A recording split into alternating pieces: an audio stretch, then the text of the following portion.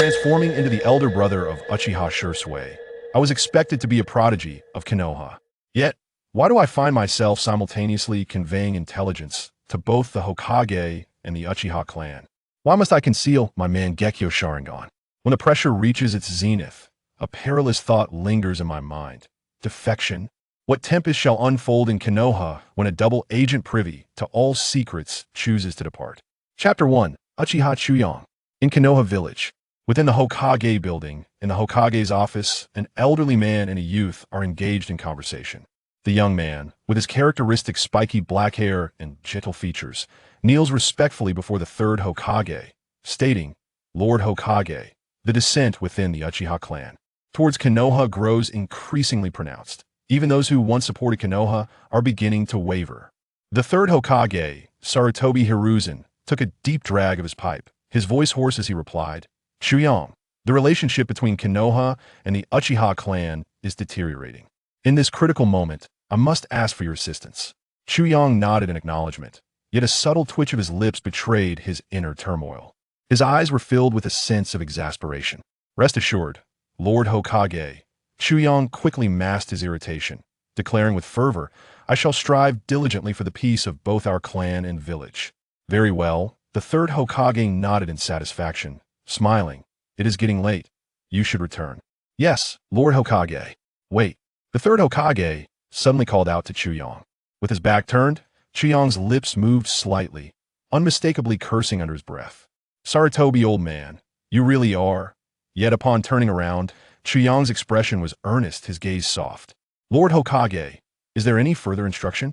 The third Hokage inhaled deeply, a smile returning to his face. "Chuyang, I've heard you have been getting quite close to Naruto lately."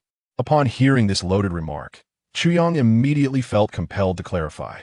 "Lord Hokage, I am not acting under my family's orders to deliberately approach Naruto. It is purely a matter of personal inclination. As you are aware, on the night of the QB incident, I nearly lost my life while protecting Shursui, saved only by the timely intervention of the fourth Hokage. I shall never forget that debt of gratitude. I am also aware of Naruto's unique position within the village. However, I cannot bear to witness the villagers' scorn directed at him, which is why I wish to assist him in any way I can." Chuyang's words were sincere, devoid of any pretense or artifice. Coupled with the earnestness reflected in his dark, expressive eyes, the third Hokage, after taking a deep breath from his pipe, smiled once more. "I certainly know you harbor no ill intentions towards Naruto. I merely wish for you to be mindful of the implications, especially since Danzo is quite displeased with this situation." Upon hearing the third Hokage's apparent attempt to shift blame, Chuyang once again cursed him internally. "One audacious old man. If you suspect I am being directed by those Uchiha to deliberately approach the Jinchuriki of the QB to secretly manipulate him with my Sharingan, to say it outright. Instead, you take such roundabout measures. Finally, you even deftly place the blame on Danzo. It makes you appear as though you are merely inquiring out of necessity." Exiting the Hokage building, Chuyang made his way toward a nearby shop. He mused, "I should buy some gifts for that scamp Naruto." Unconsciously, Chuyang reflected upon his tumultuous life. In his previous existence, he was a novelist, penning fan fiction set in the Naruto universe. However, during a heated exchange with detractors, his anger boiled over, leading to an intense 3-day battle of words that ultimately brought one critic to tears. Yet, the toll of sleepless nights and excessive excitement led to his untimely demise.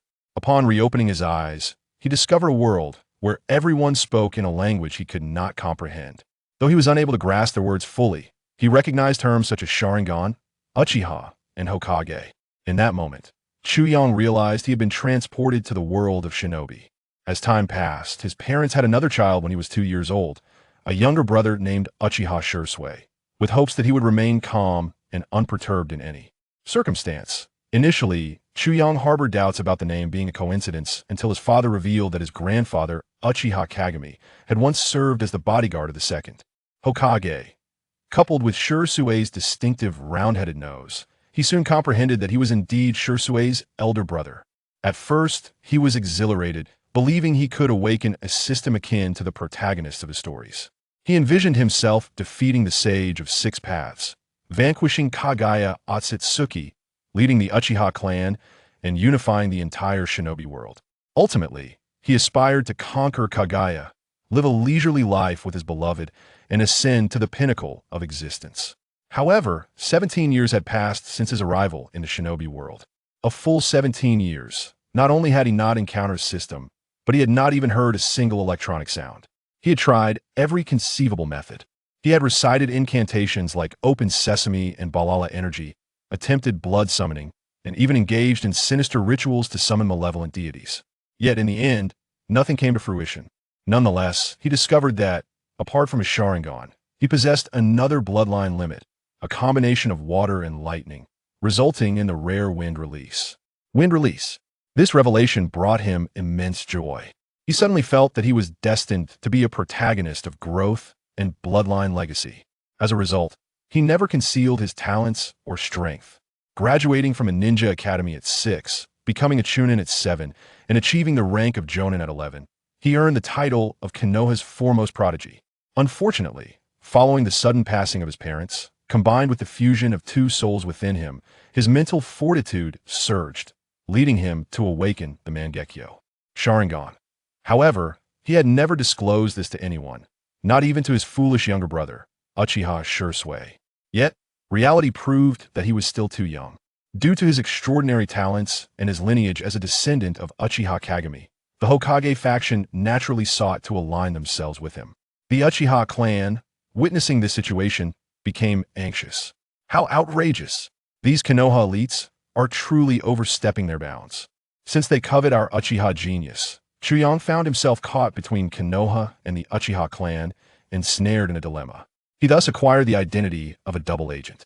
What meetings transpired within the Uchiha today? What was discussed? He would promptly inform the third Hokage after each meeting. What actions were being planned by Konoha? What was the Hokage's faction's stance towards the Uchiha? He would relay this information to Uchiha Fugaku immediately after the meetings concluded. The Hokage's faction, led by Danzo and his associates, branded him as a spy sent by the Uchiha, claiming he was untrustworthy. The Uchiha clan, spearheaded by the second elder, labeled him a traitor, accusing him of colluding with Konoha to obliterate the Uchiha clan's millennia-old legacy. Chuyang felt utterly trapped. No matter what he did, he faced reproach. Yet, he dared not become too complacent. Chapter 2. Naruto At this juncture, the astute reader might inquire, Chuyang, why are you so ineffectual? You possess the Mangekyo, yet remain hidden. Why not emulate other protagonists and wield your power to seize the Uchiha clan leader's position, eliminate Danzo, dismantle Root, and slap Sarutobi Hiruzen into resigning? To this, Chuyang could only respond with a sardonic chuckle. What do you think? Do you genuinely believe the Uchiha are invincible? If a night raid were to occur, and the Uchiha were caught off guard, Sarutobi Hiruzen, accompanied by the Umbu, could swiftly annihilate the entire Uchiha clan. It is no exaggeration to assert that, despite the Uchiha clan being the foremost family in Konoha, they remain woefully inadequate in their capacity to contend with the upper echelons of the village. Moreover, the Uchiha's reputation among the populace is far from favorable. Few clans would extend a hand to assist. Rather, they would seize the opportunity to undermine them, seeking to extract greater benefits from the Uchiha's misfortunes.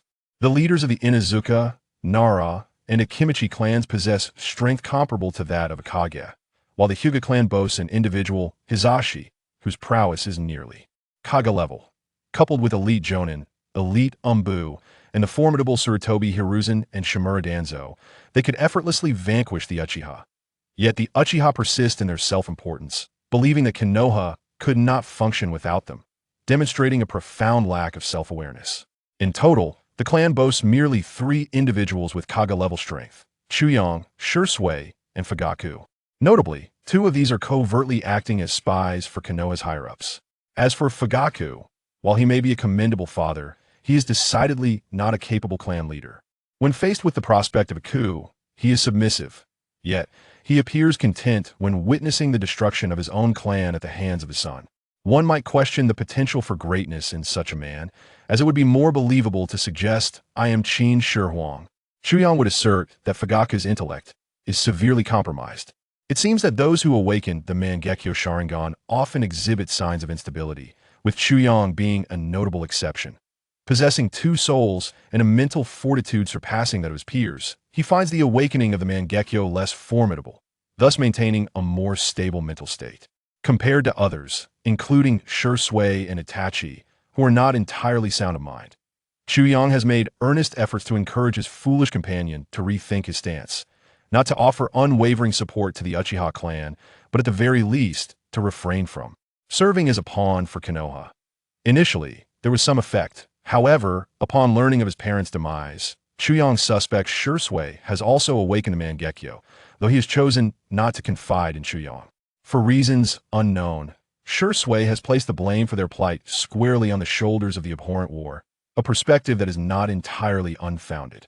Yet, Shursui implores Chuyang, "Brother, our parents perished due to unnecessary conflict. Therefore, I oppose a coup by the Uchiha, for it would usher in countless casualties and spark new wars, tearing apart numerous families. Let us unite to prevent our clan's rebellion and uphold the peace of Konoha." The outcome has been predictable. Shursui, with his newfound Mangekyo, seems to have developed an obsession with loving Konoha. Not only has he resisted Chuyang's persuasion, but he has also begun to employ reverse psychological tactics against him, nearly leading Chuyang to incessantly chant phrases like, "Wherever Konoha thrives, the flame shall endure and the will of fire." Chuyang lets out a soft sigh. The weight of his current circumstances bears down heavily upon him. It is no exaggeration to say that thoughts of despair have crossed his mind. In his previous life, he was merely a mediocre novelist, utterly incomparable to these cunning old foxes. With the root organization's sporadic assassinations, the ostracism from the Uchiha, the pressures from Konoha's elite, and the psychological manipulation from his own younger brother, he finds himself facing the looming threat of Uchiha Itachi, the devoted son. How is one to navigate such treacherous waters? A notion has taken root in Chuyang's mind, a chilling thought even he finds astonishing. A man of stature should not languish beneath others indefinitely. Rather than be perpetually subjected to their whims, perhaps it is wiser to defect. Chuyang has carefully weighed the advantages and disadvantages. His current strength is assuredly at the Kage level. As long as he avoids recklessness and conserves his Mangekyo usage, he could survive quite comfortably. However, he is aware that should he choose the path of traitor, he cannot remain idle. He must enhance his abilities to preserve his existence amidst the forthcoming Fourth Great Ninja War. According to the original narrative, while Naruto and Sasuke may seal Kaguya, Chuyang feels an unsettling anxiety in relying on others for his very life. The only risk he needs to take is infiltrating Konoha to protect Shursui at the moment he leaps from the precipice. For after over a decade of camaraderie, he regards Shursui as his own brother and would not allow him to perish out of course. This must occur after Shursui has lost his eyes. For given Shursui's character, Chuyang has no doubt that should he appear before Shursui after his defection, his brother would swiftly employ the Kodoa Mitsukami to control him. Upon arriving at the entrance of a modest apartment, Chuyang gently knocks on the door. Knock, knock, knock. Coming, coming. A young boy with yellow hair and 6 whisker markings on his face opens the door and, upon recognizing Chuyang, joyfully embraces his leg. "Wow, Brother Chuyang, you come to see me again?" "Indeed, Naruto." Chuyang ruffles Naruto's hair and steps inside. He places several large bags onto the table, then pulls out his savings from his pocket and presents it to the gleeful young Naruto. Brother Chuyang, what is the meaning of this?" Naruto gazes at the money being thrust into his hands in a daze. "Nothing much," Chuyang replies with a smile. It is true that Minato, the 4th Hokage, once saved him, and he has long sought ways to aid Naruto. However, defection has been a plan in his mind for quite some time, though he has hesitated. The recent pressures have compelled him to make this decision. In addition to this, Chuyang is increasingly wary of Danzo, the old rascal, who seems intent on extracting his eyes. Particularly in recent days, he has noticed Danzo's gaze has grown increasingly unsettling. Moreover, he has often detected root agents trailing him. If he does not flee soon, he may indeed find himself losing his eyes. Chuyang, unwilling to gamble on Danzo's hidden trump cards or to risk Sarutobi Hiruzen's tacit approval of such actions, resolved that the path of defection is his only option for survival. Regaining his composure, Chuyang smiles at Naruto and says, "Brother will be leaving the village for an extended mission soon and may not return for quite some time. So I'm giving you some money." "Oh, I see. Thank you, Brother Chuyang." Rest assured, when I become Hokage, I will repay you. As Naruto speaks, he reaches for the instant noodles within the plastic bag. Chuyang gently grasps Naruto's eager little hand and says, "You can only have instant noodles once a day. Eating too much will hinder your growth." Chapter 3. The cessation of water. As Chuyang observed Naruto's face, which was laden with reluctance, he teasingly remarked, "Naruto, do you not aspire to become Hokage? Surely, you do not wish to be known as a diminutive winter melon once you ascend to that esteemed position? Such an image would be quite detrimental." Upon hearing these words, Naruto instantly fell silent. "Brother Chuyang, I understand," he replied. "By the way, how long will you be away on this mission?" While chewing on an apple, his words were somewhat muffled. Chuyang's gaze flickered momentarily, but Naruto, being young and carefree, failed to notice. Chuyang ambiguously responded, "It's uncertain. In any case, it will be quite a while." After exchanging a few more words with Naruto, Chuyang excused himself under the pretense of needing to prepare for his mission. However, instead of immediately returning to the Uchiha clan, Chuyang ensured that no Umbu or root members were tracking him before stepping into Ichiraku ramen. One bowl of hand-pulled tonkatsu ramen. Extra spicy. His voice announced his arrival before he even entered. The proprietor, upon recognizing the familiar voice, greeted him with a smile, coming right up, while savoring his ramen. Chuyang engaged in light conversation with the owner, as it was a quiet afternoon with few patrons. After finishing his meal, Chuyang produced a wad of cash and handed it to the owner, saying, "Here, please keep this. I'll be undertaking a long-term mission and may not return for some time. Naruto will be dining here. You can deduct his meals from this amount. If it proves insufficient, just keep a tab for me." "Sure thing," the owner replied, but then, seeming to recall something, he expressed his concern. "Chuyang, this mission is going to take so long. It sounds perilous. Please take care of yourself. Rest assured." Chuyang waved goodbye and departed. "Brother, you're back." Chuyang had barely reached his neighborhood when Shui suddenly appeared before him. "Goodness, you startled me," Chuyang exclaimed, somewhat exasperated. "Shui, please refrain from appearing so suddenly. You might give me a heart attack one day." Shui chuckled and scratched his head. "Haha, brother, you have quite the sense of humor." Then, with a serious demeanor, he addressed Chuyang. "Brother, I have significant news. The Hokage has assigned us a mission." Curiosity piqued, Chuyang raised an eyebrow. "What mission?" Instead of answering, Shui performed the body flicker technique and vanished. With a sigh, Chuyang followed suit. Upon returning home, he eagerly took the mission scroll that Shui produced. Mission: capture S-rank rogue ninja Hatake Tsukumo. Location: XXX City, XXX Street. Date: X month, X day. Shui, with a worried expression, turned to Chuyang. "Our target this time is Tsukumo-senpai. His strength is formidable. Even your swordsmanship is derived from him. If he appears, we may be in for a tough battle." Unbeknownst to the anxious Shui, Chuyang's lips were curling into a grin.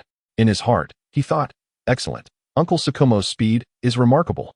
Just days ago, I notified him, and he has already arrived nearby to assist me." Indeed, the only reason Tsukumo was in the Land of Fire was due to Chuyang's intention to defect. He had specifically requested Tsukumo to come to his aid. Furthermore, Tsukumo's survival was thanks to Chuyang's persuasion. By expressing admiration for Kakashi, he had deliberately approached Tsukumo. Gradually, he fostered a relationship with Kakashi, shamelessly learning Tsukumo's sword techniques, thus deepening their bond. Eventually, during the White Fang incident, he earnestly told Tsukumo, "Uncle, you should defect." To Chuyang's astonishment, Tsukumo actually did defect. He had never anticipated such a turn of events. His initial wish was merely to prevent the demise of a kind elder. With Tsukumo's prowess, escaping under surveillance was not an insurmountable challenge. Having been a part of Konoha's defenses, Tsukumo knew precisely how to navigate them. Over the years, the two had maintained a clandestine correspondence, mostly consisting of Chuyang venting his frustrations, until Tsukumo urged him to consider defection.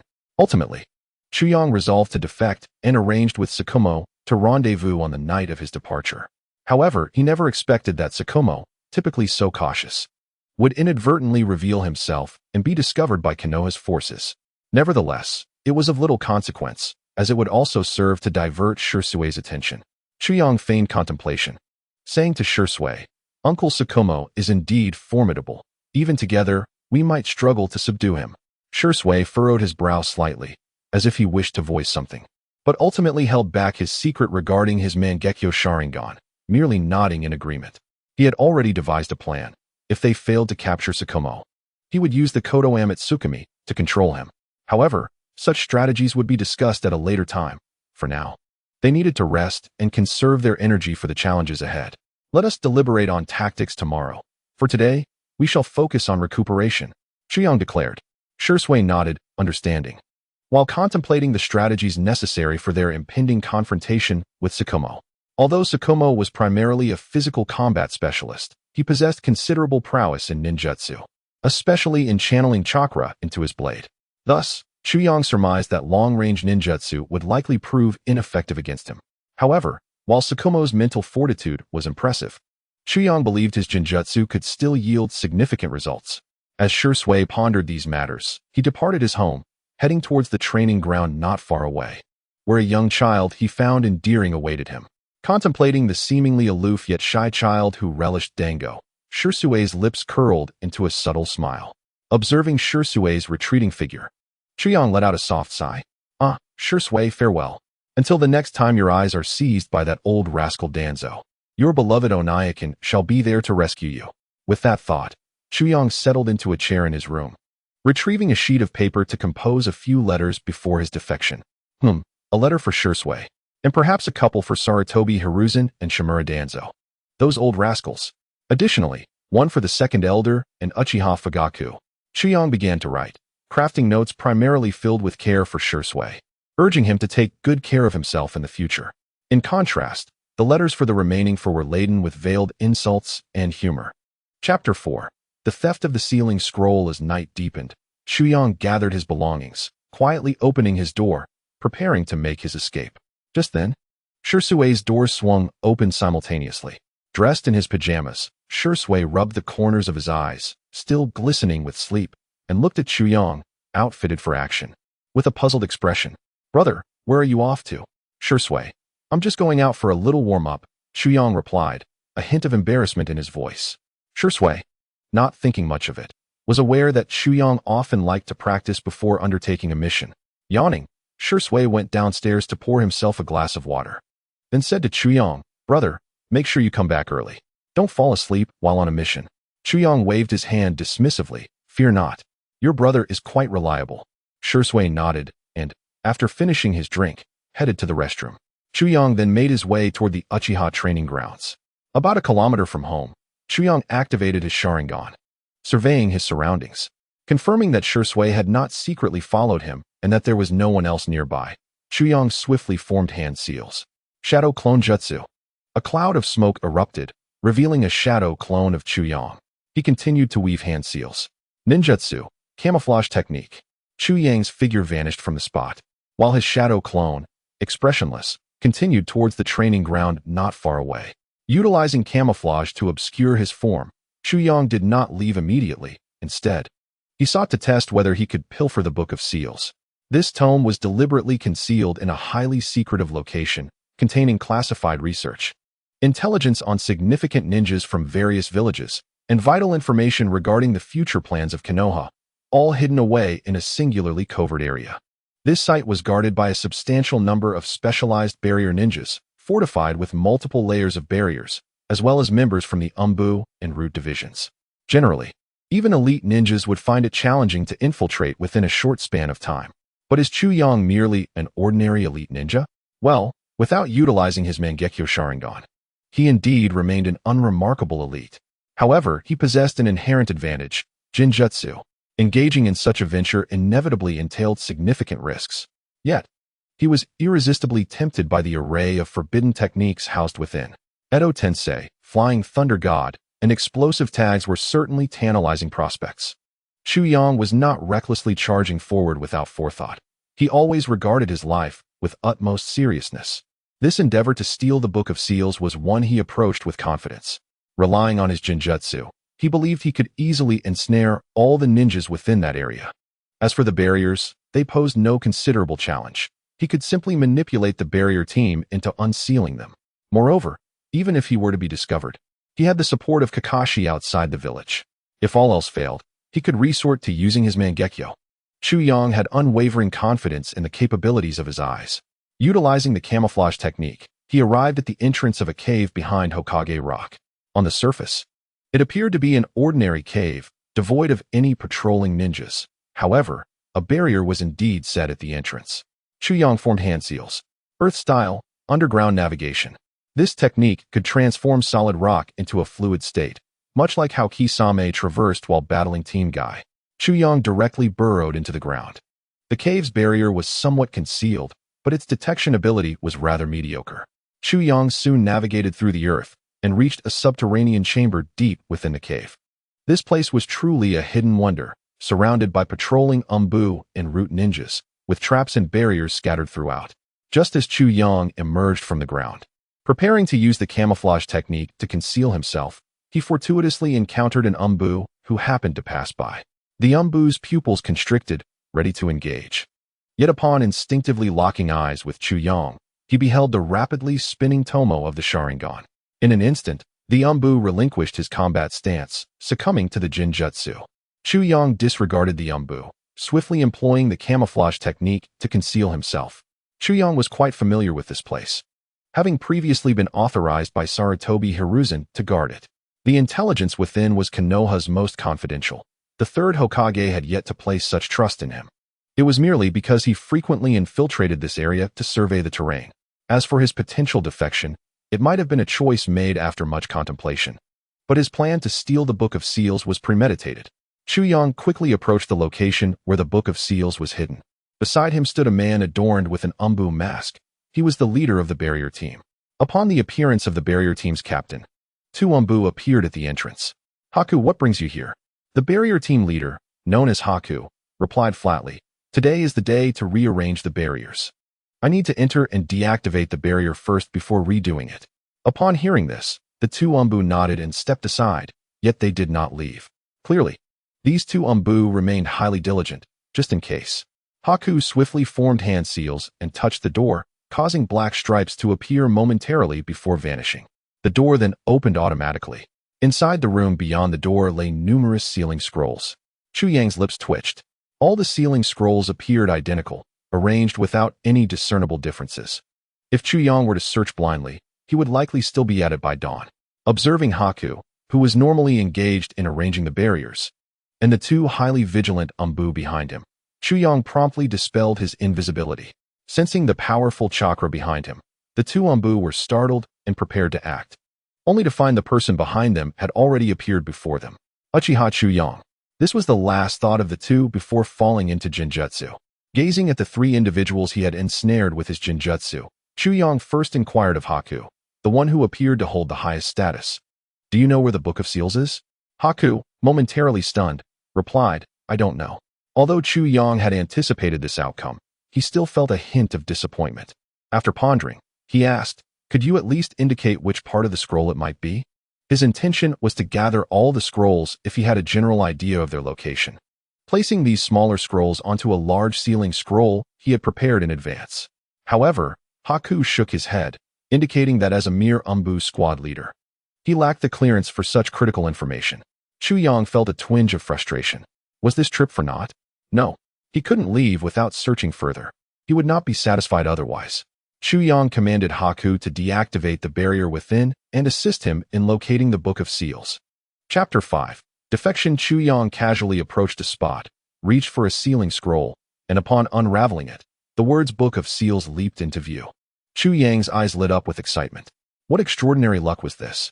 The very first scroll he obtained was the Book of Seals. Chuyang carefully perused its contents. It indeed documented forbidden techniques such as Flying Thunder God and Edo Tensei. This was, without a doubt, the genuine Book of Seals. Chuyang's smile nearly reached his ears. If he had this kind of luck in his past life, he might not have won 5 million outright. But he certainly wouldn't have needed 300 attempts just to draw a character. The minimum guarantee wouldn't be eternally stuck with subpar characters like Dialek and Chi-Chi. After digging for ages, he still hadn't found a single diamond. Chuyang felt that his past life's good fortune had not yet been exhausted, hence manifesting in this lifetime. He had initially resolved that if he couldn't find anything within half an hour, he would abandon the search. While reveling in his good fortune, Chuyang mused, "Is this what they mean by handsome men receiving divine favor?" After indulging in this self-satisfaction for over a minute, Chuyang regained his composure. He swiftly formed hand seals. Summoning technique. With a puff of smoke, a plump black and white cat appeared before Chu Yang. The cat yawned, blinking sleepily. Upon recognizing Chu Yang, it expressed its displeasure, saying, "Chu Yang, why summon me at this hour?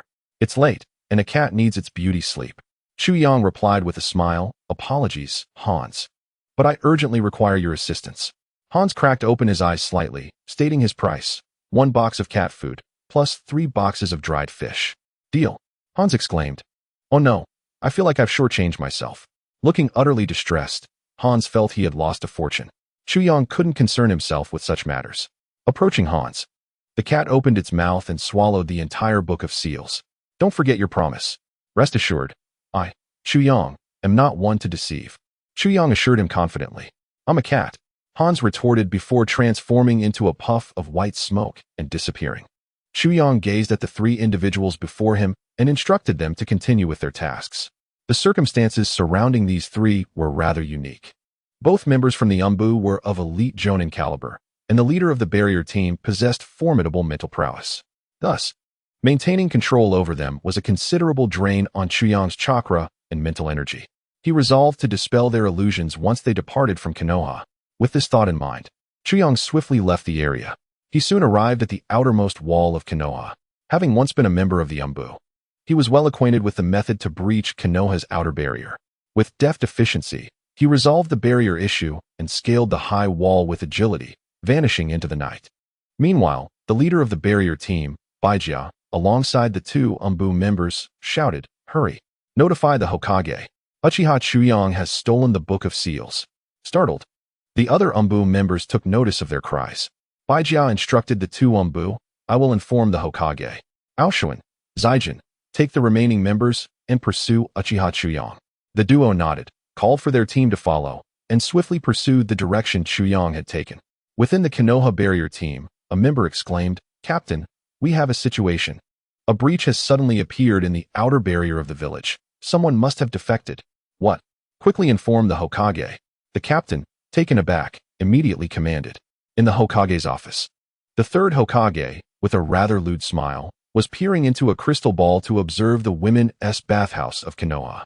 "Haha, this one is quite impressive." At that moment, the 2 Umbu appeared before his desk. The 3rd Hokage quickly composed himself, his expression turning serious. "What is the situation?" Ignoring the Hokage's earlier demeanor, the 2 Umbu spoke in a hurried and panicked manner. "Hokage-sama, it's bad. Uchiha Chu Yang has stolen the Book of Seals. We detected a sudden breach in the barrier, suggesting that someone has defected." The 3rd Hokage, upon hearing this, could not focus on his crystal ball any longer and was filled with shock. "What did you say?" He began pacing the office, his initial astonishment giving way to a torrent of rage. The 3rd Hokage commanded, "You, go inform Danzo and have him dispatch route to capture Uchiha Chu Yang. You, notify the Umbu and the Uchiha clan, instructing them to retrieve their members.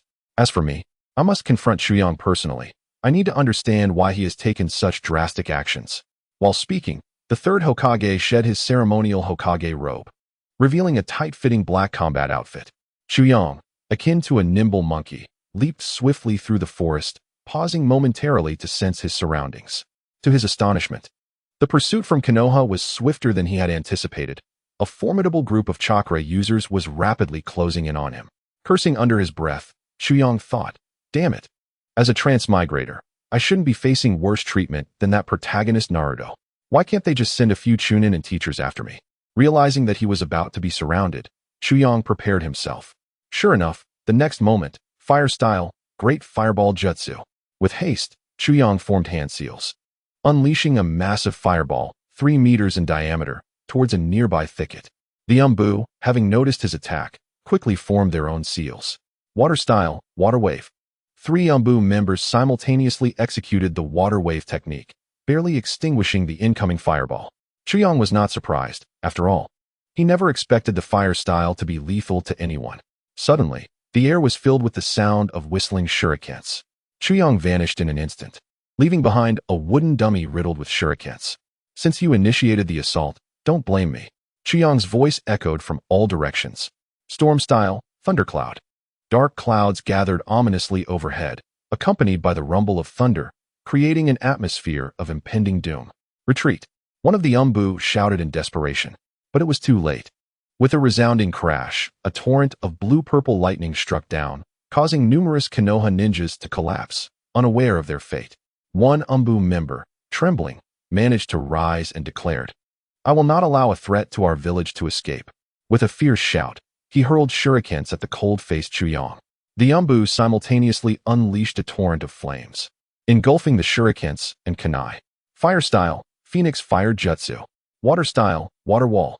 Chuyang, puffing out his cheeks, expelled a massive volume of seawater, forming a protective wall. As storm style combines the elements of water and lightning, Chuyang's proficiency in water style was commendable, enabling him to counter the fiery projectiles effectively. Without looking back, Chuyang made his escape. Although his thundercloud technique was indeed powerful, most of those caught in it were not in mortal danger. It was not out of compassion. He would have preferred to eliminate every pursuing ninja to avert future complications. However, he knew Konoha's reinforcements were not limited to this. His previous attack was designed to incapacitate as many as possible while conserving his chakra, but its potency had likely revealed his position. The Konoha pursuers would soon be on his heels. Yet, he remained unfazed. If Konoha had discovered his whereabouts, so too had Hatake Tsukumo. With two formidable shadow-level ninjas on his side, escaping was not an insurmountable challenge. "What? My brother has defected. This cannot be. You must be a spy from another village," Shursui exclaimed, gripping the collar of the Umbu member before him, filled with disbelief. "Uchiha Shursui, do not be irrational. It is a fact that Uchiha Chuyang has defected," the Umbu retorted angrily. "The Hokage has already dispatched forces to apprehend him." Bang! Shursui released the Umbu's collar, causing him to stumble. At that moment, Shursui utilized the body flicker technique, racing toward the direction he had just learned about from the Umbu. He refused to believe that his brother, whom he thought had always cherished Konoha, would betray them. There must be some misunderstanding. Meanwhile, Hatake Tsukumo observed the commotion in the nearby forest with a sigh. "This kid is still as reckless as ever." Muttering under his breath while moving gracefully, clad in a black cloak and donning the headband of a rogue ninja, he swiftly made his way toward the location of Chuyang's recent battle. Earth style, Hell Swamp. Earth style, Earth Flow River. Chuyang suddenly felt the ground beneath him grow soft, as if a river of mud was attempting to slow his progress. Damn it! He cursed softly, but in the blink of an eye, he vanished from the confines of the Earth Flow River. In the next moment, countless ninja tools and ninjutsu attacks rained down upon the spot where he had just stood. What incredible body flicker technique! Was the collective thought of all the Umbu present. Chuyang's technique was likely on par with Shursui's. However, the immense reputation of Lanlong Chuyang overshadowed his brilliance in this regard.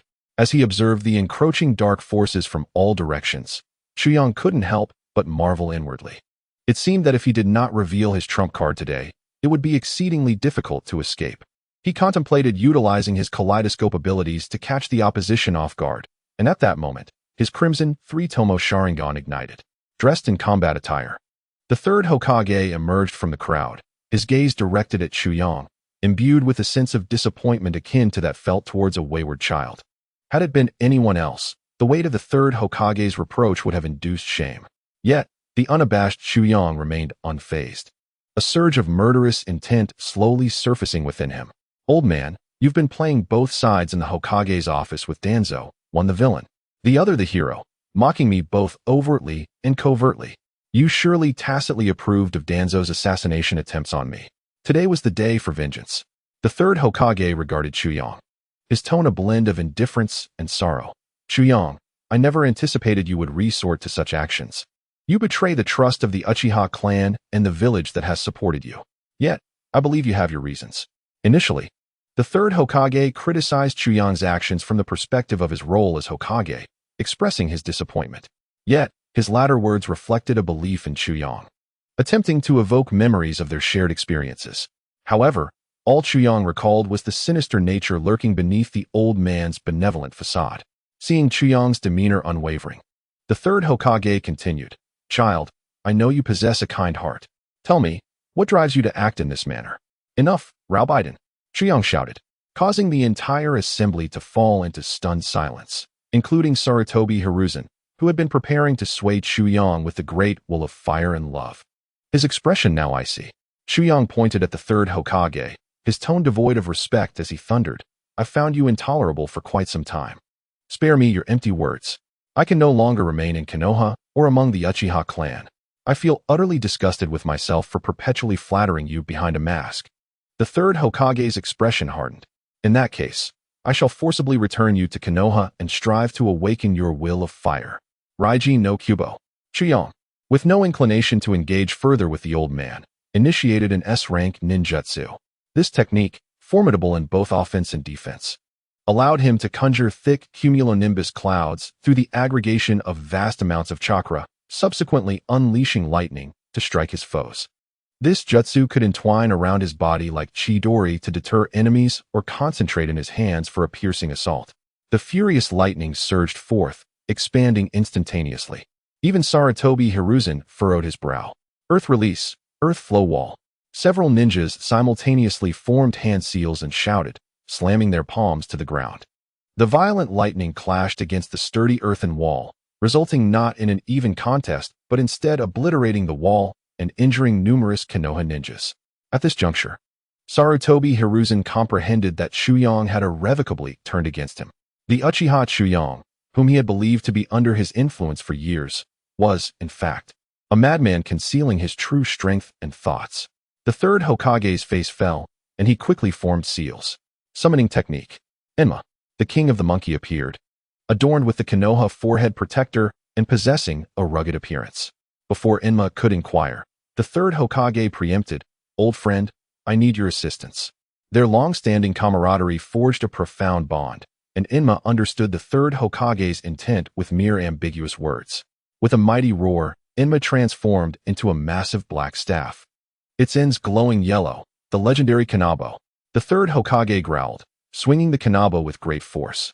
A miraculous event unfolded. The originally 2-meter-long staff extended to 6 meters as it advanced toward Chuyong. "Oh, my Kanabo! Earth release, earth flow wall."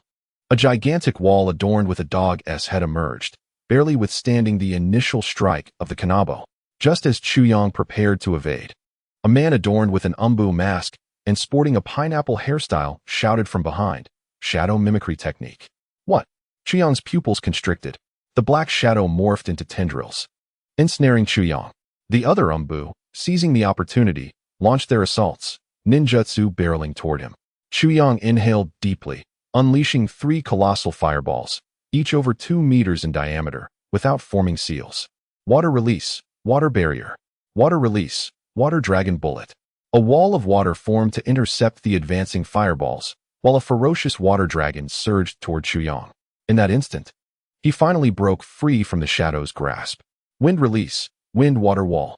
Like liquid, the lightning coalesced into a solid wall, deflecting the umbu's onslaught. Seizing the moment, the third Hokage hurled shurikens and swiftly formed seals. Ninjutsu, shuriken shadow clone technique. The sound of whistling shurikens filled the air as multiple shurikens appeared in Chuyong's grasp. Fire release, phoenix fire jutsu. The shurikens collided mid-air, nullifying each other. Wind release, light fong. A violet, straight beam erupted from Chuyong's mouth, instantly severing an umbu attempting a surprise attack. Yet, in the next moment, an overwhelming wave of assaults surged toward him. With the vast chakra and the enhanced dynamic vision provided by his 3-tomo Sharingan, Chuyong managed to navigate through the chaos with relative ease. However, he understood that despite appearing to hold the upper hand, the third Hokage had yet to unleash his full potential. Their objective was simply to delay until reinforcements from Konoha arrived. Kanabo prison. Chuyong, preoccupied with devising an escape plan, found himself ensnared within a cage formed by the third Hokage's Kanabo. This is bad. Chuyong's thoughts raced. Fire release, fire dragon flame bomb. The high-quality chakra-infused dragon-shaped flames surged toward him, and just as Chuyong prepared to act, the shadow binding technique ensnared him once more, with other umbu's lethal strikes following closely behind. In that critical moment, as the ninjutsu bore down on him, the Kanabo prison vanished. Yet, it was evident that Chuyong had no time to evade. Boom. Under the barrage of successive ninjutsu, Chuyong's body collapsed weakly to the ground. The umbu refrained from acting hastily, their gazes fixed on the third Hokage. Initially intending to personally subdue Chuyong, the third Hokage hesitated, opting for caution instead. He cleared his throat softly and stated, "Take Chuyong back." Upon hearing the Hokage's command, Several Umbu advanced to apprehend Chuyang.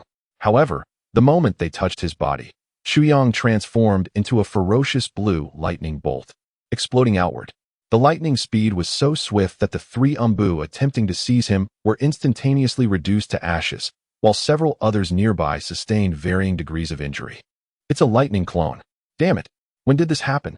The third Hokage's pupils dilated, and without a moment to ponder, he immediately ordered a retreat. Sarutobi Hiruzen breathed a sigh of relief, grateful he had refrained from intervening. Otherwise, he would have been gravely wounded, if not killed, by the explosion of the lightning clone. Wind release, thundercloud burst. Amidst the tumultuous flashes of thunder, Sarutobi Hiruzen felt a chill run down his spine. Earth release, earth flow wall. Earth release, decapitation technique. Before the third Hokage could catch his breath, a hand suddenly emerged from the ground, gripping his ankle. Clearly, while this ninjutsu might affect a jonin, it was insufficient against someone of his caliber. Earth release, crumbling earth palm. Sarutobi struck the ground with tremendous force, sending shards of stone flying. The figure of Chuyang dissipated into dust below the earth. A brief silence enveloped the battlefield, with only 3 members of the Umbu remaining standing, vigilantly surrounding the third Hokage, wary of the possibility that Chuyang might reappear from the shadows. Where has he gone? The third Hokage furrowed his brow in contemplation. One of the Umbu, a sensory-type ninja, focused intently and, in shock, pointed ahead. Lord Hokage, Uchiha Chuyang has already fled. Pursue. The third Hokage charged forward, followed closely by the 3 Umbu, who simultaneously launched signal flares to indicate their position. Although the earlier skirmish had nearly revealed their location, it was prudent to take precautions. Within the woods, Chuyang maneuvered swiftly, creating a significant distance between himself and the third Hokage. The recent battle had drained much of his chakra, and he anticipated that the pursuit would continue. Just as this thought crossed his mind, he sensed a life-threatening danger. Earth release, earth flow wall. Shuriken and kunai embedded themselves into the earthen barrier. Simultaneously, a cadre of masked individuals surrounded Chuyang, their aura distinctly different from that of the Umbu. It was unmistakably a contingent from the root. As expected, at the helm of this group was a man with a bandaged right eye, leaning on a cane. His expression fierce, Shimura Danzo. In a cold voice, Danzo addressed Chuyang, Uchiha Chuyang. It is regrettable that I, along with Konoha, placed such trust in you, only for you to betray us by stealing the Book of Seals and attempting to defect. Your crimes are unforgivable. Today, I shall personally cleanse the Uchiha name. Wind release, vacuum wave. Wind release, vacuum great sphere. 2 swift wind techniques were unleashed, but Chuyang adeptly dodged through the gaps, though the attacks from the other root members struck him. Just as the vacuum great sphere connected with Chuyang, Danzo prepared to smirk. Yet Chuyang transformed into a flock of crows and vanished. Behind you. Danzo heard a voice from behind him, but had no time to react before being cleaved in 2 by a blade crackling with lightning. Chuyang was momentarily stunned by the sight, and even the emotionless root members appeared taken aback. Lord Danzo. A furious voice cried out, "You dare kill Lord Danzo." Yamanaka Toki, a loyal servant of Danzo, bellowed in outrage. Observing the chaos, the root members, fervent in their allegiance, retaliated against Chuyang. As he defended against their onslaught, Danzo reappeared behind him, delivering a vicious elbow strike to Chuyang's back. Caught off guard, Chuyang stumbled forward, only to be pierced in the abdomen by a kunai from a root ninja. Seeing this, Danzo's satisfaction grew, and he landed another punch to the back of Chuyang's head. In that instant, Danzo extended his fingers, preparing to pluck out Chuyang's eyes. Instinctively, Chuyang turned his head, resulting in Danzo only managing to extract one eye. With a cold chuckle, Danzo tossed Chuyang aside, toying with the Sharingan he had acquired. However, as Danzo prepared to gloat, he suddenly felt a wave of dizziness wash over him. Upon regaining his senses, he beheld Yamanaka Toki, curled on the ground with one eye missing, and his own hand, which had touched Toki's skin, turning a sickly black and purple. Danzo's expression twisted in rage. A sound of air slicing through the atmosphere reached him, and instinctively, he raised his poisoned hand in defense. With a resounding thud, Chuyang's blade severed Danzo's poisoned hand. Uchiha Chuyang, you seek death. Unbeknownst to him, the seal on Danzo's arm had been lifted, revealing a pale arm adorned with 4 Sharingan. Die. Wind release, wind blade. A violent gust gathered around the kunai and Danzo's grasp, unleashing a flurry of slashing strikes. Chu Yang braced for defense, but suddenly felt a wave of dizziness engulf him. It was the mountain wind's heart-turn technique. Despite his swift recovery of consciousness, his abdomen suffered injury. Cursed carelessness, Chu Yang thought, observing Danzo, who had restored his hand through Izanagi. At that moment, Sarutobi Hiruzen arrived. Witnessing Danzo's predicament, the third Hokage's expression darkened as he glared at Chu Yang. Chu Yang, I once believed you had merely strayed from the path. But it is now evident that you have been masquerading all along. A hypocrite. No, I am but a simple scoundrel. Chu Yang replied with exaggerated candor. How could I compare to you, the illustrious and strongest Hokage, Lord Third? He emphasized strongest Hokage, the mockery palpable in his tone. With a grim expression, the third Hokage glanced at Danzo, then turned away from the white arm and Sharingan. Danzo understood the unspoken command and exchanged a knowing glance with Kamizuki Kaze, who promptly retrieved a golden sealing bracelet to reseal his arm. After all, with more umbu on the way, revealing the Sharingan would be untenable.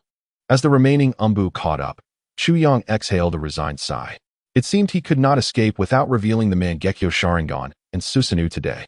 Just as the third Hokage was about to speak, Chu Yang's three tomo began to spin rapidly. The crimson eyes emanated an imposing pressure that caused some umbu to tremble uncontrollably, a primal fear in response to overwhelming power. The tomo of his Sharingan vanished, replaced by the three crescent moon patterns of the Mangekyo Sharingan. White chakra coalesced, manifesting the skeletal frame of Susanoo's first form. Yet, it was clear that this initial form would not suffice against the multitude of umbu and root members. As he infused more chakra and ocular power, Susanoo began to grow flesh upon its skeletal structure.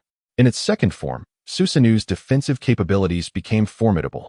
When Uchiha Itachi wreaked havoc at the Five Kage Summit with merely the first form of Susanoo, it had withstood Raikage's powerful strike. Chu Yang harbored serious doubts that Raikage's kick could ever shatter Itachi's Susanoo, especially given that the kick had failed to even breach Gaara's sand. Is that the Mangekyo Sharingan and Susanoo? The third Hokage's pupils constricted as he murmured in disbelief. As the disciple of the second Hokage, Senju Tobirama, he had not developed as many countermeasures against the Uchiha as his mentor had, yet he was well informed about the Mangekyo Sharingan and Susanoo. Suddenly, Chu Yang felt as if he had awakened some latent gene within him, bursting into maniacal laughter. Ha ha! Despair! This is Susanoo, the divine power of the Uchiha clan. As Chu Yang spoke, the arms of Susanoo began to move, delivering a powerful punch right before Shimura Danzo and Sarutobi Hiruzen. Both were not mere drunks. They swiftly evaded the attack, yet the ensuing gust of wind left them unsteady. Danzo's gaze towards Chu Yang was filled with hatred, but more so with insatiable greed. Susanoo? Such formidable power cannot belong to the inherently malevolent Uchiha clan. I must obtain the eyes of Uchiha Chu Yang. Of course, seizing his eyes is also for the greater good of Konoha. After all, everything I do is for Konoha. Ha ha ha, who can stand in my way? Once activated, Chu Yang's Susanoo transformed him entirely. Perhaps awakening the Mangekyo Sharingan had a profound effect on the individual, not to mention having always perceived himself as weak. The sudden surge of power overwhelmed him. He had never dared to use Susanoo or the abilities of the Mangekyo, fearing surveillance. Now, Chu Yang finally understood why Itachi was so audacious after gaining the Mangekyo. The exhilaration of commanding such strength was intoxicating. He felt invincible, capable of taking on the entire village of Konoha. Who dares to kill me? Chu Yang bellowed with a dramatic flair. Today, I embody the reincarnation of Itachi, and I'll carry this act to the end. His shout instinctively caused all the umbu present to retreat, though they remained stoic due to their emotionless nature. Suddenly, a voice erupted from the crowd. I dare to kill you. An umbu member charged forward, his distinctive white hair revealing his identity. Hatake Kakashi, known as the 50-50 Kakashi. Chapter 9 Shadow. Regret. Boom.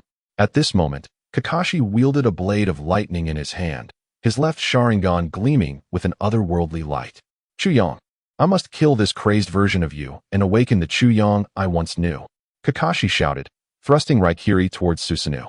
Chu Yang barely registered the attack before Raikiri struck the white skeletal frame of Susanoo. Zing. The collision produced a shocking result. Cracks appeared in the skeletal structure. What? Wasn't I invincible? Why is Susanoo cracking? Chuyang could scarcely believe it. Kakashi's Raikiri had genuinely inflicted damage on Susanoo's structure. However, there was no time for contemplation. Susanoo extended its arms to grasp Kakashi. With his three-tomo Sharingan, Kakashi sensed Chu Yang's intentions and reluctantly halted the flow of chakra, escaping the reach of Susanoo's assault. Gazing at his former friend, Chu Yang wished to say something, but silence enveloped him. Kakashi panted heavily, clearly drained from the chakra invested in that last Raikiri, which had surprisingly affected Susanoo. Chu Yang, why? Why did you defect? Kakashi's anguished cry resonated, almost maddened. Observing Kakashi's near insanity, a long-buried conscience stirred within Chu Yang. Kakashi's plight was truly pitiful, a deceased mother, a traitorous father, a fallen friend, and a shattered self. To be honest, compared to Kakashi, many others' sufferings were trivial, particularly Obito, whose anguish paled in comparison. Hearing Kakashi's desperate questions, Chu Yang remained mute. No matter what, I will not let you go. Even if I have to break your legs, I will bring you back to Konoha. Kakashi's furious shout erupted as lightning surged in his hand once more. Again, observing Kakashi's determined stance, Chu Yang realized he could not afford to wait any longer. If Kakashi exhausted his chakra in desperation and collapsed, how would he explain it to Shikaku? He certainly could not say his son died from exhaustion. The three-tomo Sharingan of Kakashi and the Mangekyo of Chu Yang locked gazes, and in an instant, Kakashi's spirit was severely wounded. Such an injury would not inflict significant damage. A few days of rest would suffice. Thud. As Kakashi collapsed to the ground, tension rippled through the onlookers. Chu Yang turned to the Umbu blocking his path and shouted, "Get lost." The Umbu exchanged anxious glances, but as Konoha's elite, they would not let the enemy escape due to mere pressure. Do not be afraid. Danzo and Hiruzen snapped back to reality, with the third Hokage asserting, his Susanoo cannot hold out much longer. While its defensive capabilities are formidable, its offensive power is lacking. We must use ranged ninjutsu and control techniques to wear him down. Truly a legendary ninja, despite his age, his analytical prowess in battle remained astute. Chu Yang paused momentarily, cursing inwardly. Damn that old man. If I don't rein in these individuals, it seems I must make them pay. With renewed determination, Chu Yang infused more power into Susanoo. A powerful chakra erupted, and flesh began to coalesce around Susanoo's skeletal frame. The third stage of Susanoo. Let's see whether you deplete me first, or I vanquish you. Chu Yang declared coldly. Yet, his confidence wavered. The immense chakra consumption had left his eyes aching, almost unable to open. Dai 8 spoke Tomo. The white Susanoo raised one hand, conjuring an attack in the shape of a Tomo, pulsating with overwhelming chakra, and swung it forcefully towards his adversaries. Sensing the approaching chakra from Shursui, he realized he could no longer afford to exhaust himself. Observing the relentless assault from his opponents, Chu Yang widened his left eye, blood and tears streaming forth. Saratobi Hiruzen and Shimura Danzo believed Chu Yang was on the verge of collapse, their excitement palpable. Uchiha Chu Yang is nearing his limit. Continue using ninjutsu to wear him down. The third Hokage commanded. Upon hearing this, spirits lifted among the ranks. Even Kakashi, who lay on the ground, and other fallen Umbu, struggled to rise and continue their assault. You seek death. Chu Yang unleashed, Susanoo, Storm Release, Storm Dragons. In a fit of desperation, he summoned the last remnants of his chakra to create 4 raging lightning-infused storm dragons. These 4 azure dragons wreaked havoc, causing significant casualties. However, ultimately, Chu Yang's third stage of Susanoo began to disassemble, reverting to a skeletal frame. After a prolonged battle, the white skeleton vanished. Exhausted, Chu Yang fell to the ground. Similarly, Saratobi Hiruzen and Shimura Danzo were nearly depleted of chakra, with the remaining Umbu suffering heavy losses. Danzo gazed at the fallen Chu Yang, a barely contained greed flickering in his eyes. A subtle glance at Danzo was enough for the third Hokage to comprehend his thoughts. After all these years, even before Danzo had fully revealed his intentions, he knew the kind of schemes a man like him would concoct. Hiruzen, Uchiha Chu Yang is guilty beyond measure. I will handle this. The third Hokage furrowed his brow. Danzo's ambitions were considerable. Should he acquire Chu Yang's Mangekyo, it would undoubtedly threaten his position as Hokage. Upon hearing those words, Kakashi was thrown into a state of panic. Chu Yang was his dearest friend, and he would never allow him to fall into the hands of that villain, Danzo. Before Kakashi could utter a word, The third Hokage declared with righteous resolve. I have given this matter considerable thought. Chu Yang could not have defected willingly. There must be a compelling reason behind his actions.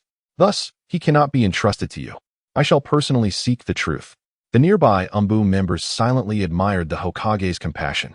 Kakashi, filled with gratitude, cast a thankful glance at the third Hokage. Danzo, you will regret this, he exclaimed. I am the Hokage.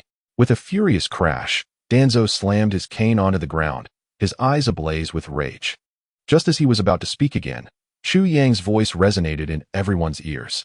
On what grounds do you believe you have triumphed? Just because I have fallen? The surrounding crowd was taken aback by the sudden sound. As everyone regained their composure and armed themselves, they felt a momentary disorientation. It was as if they beheld a pair of crimson eyes, adorned with a pattern reminiscent of 3 crescent moons, swirling before them. Immerse yourselves in the illusion of the kaleidoscope Sharingan. When they snapped back to reality, they found themselves staring at the unscathed Chu Yang alongside the third form of Susanoo. How could this be? Danzo shouted in disbelief. Even the third Hokage felt a chill run down his spine, contemplating how to escape.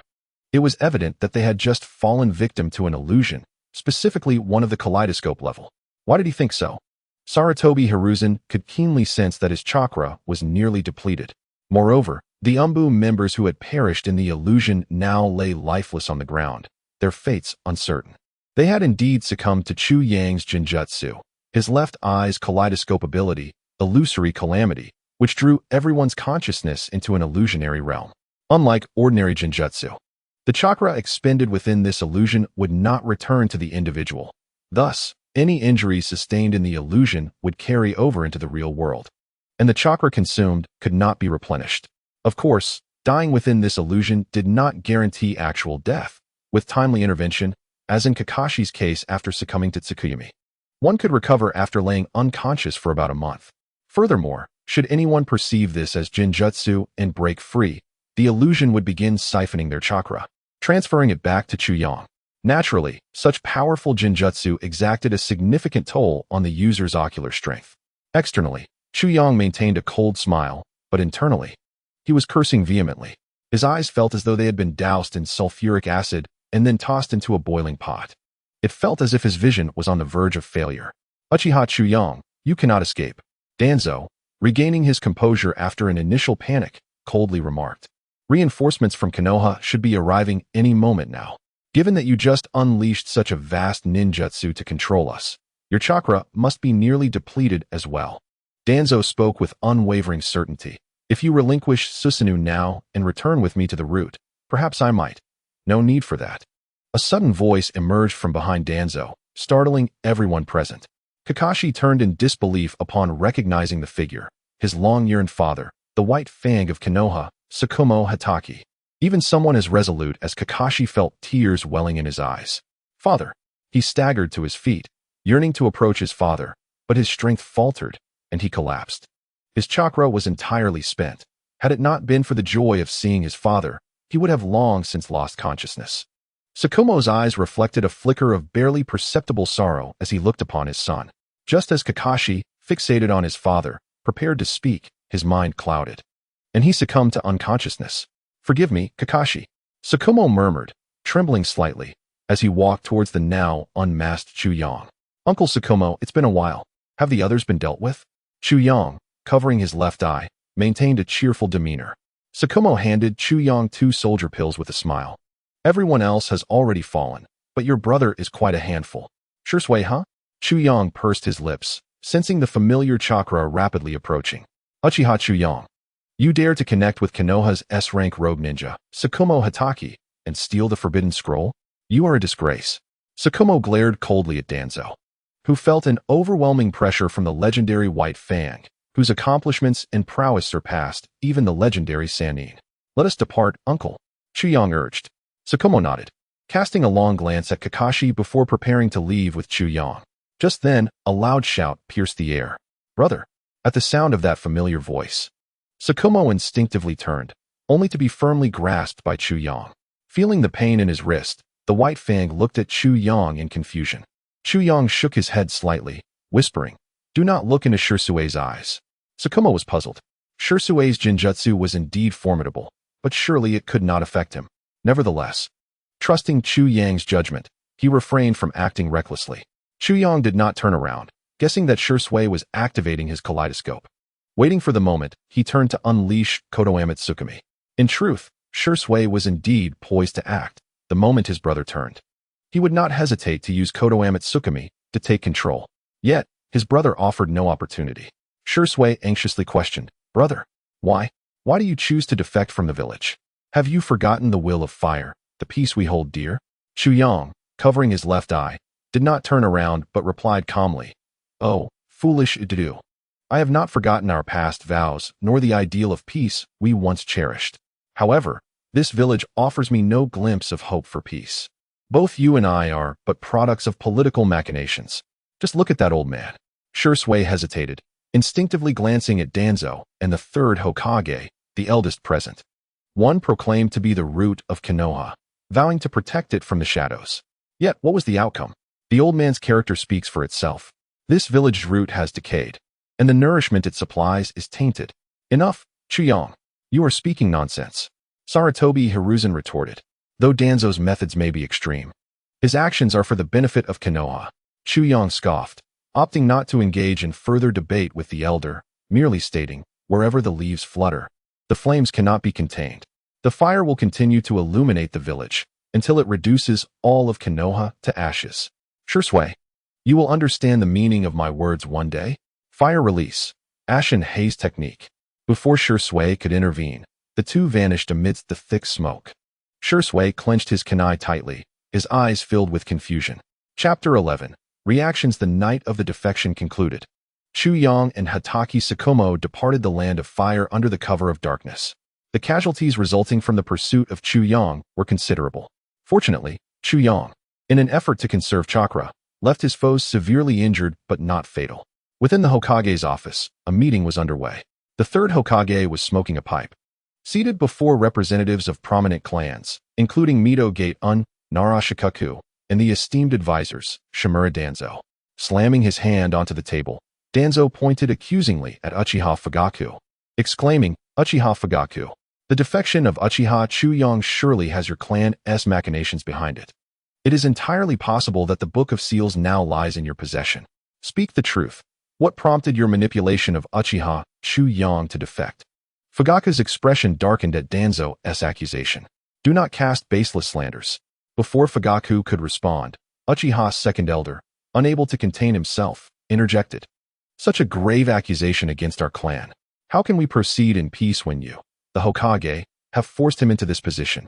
We have lost a prodigy. Konoha must compensate the Uchiha. Are you Uchiha seeking rebellion?" Danzo shouted in fury, slamming the table once more. The elder, undaunted, activated his Mangekyo Sharingan, glaring intensely at Danzo. Just as it seemed a confrontation was imminent, the third Hokage struck the table, demanding silence. "Enough. Shui, enlighten us. What truly transpires here?" Responding to the third Hokage's inquiry, Shui, still in a daze from his brother's defection, finally raised his head. "Is it not obvious? Uchiha Shui must be a spy for Uchiha Chu Yang within our village. I propose we transfer him to the Root Division." "Silence, Danzo.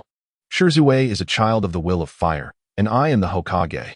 You shall regret this, Hiruzen." Danzo scoffed, storming out of the meeting room.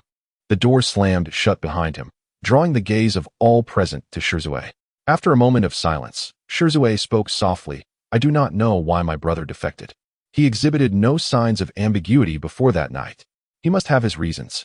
The room fell silent, everyone fixated on Shui. Lowering his gaze, he retreated to stand behind Uchiha Fugaku. Despite his exceptional talent, he wielded little power and could merely observe. At that moment, a distinct knocking resonated from outside. Characteristic of the Umbu. "Enter." Upon the third Hokage's command, a masked Umbu entered, holding several envelopes. "Hokage-sama, these are 5 envelopes collected from Uchiha Chu Yang's quarters for your review." The third Hokage nodded, accepting the envelopes. The others watched with keen curiosity. Each envelope bore a name: Sarutobi Hiruzen, Shimura Danzo, Uchiha Shui, Uchiha Fugaku, and Uchiha Rankon, the second elder. Pondering the contents, Hiruzen decided to examine Danzo's envelope first. As he had just exited, Shui opened his envelope, revealing his brother's familiar handwriting, filled with words of concern. There was no mention of politics, Konoha's interests, or the will of fire, merely a heartfelt wish for his well-being. Tears brimmed in Shizue's eyes, dampening the letter as he wondered, why, brother? Before Shizue could dwell on his grief, the second elder erupted in anger, snatching the letter from Shizue's grasp, his expression distorting with rage. Confused, Shizue glanced at the elder's envelope, recognizing the stark contrast in content. Swallowing hard, he turned to Fugaku, who bore a similarly grim countenance, indicating his own letter contained unsettling revelations. Shizue then shifted his gaze to the third Hokage, who, while not displaying overt anger, placed his letter aside and began reading Danzo's. That wretched child. He must be expelled from the clan. Uchiha Chuyang can no longer claim the Uchiha name. The second elder furiously tore his letter, directing his ire at Fugaku. Chaos ensued as Sarutobi Hiruzen declared, Uchiha Chuyang has stolen the Book of Seals, defied authority, and insulted and injured the Hokage and his advisors. He is hereby classified as an S-rank rogue ninja of Konoha. In the Land of Rain, a realm perpetually shrouded in rain, a figure donned in a tiger-striped mask stood amidst the downpour, the rain seemingly passing through him as if he were a specter. Suddenly, an aloe-headed figure emerged beside him, revealing the half-black, half-white forms of Kaguya and Obito. Lord Madara, we have grave news, White Zetsu exclaimed, his tone brimming with excitement. Upon hearing White Zetsu's enthusiasm, Obito turned his gaze toward Black Zetsu, who spoke in a gravelly voice. The latest intelligence indicates that Uchiha Chuyang, Konoha's foremost genius, last night stole the Book of Seals and defected alongside S-rank rogue ninja Hatake Sakumo. Defected? Even Obito was taken aback by the news. Indeed, the precise motives remain unclear, but he has already been designated as an S-rank rogue by Konoha. Lord Madara, shall we recruit him into the Akatsuki? After all, I recall you suggesting Hatake Sakumo to Nagato, Obito inquired. Nodding, Obito responded, where are they heading? They are likely en route to the Land of Water, Black Zetsu replied. With a slight nod, Obito vanished as the rain struck him, disappearing from sight. Chapter 12. Journey to the Land of Water in the Land of Bears. Within a bustling tavern, a striking young woman with long black hair was voraciously devouring an array of dishes, occasionally indulging in copious amounts of sake, drawing the attention of many patrons. Such beauty, coupled with such unrefined gluttony, created a disconcerting contrast. A middle-aged man across from her side, exasperatedly commenting, "You shouldn't look like a starving ghost. Your demeanor is quite the spectacle." Disguised as a woman, Chuyang continued to eat heartily, stuffing sushi into his mouth, mumbling, "What does it matter? If they wish to watch, let them." Hatake Sakumo, bewildered, asked, "Why have you chosen to transform into a girl?" This was the aspect that perplexed White Fang the most. Could it be that Chuyang harbored a peculiar preference? With a mouthful, Chuyang replied, "You don't understand. I'm merely concealing my identity, creating a diversion. Who would suspect that such a boisterous woman, indulging in food and drink, is the S-rank rogue ninja, Uchiha Chuyang?" Without mentioning myself, Chuyang took a sip of sake and, filled with curiosity, inquired, "Uncle Shuaimo, what is our purpose for traveling to the Land of Water?"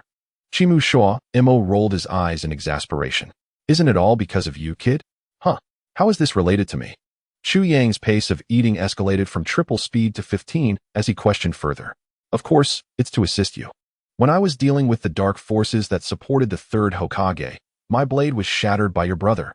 Chuyang felt a twinge of embarrassment at this revelation and scratched his head. "Uncle Shuaimo, please, you're being too modest." "Ahem. So how does this relate to our journey to the Land of Water?" Noticing Chuyang's rather awkward attempt to change the topic, Shuaimo merely rolled his eyes again. "It's to forge a new ninja blade in the capital of the Land of Water." "But why the capital of the Land of Water?" Chuyang asked, puzzled. "Logically, if one seeks a reliable weapon, shouldn't we go to the Land of Iron, known for its samurai and frequent trade of kunai and shuriken? Or the Land of Craftsmen, skilled in forging? Why the Land of Water?" Sensing the confusion in Chuyang's eyes, Chimu Shuaimo explained. "Have you heard of the 7 ninja swordsmen?" Chuyang nodded in recognition. "Ah, they were said to be an elite organization founded by the second Mizukage, Ghost Lantern Mangekyo, composed of the finest members of the Umbu. Together, they could conquer a large city overnight." Can you guess where their 7 swords came from? Hearing this, Chu Yang's mouth fell agape, and the dumpling in his hand dropped to the ground. Could it be that the hidden mist village forged them themselves? Chimu Shua Emo nodded affirmatively. Indeed, it is said that the second Mizukage invited a master craftsman from the land of iron. All 7 swords were forged by him. Even the legendary Samahata that once accompanied the Three Tails was crafted into a ninja blade. My White Fang short sword is an heirloom, said to have been forged by this master from the land of water. Chu Yang muttered under his breath. But I see that your White Fang short sword isn't all that great.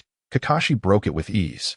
Chimu Shua Emo shot a glare at Chu Yang, who innocently smiled before resuming his meal. With a sigh, Chimu Shua Emo continued. Although that master has passed away, his descendants have surpassed him. This time, not only will I have a new White Fang short sword forged, but also fine weapons for you and Kakashi. Chu Yang's eyes lit up suddenly, nodding vigorously like a chick pecking at rice.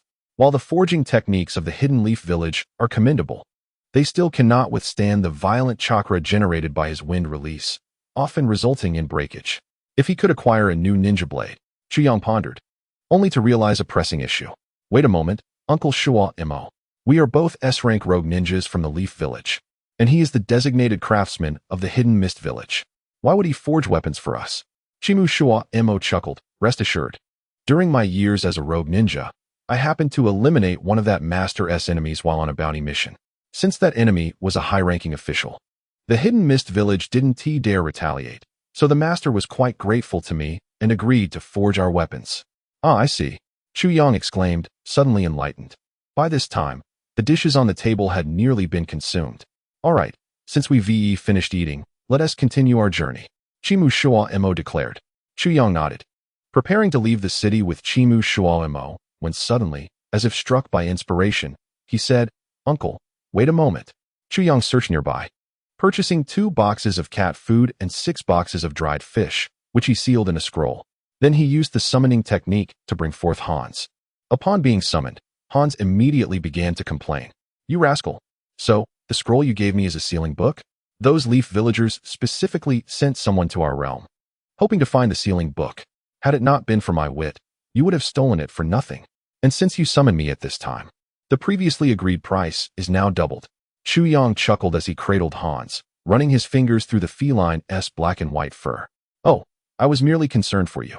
I wouldn't trust any other cat. After all, you are the wisest of all ninja cats, Lord Hans. Flattery seemed to please Hans, who responded, At least you have some discernment. As he spoke, he produced the sealing book from his mouth. You keep this. I fear those Leaf villagers may come looking for it again. Chu Yang took the sealing book and stuffed the 2 boxes of cat food and 6 boxes of dried fish into Hans's mouth. I anticipated your demand for a double price, so it's all in there. Hans nodded in satisfaction and vanished in a puff of white smoke. Chapter 13. Ashes to Ashes in the Land of Water. Chu Yang and Shua Emo, having paid a considerable sum, hired a boatman to smuggle them into the territory. Upon entering the Land of Water, both Chu Yang and Chimu Shua Emo intended to rest, but suddenly, they sensed a murderous intent.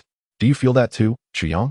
Shua Emo, having used the transformation technique, asked. Yes. Chu Yang slightly raised his head, his eyes now a crimson hue, 3 tomos swirling in his pupils. The chakra response was not strong. It was likely just an elite jonin, easily dealt with. In the shadows lurked a figure with dark green hair and dark circles under his eyes, clad in the attire of a mist ninja and wearing the mist forehead protector. He was none other than one of the original 7 ninja swordsmen, a survivor of Might Guy's legendary kick, and the wielder of the Thunderblade, Hechue Leia. Recently, he had just completed a mission and was on his way back to the village when he noticed these 2 sneaky individuals, clearly spies sent from other nations. After all, the previous Mizukage had instigated the policy of blood mist, leading to a closed-off and brutal hidden mist village. Although the policy has gradually improved since the rise of the 4th Mizukage, Kagaya Yagura, ninjas like him couldn't change their nature overnight. Moreover, no one would come to the Land of Water, a place rife with danger, without reason. Most arrivals were spies. Thus, Hechue Leia concealed himself, planning to eliminate these 2 little thieves. Suddenly, a warm hand was placed on the top of Hechue Leia's head, accompanied by a teasing voice that said, Friend, while I know I'm quite handsome, there's no need to sneakily gaze at me. It might make me shy. At that moment, Goosebumps erupted across Hei Chue Leia's body. Damn it, why didn't I notice? When did he appear beside me? Hei Chue Leia thought nervously. But now was not the time for such thoughts. A detonating tag appeared in his hand, which he aimed to stick on the figure behind him. Chu Yang raised an eyebrow, directly grasping Hei Chue Leia's hand. Instead of being angered, Hei Chue Leia found joy, throwing a shuriken with his other hand, forcing Chu Yang to release his grip. Hei Chue Leia then drew the thunderblade from his back, speaking mockingly, "Humph. Your sensory and assassination skills are impressive, but your greatest mistake was not killing me before I noticed you. Now, you've lost your chance." Although he spoke confidently, sweat began to bead on his forehead. A ninja is a profession characterized by high attack and low defense. A single kunai, shuriken, or sunban could spell doom. Unlike taijutsu specialists like Reikage and Might Guy, they cannot truly be classified as ninjas. Not to mention the two formidable warriors, Senju Hashirama and Uchiha Madara, who are essentially designated as assassins. Just a moment ago, had Chu Yang wished it, Haishu Leia would have already met his demise. As a token of gratitude, I shall grant you a death that is not as painful. With a crackling sound, the thunder blade clashed violently with Haishu Leia, unleashing a ferocious tempest of thunder. Thunder release, thunder fong. Haishu Leia forcefully thrust the thunder blade into the ground, gathering energy for a brief 2 seconds before a tremendous bolt of lightning erupted, its visual effects rivaling Chu Yang's thunder cloud resonance. Yet, effects are one thing, power is another. This ninjutsu pales in comparison to Chu Yang's prowess. Wind release, wind water wall. A wall of liquid-like thunder formed a solid barrier in front of Chu Yang. Upon witnessing his opponent utilize wind release, Haishu Leia's pupils constricted. Wind release? You are Uchiha Chu Yang? Haishu Leia exclaimed in shock, instinctively stepping back. During the Third Great Ninja War, Chu Yang's moniker, the Wind Dragon, and the name Shunshin no Mizukage were renowned. Haishu Leia's only thought was to flee, to escape quickly. Thunder release, thunder strike. A bolt of thunder, reminiscent of divine retribution, descended from the heavens, and without hesitation, Haishu Leia turned to flee. Chu Yang let out a cold chuckle. Now that you know my identity, do you still wish to run? Wind release, thunder cloud resonance.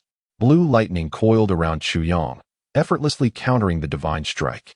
The thunder converged in Chu Yang's hands, piercing forward like a lightning blade aimed directly at Haishu Leia. With a resounding impact, the thunder cloud resonance penetrated Haishu Leia's body, accompanied by a surge of steam as he transformed into a puddle of water. Activating his Sharingan, Chu Yang gazed towards the direction Haishu Leia had fled. As he sprinted towards Haishu Leia's path, he called back, "Uncle, I will take care of that fellow. Please wait for me here."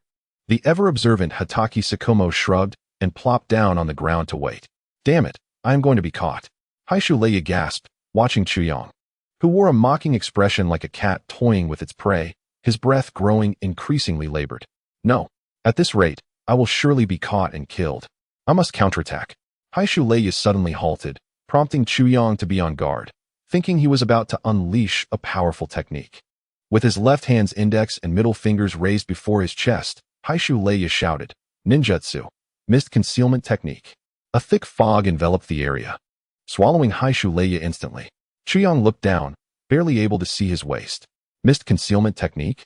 Useless. You are not a master of water release. This technique is underdeveloped. Before my Sharingan, your movements are laid bare. Chu Yang feigned arrogance, smirking. Hearing Chu Yang's haughty voice, Haishu Leia suddenly devised a plan. With the 3-tomo Sharingan, he scanned his surroundings. "Found you." Chu Yang materialized right in front of Haishu Leia. Lightning blade.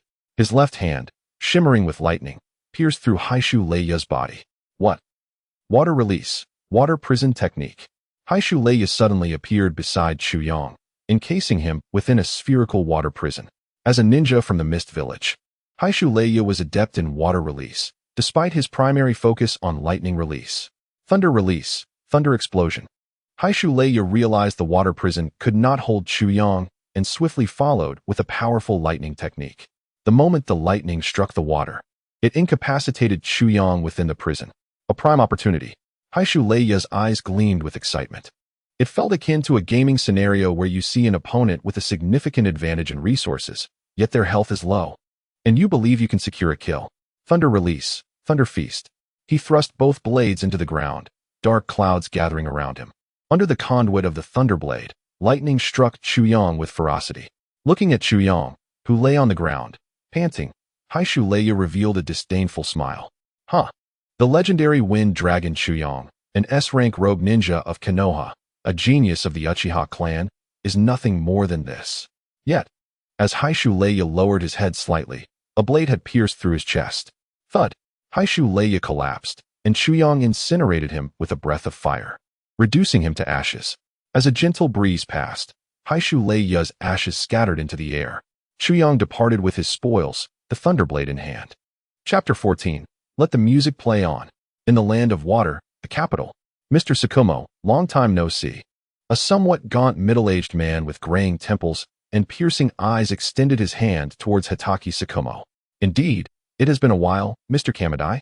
Kamadai Chuan replied with a smile. I have awaited your arrival for some time. The 3 blades you requested are complete, just awaiting your presence. Oh, I didn't anticipate such swiftness. You are indeed Mr. Kamadai? Kamadai Chuan glanced curiously at Chu Yang. By the way, who is this young brother? A friend. Oh, it seems the long sword crafted for Mr. Tsukumo is intended for this young brother. Kamadai Chuan discerned that Tsukumo preferred not to elaborate on Chu Yang, so he merely expressed his admiration and continued casual conversation. Kamadai Chuan led them deeper into the merchant association. Indeed, he had established a merchant association as the official swordsmith of the Mist Village. Venturing into the depths of the association, Kamadai Chuan retrieved 3 blades from his forge, 1 long sword and 2 short blades. Tsukumo took the new white short blade and seamlessly infused it with chakra. Chu Yang grasped the long sword and began to wield it. Infusing it with a torrent of lightning chakra, blue lightning surged along the blade's edge. Chu Yang exhaled in relief. Kamadai Chuan's craftsmanship was impressive. In truth, the wind release possesses a water attribute, rendering it softer than lightning release, and thus capable of withstanding it. As for why he refrained from using wind release, Chu Yang did not trust Kamadai Chuan. Utilizing wind release would almost equate to revealing his identity. Nevertheless, this sword was indeed user-friendly, perhaps even superior to the Thunderblade. Chu Yang performed a flourish with the sword, then disdainfully discarded his former katana. What a lowly grade. It is unworthy of being wielded by Uchiha Chu Yang. Are we leaving already? Chu Yang asked incredulously after departing Kamadai's residence. Why not? Tsukumo replied, perplexed. Are we to remain for a meal? Chu Yang remained silent, but his eyes clearly questioned, shouldn't it be that way? Tsukumo sighed in exasperation. He has returned the sword to me, which means he no longer owes me a favor. Do you understand? Chu Yang nodded contemplatively. He was merely disinclined to exert effort in thought, not indicative of foolishness. Tsukumo's implication was clear. The man owed them nothing, and even if he were to report them, the presence of 2 S-rank rogue ninjas from Konoha would pose no issue. By the way, Tsukumo continued, my sword is named White Fang. Would you like to name your new sword as well? Chu Yang pondered, stroking his chin. How about King's Defiance? Just kidding, or perhaps. Chu Yang appeared troubled. I am utterly hopeless at naming. Let us just call it Tang's sword. Is there any significance to that? Tsukumo inquired with curiosity. None. Simply because the author is terrible at naming and too lazy to search online, so I just went with Tang's sword. Chu Yang replied with a resigned expression. Turning to Chu Yang, he inquired, Uncle Shuamao, shall we depart immediately? Shuamao shook his head and replied, if you wish to leave, then by all means, go ahead. I have a personal matter to attend to. Specifically, I must eliminate a certain noble from the land of water. The bounty on his head is a staggering 70 million. I have nearly exhausted all my assets to pay for the forging fee for Kamizukawa, so I must complete this task first. Chu Yang nodded slightly. Then I shall take a leisurely stroll around the capital of this land of water. After a moment's contemplation, he retrieved the book of seals he had transcribed. After all, such a large scroll was rather cumbersome to flip through. It was hard to believe that Chu Yang, who had been so meticulous in avoiding errors while copying English words, had managed to transcribe an entire volume of the sealing book into a small notebook. As he wandered aimlessly, he perused his notes. An hour later, he expressed his disdain, tossing the notebook aside. After a moment of reflection, he picked it back up. After all, he couldn't just abandon it here. If someone else were to find it, the author might be inspired to write a book titled In the Land of Water, Strolling and Discovering a Sealing Book. But what else could he do now? The capital of the Land of Water was indeed prosperous, yet it lacked interesting attractions. He had scarcely seen a few food stalls. It felt as though this capital was even less vibrant than Konoha. Chu Yang mused inwardly. At that moment, A strikingly beautiful woman, dressed provocatively with fair skin, approached him. Smiling. "Hey there, darling. Would you like to come in for a drink? Our service is guaranteed to satisfy." Chu Yang, momentarily taken aback, soon grasped the situation. Let it be known that he, Chu Yang, was a respectable individual. He followed the lady into a nearby establishment. He, Chu Yang, was merely seeking a modest drink for leisure. There was no harm in that.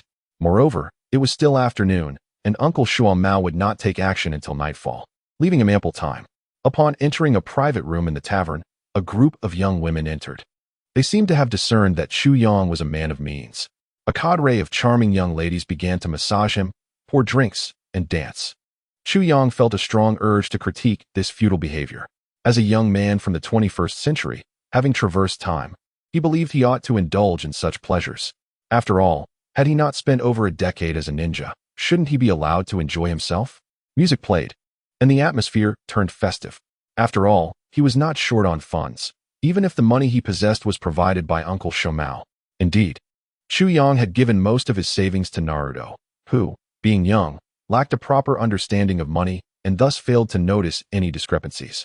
The remaining funds were surely not meant to be taken away, so he considered them in advance on the dowry for Shursui. After all, he wished to witness Shursui's offspring, a future Uchiha. With a woman on each arm, he reveled in what he deemed the life he desired. Just as he was embracing the two young ladies, a sudden loud noise jolted him. Bang! Chu Yang instantly became alert. Could something have happened to Uncle Shomao? He swiftly released the beauties from his grasp and dashed towards the source of the commotion, leaving a stack of money on the table. The low alcohol content of the sake did not hinder his movements at all. Chapter 15, Shuang Mao vs. Kajitsun Yagura. Shuang Mao gazed at the figure before him, a small person with pink eyes, wearing the headband of the Hidden Mist Village. With brown-green hair and a height of approximately 4 feet. The gravity of the situation was unprecedented. Truly, misfortune had knocked on his door with a vengeance. He had anticipated a standard assassination mission targeting a noble, only to find himself confronted by Yagura, the fourth Mizukage, who was negotiating with the daimyo. Drawing his white-toothed dagger, he regarded the encroaching Umbu and Yagura with a serious demeanor. The fourth Mizukage was a perfect Jinchuriki. His own strength already rivaled that of a Kage, augmented by the three tails, making him a formidable opponent. In his life, he had seldom faced adversaries of such caliber, and now, alongside his vigilance, he felt a surge of youthful fervor and impulsiveness. Shuang Mao, you possess great audacity. Yagura raised a staff taller than himself, his tone frigid. How dare you slay a noble of the land of water beneath the very eyes of the Mizukage? Shuang Mao chuckled softly. Lord Mizukage, spare me such baseless accusations. Let us engage in battle. Yagura's gaze sharpened. Very well, let me witness the legendary Konoha White Fang's true prowess. He instructed the Umbu behind him. Against an opponent of such caliber as the White Fang, you are of little assistance. Merely ensure he does not escape. The Umbu hesitated, as they were sworn protectors of the Mizukage's safety. However, the essence of a ninja lies in obedience, and they promptly responded in unison. Yes, Lord Mizukage. Water style, water dragon jutsu. Yagura's youthful visage contorted, and a water-formed dragon emerged, bearing its fangs as it charged at Shuang Mao. Unfazed, Shuang Mao waved his short blade, condensing white chakra into a slicing edge that effortlessly cleaved the water dragon in two. In a flash, he appeared before the fourth Mizukage. Yagura's pupils constricted. How swift! There was no time for further contemplation. Shuang Mao's blade was already aimed at his throat. Wind style, typhoon.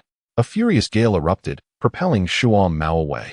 Water style, great waterfall jutsu. A massive sphere of water surged forth, yet Shuang Mao deftly evaded it. Yagura displayed no signs of despair. He harbored no illusions that a mere waterfall could vanquish the legendary White Fang. He merely sought to create a favorable terrain for himself. Water style, breaking flow. Aware of Shuang Mao's exceptional speed, Yagura opted for a wide-range ninjutsu. The swiftly flowing waters were imbued with a potent chakra transformation, should they strike. Even Shuang Mao would face dire consequences. But this was no challenge for Shuang Mao. The white lightning crackled along his blade, rendering Yagura's attack utterly ineffective. Nanny? Gazing at Shuang Mao, who reappeared before him, Yagura was momentarily taken aback. Such speed rivaled that of the fourth Raikage. This time, Shuang Mao was clearly unwilling to grant Yagura the chance to weave hand signs. The white lightning transformed into a slashing strike, launching toward Yagura with unstoppable momentum. Boom. Lord Mizukage. Lord Mizukage. The mist ninjas, witnessing the unfolding situation, disregarded Yagura's earlier command and launched an assault on Shuo Mao. Clang. Clang. Shuo Mao effortlessly deflected shuriken and kunai, evading all ninjutsu with remarkable agility. As the smoke dissipated, Yagura emerged, enveloped in a crimson chakra cloak. 3 tails sprouting from his back. Clearly, he had entered his tailed beast transformation. Yet, astonishingly, the beast's cloak was visibly slashed open at his chest. Yagura's voice, a blend of coldness and shock, echoed. No wonder the legendary Konoha White Fang, once renowned and even eclipsing the Sannin, could breach my tailed beast cloak. Thank you for the compliment, Lord Mizukage, Shuo Mao replied calmly. Humph. You shall not be so fortunate henceforth, Yagura murmured, slightly parting his lips. The dark purple chakra coalesced, forming an overwhelming pressure. Tailed beast ball. With a thunderous roar, the dark purple-tailed beast ball hurtled towards Kakashi Hatake, demonstrating an unstoppable force capable of annihilating everything in its path. Kakashi swiftly evaded it. After all, any sane person would avoid a tailed beast ball. It was inconceivable to think that someone would dare to block it with a blade. His white fang short blade certainly could not withstand such an onslaught. At that moment, the violent explosion caught the attention of a certain black-haired individual who was currently enjoying himself with the ladies. Kakashi managed to escape the attack's range, but the tailed beast transformation of Gyuki was already upon him. With claws enveloped in crimson chakra, it struck down heavily towards Kakashi. Seeing he could not evade, he shifted from defense to offense, intertwining wind and lightning chakra on his white fang short blade, surprisingly gaining the upper hand against Gyuki's claw. With a sharp crack, blood erupted from the claw encased in chakra as Kakashi forcefully broke through the tailed beast's protective layer, injuring Gyuki's palm. Seizing the moment, Kakashi relentlessly pursued, channeling wind and lightning chakra into his white fang, launching a fierce offensive against Gyuki. Water style, water mirror technique. Gyuki raised his staff and drew a circle on the ground, and in an instant, a water mirror appeared.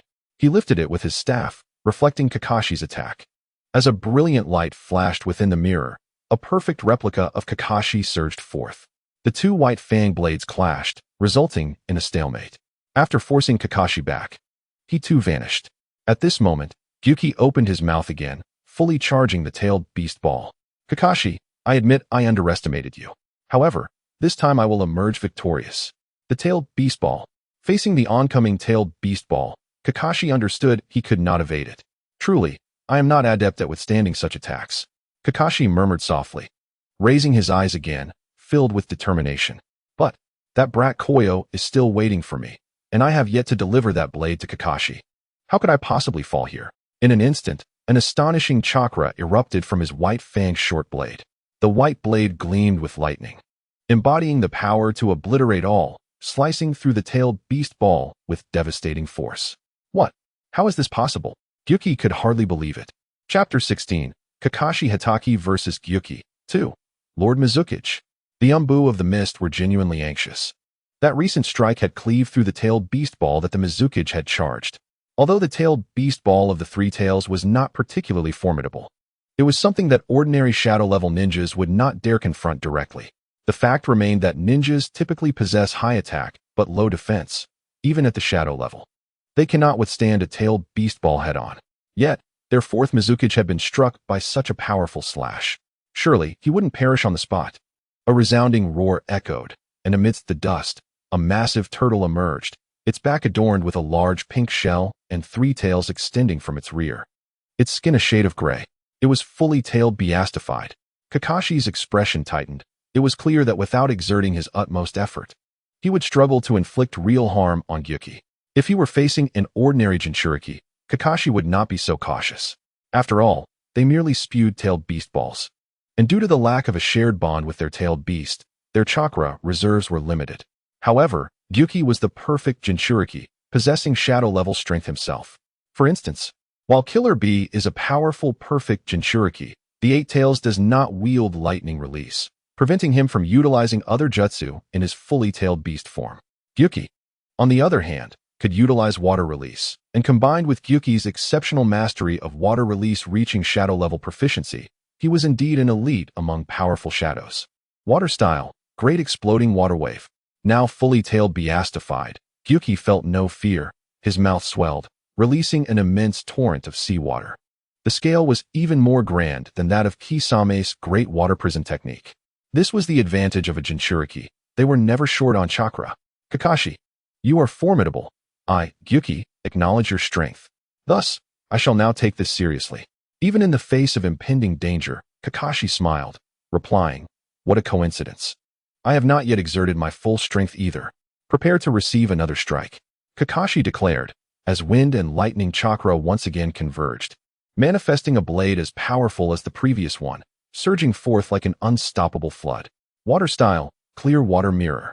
A colossal water mirror appeared, perfectly shielding Gyuki. This technique not only defended against most ninjutsu, but could also reflect them back, akin to a water shield in mobile games. The mirror and the blade collided, resisting each other for 2 seconds before ultimately failing to deflect the strike, though it diminished much of its damage. The three tails shrank inward, the slash propelling its massive shell several meters away, yet it sustained no real injury.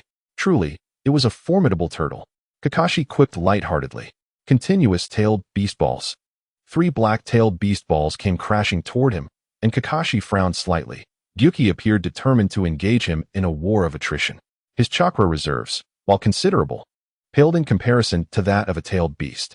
However, there was no choice. These 3-tailed beast balls nearly sealed off all avenues of escape, forcing him to take the hits. Once more, he summoned his chakra. The 3 blades clashed against the 3-tailed beast balls, canceling each other out. Meanwhile, the 3 tails, in its shell form, rolled toward the somewhat dazed Kakashi. What the heck? Although Kakashi was not entirely sure what this meant, the author dictated that he should say it. As he observed the rolling 3 tails, Kakashi found himself in a rather awkward position, having to dodge. He certainly would not be foolish enough to expend vast amounts of chakra trying to send this shell flying. Not only would the opponent sustain minimal damage, but he would also deplete his own chakra reserves significantly. Seriously, where is that brat Koyo? Did he not hear the commotion when Gyuki and I first clashed? Kakashi lamented internally, feeling somewhat beleaguered. Due to having too much fun with the ladies, Koyo had not heard the sounds of battle nearby, and while still en route, he suddenly sneezed for reasons unknown. Koyo achoo. How strange. Who is thinking of me? Not only Kakashi, but even Gyuki began to curse silently. Those feudal lords, compelling him, a distinguished Mizukage, to confront an S-rank rogue ninja for the sake of a mere noble. It was one thing to deal with anyone else. But this was the infamous White Fang of Konoha. Was it not a blatant attempt to see him fail?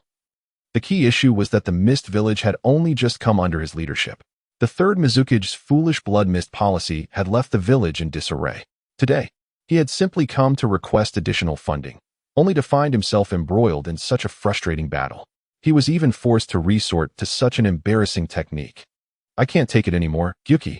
The voice of the 3 tails echoed in Gyuki's mind, urging him to stop spinning or he would faint. Upon hearing the complaints of the 3-tailed beast, Hurricane Yagura reluctantly came to a halt. The 3-tailed creature ceased its rolling, extricating its limbs, 3 tails, and somewhat unsightly large head from its shell. The 3-tailed beast shook its head anthropomorphically, dazedly searching for the whereabouts of Hatake Tsukumo. Oddly enough, had he fled? Standing behind the 3-tailed beast, Hatake Tsukumo smirked, harboring serious doubts that the 3-tailed beast was suffering from condition number 26, commonly known as blindness. As for what condition no. 26 entailed, he had no idea. The author simply had him state it. Nonetheless, he was determined not to miss such a golden opportunity for attack. Sensing the immense chakra emanating from behind, both Hurricane Yagura and the 3-tailed beast finally discerned Tsukumo's position. With a resounding crash, the 3-tailed beast was once again sent flying. But this time it was unable to retreat into its shell in time, sustaining considerable injuries. Its shell crashed heavily upon a small hill, crushing it entirely. Rising once more, the 3-tailed beast shook its head, casting an angry glare at Hatake Tsukumo. Water release, water severing wave. A high-pressure jet of water, born from the extreme transformation of chakra, erupted from the mouth of the 3-tailed beast. This was a technique previously wielded by Tobirama, capable of severing the roots of the divine tree. Tsukumo found himself in a rather precarious situation. In truth, Kurogane Yagura was merely leveraging the immense chakra of the tailed beast to gain an advantage. If White Fang wished to flee, he would be utterly incapable of stopping him. Yet, he was perplexed as to why the opponent continued to engage him so fiercely. Chapter 17. The protagonist always appears last. Tailed beast bomb. Kurogane Yagura expelled another tailed beast bomb, while Hatake Tsukumo prepared to defend himself. However, a thunderous roar echoed in everyone's ears. 8-panel shaku. The white hook-shaped attack collided with the tailed beast bomb, resulting in a mutual cancellation. Who? Kurogane Yagura's voice resonated from the mouth of the three-tailed beast. Yet, there was no need for Chu Yang to introduce himself. The enormous white Susanoo standing nearby allowed Kurogane Yagura to instantly recognize his identity. Uchiha Chu Yang. With the third stage of Susanoo activated, Chu Yang smirked and addressed the somewhat beleaguered Hatake Tsukumo. Uncle, are you all right? Tsukumo rolled his eyes. If you hadn't arrived sooner, I might have resolved this enemy myself. Kurogane Yagura felt a sense of offense. Chu Yang, somewhat awkward, scratched his head and forced a laugh. Well, can you blame me? After all, there's a saying, the protagonist always appears last. Is there such a saying? I've never heard of it.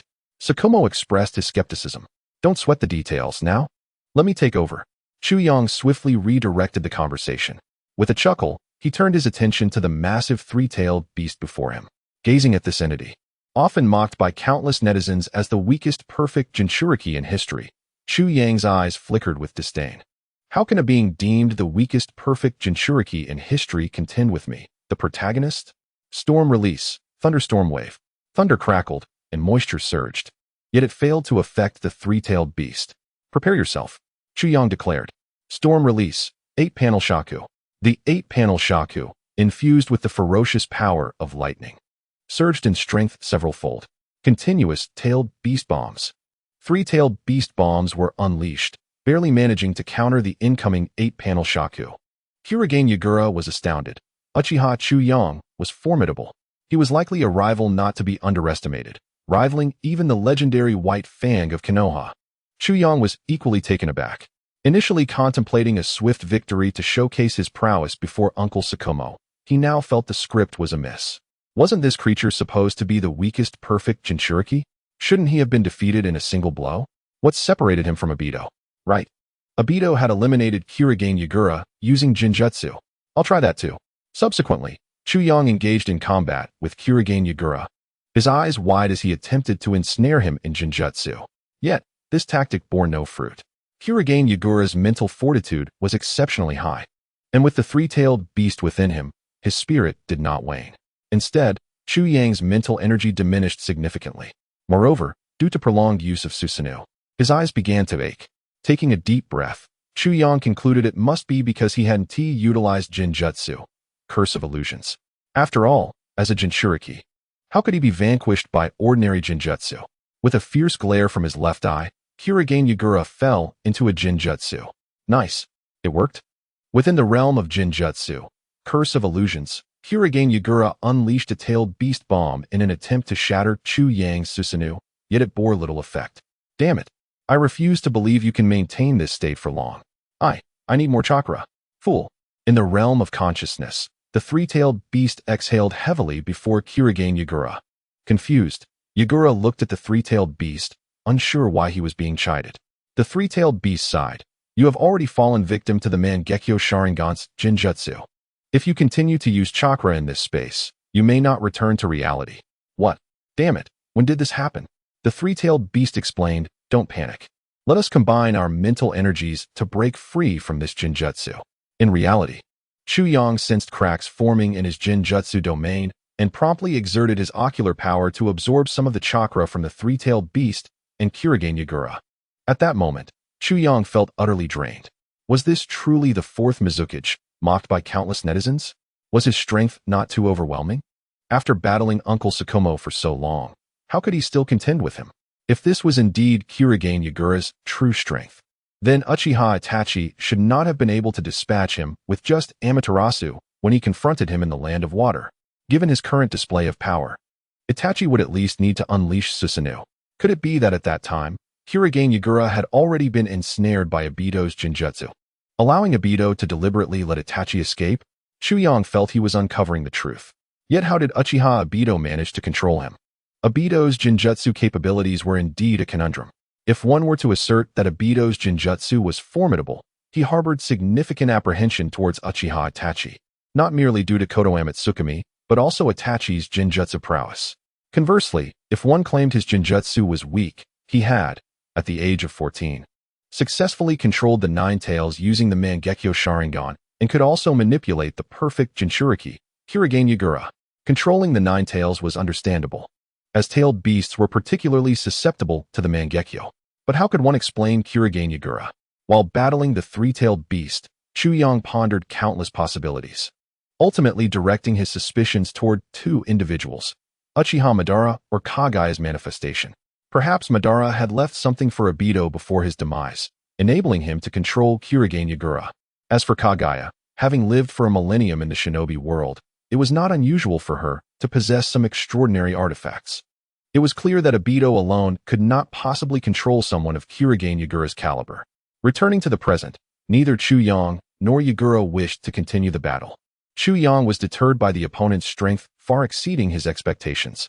Conversely, Kirigane Yagura was mindful of the capital of the land of water behind him. Continuing the fight would inevitably endanger its inhabitants, leading to dire consequences.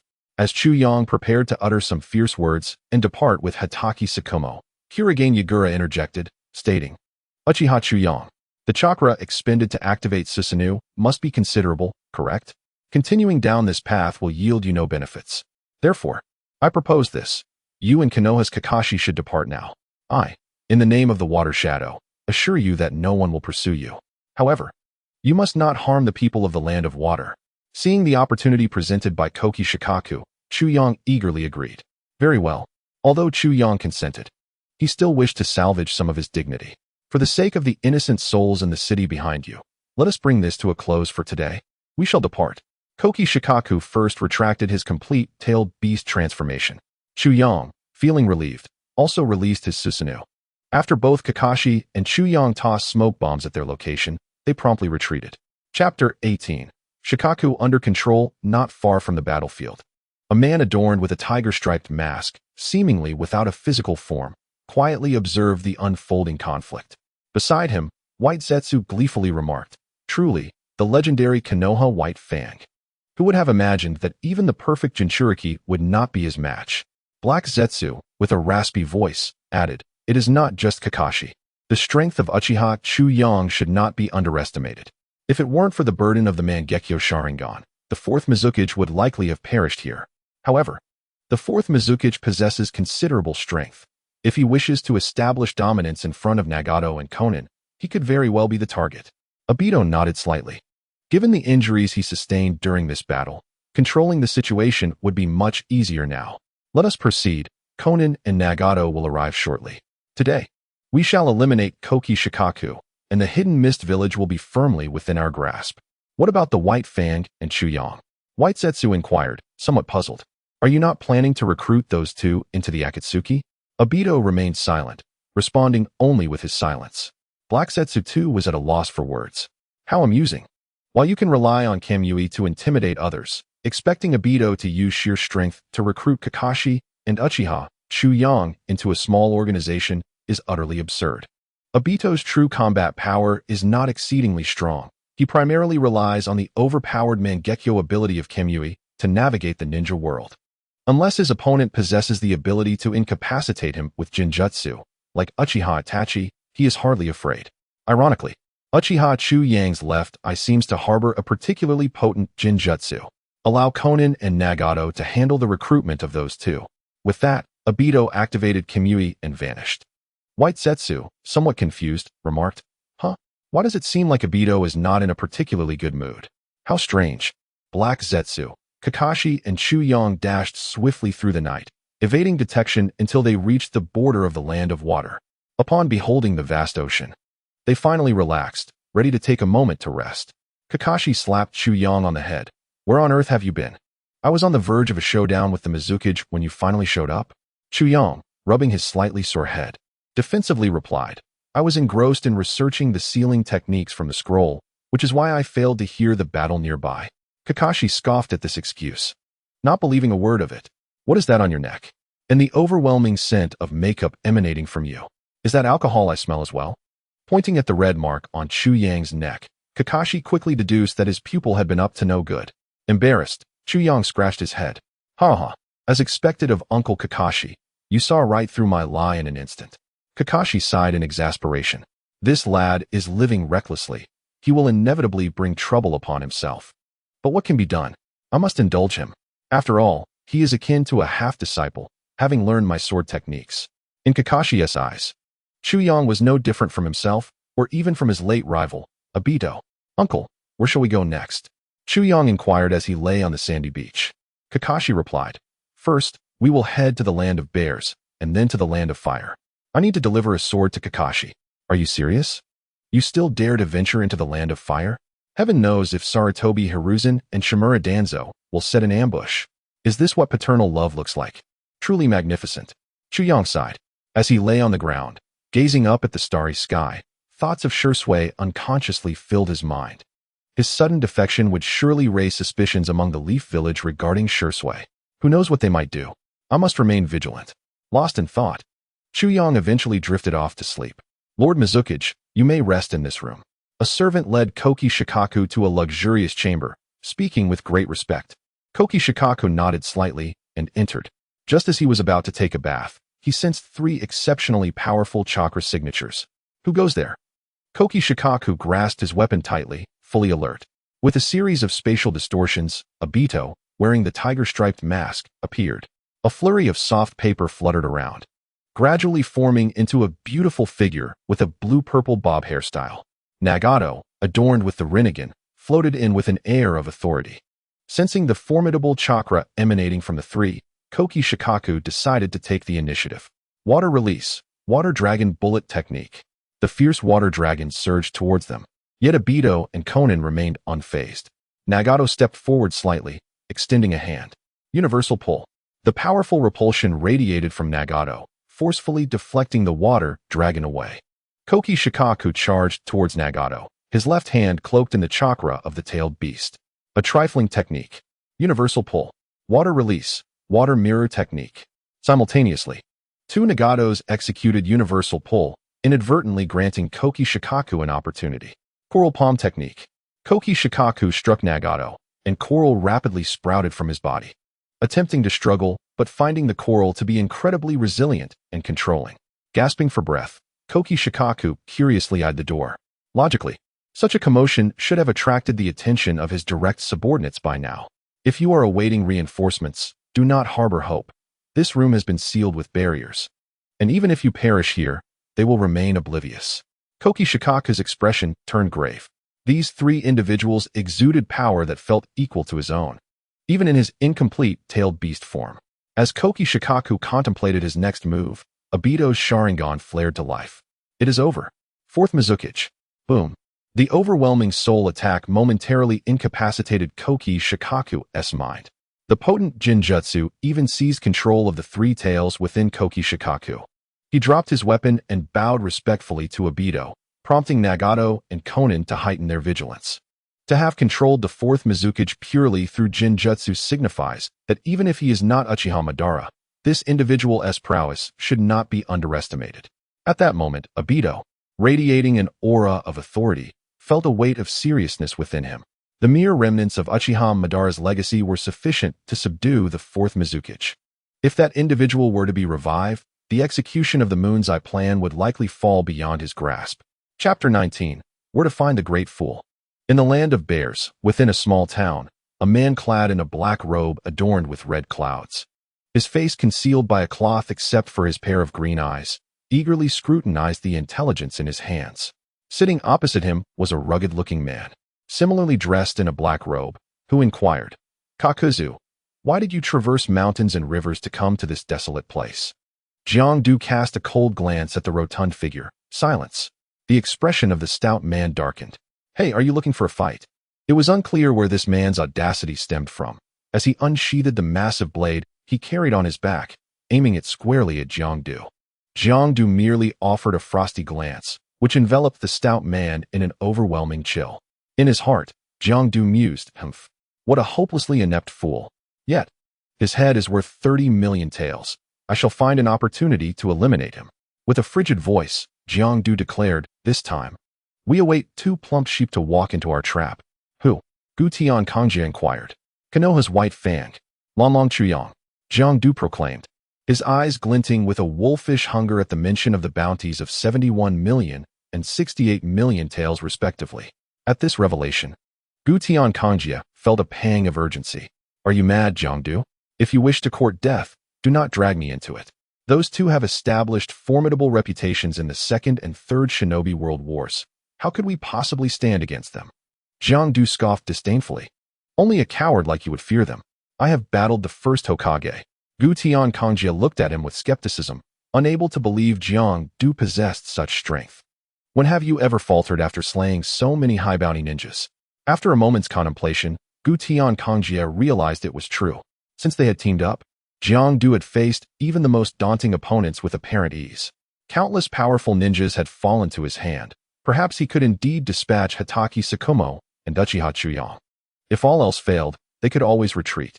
Seeing Gu Tiankongji swayed, Jiangdu coolly remarked, your presence does not affect my ability to collect my reward. Reassured by Jiangdu's confidence, Gu Tiankongji felt a sense of relief. It was indeed fortunate to have a companion who had survived 3 days and nights against the first Hokage. Well, since we are teammates, I shall accompany you. With you by my side, the odds should be in our favor. Yet, in his heart, Gu Tiankongji thought, if they could truly defeat White Fang and Chuyang, he would gain renown in the shinobi world. Jiangdu's lips curled slightly beneath his mask at Gu Tiankongji's flattery. However, despite his gratitude, he knew that a teammate was expendable when weighed against the value of wealth. Little did Gu Tiankongji know, Jiangdu had quietly included him on his list of targets. While the online community had long mocked Jiangdu for supposedly throwing shurikens from 800 miles away only to be startled into retreat by Hashirama's gaze, the truth remained that Jiangdu's prowess was formidable. After all, to launch a shuriken from such a distance spoke volumes of his remarkable strength. On the boat, Chuyang continued to peruse the sealing tome. After all the trouble taken to steal it, he ought to practice. What if he were to master it? However, he noticed his vision had noticeably deteriorated, requiring him to squint and lean closer to read the text. Chuyang felt a rising concern. If he continued using his Mangekyo Sharingan, would he end up like his brother, blinded? He began to strategize how to minimize the strain on his eyes. The simplest solution would be to extract Itachi's Mangekyo and fuse it with his own to create an eternal Mangekyo Sharingan. Knowing Itachi's character, if he were to learn that his brother was on the brink of blindness due to overuse, he would undoubtedly offer to return to Konoha as a condition for helping. If Chuyang agreed, Itachi would not hesitate to sacrifice his own eyes. Yet, that was not what Chuyang desired. He did not want his brother to become a blind Uchiha. Shaking his head, Chuyang resolved to not overthink it. The road ahead was still long. Instead, he resumed his study of the sealing tome. He had already mastered the multiple shadow clone technique, pass. He had tested the flying thunder god technique and found himself lacking, pass. The impure world reincarnation seemed worth a try for contingency.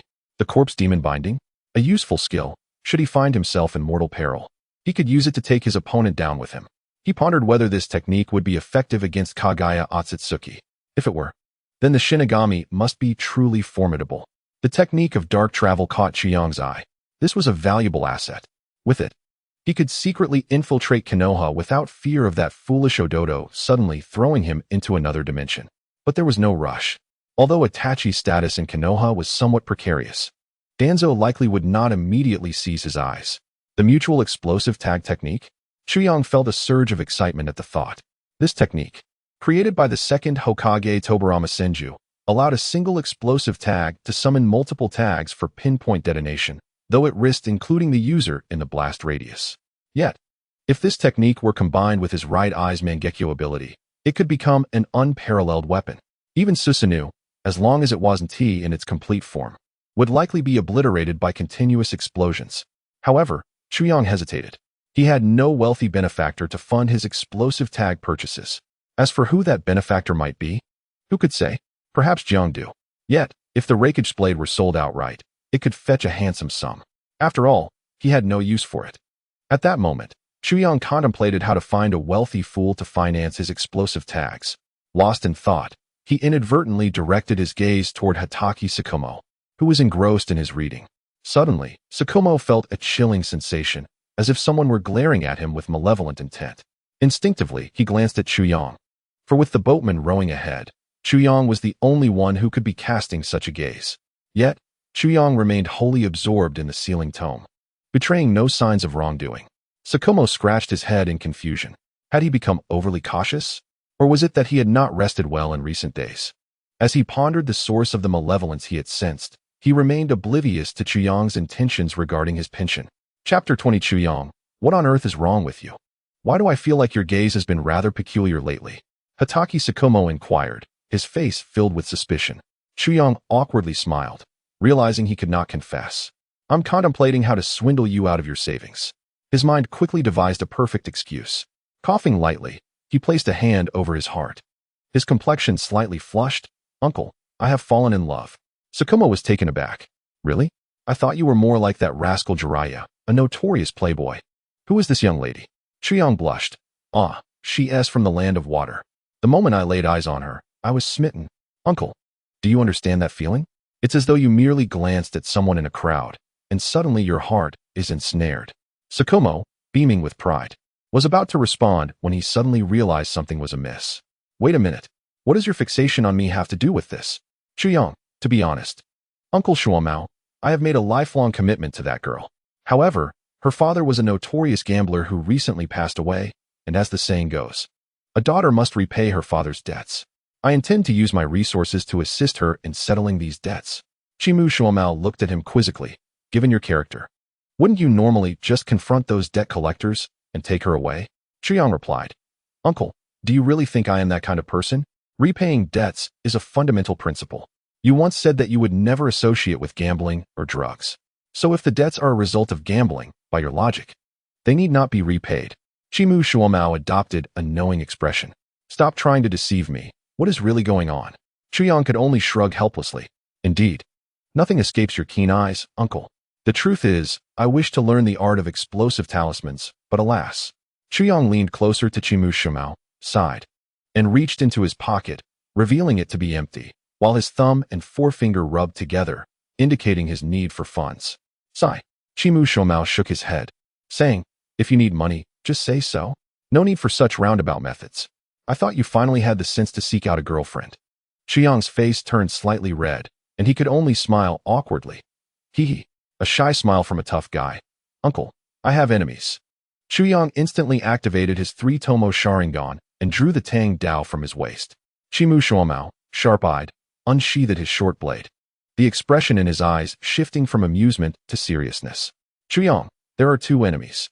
One is likely an elite jonin, comparable to the likes of Hokage. The other is quite formidable. From my perception, he is not weaker than Sarutobi Hiruzen.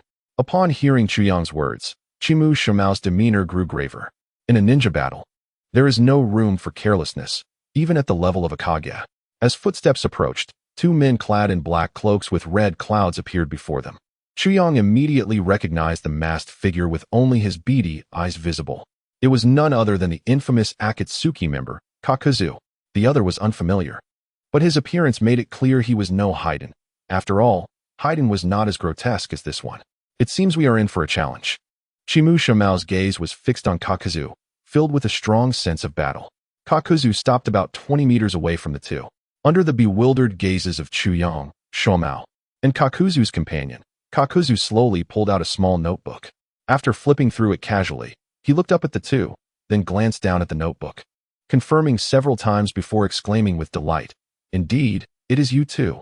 Uchiha Chuyang and Chimu Shuomao, your heads are quite valuable. Chuyang looked at Kakuzu, excitement coursing through him. Uncle, you exerted considerable effort against the 4th Mizukage last time. Allow me to handle this one. Chimu Shuomao nodded but did not sheath his blade, remaining vigilant. One at a time? That works for me and saves me some energy. However, Kakuzu, despite his words, launched an attack without hesitation. With a heavy swing of his right arm, his fist separated from his wrist, a tentacle-like appendage connecting them. Tentacle punch. A mass of black lines surged from his fist, striking towards Chuyang. Chuyang noticed the darkening of Kakuzu's fist, likely due to the use of a hardening technique. Yet he stood undaunted, bringing his Tang Dao down fiercely. Upon the collision of the Tang Dao and the hardened fist, Chuyang pushed back the incoming tentacle punch. Interesting. Kakuzu dashed forward, swinging his tentacle punch with great force. Chuyang dodged, but the myriad of tentacles extending from the punch momentarily ensnared him. Kakuzu's other hand produced a kunai, aimed directly at Chuyang's heart. Chuyang, feeling the surge of lightning within him, shattered the tentacles binding him in an instant. He sliced through the incoming kunai with his Tang Dao. His three-tomo Sharingan flickered, and he cast an illusion towards Kakuzu. However, whether due to the five hearts enhancing his mental fortitude, the illusion had little effect on Kakuzu. Indeed, he has lived for over 80 years. Chuyang's Tang Dao crackled with liquid-like lightning. Lightning release, Thundercloud Blade. Chuyang unleashed a slashing strike, swiftly following through. Realizing the gravity of the situation, Kakuzu understood that this battle required his utmost effort. Suddenly, a multitude of tentacles erupted from his shoulder, featuring an ugly mask. Lightning release, False Darkness. The lightning-infused mask unleashed a powerful lightning surge, effortlessly neutralizing Chuyang's slashing attack. Yet Chuyang was now upon Kakuzu, his blade aimed directly at Kakuzu's heart. Since Chuyang's lightning release was formed from both lightning and water chakra, Kakuzu's earth release techniques could not provide effective defense. Earth release, Earth Flow Wall. It wasn't that Kakuzu wished to utilize other defensive techniques, but the proximity left him no choice but to employ this one. Boom. The moment the lightning struck the earthen wall, it shattered into fragments, continuing its relentless advance towards Kakuzu. Chapter 21. Kakuzu. I once faced the first Hokage. At this moment, Kakuzu remained unperturbed. A wind attribute mask took position. Wind release, pressure damage. Lightning release, thunder body. Seeing the situation escalate, Chuyang immediately took defensive measures. A technique inspired by the Raikage's lightning armor, significantly enhancing his speed, strength, and defense. The wind attribute mask condensed a wind sphere, and as it made contact with Chuyang, it rapidly expanded. The fierce storm unleashed wind blades that struck Chuyang, causing devastation akin to a natural disaster, obliterating the surrounding forest. Chuyang retreated, slightly disheveled, his gaze towards Kakuzu now filled with solemnity. Having observed the early demise of the old man in the Akatsuki and being swiftly defeated by Naruto's Raisen Shuriken, he had instinctively underestimated his opponent. Yet, the truth was evident. Experience is irreplaceable. Noticing the serious expression on Chuyang's face, Kakuzu's mouth curled slightly beneath his mask. He decided to share the most prideful moment of his past. Your combat experience pales in comparison to mine.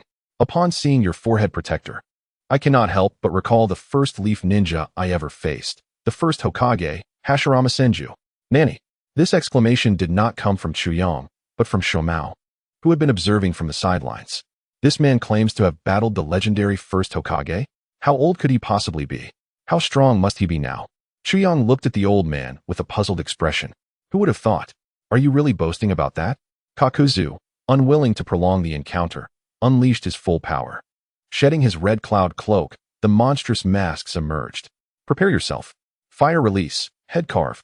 The fire attribute mask opened its mouth, unleashing a torrent of flames that instantly engulfed Chuyang. Water release, exploding water shockwave. Chuyang took a deep breath, unleashing a deluge of water that extinguished the approaching inferno, yet it also swelled forth, overwhelming Kakuzu. However, such an attack would not inflict any substantial damage on Kakuzu. The fire and wind masks drew closer, intertwining. Fire release, head carve. Wind release, pressure damage. Combined ninjutsu, inferno wind chaos. The wind fuels the flames, intensifying their ferocity. A towering inferno surged forth, causing the surrounding temperature to spike instantaneously. The scorching gusts battered against Chuyang's face, prompting his fair skin to protest. Is this it? Just this, my friend. With a powerful swing of his Tang Dao, Chuyang cleaved through the firestorm. The residual force of his strike relentlessly pursued the fused wind and fire monstrosity. Upon witnessing this, Kakuzu promptly separated the masks representing wind and fire attributes, knowing that to withstand such a blow could cost him 2 hearts in an instant. Lightning release, purple lightning spear. A creature of the lightning attribute had appeared behind Chuyang, as violet bolts coalesced into a spear aimed at him. Water release, water barrier.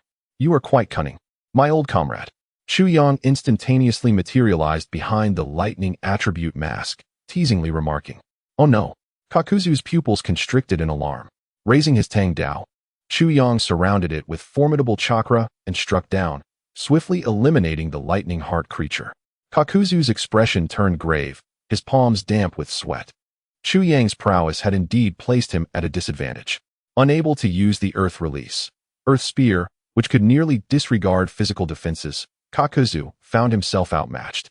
However, he had his own strategies against such ninjutsu-wielding adversaries. Yet, Chu Yang's explosive power remained overwhelming. For a ninja like Kakuzu, who lacked the ability to swiftly incapacitate his opponents, Chu Yang, capable of offense, defense, and endurance, proved to be his greatest challenge, especially with the ever-watchful Konoha's Shikamaru nearby. It seemed he was destined to fall here today. But as a veteran ninja, he possessed his own pride and would never yield or flee. Earth Release, Earth Flow River. Fire Release, Great Fire Extinguishment. Wind Release, Pressure Damage. Water Release, Great Explosive Water Wave. All the masked monsters unleashed their devastating attacks upon Chu Yang. Wind Release, Wind Water Giant Wall. The earth shook as the powerful ninjutsu clashed against the Wind Water Giant Wall, nearly obliterating it. Observing Kakuzu, who was panting from the immense chakra expenditure, Chu Yang coldly remarked, "Kakuzu, you possess some merit, but alas, if your strength amounts to this, it is I who shall claim the bounty on your head." Wind Release, Thunder Cloud Wave. Dark clouds gathered, thunder raged, and the sky darkened ominously. Katani Kasuk gulped nervously, taking a few steps back. Was there still time to escape? This was Chu Yang's enhanced version of Wind Release, Wind Ghost Dragon, inspired by the original technique. However, the preparation time for the Wind Ghost Dragon was lengthy. Much like Bairu, whose grand finale was ultimately interrupted. With a resounding thunderclap, the divine lightning surged forth towards Kakuzu. Kakuzu was drenched in perspiration. He could not afford to fall here. His money had yet to be spent. As the thought of his untapped wealth crossed his mind, Kakuzu's chakra erupted. The masked monsters fused into his body. Earth Grievance Mode. Kakuzu swiftly retreated, granting himself more time to unleash his ultimate technique. At this moment, Katani Kasuk remained oblivious, gazing blankly at the tempestuous thunder. Earth Grievance, Ultimate Shot. All the masks converged upon Kakuzu's right arm. A vast amount of chakra coalescing as he prepared to unleash this ultimate blast. Fire. At that moment, Katani Kasuk finally regained his senses, ready to evade. Yet he realized that even escaping Chu Yang's attack range did not free him from Kakuzu's. "Kakuzu, wait. I'm still in your boom." Kakuzu showed no mercy, and the ultimate shot instantaneously claimed Katani Kasuk's life. Kakuzu muttered quietly, "This isn't my fault. Who told you not to evade?" Witnessing this, Chu Yang's lips curled in disbelief. How could an old man, in such a life-and-death moment, still think of killing his ally for profit? It left him torn between admiration for his dedication and exasperation at his prioritization of wealth over life. Chapter 22. Kakuzu. He is slandering me. The ultimate shot collided with the thundercloud wave, devastating the nearby mountains with the shock waves of their clash. Exhausted, Kakuzu collapsed to the ground. Chu Yang too was panting heavily, evidently having expended considerable chakra. After a brief respite, he lifted his Tang Dao once more. Truly, one who had once clashed with the first Hokage is formidable. Yet if I land another strike, how will you respond, my esteemed opponent? With a fierce shout, Chu Yang charged towards the prostrate Kakuzu, his Tang Dao poised to deliver a fateful blow. As he approached, Kakuzu slowly closed his eyes, his life flashing before him, a tumultuous existence filled with forced assassinations, betrayal, and ultimately, joining the Akatsuki to continue his pursuit of wealth. Kakuzu whispered, "I never imagined I would meet my end at the hands of such a young one. Alas, my riches have yet to be spent." Just as the Tang Dao was about to sever Kakuzu's head, a figure clad in a red cloud-patterned black cloak appeared. The man extended a hand, commanding with authority, "Almighty push." As the formidable force manifested, Chu Yang's blade struggled against the invisible barrier before being repelled. In midair, Chu Yang executed a flawless 360-degree flip. Landing gracefully, breathing heavily, he looked up, locking eyes with Pain's Rinnegan. His expression darkened. Yet, it was evident that Chu Yang's anxiety had come too soon. With a flurry of paper, Conan, sporting her blue-violet hair in a bun, emerged. Kakuzu gazed at her with gratitude. seeing in her the leader he had longed for. My leader, I, Kakazu, have drifted through life, lamenting the absence of a wise ruler. Yet, I never expected the one who routinely extorted my earnings would come to my aid in this perilous moment. From this day forth, I, Kakazu, shall live as a member of the Akatsuki and die as one of its ghosts. Kakuzu's inner thoughts were unknown to Pain, and even if he were aware, it would matter little. After all, Pain's sole reason for saving Kakazu was a simple one. He did not wish to lose the only cadre, the financial minister, of the organization. Who would supply the organization with money? Just kidding. Who would work for free? Just kidding. All right, Pain admitted. He had no idea what excuse to conjure. As he observed Pain and Conan, Shikamaru approached Chu Yang's side. Same attire? Are they part of the same organization? Pain glanced coldly at Kitani Kasuk's corpse not far away, stating with an icy tone, Shikamaru Nara, Uchiha Chu Yang. You two possess quite the audacity to harm a member of my Akatsuki. Upon hearing such a grave accusation, Chu Yang immediately protested. Do not slander me. That fool was killed by Kakuzu himself. I had nothing to do with it. Upon hearing this, Kakuzu grew indignant. How could he be blamed? That fool was too incompetent to evade. Kakuzu retorted, Leader, don't listen to his slander. Kitani was killed by him. I tell you, this is defamation. He is slandering me. After declaring this, Kakuzu feigned a heartbroken expression. Kitani, he was my companion for many years. How could I possibly harm him? Not far away. The ever-watchful White Absolute remarked with exasperation, You must admit, Kakuzu's acting is quite impressive. Were it not for my knowledge of his deliberate aim at Konoha, I might have been led to believe he shares a close bond with that individual. Black Absolute, equally bemused, concurred. Having lived for millennia, he had encountered many shameless beings like Kakuzu, yet few could match his level of theatrical prowess. With a face bearing the weight of the world, Conan coldly asserted, Do you think we would believe your lies? To which Pain icily responded, You now face two choices. Join the Akatsuki or meet your demise. Chu Yang chuckled softly. He acknowledged Pain's strength, yet it was not formidable enough to resolve the conflict between him and Kakashi Hitaki. Furthermore, he was aware of Pain's intel. It would not be an exaggeration to say they could potentially exhaust Pain's six paths. Even the devastating Chibaku Tensei could be thwarted by their combined prowess. I believe we have a third option, Kakashi stated, brandishing the white fang short sword towards their adversaries, the implication clear. Chu Yang activated his Mangekyo Sharingan, the outline of a skeletal Susanoo beginning to take form. Pain was not surprised by their rejection. After all, both were S-class rogue ninjas. And it would have been strange if mere words could persuade them to join the organization. Pain floated in the air, exuding an air of divine disdain as he coldly declared, Heh, do you think you can kill a god? Chu Yang sneered. Is it you who dares to claim the title of god? With utmost vigilance, Pain was aware that the left eye of Uchiha, Chu Yang, possessed formidable genjutsu, while the right eye remained a mystery, compelling him to be on high alert. Yet, Chu Yang refrained from utilizing the Mangekyo's abilities, opting instead to enter the third form of Susanoo. Thunder crackled within Susanoo's form, a potent sense of danger enveloping the battlefield. Within Susanoo's grasp, a brick was thrown forth. Wind release. 8 boards of shuriken. Pain reacted with Shinra Tensei. What? Pain was taken aback, realizing that the ordinary Shinra Tensei had barely managed to deflect the 8 boards. Though it did not reach the level of the Super Shinra Tensei, it had nonetheless drained a significant portion of his stamina. As Pain landed back on the ground, he extended a hand. Universal pull. A powerful force surged, yanking Chu Yang from within Susanoo. However, Chu Yang remained unfazed, channeling chakra into his Tang Dao. Wind release. Thundercloud blade. A slicing arc was unleashed, forcing Pain to cease the universal pull and switch to Shinra Tensei for defense. Just as Pain executed Shinra Tensei, Kakashi miraculously appeared behind him. What? The singular Deva path had no shared vision, and with Kakashi's inherent speed, even Conan, who had been fixated on the White Fang, failed to react in time. The White Fang's short sword descended with force, and Pain could only awkwardly evade. Conan swiftly employed Paper Shuriken to temporarily repel Kakashi. At that moment, Chu Yang, encased in a skeletal Susanoo, raised his Tang Dao for a heavy strike.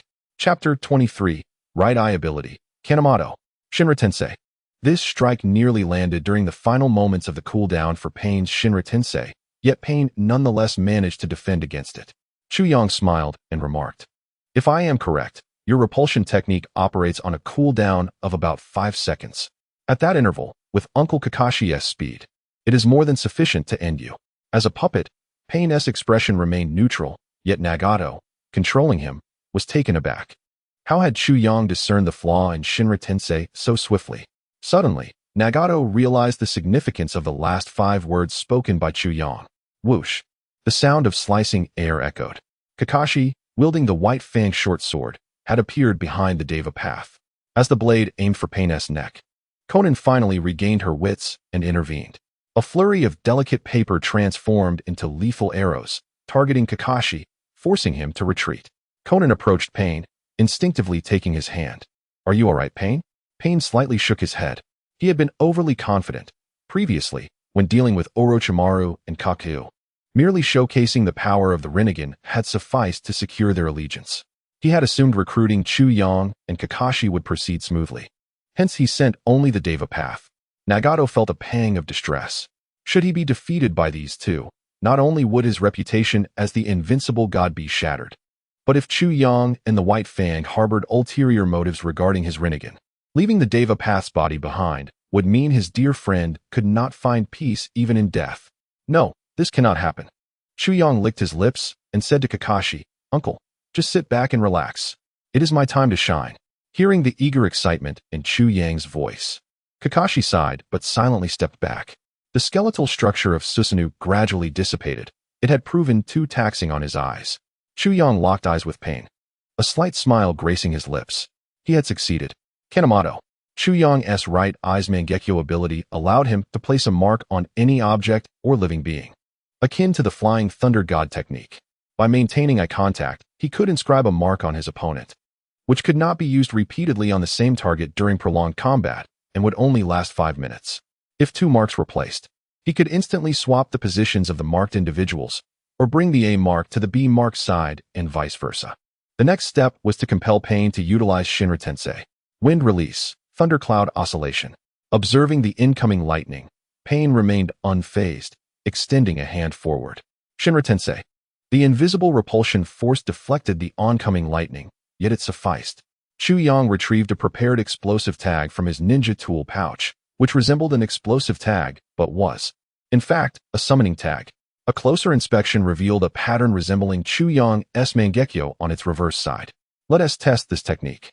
Although he had rehearsed it countless times in his mind, this was his first real experiment. Pain, you are fortunate to be the first victim of this move. Mutual explosive tag technique. Chu Yang whispered, and the summoning tag in his hand vanished instantaneously. Pain stared in shock at the explosive tag that had suddenly appeared at his waist, bewildered by how Chu Yang achieved this. Yet Pain did not panic. After all, it was merely an explosive tag. How could it possibly harm him? What?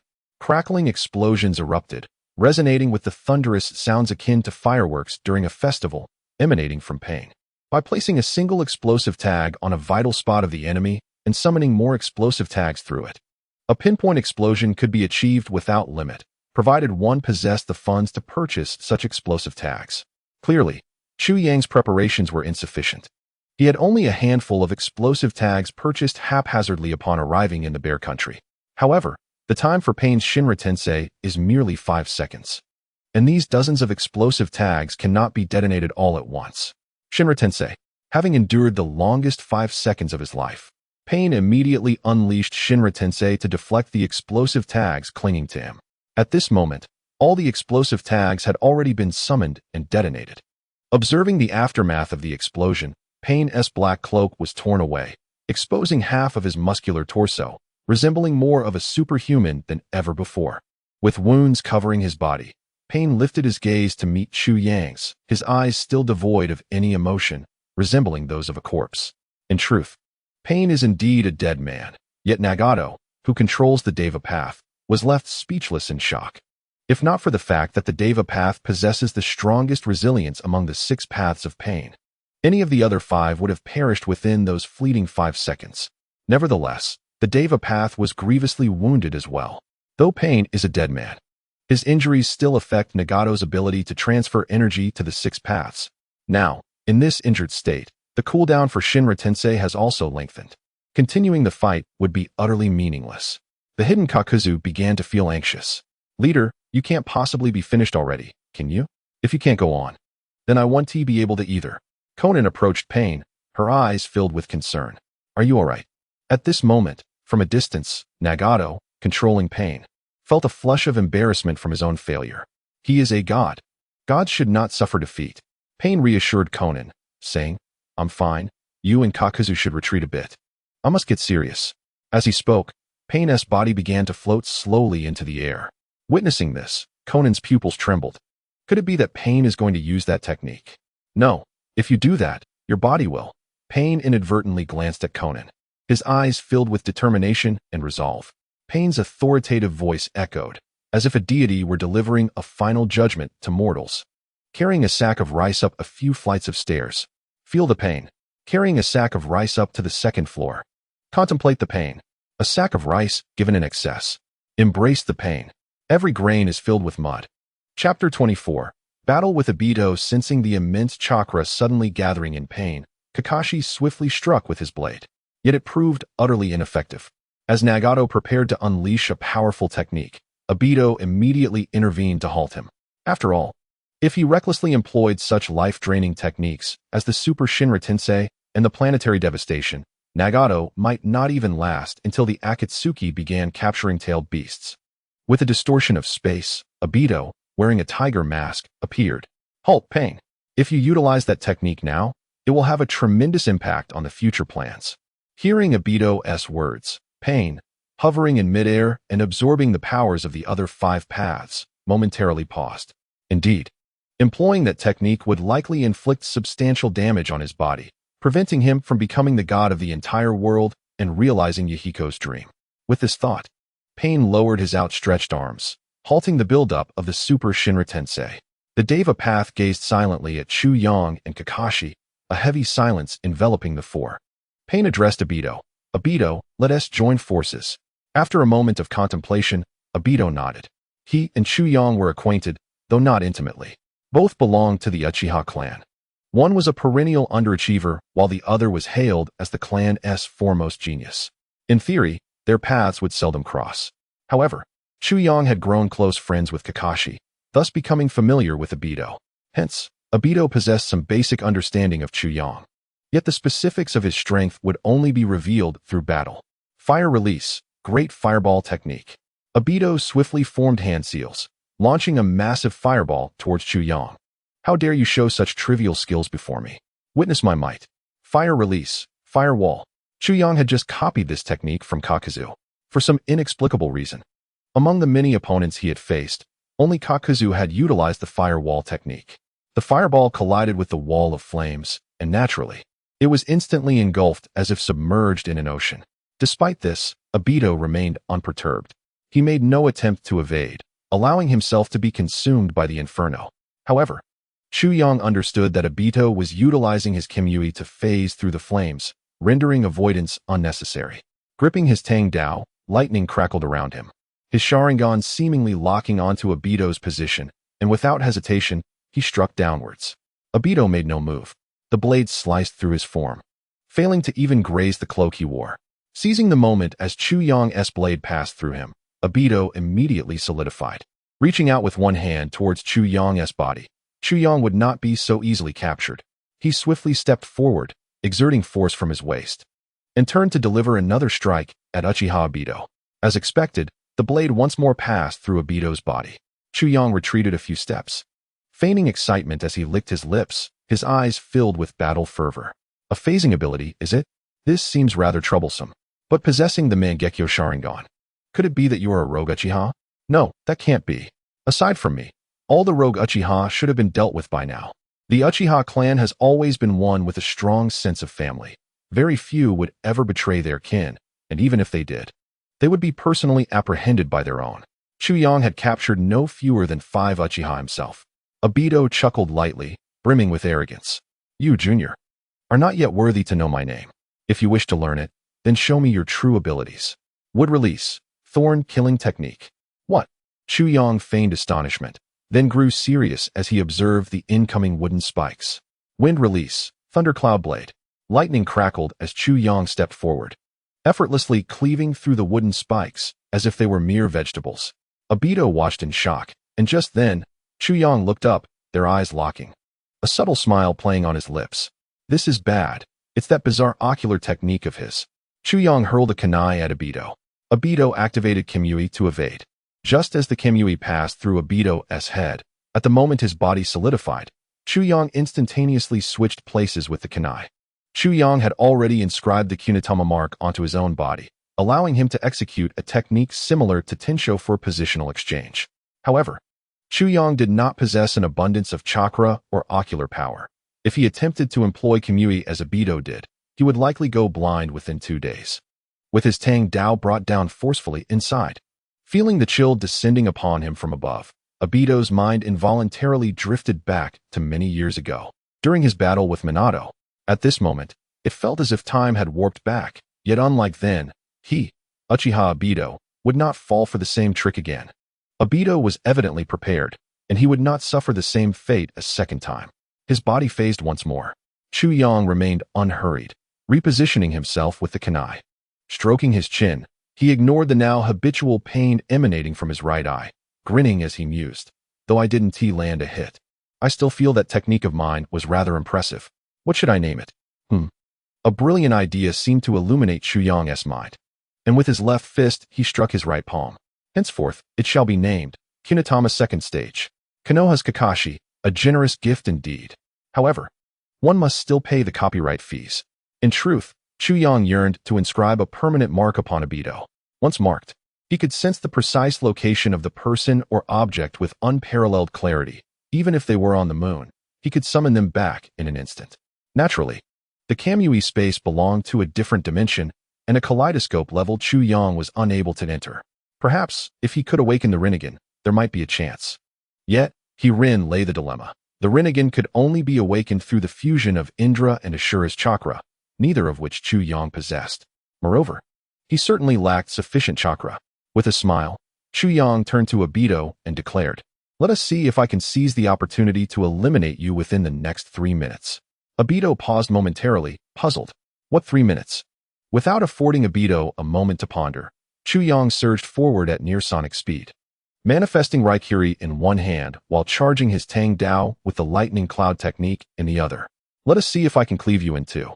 In that fleeting moment, Obito was caught off guard, for the speed of Raikiri was astonishingly swift. It was no wonder that the Mangekyo Sharingan was a prerequisite for its use. Fortunately, Obito's Kimui was a passive ability, requiring no extraordinary reflexes. Thus, Chuyang's blade struck nothing but air. Suddenly, a chain emerged from Obito's sleeve, whipping backward with great force. Chuyang instantly evaded using the body flicker technique. Water release, water dragon bullet technique. A ferocious water dragon erupted from Chuyang's mouth, forcing Obito to once again utilize Kamui to vanish. TSK, Chuyang muttered, displeased. Kamui was indeed excessively powerful. The crucial factor was that Obito also possessed Hashirama cells, rendering him unconcerned about the burdens that the Mangekyo might impose. In his mind, Chuyang contemplated the possibility of acquiring Hashirama's cells himself. Perhaps he could then employ the Flying Thunder God technique with greater efficiency. Moreover, the chakra consumption of Flying Thunder God was significantly higher than that of Kaminari no Kage. I wonder how long you can remain intangible. As he spoke, Chuyang swiftly formed hand seals. The ground upon which Obito stood transformed into a marshy quagmire, compelling him to once again resort to Kimui. Futile, Obito's deep, gravelly voice resonated. As he slowly extricated himself from the mire, he loftily proclaimed, "Though your techniques are commendable, they pale in comparison to my own. Uchiha Chuyang, I acknowledge your strength. Joining the Akatsuki would be your best fate." A soldier is only as good as his general. The one adorned with the Rinnegan must be your leader, correct? If he cannot stand against me, why should I join your ranks? Chuyang retorted, his tone dripping with sarcasm. Obito smirked. It seems you still do not comprehend. Allow me to introduce myself properly. With his arms crossed, he declared, I am Uchiha Madara. Oh, how frightening. Chuyang mocked, yet Obito displayed no signs of emotional fluctuation. Nevertheless, Obito remained cautious, avoiding direct eye contact with Chuyang. Based on his observations, he surmised that both the illusion which ensnared a multitude of Konoha's umbu and the marking technique akin to the Flying Thunder God necessitated eye contact as a prerequisite. However, Obito was overthinking it. Chu Yang had already realized that his vision was beginning to falter, and his eyes ached increasingly, leading him to forego further use of the Mangekyo. Furthermore, since Chu Yang had yet to master the Mangekyo, the illusion of ruin proved exceptionally effective against shadow-level shinobi, such as Sarutobi Hiruzen and Shimura Danzo, who lacked proficiency in illusions and possessed weaker mental fortitude. Yet against individuals like Obito and Minato, who could swiftly escape. Even after expending considerable chakra within the realm of the illusion of ruin, they could return using Kamui or the Flying Thunder God. Once Chu Yang's ocular prowess improved, he anticipated greater efficacy from the Mangekyo's abilities. Gazing at the ostentatious Obito, he envisioned the youthful visage of Obito superimposed upon the face of the man with the tiger-striped mask, an instant clash of incongruity. Enough chatter. As Chu Yang charged forward, Obito remained unperturbed, summoning a wooden spike. Wood release, cutting technique. An unremarkable branch hurtled toward him, yet Chu Yang did not dare underestimate it. Wind release, gale water barrier. The barrier successfully blocked the incoming spike as Chu Yang leapt into the air, aiming a kick at Obito. Yet again, Obito utilized Kamui to evade. Obito retreated slightly, his right eye's Mangekyo flaring ominously, distorting the space around them. Flames erupted, spiraling within the warped space like a serpent, and surged toward Chu Yang. Fire release, exploding wind dance. The technique, born from the distortion of space via Kamui, matched the range and potency of Uchiha Madara's Great Fire Annihilation. Water release, Great Water Wave. A torrent of seawater surged forth, crashing against the fire serpent and releasing dense vapor. In the blink of an eye, Obito appeared before Chu Yang, wielding a chain from his wrist. Reacting swiftly, Chu Yang raised his Tang Dao to block. What a splendid opportunity! Obito thought as he ensnared Chu Yang's blade with his chain, unleashing another fire release. Great Fireball technique, compelling Chu Yang to relinquish his weapon. Sensing the distortion of space behind him, Chu Yang turned in shock. Obito had stealthily appeared at his back, chains binding his body. Elated, Obito touched Chu Yang's shoulder, activating his right eye's Kamui. I've got you now. Chu Yang felt the space warp, beads of sweat forming on his brow. It is I who has triumphed, Obito declared. At that moment, their eyes met, and a sly, malevolent grin crept across Chu Yang's face. No, it is I who has ensnared you. Chu Yang's right eye flared with intensity. In an instant, he was behind Obito. What? Obito exclaimed, as Chu Yang's hand crackled with lightning. Raikiri. The attack pierced through Obito with ruthless precision. The speed of Raikiri was so great that Obito had no time to activate Kamui. Typically, Obito's intangibility could be passively triggered. But should he actively dismiss it, the next activation would require a conscious effort. For instance, during the conflict between Obito and Minato in the Nine Tails Chaos, Obito's voluntary withdrawal from intangibility resulted in his failure to evade Minato's Rasengan. Even though Obito attempted to avoid a fatal strike, the lightning coursed through him, penetrating his abdomen. Blood gushed from beneath his mask as he fell to one knee, and without the aid of Hashirama's cells, he might have collapsed entirely. Chu Yang contemplated delivering another blow, but Obito vanished into intangibility once more. Observing the situation, Chu Yang retreated, taunting. As I mentioned, the mark lasts 3 minutes. I must commend myself for resolving our encounter in the final 20 seconds. Obito staggered to his feet, his gaze filled with resentment and fury. Yet he could only suppress his emotions. Injured, he was in no condition to confront Chu Yang. With a mocking tone, Chu Yang continued, who would have thought? The legendary Uchiha Madara is merely this. He retrieved his Tang Dao from a short distance, panting as he ridiculed Obito. Were it possible, he might have even sent a playful meme. Meanwhile, in a distant corner, the Deva Path Pain and Konan, who had been subtly suppressing Kakashi Hatake, were left in shock upon learning that Uchiha Madara had been defeated by Chu Yang. Obito cast a fleeting glance at Pain and Konan, seemingly feeling a bit embarrassed, and thus chose to vanish using Kamui. Witnessing this, Pain and Konan decided not to pursue Shikaku any further. After a moment of silence, Pain, with his Rinnegan, looked at the two and stated, although I realize there is no longer a chance to sway you, I shall still offer you an opportunity to join our organization if you ever wish to in the future. Chu Yang scratched his ear, shaking his head nonchalantly. He held no interest in joining the Akatsuki, yet he was intrigued by Nagato's Rinnegan. If possible, he would like to extract Nagato's Rinnegan and have Orochimaru implanted in him. As Konan and the Deva Path Pain made their exit, Haiden, who lay on the ground, appeared somewhat perplexed. Huh, leader, you're just leaving like this? I'm still here. At that moment, both Shikaku and Chuyang fixed their gazes upon Haiden. Haiden gulped, displaying a somewhat sycophantic smile. Well, my dear uncle is about to give birth, so I must take my leave. As he spoke, Haiden rose from the ground and prepared to flee. However, he seemed to remember something and paused slightly. Chuyang and Shikaku exchanged bewildered glances at the elder's sudden halt. Haiden awkwardly rubbed his hands together. You see, although Gyuten has passed, he was my brother, my dear friend. Would it be possible for me to take his corpse with me? Shikaku replied, Are you really thinking about running away now? Yet still want to take your comrade's body to exchange for money?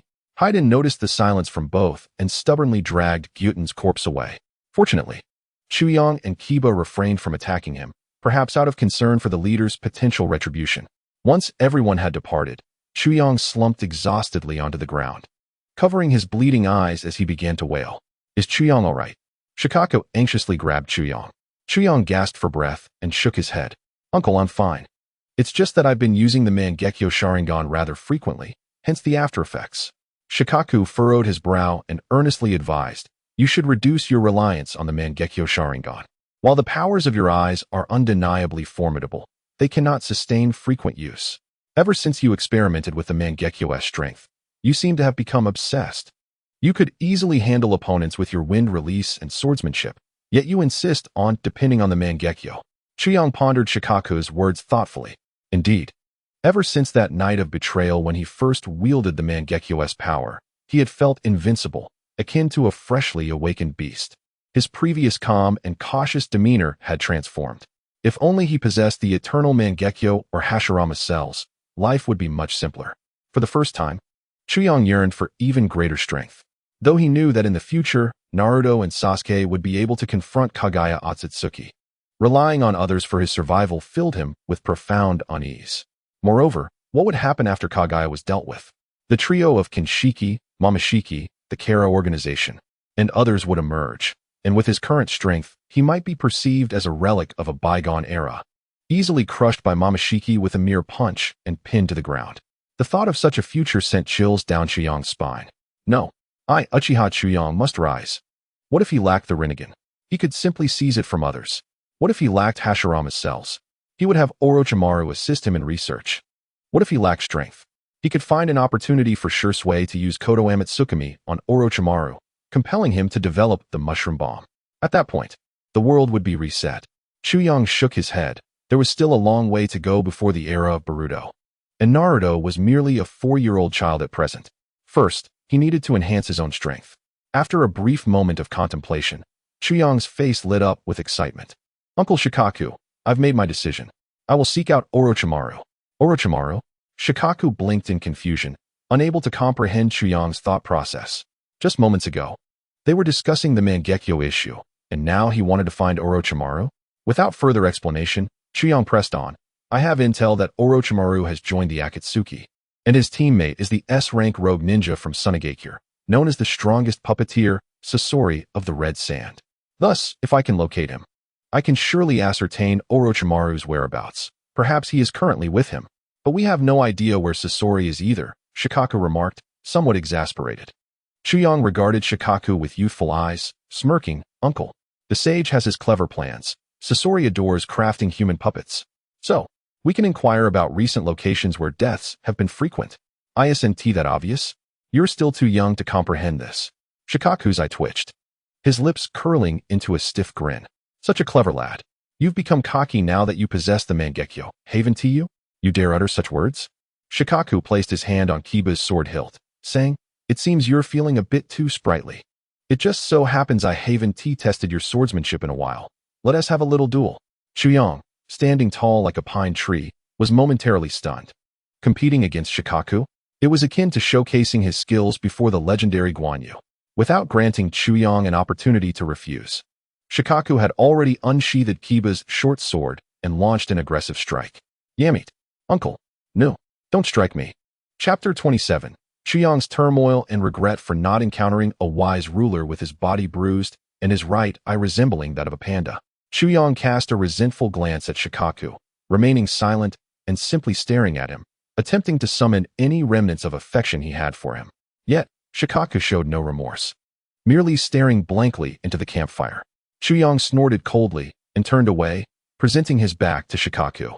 He had resolved that from this day forth, he would embody a taciturn Uchiha, determined to make Shikaku, this old fool, regret his actions. 2.5 minutes later.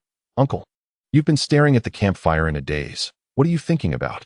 Chuyang inquired curiously as he leaned closer to Shikaku. Shikaku sighed lightly and pushed Chuyang's large face aside. Nothing much, just contemplating how to present a sword to Kakashi upon our return to the land of fire. Chuyang picked up a skewer of meat roasting over the campfire and took a bite. Though it lacked elaborate seasoning, it was still quite tasty. Are you still holding on to hope? Ever since that guy Kakashi broke his blade, he hardly practices anymore. Your family's Hatake sword technique is likely to become extinct. Shikaku jested. Isn't either still you? Chuyang remarked, but my surname is Uchiha.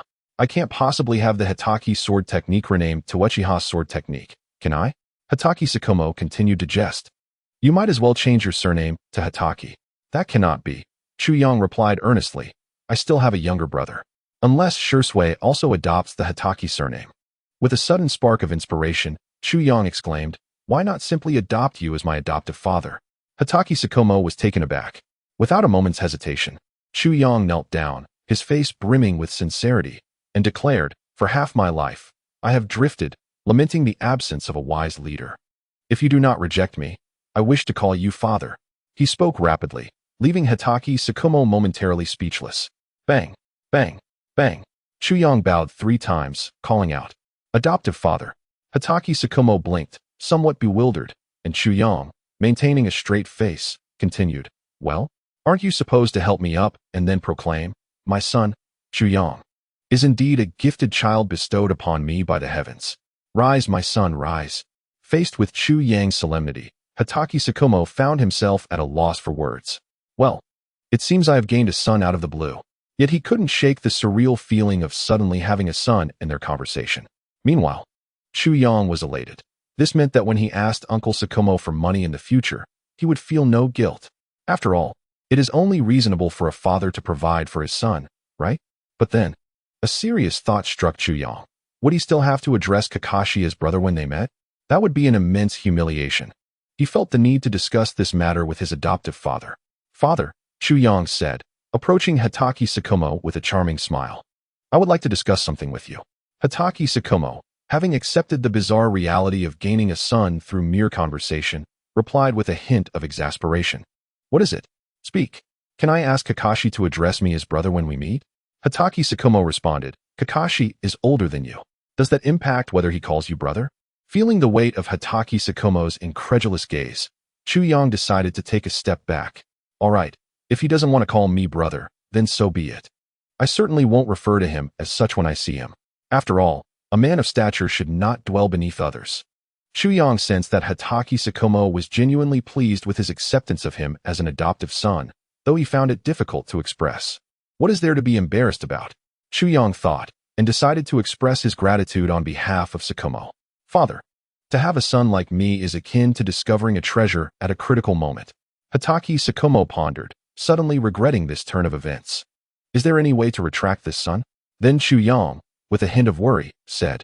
Weevee stirred quite a commotion in the capital of the Land of Water. Although the Land of Water is currently in a state of isolation, news of our actions will likely reach other villages. Given our recent encounters in the Land of Bear, it is not hard to deduce that our next destination is the Land of Pastures. I fear that Shimura Danzo and Sarutobi Hiruzen have already laid a trap, waiting for us to fall into it. Thus, Father, my suggestion is to delay giving the sword to Kakashi for a couple of years, as that fellow has always relied on his Sharingan and Raikiri to get by. Hatake Tsukumo fell silent for a moment before responding, I wish to see Kakashi. And given our strength, escaping from a predicament should not be difficult. Chuyang sighed softly. He retrieved a kunai marked with the kanji for Kenshin from his ninja tool pouch, infused chakra into the soles of his feet, and swiftly leapt onto a nearby tree branch. He drove the kunai firmly into the branch, ensuring it would not be easily dislodged by wind or rain, which brought him some relief. Jumping down, he looked at the puzzled Hatake Tsukumo and said, just in case, this kunai bears my mark. Next, I will place a mark on your body, so that if we encounter danger, we can retreat. But your eyes? Hatake Tsukumo began. But Chu Yang waved his hand dismissively. I am fine. Moreover, I won't resort to such means unless absolutely necessary. Hatake Tsukumo hesitated slightly, but ultimately nodded. By the way, you're not really considering infiltrating Konoha to give the sword to Kakashi, are you? I doubt Kakashi would agree. Hatake Tsukumo replied, of course not. According to my intelligence, Kakashi has been recuperating for over half a month since the night of his defection. He is nearly recovered now and is taken on an S-rank mission. I will intercept him on that road. Chu Yang nodded. But where did you acquire this intelligence? Hatake Tsukumo explained. After years of being a rogue ninja, I have developed a few subordinates. I see. Chu Yang reflected thoughtfully, realizing he could also recruit a few subordinates. Chapter 28. Shursui and Red in Konoha. Within the Hokage's office, the third Hokage puffed on his pipe. Kneeling beneath the desk were elite ninjas representing Hatake Kakashi and Uchiha Shursui.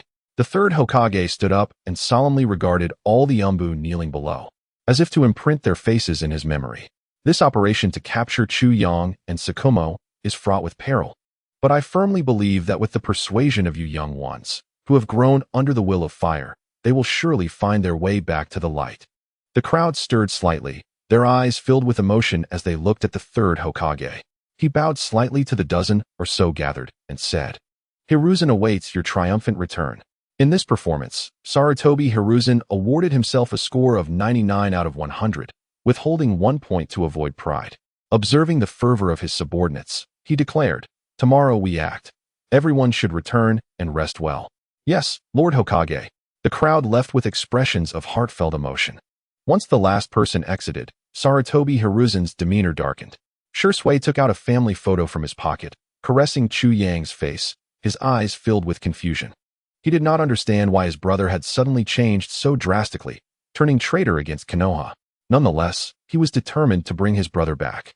Just as he made up his mind, a voice called out from behind, Shursui, wait.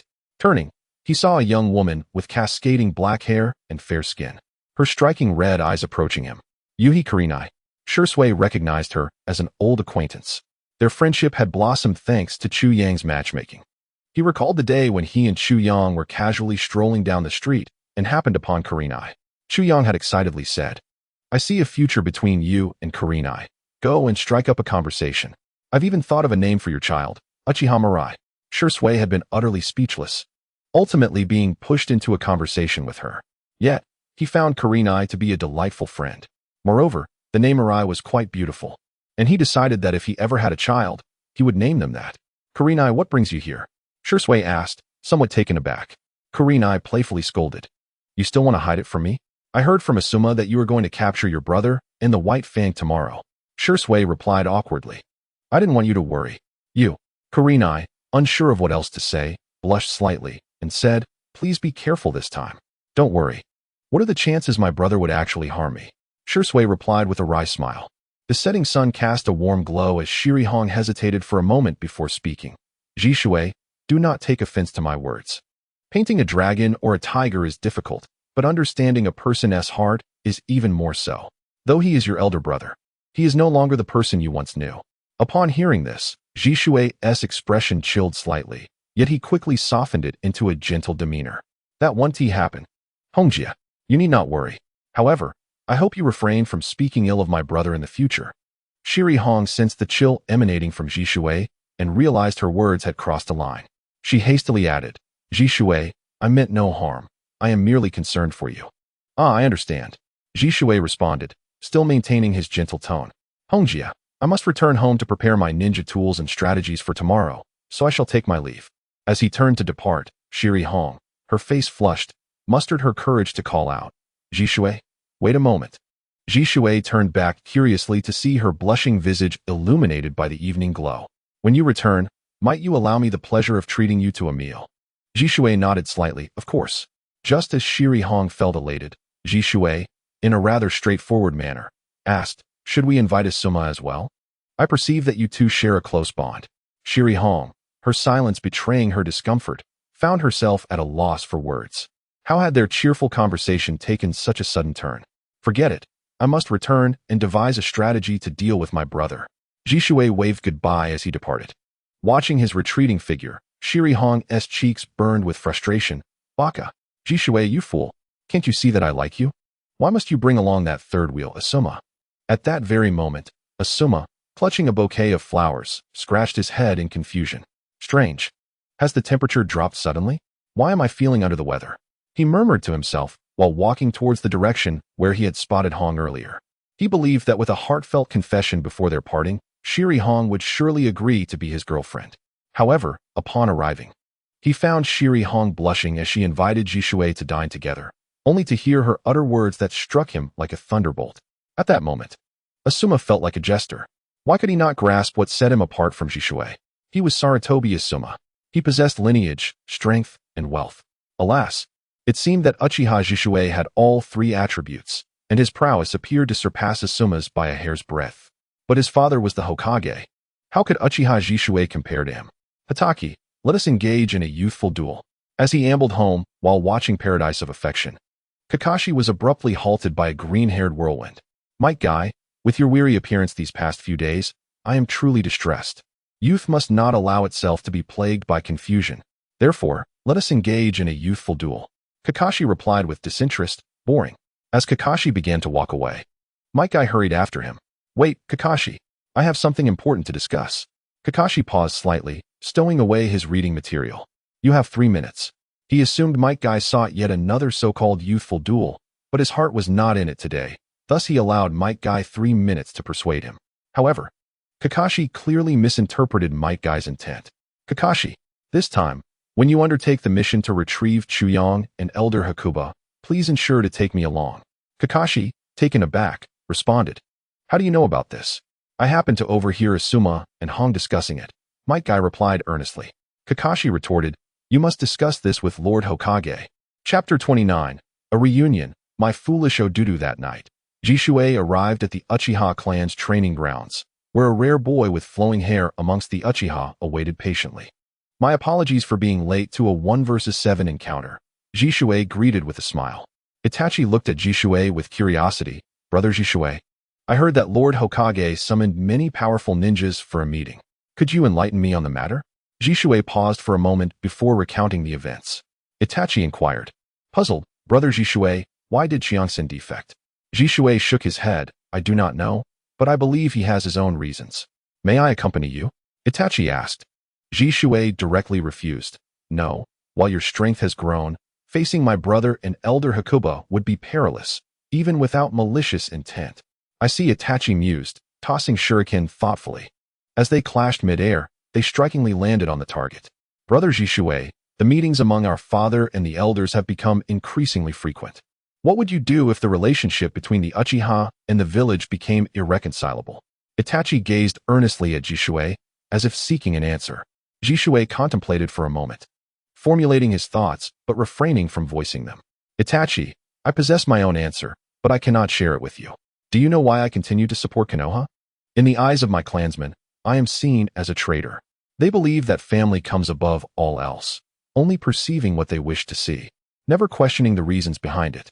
This mindset, passed down from our ancestors, may not be entirely wrong, yet it has influenced the majority of our clan during times of crisis. Itachi, I hope you can discover a conviction of your own, rather than relying on my beliefs. If you act according to my principles, you will inevitably become like the others in our clan. Hearing this, Itachi fell silent. I understand now. Brother Jishui, I will seek a path that belongs to me. With determination, Itachi activated his Sharingan, the 3 spinning tomo fixed on the horizon. He hurled a shuriken, striking the bullseye with precision. The next morning, Kakashi, Jishui, Asuma, and the elite Konoha ninjas prepared to set out early. The third Hokage had filled them with encouragement before their departure, and they all heartily drank their fill. Following the intelligence they had gathered, they set off towards the border of the Land of Fire. Chuyong, utilizing his Sharingan to survey the surroundings, grew perplexed after a while. Father, we have been waiting here for 2 days without sight of Kakashi. According to my intel, Kakashi should have reached the border by now, Shikaku pondered. Suddenly, Chuyong's eyes widened in shock. Father, Kakashi is approaching, but he is followed by Jishui and over a dozen formidable chakra signatures, all of which are likely special Jonin or higher, and they seem to be heading straight for us. As the bewildered Kakashi Hataki gazed on, Chuyong spoke with a hint of exasperation. Father, Do you think it's possible that the S-rank mission Kakashi and the others are undertaking is merely to bring us back to Konoha, or perhaps even to eliminate us? Kakashi Hitaki, silent and contemplative, caused Chu Yang to sigh softly, yet he continued earnestly, "Father, when Shursui arrives, do not look into his eyes. For he has awakened the Mangekyo Sharingan. The ability of his Sharingan is called Konoha Tsukimi, which can forcibly alter a person's consciousness, turning them into a mere puppet." Upon hearing this, Kakashi was taken aback. "Is this truly the case, Chu Yang? It is not that I doubt your words, but the notion of altering another's perception is simply unfathomable. Surely even the legendary sage of 6 paths could not achieve such a feat." Chu Yang affirmed, "Absolutely. This is precisely why I advised you to avoid Shursui's gaze on the night of the defection." With a series of hand seals, a perfect clone of himself materialized before them. "Father, I shall conceal myself, as I fear Shursui may employ Konoha Tsukimi against me." Upon uttering these words, Chu Yang vanished into the surrounding woods. Moments later, his clone casually surveyed the vicinity and remarked, "There's no need to hide any longer. Come out." The Konoha ninjas, realizing their presence had long been detected, responded with a flurry of shuriken aimed at Chu Yang and Kakashi.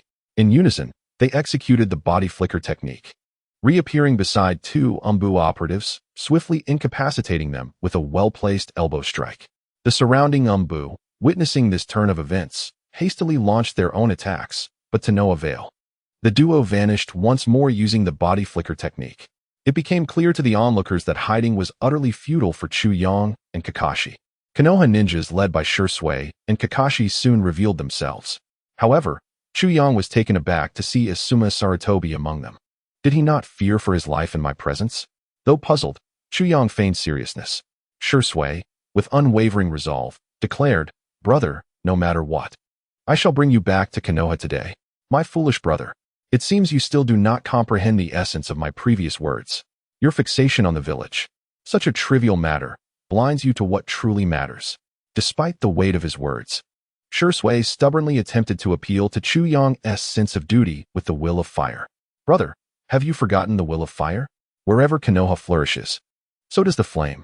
There's no need for such grandiloquent rhetoric," Chu Yang retorted with a scornful expression. "The so-called will of fire is merely a tool for the Hokage to placate the populace, a means for the malignant forces of capitalism to exploit us common folk. Uchiha Chu Yang, I cannot allow you to defame that esteemed elder." Asuma Sarutobi interjected, dissatisfied. Despite their strained relationship, he could not abide any insult to his father, for he believed that all his actions were for the sake of Konoha. Defamation? If the will of fire truly exists, and if the third Hokage genuinely cared for the village, how could there be an S-rank rogue ninja like Kakashi Hitaki? Chu Yang continued his verbal assault. "Why did I defect? Was it not because the third Hokage betrayed my trust? Over the years, Root has attempted to assassinate me 14 times, 3 of which nearly cost me my life." He clutched his chest, feigning heartbreak. "And what has Sarutobi done? Merely uttered a few words against Danzo in my presence. And that was deemed sufficient? Now I see clearly. Without that old man's approval, how would Danzo dare to attempt my assassination? It's truly disheartening." His display of sorrow left the assembled ninjas at a loss for words. They wished to refute him, but found themselves at a loss. Surely they could not counter by claiming that the third Hokage's actions were justified? With a sigh, Chu Yang declared, "I do not seek your sympathy or pity. I merely wish to illuminate the truth regarding Sarutobi for you. Yet, I doubt this will influence your resolve regarding your mission." Mangekyo stepped forward from the crowd, giving a thumbs up to Chu Yang. "Chu Yang, while I may not fully grasp your meaning, I understand that you must have your reasons. However, I must still bring you back to Konoha to restore your honor. After all, you are one of the few I acknowledge as my rival." With that, Mangekyo launched the first attack. Leaf Hurricane. His powerful kick forced Chu Yang back. "Be careful, guy," Chu Yang shouted, forming hand seals in response. Raging Gale. A purple beam shot forth from his mouth, capable of slicing through anything it touched. The other ninjas quickly dispersed, and Mangekyo evaded the attack. For though he was slow, he was not foolish enough to be caught off guard. Shursui activated his 3-Tomo Sharingan, hesitating over whether to utilize the Mangekyo, as the number of people present was overwhelming. If he activated it, news would surely reach the Hokage. It was not a matter of trust in Sarutobi, but rather a fear of the overwhelming power of Konoha Tsukimi.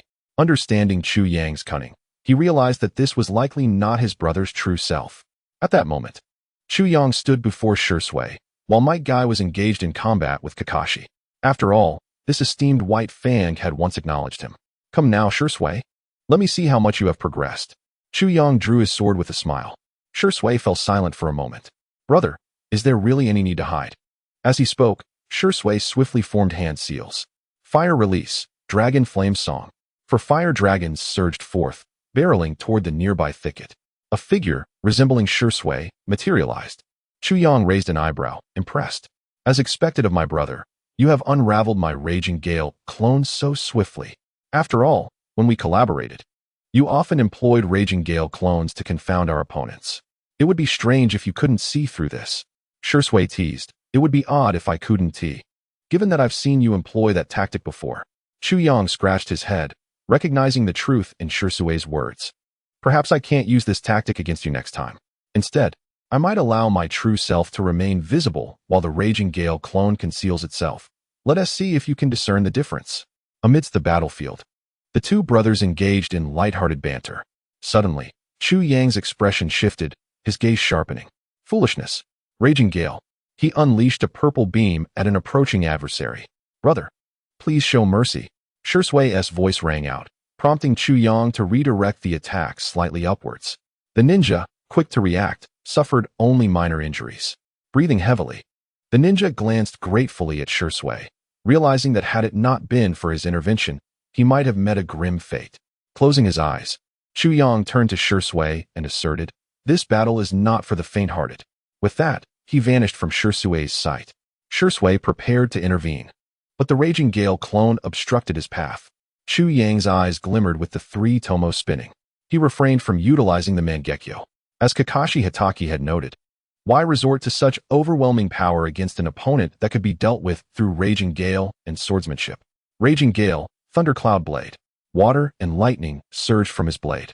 On the battlefield, flashes of lightning erupted, the atmosphere charged with tension. A blue figure darted like a bolt of lightning, and within a mere minute, aided by illusion techniques and swordsmanship, the dozen elite members of Konoha who had rushed to the scene lay defeated. As the saying goes, ninjas possess high attack, but low defense. Minato could even rely on the incredible speed of the Flying Thunder God technique to instantaneously vanquish 50 Iwagakure Jonin. Why did the Fourth Raikage and Minato achieve such renown during the Third Shinobi World War? It is simply because in the realm of martial arts, speed is paramount. Naturally, among the fallen, there were a few who could rise again. At this juncture, Chu Yang needed to employ another of his techniques. Watch closely, Chu Yang declared with confidence. This is a powerful ninjutsu I learned from the Book of Seals, crafted by the first Hokage. Upon hearing this, the ninjas who had just managed to stand felt a strong urge to reconsider their choices. Meanwhile, Shui, entangled by the wind release clone, was equally astounded. What immense power lay within the techniques left by the first Hokage? Chu Yang swiftly formed hand seals. Prepare to receive. Super Fire Release, Illusionary Technique, Great Shuriken Decimation, Second Segment. What? Shui, on the verge of dispersing the clone, was momentarily stunned by the lengthy name of Chu Yang's ninjutsu, and he was sent flying by Chu Yang's clone. Shui, the clone reminded. One should not be distracted in battle. Not only Shui, but even Kakashi, Might Guy, and the remaining Konoha ninjas were left in utter bewilderment. Kakashi dared to assert that if this technique truly originated from the first Hokage, then the Hokage's naming ability was certainly on par with his own teachers. Chapter 31, Kakashi's Growth. Lightning Cutter. Before anyone could recover from their astonishment, Chu Yang summoned a colossal shuriken from the ceiling scroll. He exhaled a breath of flame, enveloping the massive shuriken in fire. He leaped into the air, hurling the spinning, fiery shuriken downward. All eyes instinctively focused on the enormous shuriken. In that instant, they felt their minds begin to blur. Tendrils of flame invaded their consciousness, and in an instant, they collapsed to the ground. Simultaneously, the massive shuriken shattered mid-air, crashing to the earth. At that moment, only Shui, Kakashi, and Might Guy remained standing, each equally dazed. Did that just take down our entire group? This is utterly unbelievable, they exclaimed. Was this truly the ninjutsu developed by the first Hokage? Such terrifying power. In truth, This was a technique Chu Yang had crafted based on the ninjutsu from Hashirama's childhood. Do not inquire whether it is taijutsu, fire release, or jinjutsu. One could say it embodies all three. Chu Yang addressed Tobirama. Dad, I'll leave Kakashi and Guy to you. I need to strengthen my brotherly bond with Shirzei. Upon saying this, he charged toward the water, brandishing his blade. Dad! Shirzue could hardly believe it, as he drew a kunai to counter Chu Yang's assault. He couldn't help but ask, Bro, why did you just call the White Fang Dad? Chu Yang evaded Shirzue's hidden shuriken with a smile. I have adopted him as my adoptive father. After all, I, Chu Yang, have drifted through life, lamenting the absence of a true master. Shirzue looked at Chu Yang's beaming face, rendered speechless. Kakashi, however, understood the implication, gazing at Tobirama with sorrowful eyes. Did his father truly hold him in such disregard? After years of defection, he had never once returned to check on him. Yet he was willing to protect Chu Yang and even adopt him as a son.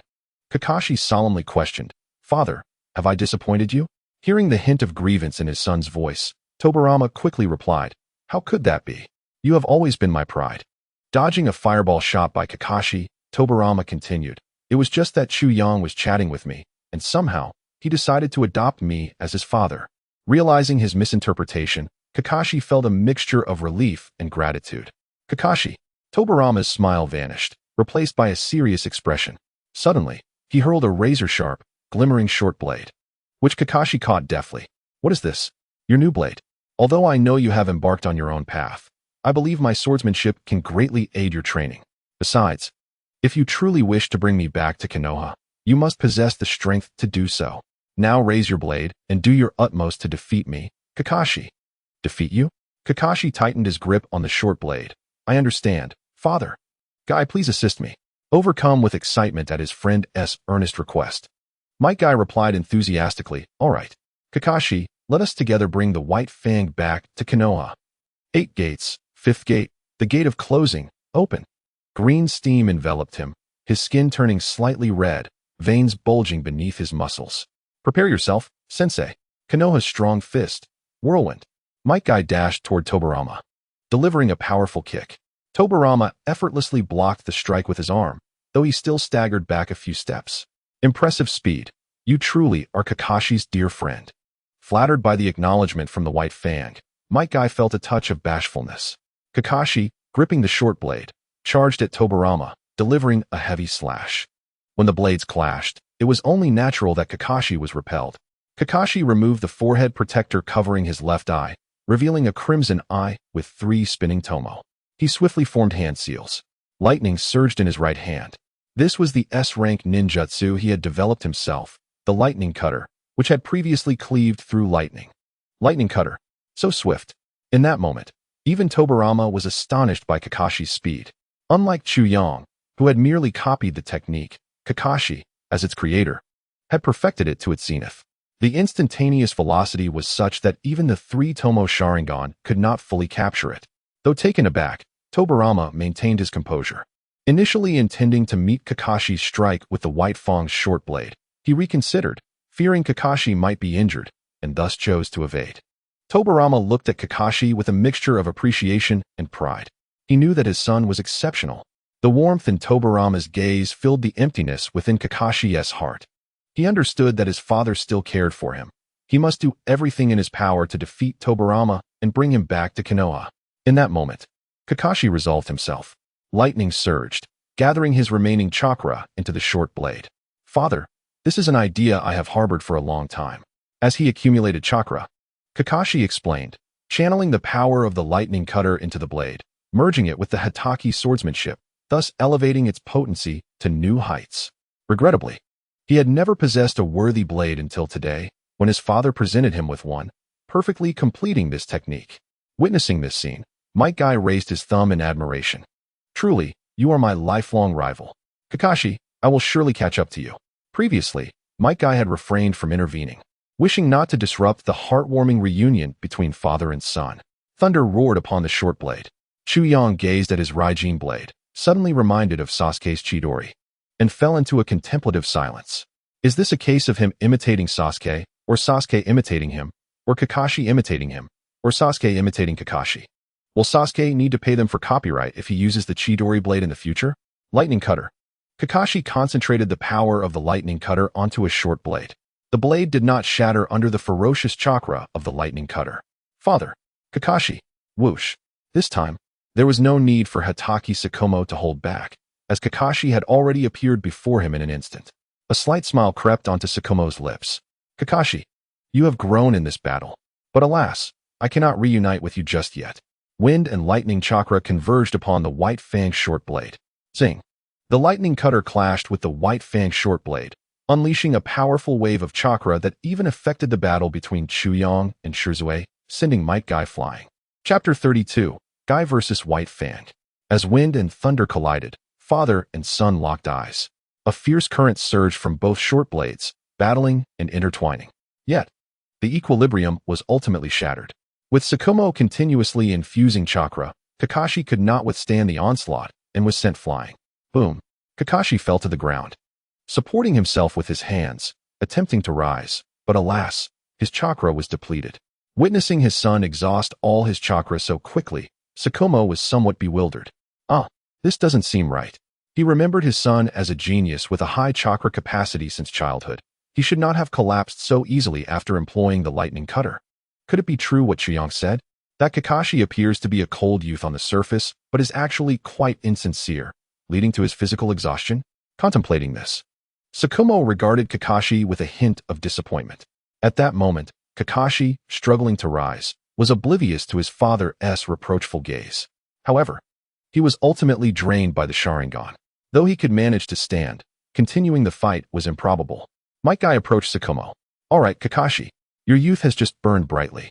Now it's time for Konoha's copy ninja to rest. It's the moment for Konoha's Azure Beast to make its entrance. The 8th gate. The 6th gate, the gate of joy, open. The green chakra ignited, elevating Might Guy's aura significantly. Feeling the overwhelming chakra sweeping in, Tsukumo was taken aback. Even Kakashi, standing behind Guy, looked at him with disbelief. Guy, Kakashi, watch closely. This is the pinnacle of youth. The leaf whirlwind. Green chakra concentrated upon Might Guy's legs, and he dashed towards Tsukumo at an incomprehensible speed, delivering a heavy roundhouse kick. Tsukumo swiftly dodged. Although he too was a taijutsu ninja, his own defensive capabilities were not particularly strong. If he had taken that kick head-on, he would undoubtedly have sustained injuries. No wonder you are Kakashi's dear friend. It seems I did not misjudge you in the past. You are indeed a worthy opponent. Yet, merely this will not be enough to defeat me. Upon hearing the elder's acknowledgement, Might Guy became even more exhilarated. All right, White Fang, prepare to witness this move. Konoha Rock Rising, charging forward. Might Guy first delivered a heavy elbow strike towards Tsukumo, who easily evaded with his agile movements. However, Guy followed with another probing roundhouse kick, forcing Tsukumo to endure the blow. Using a very skillful method, Tsukumo mitigated the force of Guy's kick, then raised the White Fang to deliver a slash to Guy's calf. Tsukumo bore no intent to kill. Had he truly wished to harm Guy, that strike would have certainly resulted in a broken leg. Guy, your strength is indeed formidable, but for a taijutsu ninja, an injury to your legs significantly diminishes your power. You should concede. No, Might Guy shouted excitedly. My youth has not yet ended. I will not fall here. White Fang, try this move. Peacock. Might Guy leaped, channeling chakra into his arms, rapidly swinging, releasing numerous flame-like lotus petals that surged towards Tsukumo, resembling a peacock displaying its feathers, hence the name Peacock. What? This time? Tsukumo was genuinely astonished by Might Guy. The flames produced by the direct punches might not possess great individual power, but their sheer number and vast range meant that if one were to hit, the subsequent flames would quickly follow. Tsukumo swung the White Fang fiercely, creating a cutting wave that struck the flames, barely slowing them down, but failing to extinguish them entirely. The peacock and the cutting wave clashed. Yet Might Guy understood that Tsukumo was intentionally holding back. Behind Guy, Kakashi stood in a daze. He knew the 8 gates were powerful and recognized Might Guy's strength, but he had not anticipated that even at the 6th gate, Guy would be on par with him. Guy, I acknowledge your strength. However, you are still far from defeating me. You should quickly take Kakashi and leave. No, this is the pinnacle of youth. Might Guy resolutely replied, gathering chakra once more. He understood that overcoming Tsukumo at the 6th gate was impossible, Thus, he would have to open the seventh gate. Recently, he had just created a powerful taijutsu technique based on the immense chakra of the seventh gate. Let White Fang witness it. The eighth gate, the seventh gate. The gate of shock, open. The green chakra steam ignited, gradually transforming into blue. I see. This is why they call you the Azure Beast. Feeling the overwhelming energy surge, Tsukumo couldn't help but admire. What an incredible presence. White Fang, brace yourself. Before Tsukumo could retort, Might Guy surged forward at a speed surpassing the sixth gate, delivering a heavy punch that even produced a sonic boom. What a tremendous punch, Tsukumo thought, secretly astonished. Yet, he felt the need to correct Might Guy's misunderstanding. Guy, my name is Hataki Tsukumo, not Hataki Zoya. Oh, I see. Hataki Shoya-senpai. Might Guy earnestly swung a punch while chatting.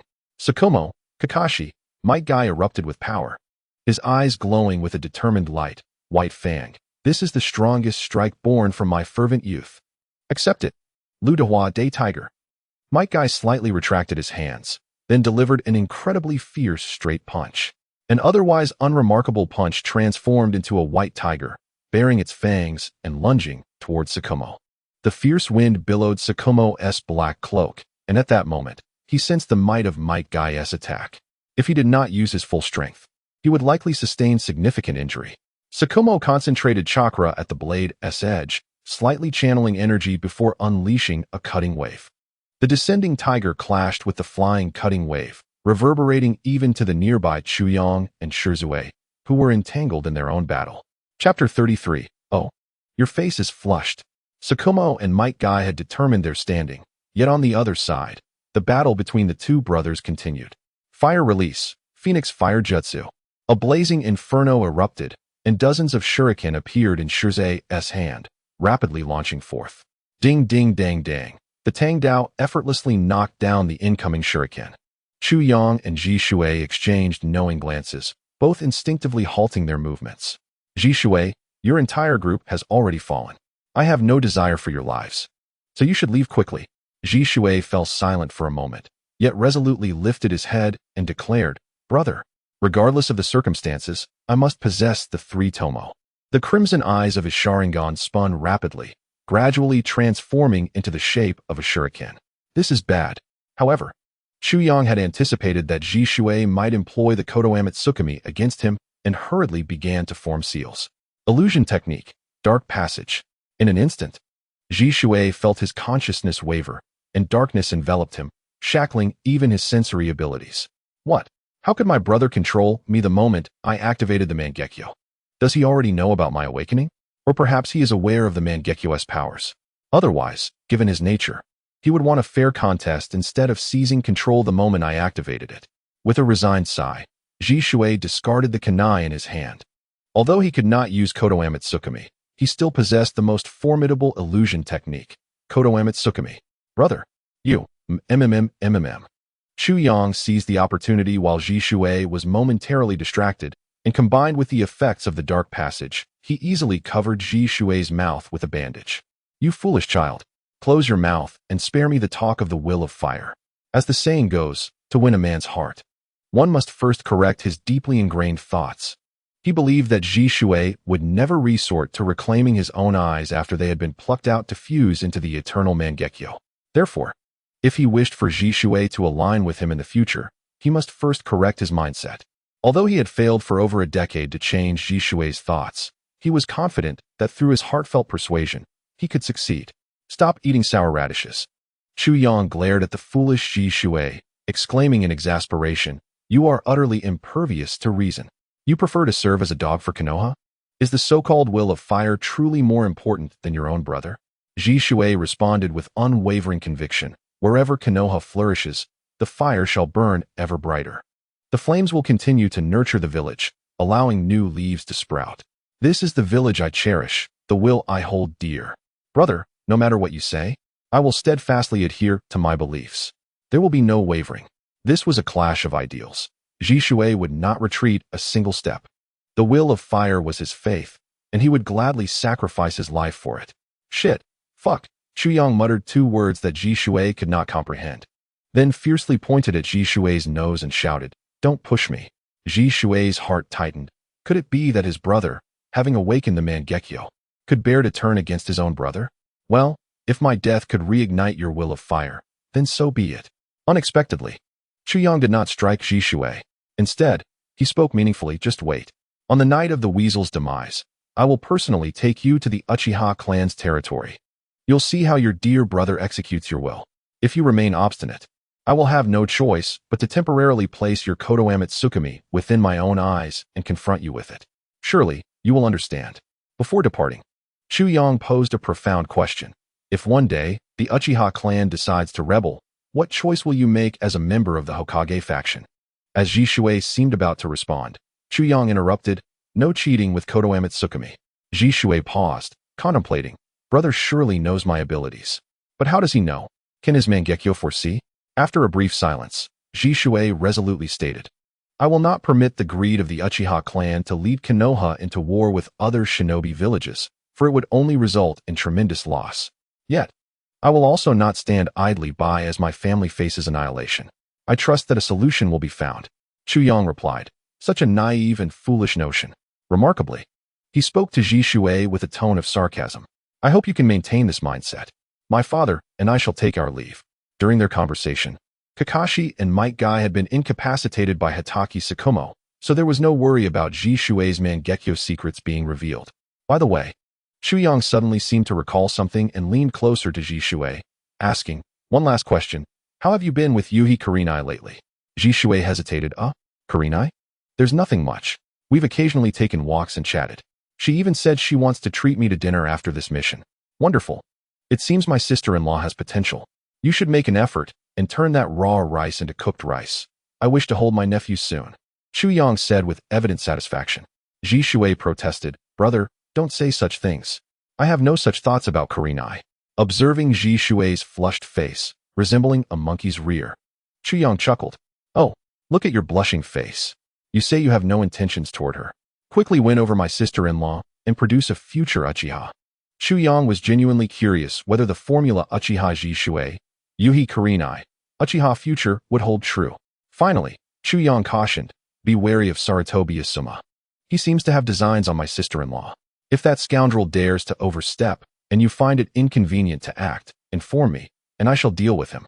Ji Shui had yet to respond when Chuyang and Tsukumo's chakra faded from his perception. Simultaneously, the effects of the dark passage began to dissipate. Chapter 34. In the absence of a brother, how to call it home. The third Hokage puffed on his pipe, wisps of smoke rising. Below stood the guilt-ridden Ji Shui and Kakashi. I apologize, Lord Hokage. We could not successfully bring back my brother and the White Fang. Ji Shui expressed, remorseful. The third Hokage took a deep drag from his pipe, lowering it to reveal a kindly expression. This is not your fault. I have reviewed the entire situation.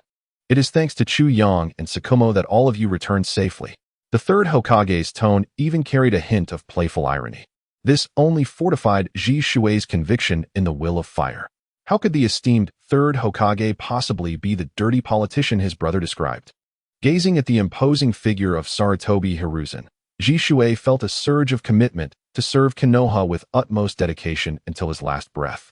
After Ji Shui and Kakashi reported the entire situation of the battle, they took their leave.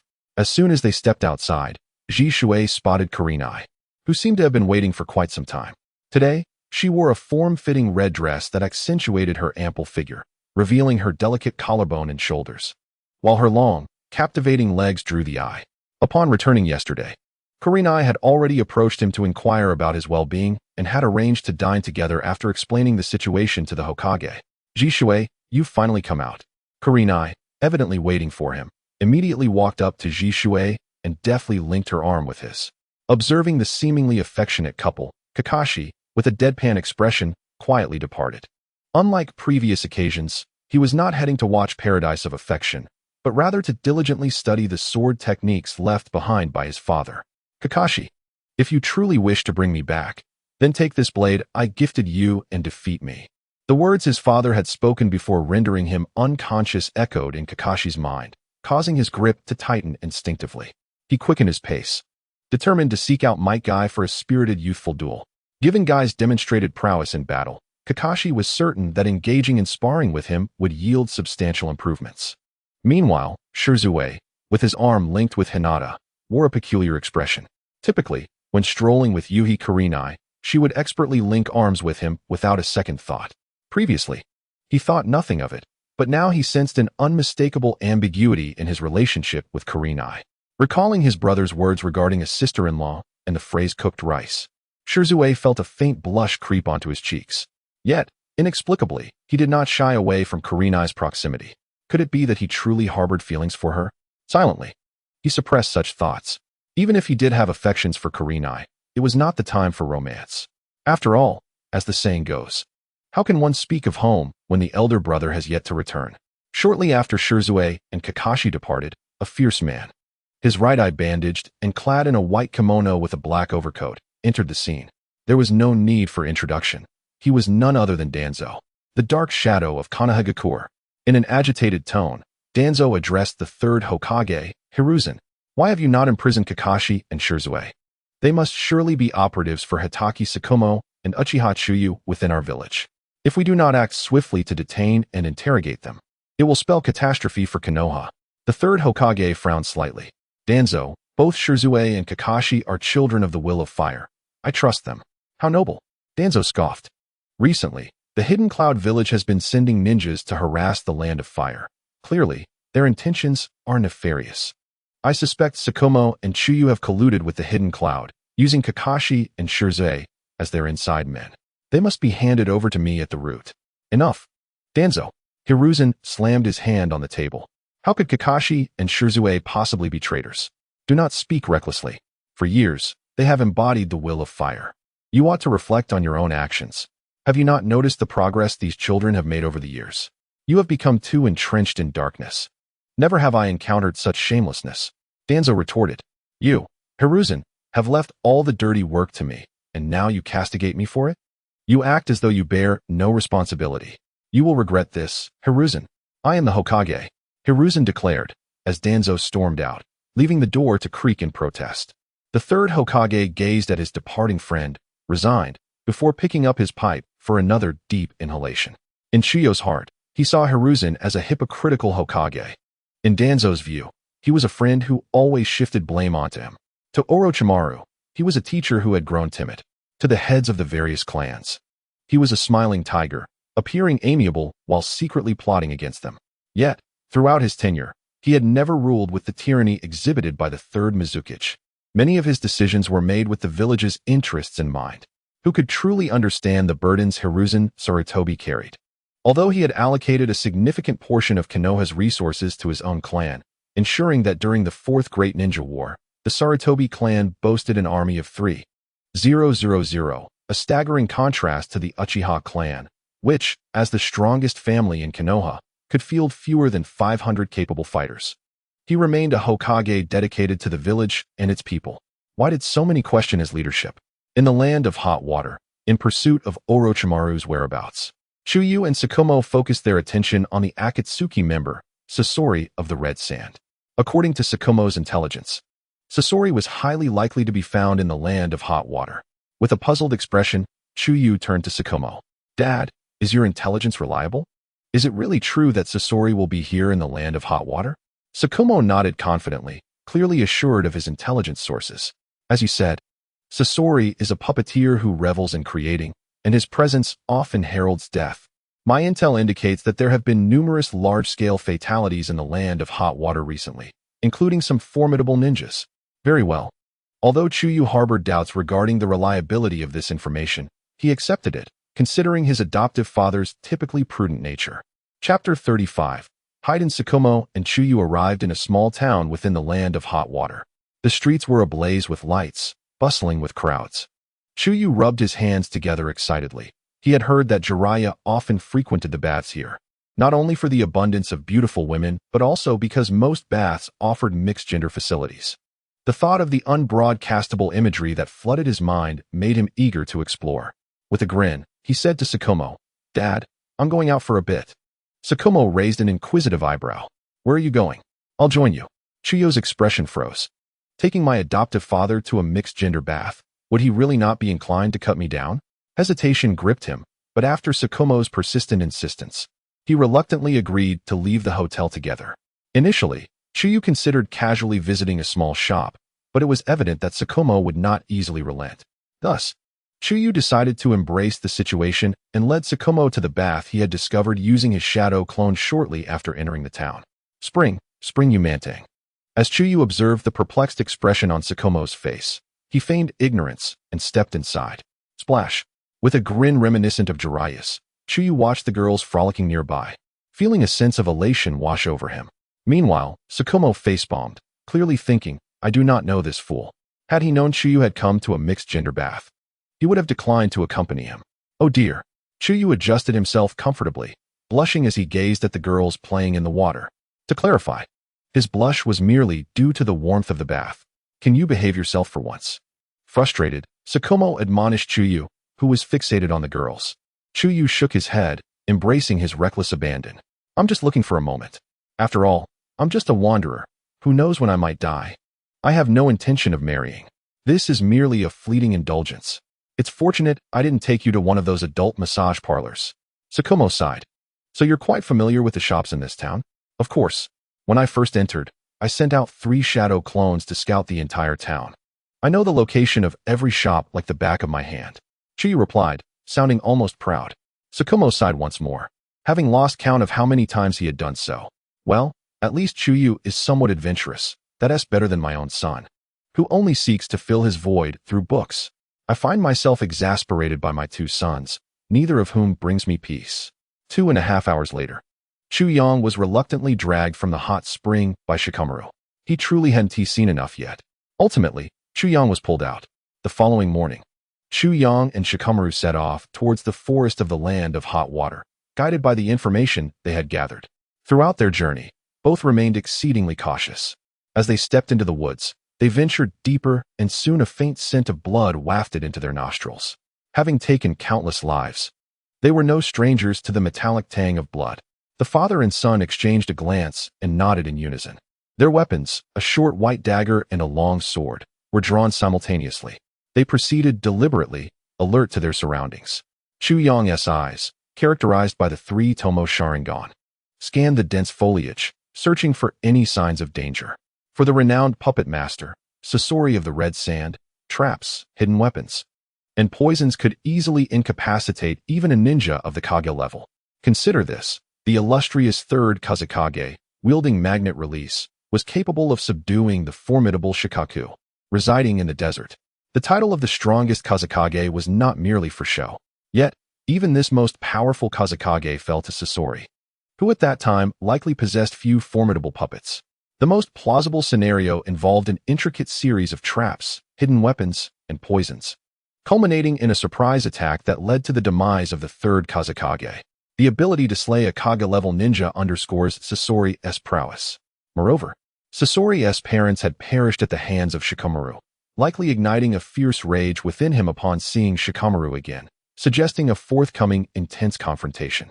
As they advanced over 200 meters, the stench of blood intensified. The acrid odor of decay intertwined with the scent of blood, and the bleached bones scattered across the ground, along with corpses impaled upon tree stumps, created a nightmarish tableau reminiscent of hell. Observing the bodies nailed to the trees, Chuyang sensed something was amiss. Sasori did not seem the type to display such grotesque trophies. Could it be that, no way, corpses were affixed to the trees, each bearing expressions of fear, rage, and despair? In the very heart of the forest, nearly every tree was adorned with a body. The ground was stained with dried blood, surrounded by hundreds of corpses. Even Chuyang and Shikamaru felt a sense of discomfort, their brows furrowing involuntarily. At that moment, even Shikamaru, who had only a vague understanding of Sasori, realized that the intelligence they had received was likely flawed. The true adversary within the woods was not him. Is someone else here? A youthful and somewhat eager voice echoed. Shikamaru immediately prepared for battle, while Chuyang regarded the situation with skepticism. It was only now that he noticed the blood on the ground formed a peculiar pattern resembling an outer circle with an inner triangle. Strikingly reminiscent of, as the childish voice faded, a boy of around 12 or 13 appeared, sporting a slicked-back hairstyle and a silver pendant shaped like the aforementioned pattern around his neck. He wielded a blood-red scythe that was taller than he was. This young boy was none other than Haiden, the fervent disciple of the Akatsuki. Though he appeared merely a child, he bore an unsettling aura. Haydn flashed a disarmingly cheerful smile and earnestly invited, "Would you two like to join the cult of the evil god?" "The cult of the evil god? What is that?" Chu Yang feigned ignorance. "It allows you to kill at will without facing any repercussions, and the evil god will be most pleased, even rewarding you." Haydn enthused, his excitement palpable. "How many members does your cult have?" Chu Yang decided to probe further into the details of this mysterious organization, intrigued by the prospect. Haydn shrugged, "Currently, it's just me." "Impossible," Chu Yang responded, skepticism etched upon his face. "If it's just you, how did you join the cult? Surely, there should have been someone to recommend you." Haydn, perhaps sensing that Chu Yang might be a potential recruit, replied candidly, "Those others were false believers. Only I am the true disciple of the evil god.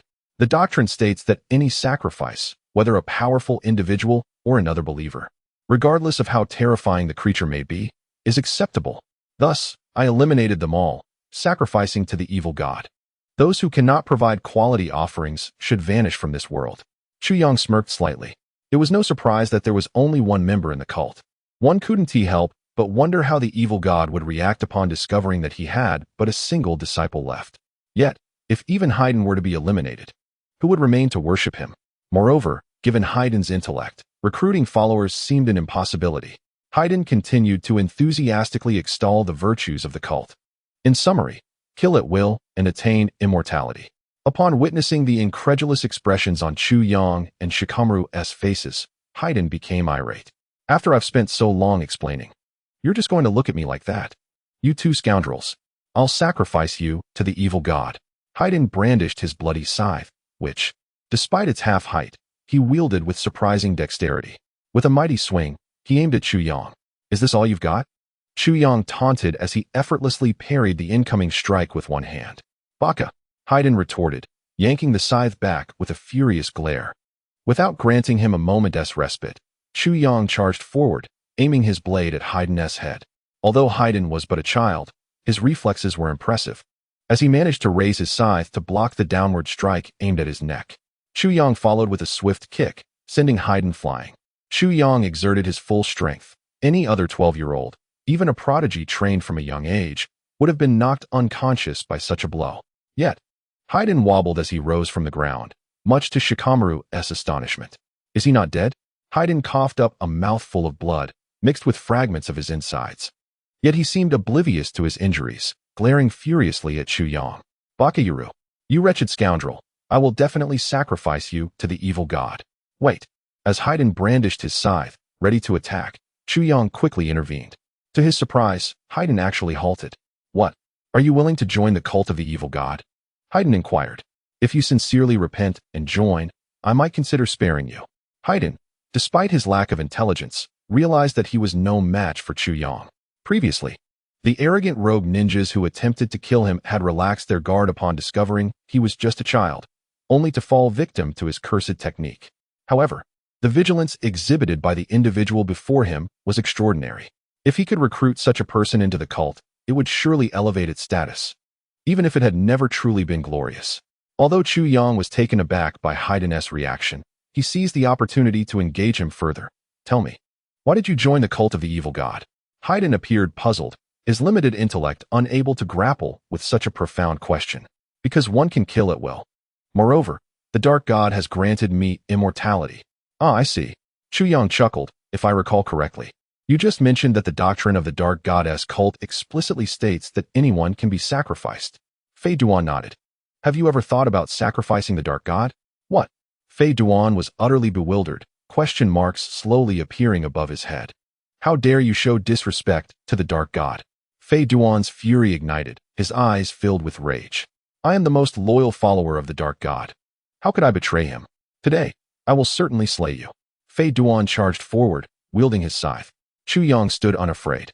The clash of the tang knife and the scythe resonated through the woods. Chu Yang deftly blocked Fei Duan's attacks while continuing his verbal onslaught.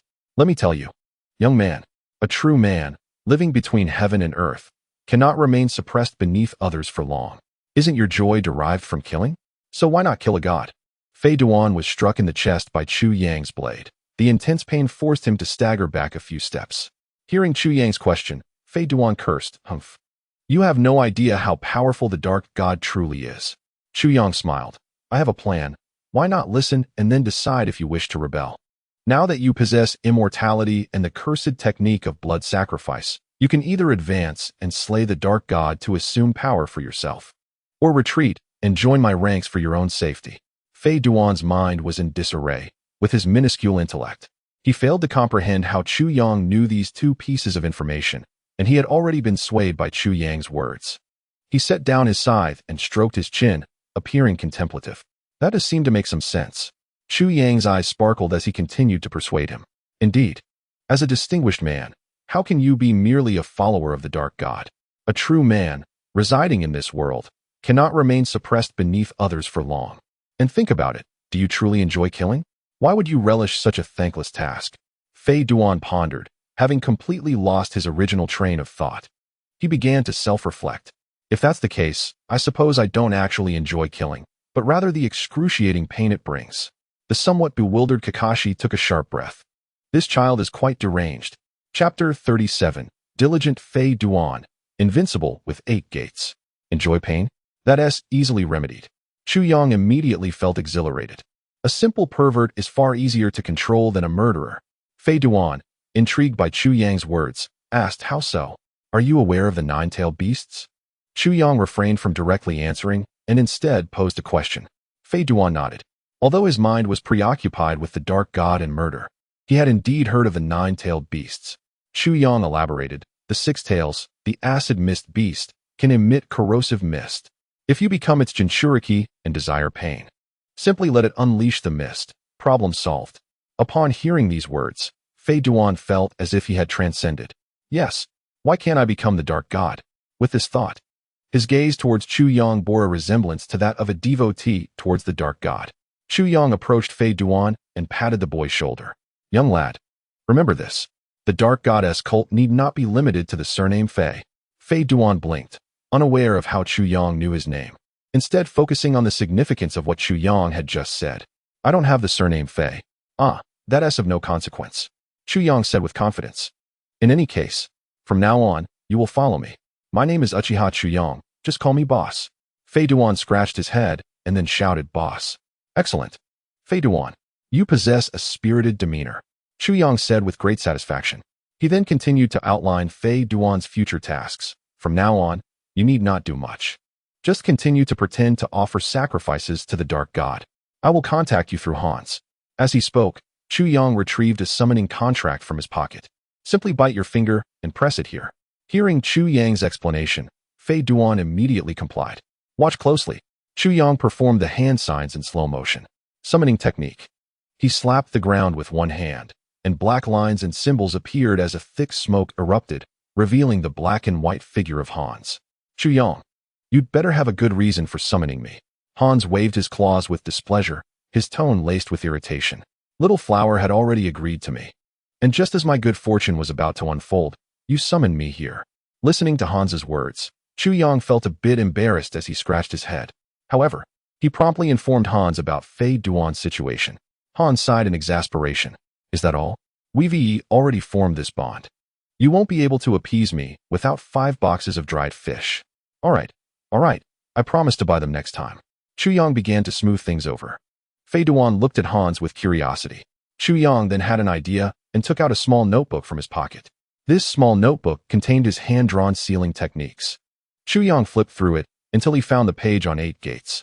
He tore it out and handed it to Fei Duan. Take good care of this, Chu Yang said to the somewhat bewildered Fei Duan. This is the forbidden technique, 8 gates. As Chu Yang spoke, he animatedly gestured. This is incredibly useful.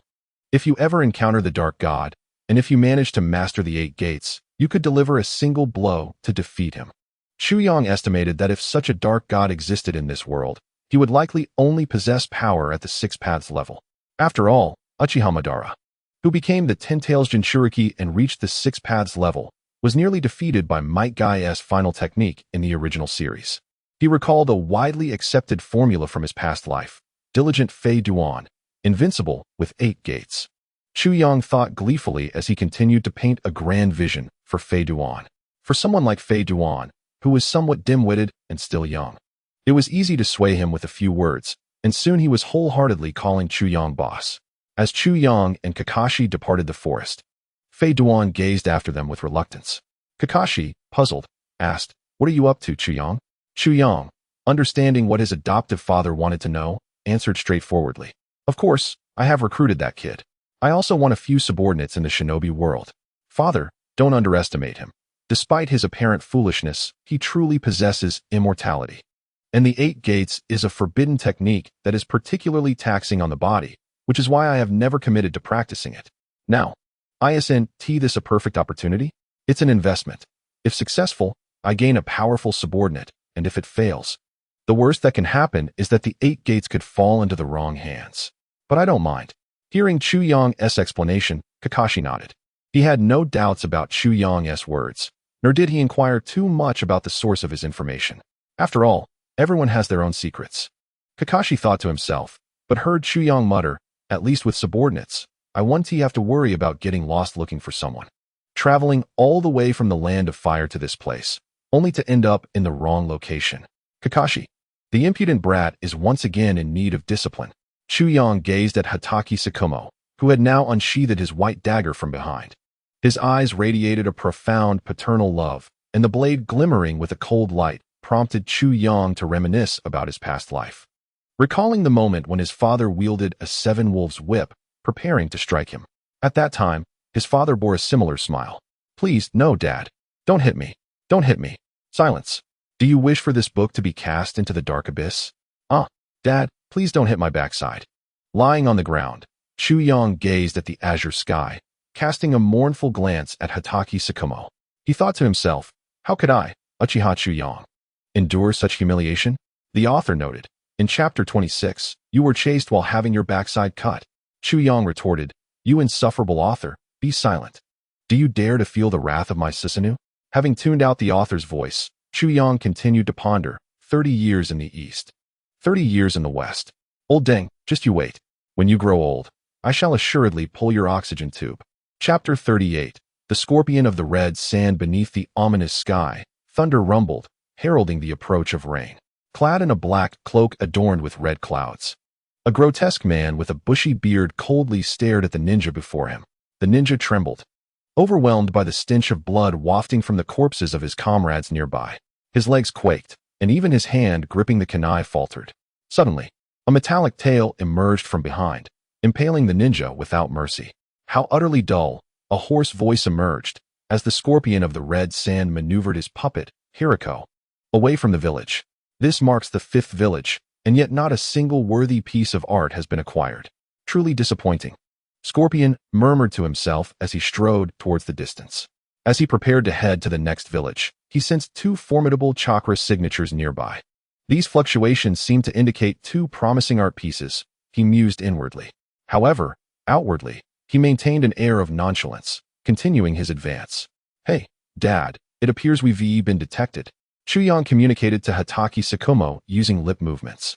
"No wonder he's renowned as the foremost puppet master in the ninja world," Tsukumo remarked, recalling the troubles brought by Scorpion's parents during the Second Ninja War. "But speaking of which, shouldn't we be searching for the actual Scorpion instead of this puppet?" Chu Yang shook his head and explained, "There's no need, for Scorpion prefers to conceal his true form within this puppet, Hiriko." Tsukumo expressed his surprise. "I had no idea he utilized chakra threads. How does he control this puppet?" Upon hearing this, Chu Yang paused, involuntarily recalling an image from his past life where Scorpion was energetically pedaling a tricycle inside Hiriko. He shook his head, dismissing such bizarre thoughts. It must be that he employs sealing techniques on the puppet to ensure his true body remains undetected. Chu Yang conjectured. "Since we've been discovered, shall we engage now?" Tsukumo inquired. "Not yet. Let us conceal ourselves first and send a shadow clone to follow." It was only when the 2 chakra signatures approached within striking distance that Scorpion decided to strike. Hiriko opened its mouth, unleashing a barrage of poisoned Senbon. Confident in his speed, Scorpion believed that even elite shinobi would struggle to evade such an attack. The shadow clones, however, were unprepared to dodge, instantly becoming pincushions. But before Scorpion could revel in his triumph, the 2 pierced bodies dissipated into white smoke. Shadow clones. Scorpion pondered, recalling the moment those chakra signatures vanished. Had they realized they were detected and deliberately sent out clones as a test? TCH, outsmarted. Scorpion grumbled. The metallic tail behind Hiriko began to sway ominously, creating an intense atmosphere.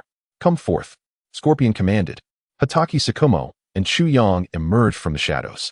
Initially, Scorpion assumed they were pursuing ninjas from Sunagakure and paid them little mind. However, upon recognizing Tsukumo's face, he instantly understood that these intruders were not to be underestimated. An overwhelming fury surged within him, igniting his desire for vengeance. Hatake Tsukumo, the legendary White Fang of Konoha, was the very one who had slain his parents. This loss had robbed Scorpion of his childhood, leading him down a dark path and ultimately resulting in the assassination of the third Kazekage. The enmity between Scorpion and White Fang could only be described as a relentless vendetta. Without hesitation, Scorpion launched his attack. Hiriko opened its mouth once more, expelling venomous needles. Simultaneously, a missile-shaped poison pouch was fired towards their location. Chu Yang and Tsukumo swiftly evaded. They had no intention of absorbing such lethal toxins, especially not those concocted by the foremost puppet master in the ninja realm. The missile-like poison pouch struck the ground, exploding into a cloud of toxic smoke. Tsukumo and Chu Yang held their breath, with the former already forming hand seals. Wind release, great breakthrough. A ferocious gale rose, dispersing the poisonous smoke in an instant. Though primarily a taijutsu practitioner, Tsukumo was quite familiar with ninjutsu, for he was the illustrious White Fang of Konoha. One could hardly expect him to rely solely on his blade for stealth assassinations. Scorpion did not anticipate such attacks would eliminate his foes. His aim was merely to facilitate a swift approach for close combat. However, Hiriko's corpulent form moved with surprising agility. The metallic tail, imbued with immense strength, swung towards Tsukumo. When the White Fang's dagger clashed against the metallic tail, Scorpion recognized his disadvantage and was momentarily forced back. He leaped backward, and Hiriko's right arm flicked, releasing thousands of smaller arms equipped with various traps towards Tsukumo. Storm release, storm water wall. A liquid-like lightning coalesced into a solid shield, blocking the onslaught of arms. Yet, under Scorpion's control, these arms maneuvered to circumvent the defensive barrier. Am I truly this inconspicuous? Chu Yang couldn't help but comment. Regardless, he felt compelled to assert his presence. Activating his three-tomo Sharingan, he remained vigilant against Scorpion's hidden mechanisms, drawing his Tang Dao and deftly severing the incoming arms with the sound of clashing metal. Humph. Scorpion gradually regained his composure, realizing that the individual before him was none other than the legendary Uchiha Chu Yang, who, according to the intel, was also the adopted son of Hatake Tsukumo. Acknowledging his formidable strength, he promptly withdrew the remaining arms. After all, continuing to engage would only risk damaging his artistic creations. Chu Yang and Tsukumo assumed their combat stances. Dad, allow me to take charge of this battle. If you keep fighting, this book may need to find a new protagonist. Tsukumo shrugged slightly but cautioned, be careful. He is, after all, the strongest puppet master. I don't want to see you fall victim to his tricks. Rest assured, if I were to perish so easily, the author would have no material left to write. As Chu Yang spoke, he pointed the blade of his Tang Dao at the Scorpion of the red sand, his demeanor brimming with provocation. His gaze seemed to convey a sentiment akin to, do you think this pitiful puppet can contend with me? The proud Scorpion, having been offended, recognized the intentional provocation, and it ignited a fury within him. The earlier act had clearly desecrated his artistry. He felt compelled to eliminate this interloper and transform him into the most exquisite of collectibles. Chapter 39. Confrontation with the Scorpion when facing an opponent of Chu Yang's caliber. One cannot afford to hold back. The Scorpion manipulated his Hiryu, producing a scroll, upon which a large character 3 was inscribed. What is this? Chu Yang feigned curiosity, raising an eyebrow. The Scorpion's voice, gravelly yet tinged with pride, responded, you shall soon find out. With a resounding boom, a cloud of smoke erupted, and as the breeze swept through, a blue-haired puppet materialized. It was none other than the third Kazekage, renowned as the strongest wind shadow of all time. What? Chu Yang was not surprised, for he was already aware. However, Shikaku, watching in astonishment, understood the implications. The catalyst for the Third Shinobi War was the disappearance of the third Kazekage, who had evidently perished at the hands of the Scorpion. The third Kazekage? It is said his iron sand defenses could withstand even the tailed beast bomb. I shall see for myself if the rumors hold true. The scorpion retorted coldly. You will soon discover, and you shall become a part of my artistic collection. Magnet release, iron sand ring. The third Kazekage opened his mouth, expelling black sand grains. Simultaneously, black iron sand emerged from the ground, conjured up in an instant like a tidal wave, forming countless needles that surged toward Chu Yang at incredible speed. This technique boasted a vast attack range, a prolonged duration, and formidable lethality. Moreover, the sand was laced with poison crafted by the scorpion himself. Should it pierce him, the toxin would seep into his wounds. Chu Yang swiftly formed hand seals. Wind release, storm water wall. Bang, bang, bang, bang. The iron sand needles collided with the storm water wall, which managed to absorb the assault. How will you withstand this? The scorpion unleashed his next attack, magnet release, iron sand pyramids. The flowing black sand morphed into sharp pyramidal shapes, rapidly spinning like drills, hurtling toward Chu Yang. Boom. The storm water wall was ultimately overwhelmed, collapsing under the onslaught. Yet, Chu Yang would not remain a passive target. He swiftly used the body flicker technique to evade, and as the scorpion sensed his presence once more, Chu Yang was already upon him. With his Tang Dao crackling with lightning, it was evident he had employed the thundercloud blade. The scorpion, unwilling to allow Chu Yang to approach, recognized that while his Hiryu's defenses were robust, they could not withstand the thundercloud blade's might. Suddenly, a multitude of hidden puppets surged forth under the scorpion's command, each armed with numerous small mechanisms capable of ending a ninja's life in an instant. Seizing the opportunity, the scorpion retreated rapidly. Chu Yang was determined not to reveal his Susanoo due to the mechanisms. Although he was falling back, he would not allow the scorpion to escape easily. A blade imbued with crackling electricity cleaved through the puppets, causing them to explode upon impact. The residual force aiming for the Hiryu. Magnet release, iron sand wall. A solid wall of black iron sand emerged, capable of withstanding even the tailed beast bomb. The blade collided with the iron sand wall, but was ultimately nullified. Nevertheless, Chu Yang had already closed the distance. Seeking death. The metallic tail of the Hiryu swung heavily, and Chu Yang raised his Tang Dao to meet it. With a resounding clash, the Hiryu's tail was significantly damaged, a gaping hole carved into it. If not for the scorpion being caught off guard, Chu Yang would not have resorted to using his Tang Dao, as wielding metal against magnet release was akin to courting death. The scorpion prepared to further manipulate the third Kazekage, but Chu Yang offered no opportunity. He struck down decisively, severing the chakra threads.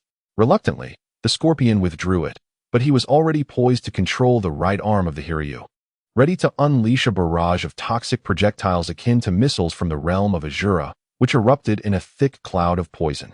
Such potent toxins could incapacitate even shadow-level ninjas upon contact. Realizing Chu Yang seemed intent on retreating, the scorpion would not allow it. The metallic tail of the Hiryu swung toward Chu Yang, blocking his escape route. The noxious fumes began to infiltrate Chu Yang's body, forcing him to kneel. Observing Shikaku seemingly rushing to assist him, the scorpion's voice dripped with disdain as he declared, "Too late." With a resounding crash, the metallic tail pierced through Chu Yang's chest. Yet, before the scorpion could revel in his victory, the pierced Chu Yang transformed into a bolt of lightning, incapacitating the Hiryu. Wind release, shadow clone. When had he done this? Had he been a clone all along? Without granting the scorpion much time to ponder, Chu Yang, wielding the thundercloud blade enveloped in raging lightning, lunged at the Hiryu. Crack! The blade pierced the Hiryu's chest, penetrating without obstruction. In an instant, the Hiryu's chest erupted in a violent explosion. As the defensive components of the Hiryu opened, a figure approximately 5 feet tall leaped forth. The crimson clouds of a black robe billowed as a gust of wind swept by, revealing the scorpion's true visage as he lifted the black cloth obscuring his head. His red hair, pale skin, and exquisitely doll-like features elicited a tinge of envy from Chu Yang. How extraordinarily beautiful. Though he considered himself handsome, he could not compare to the scorpion, who inspired an immediate sense of infatuation. With a gentle flick of the chakra threads, the puppets that had fallen to the ground rose again to attack Chu Yang. Sensing the profound chill, he swiftly slashed behind him, cleaving one puppet in half. However, the scorpion's true intent was not to harm Chu Yang, but to revive the third Kazekage's puppet. The chakra threads now connected to the third Kazekage, who stood once more. As the black sand began to coalesce, clearly, The true battle was just beginning. The scorpion summoned back the third Kazekage's puppet, positioning himself behind it. The chakra threads tethered to the puppet. As Chuyang slightly closed and reopened his eyes, 3 Tomo swirled within his crimson gaze, not employing the Sharingan. It seems I have been underestimated, the scorpion remarked, his eyes narrowing. Chuyang replied, 3 Tomo are sufficient to deal with you. Arrogant. As Chuyang charged forward, the scorpion commanded the third Kazekage to utilize magnet release. Aware that Chuyang's speed would render simple jutsu ineffective, he opted for a broad-scale technique instead. Magnet release, iron sand barrier. This is a technique employed for aerial combat, wherein iron sand is densely compressed upon the shoulders to form a pair of colossal bird-like wings. From the center of these wings, countless iron sand feathers are launched for long-range assaults, each laced with potent venom that can instantaneously paralyze and incapacitate those who are struck. The speed of these feathers is such that they are nearly imperceptible to the naked eye, and each feather possesses tracking capabilities. The lethal feathers navigate through the realm of iron sand. Storm release, lightning body. Storm release, storm water wall. Chuyang, though somewhat beleaguered, evades as best as he can, yet ultimately cannot escape every attack and must resort to his lightning body to shield against the oncoming feathers. The storm water wall strives to delay the speed of the iron sand technique's advance. The scorpion of the red sand manipulates the third-generation wind shadow puppet, directing it towards Chuyang. In the hands of the puppet, 2 razor-sharp daggers materialize, their surfaces coated in deadly poison. As the short and long daggers clash, a cacophony of metallic sounds ensues, and the third-generation wind shadow puppet is forced to retreat. This is quite troublesome, Chuyang uses internally, yet it remains within his manageable range. Storm release, thundercloud oscillation wave. The tempestuous lightning surges forth, challenging the approaching iron sand. Seizing the opportunity, Chuyang retreats, putting sufficient distance between himself and the scorpion of the red sand. Magnetic release, iron sand triangular prism. A multitude of black iron sand coalesces into 3 dark iron triangular prisms, charging towards Chuyang. As he prepares to withdraw, an abundance of iron sand transforms into a cylindrical and rectangular form, effectively blocking his escape route and overhead. How will you evade this? Whispers the scorpion of the red sand. Chuyang furrows his brow slightly. Even utilizing earth-based techniques like earth submersion would be futile, as the ground is undoubtedly saturated with iron sand by the scorpion. To burrow now would be akin to inviting disaster. There's no way out, he realizes. Truly, those capable of reaching the level of shadows are never simple adversaries. After briefly closing his eyes, he opens them once more, the 3 Tomo spinning within. Susanoo. The white chakra swiftly coalesces into a skeletal frame and flesh, materializing the 3rd stage of Susanoo.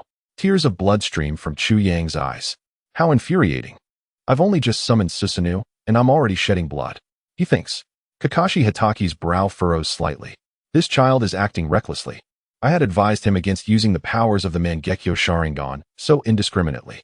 The situation had indeed become dire, but if Chuyang focused on defense, he would merely sustain minor injuries. If worse came to worst, he could always rely on my assistance. Susanoo?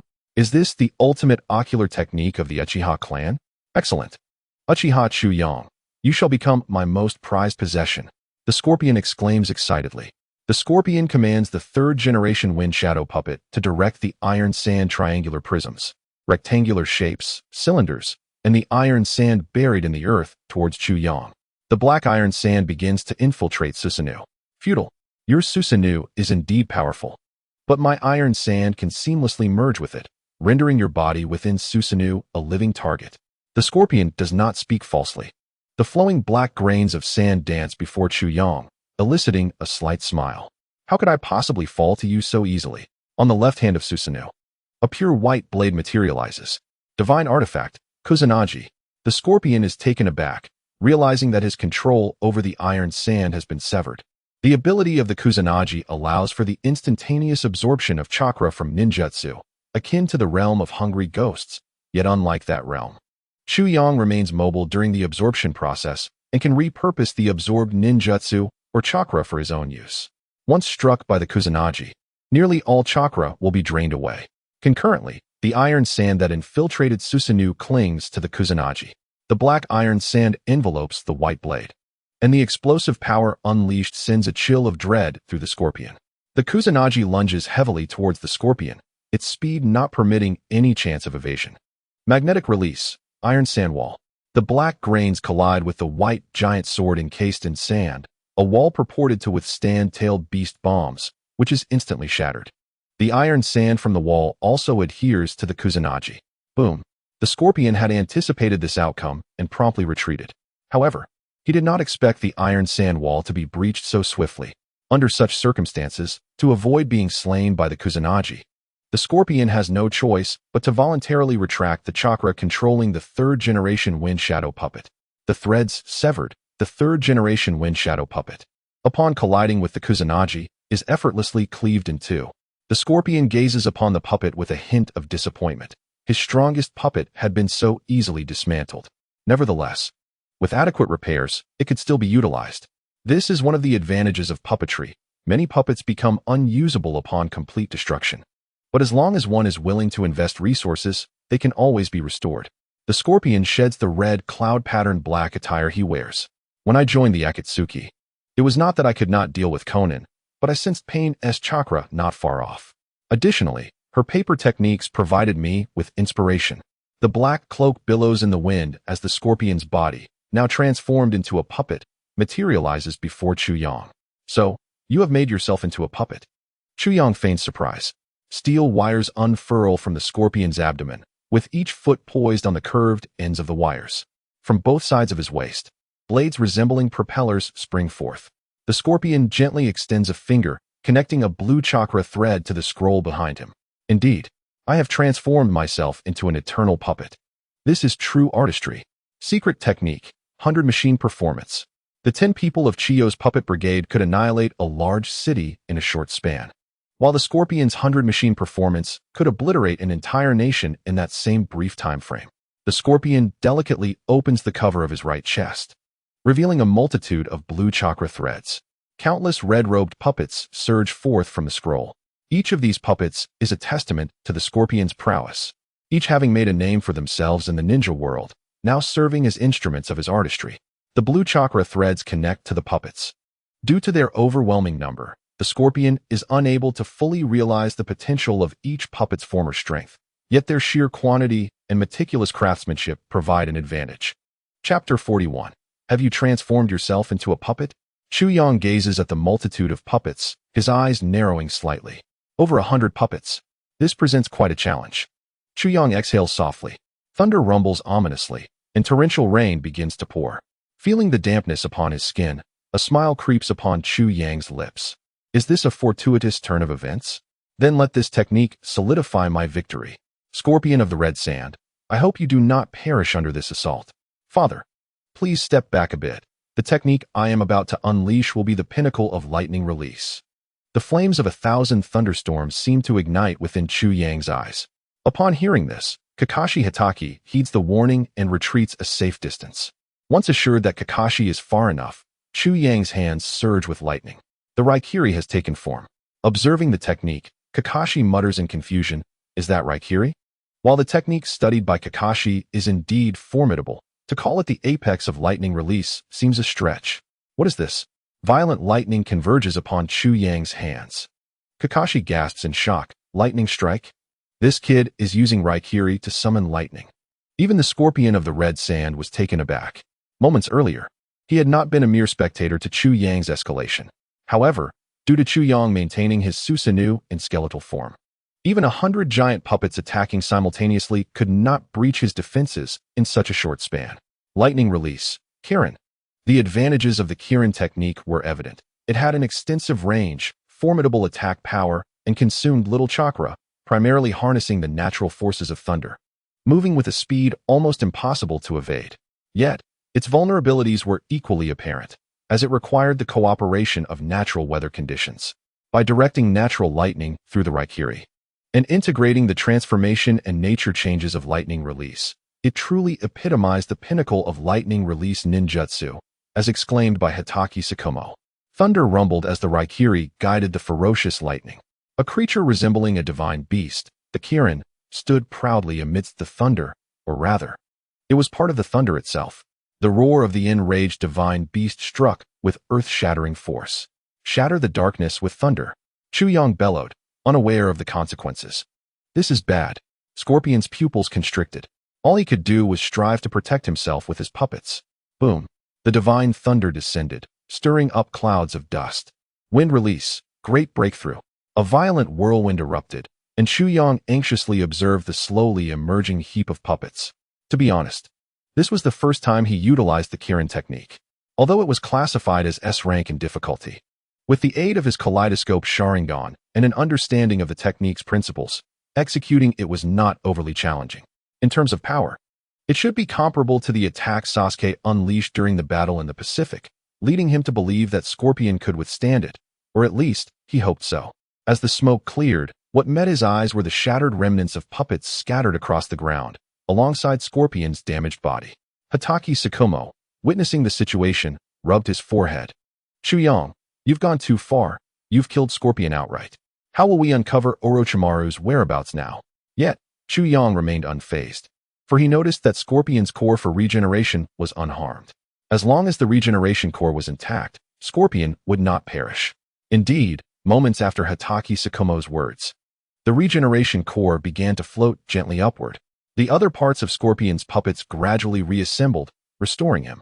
Although most of his puppets were destroyed, his true body remained largely unscathed. Aside from a few traces of dust on his pale doll-like face, he appeared unaffected.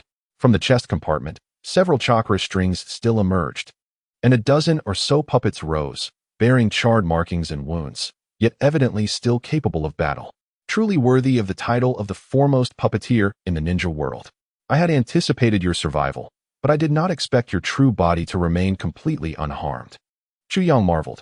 Scorpion replied nonchalantly, "Humph. You think you can kill me? It won't be that simple." At this moment, the chakra strings had already connected to the fourth and final scroll behind Scorpion. Wait. Chu Yang had no intention of continuing the fight and immediately raised his hand to halt further action. Although Scorpion did not cease immediately, he also refrained from summoning the puppets contained within the fourth scroll. Crossing his arms, Chu Yang stated, "Scorpion, I did not come here to engage in a life-and-death struggle. Your losses have already been substantial. If this continues, you will undoubtedly find yourself outmatched against my father and me. How about we have an amicable discussion instead? What do you seek from me?" Scorpion, still on guard, adopted a stance ready for attack, but inquired nonetheless. "I have heard that your comrade in the Akatsuki is Orochimaru. You must know his whereabouts now, right?" Upon hearing Orochimaru's name, Scorpion's eyes narrowed, clearly indicating a tumultuous relationship with him. "Orochimaru? Do you intend to kill him?" "Not at all. I merely wish to request a favor from him," Chu Yang clarified. "Is that so? If you plan to kill him, you must take me along." Scorpion seemed skeptical of Chu Yang's claim of merely seeking Orochimaru's assistance, promptly stating his stance. "What grudge do you hold against Orochimaru?" Chu Yang asked, intrigued. "There is no profound enmity, but his ideology is intolerable to me. The notion of achieving so-called eternity through endless reincarnations is not true eternity at all. He is desecrating my art." Upon hearing Scorpion's words, both Chu Yang and Tsukumo were momentarily taken aback. What an intriguing premise. To wish to eliminate someone solely due to a clash of ideologies. Chu Yang quickly returned to the matter at hand. "Enough of this ideological discord. We have no interest in that. Our sole purpose this time is to locate Orochimaru, not to kill him. So, can you tell us his location?" Perhaps relishing the thought of Orochimaru facing trouble, Scorpion answered readily, "In the land of rice. I am not certain of the specifics, but Orochimaru likely has some objectives there, and he will certainly remain for an extended period. In such a small place, finding him should not pose a challenge for you too." Chu Yang nodded, solemnly responding. "I have one final question."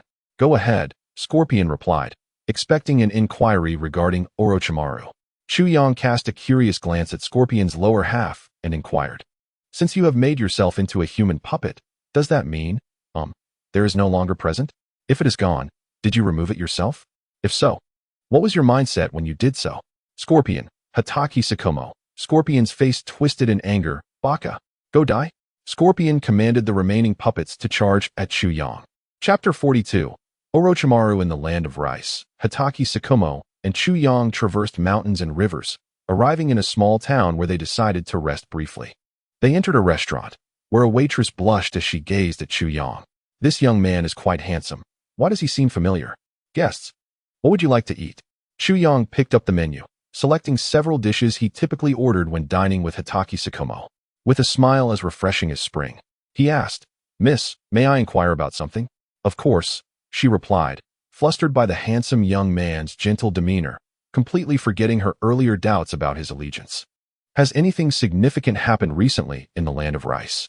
Chu Yang inquired curiously. "Significant events?" The waitress pondered for half a minute before realizing, "If you mean significant, it would be our Lord's decision to abandon the now-defunct Hidden Rice Village and establish the New Sound Village as our new ninja village." Chu Yang's eyes narrowed slightly. It seemed that during this time, Orochimaru had been busy establishing the Sound Village, making it much easier to locate him. "Thank you." After engaging in brief conversation with the waitress, they finished their meal and promptly set off towards the Sound Village. "Chu Yang, how can you be so sure that the Sound Village was built by Orochimaru?" Hokage Sakomo questioned, puzzled by Chu Yang's unwavering confidence. "Rest assured, Dad. My eyes are the measure. Orochimaru must be in the Sound Village." Chu Yang replied confidently. Sakomo sighed, somewhat exasperated. "That has nothing to do with your eyes." Orochimaru gazed at the Sharingan nestled in a test tube, his eyes betraying an insatiable greed. Ever since witnessing Uchiha, Chu Yang unleashed the power of his three-tomo Sharingan. He had been utterly captivated by its might. Such formidable power. If he could locate Uchiha Chu Yang, wouldn't he have found the perfect vessel for his new body? Orochimaru let out a soft sigh, murmuring to himself, "What a pity. Uchiha Chu Yang's whereabouts are erratic, making it exceedingly difficult to locate him." Having infiltrated Orochimaru's laboratory, Chu Yang is drenched in cold sweat. It is not the fear of Orochimaru seizing his body that troubles him. Rather, he is averse to the notion of being desired by a soft man. Even if he were to be perceived as a soft woman, that would be equally unacceptable. Shwomo and Chu Yang stepped forth from the shadows.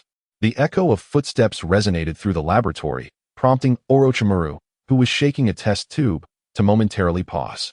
Calmly, he placed the test tube on the table, and from his sleeves, countless small snakes emerged. Multiple serpent technique. A brown python bared its venomous fangs, lunging at Shwomo and Chu Yang. With swift strokes of his Tangdao, Chu Yang effortlessly sliced the serpents into fragments. Upon seeing the two, Orochimaru, intrigued, licked his lips with his long tongue. "Speak of the devil, and he shall appear. It seems that fate has delivered you to me without any effort on my part. Uchiha Chu Yang, since you have come to me, do leave your body behind." Orochimaru proclaimed excitedly, launching into action within the laboratory. Wind release, vacuum sphere. The compressed air burst forth explosively, transforming into a ferocious whirlwind that attacked Chu Yang. Storm release, storm water wall. The initial tentative skirmish concluded, and Chu Yang's voice resonated from behind the storm water wall. "Orochimaru, your laboratory is ill-suited for physical confrontation. If you covet my body, then follow me."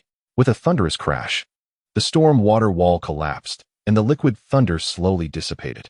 Sensing the chakra of Chu Yang and Shwomo heading towards the desolate mountains outside the village, Orochimaru licked his lips in anticipation. How fascinating, truly fascinating. The commotion within the laboratory had attracted the attention of Orochimaru's subordinates. At the forefront was a silver-haired youth with round glasses, who adjusted his spectacles and, gripping a kunai, nervously inquired, "Lord Orochimaru, is there an intruder?" Orochimaru nodded slightly and instructed his subordinates, "Continue with your tasks. I shall handle those two myself." With that, Orochimaru vanished in an instant using the body flicker technique. Kabuto turned to the few who wished to investigate further and cautioned, "Obey Lord Orochimaru's orders, or our fates will not be pleasant." Hearing this, the restless subordinates of Orochimaru ceased their clamoring to assist in expelling the intruders. In the wilderness, Orochimaru regarded the two before him and began reminiscing, "Chunkin, White Fang. It has been several days since we last met. Your visit today is indeed a rare honor, and I humbly apologize for my lack of proper welcome." Chu Yang shook his head with a smile. "Orochimaru, spare us the pleasantries. I have come to request your assistance." Chu Yang's tone hardly reflected a request for help. Orochimaru, dropping the facade, mocked him with a cold smile. Chu Yang, with an air of entitlement, retorted, "That is different. My strength surpasses yours. Thus it is reasonable for me to be somewhat domineering. Moreover, I am not above offering compensation." "Oh," Orochimaru replied, intrigued. "What assistance do you seek from me?" And what compensation can you provide? Sensing an opportunity, Chuyang succinctly articulated his requests. First, I have heard that you discovered a child named Yugo, who possesses innate sage chakra, and that you have been researching a technique known as the cursed seal. I wish to acquire the cursed seal to transplant sage chakra. Second, I hope you can enhance your research on the first Hokage's cells. Oh, I did not expect you to be aware of my research on the cursed seal, as well as my ongoing study of the first Hokage's cells. Orochimaru exclaimed, somewhat astonished. The child Yugo was indeed a recent find, and due to his innate sage abilities, Orochimaru had kept him under strict surveillance. The confidentiality of both matters was high. How did Uchiha Chuyang come to know of them? Could it be that one of his trusted subordinates is a spy sent by Uchiha Chuyang? However, he recalled that Scorpion had fought Chuyang recently, which might suggest that Kabuto, the spy, had relayed this information to Scorpion, who then conveyed it to Chuyang. Noticing Orochimaru lost in thought, Chuyang grew impatient. Orochimaru, just tell me whether you will assist me or not. Returning to reality, Orochimaru chuckled. I can certainly assist, but you must provide compensation. What sort of compensation? Chuyang inquired. Before he could finish his sentence, Orochimaru lunged forward, extending 2 fingers toward Chuyang's eyes, exclaiming, I shall take your Sharingan in exchange. Chapter 43, Hans. Go eliminate the 10,000 snakes. Having anticipated that Orochimaru would not be straightforward and would resort to underhanded tactics, Chuyang remained unfazed in the face of Orochimaru's rapid advance. The thundercloud blade, charged with energy, gleamed with lightning as it cleaved towards the oncoming Orochimaru. Unperturbed by the blade striking him, Orochimaru continued his assault, even as one of his hands was severed, reaching out to gouge Chuyang's eyes. Just as Orochimaru was on the verge of plucking out Chuyang's Sharingan, he felt a sudden disorientation. Strangely, he found himself standing still, not advancing toward Chuyang. A genjutsu? Orochimaru pondered. His mental fortitude had not weakened due to continuous reincarnation, thus rendering ordinary illusions ineffective against him. As Chuyang lacked the visual capacity to maintain illusion of doom, he understood that direct confrontation was inevitable. Intriguing. Orochimaru smirked, for he despised monotony. Chuyang's growth left him in awe, further intensifying his desire for Chuyang's body.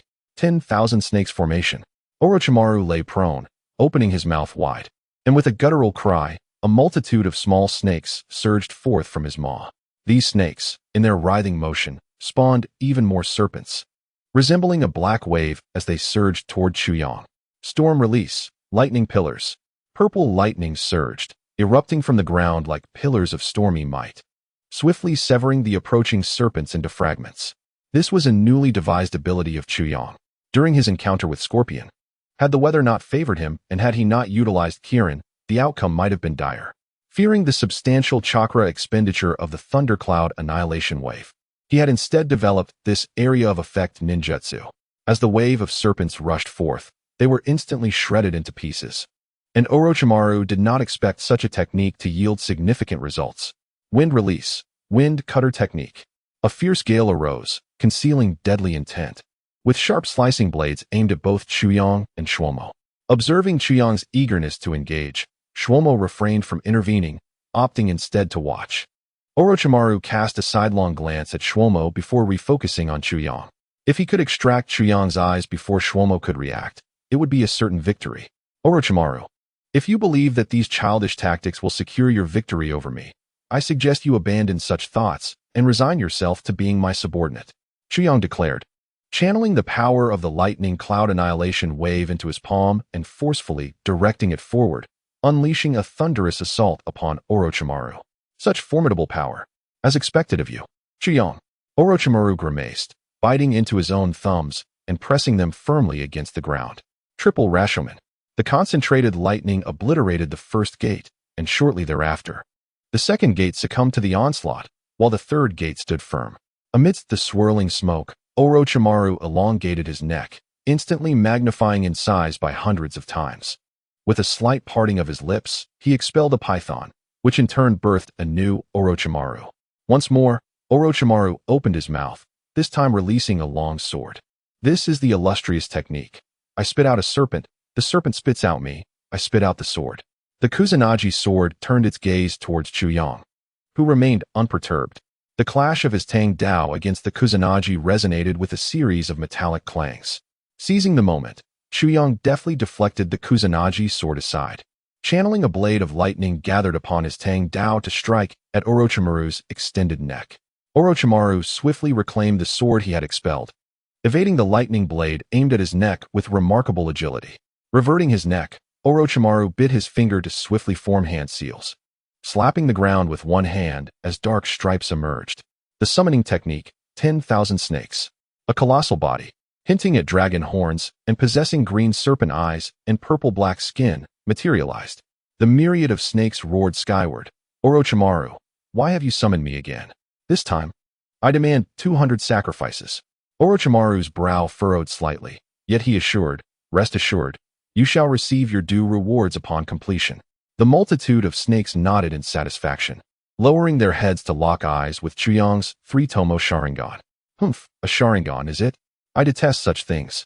Having endured a long career as a rogue ninja, Orochimaru had faced many from Konoha, including elite Uchiha members. Each encounter with the Sharingan invariably left an impact on the myriad snakes. Furthermore, within their lair, there resided an oracle snake that foretold his demise would be intricately tied to the Sharingan. While skeptical of this prophecy, the snakes adhered to the virtue of better to believe than disbelieve, and thus showed no mercy towards Uchiha clan members. The myriad snakes let out a thunderous roar, their massive purple tails swinging forcefully. Chuyang nimbly leaped skyward, evading the tail's assault. However, the onslaught from the multitude of snakes was far from simple. They opened their colossal jaws, exposing sharp fangs that glimmered ominously, their massive heads poised to swallow Chuyang whole. In response, Chuyang swiftly formed hand seals. Wind release, lightning fong. A violet beam erupted, aiming to cleave the serpent's head in two. Yet, as a premier serpent king of the dragon's lair, the myriad snakes would not succumb so easily. They quickly shifted their form, the lightning fong merely slicing through part of their serpentine hide. Chuyang rapidly formed new seals. Summoning technique. With a burst of white smoke, Hans reappeared. Without waiting for Hans to speak, Chuyang scooped him up and pointed towards the nearby menacing multitude of snakes. Hans, do you see that foul serpent? Hans nodded, somewhat bewildered. Excellent. Go and eliminate the myriad snakes. Me? Hans exclaimed in disbelief. Are you serious? I, an ordinary little cat, am to confront such a beast?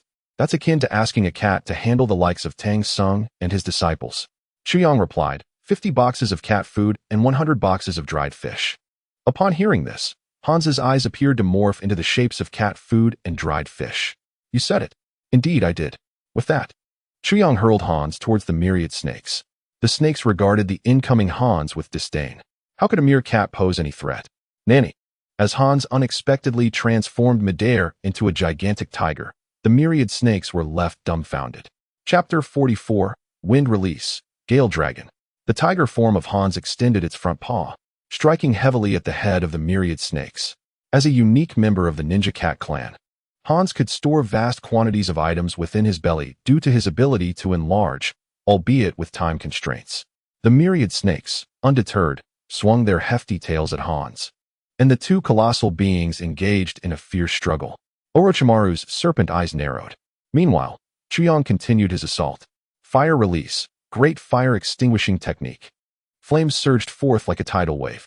While not on par with Uchiha Madara's prowess, it still emanated a formidable power that Orochimaru felt. The inferno engulfed him, and as Chuyang frowned in anticipation, a serpentine creature with 8 fearsome heads emerged, a colossal serpent. 8-headed serpent technique. The central head parted its jaws slightly, revealing Orochimaru's pale, glistening form, gripping the Kusanagi sword with a glint of madness in his eyes. Humph, Chuyang, you are formidable. Therefore, I shall now engage earnestly. This technique has yet to be witnessed by Jiraiya, that fool. Chuyang raised his gaze slightly, meeting Orochimaru's eyes with calm resolve. In this form, it seemed Orochimaru's mental acuity had escalated significantly. After all, if he were merely a character easily dispatched by a simple illusion, then during the Pacific War, when Orochimaru emerged from Sasuke's body using cursed seals, Itachi could have effortlessly controlled him with Tsukuyomi and sealed him with the Totsuka blade. Orochimaru, how about you pledge allegiance to me after this battle? Chuyang suddenly posed this question. Orochimaru paused, momentarily taken aback, before adopting a mocking demeanor, his voice sultry and hoarse. Humph, we shall see if you possess the strength.